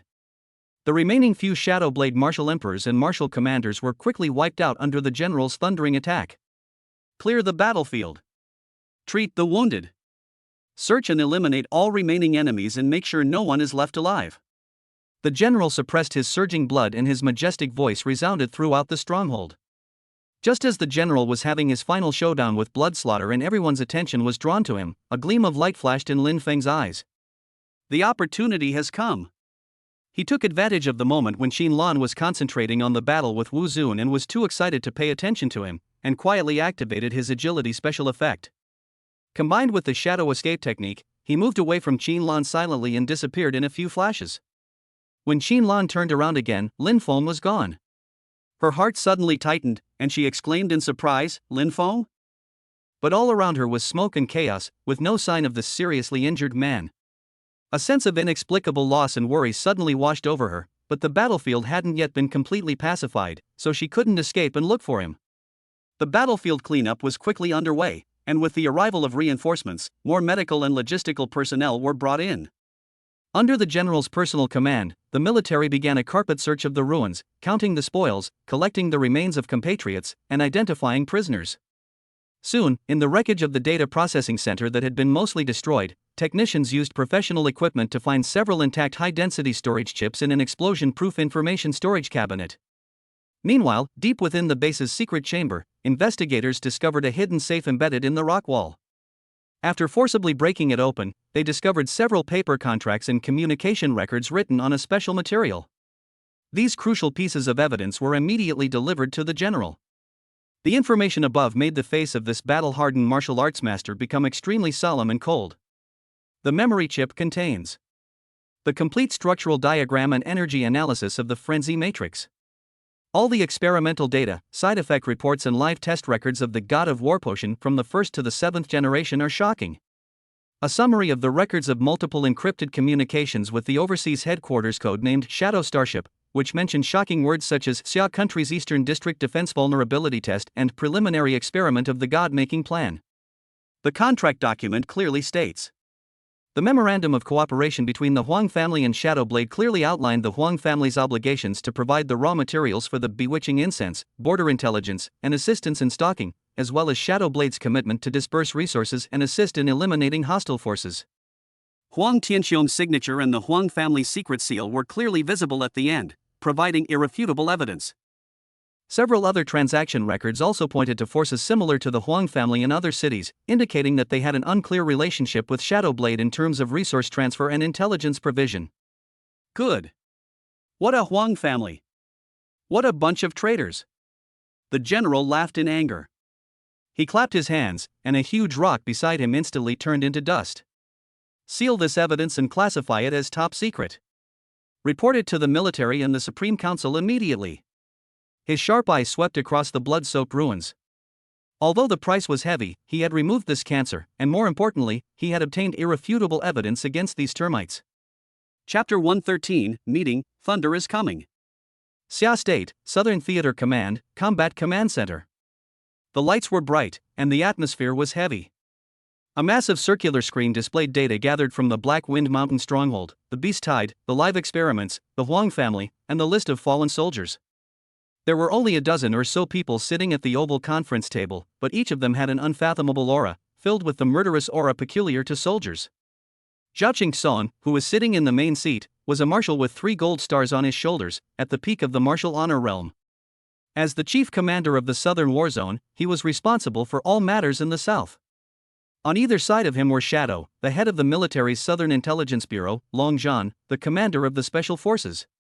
General Zhou Wu, who was in charge of the Jingshu operation and the battle against Shui Tu, and 2 special commissioners from the Supreme Council of the Xia Empire's capital and the Ministry of Internal Affairs of the imperial capital. General Zhou Wu still bore wounds, but he stood tall and straight. In a deep, angry voice, he reported the details of the operation and the heavy losses. Finally, pointing to the information on the screen, he spoke word by word: the evidence is irrefutable. The Huang family, as well as the Luyun Chamber of Commerce and Lifeng Martial Arts School mentioned on the list, have committed treason. Their actions are truly appalling.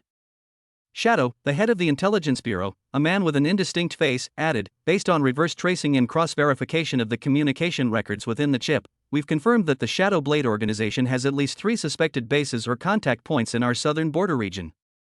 Their infiltration is deeper than we anticipated. The Huang family and other forces have provided them with comprehensive support, including identity disguises, material transportation, and intelligence sharing. The Ministry of Internal Affairs Special Commissioner, a serious-looking middle-aged woman, pushed her glasses up. The social impact must be strictly controlled. If this matter were made public, it would undoubtedly cause a huge stir and even unnecessary panic. We recommend that this be handled internally with a low profile. The Supreme Council's special envoy's gaze was penetrating. The forces involved are complex and inextricably linked to many mid-level officials, local forces, and large chambers of commerce. The cleanup must be precise and swift to avoid a chain reaction that would undermine the foundations of social stability. Marshal Zhao Qing-song listened silently, his fingers unconsciously tapping the smooth tabletop, making a dull thump-thump sound. After a long moment, he slowly raised his head, his weathered yet still sharp eyes scanning everyone present. The sacrifices of our soldiers must not be in vain. His voice was deep and commanding. The bottom line of this country must not be crossed. The country will not interfere in the struggles between families and factions, but it will never tolerate any anti-human activities or acts of treason.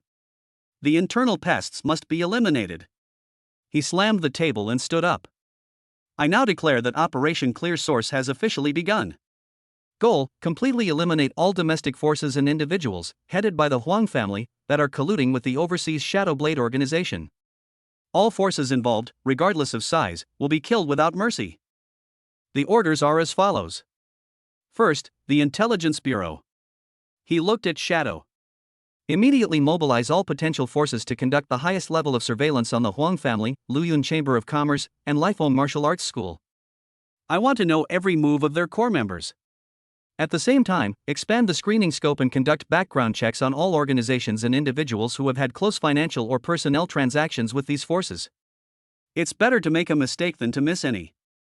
I want all the information within a week. Shadow stood up and accepted the order solemnly. Yes. I promise to complete the task. Second, Special Forces. He turned his gaze to Longzhan, draw out the most elite squads and prepare for combat missions at any time.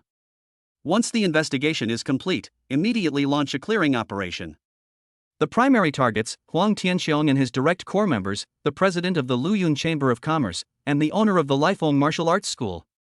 Remember, they must be alive. We need confessions and need to dig deeper. If this is impossible, kill them without mercy. A bloodthirsty glint flashed in Longzhan's eyes. He stood up and roared, yes. Always be prepared. Third, the military and local security forces. He looked at General Zhou Wu. Joint action, responsible for perimeter blockade, public opinion control, and subsequent stability maintenance.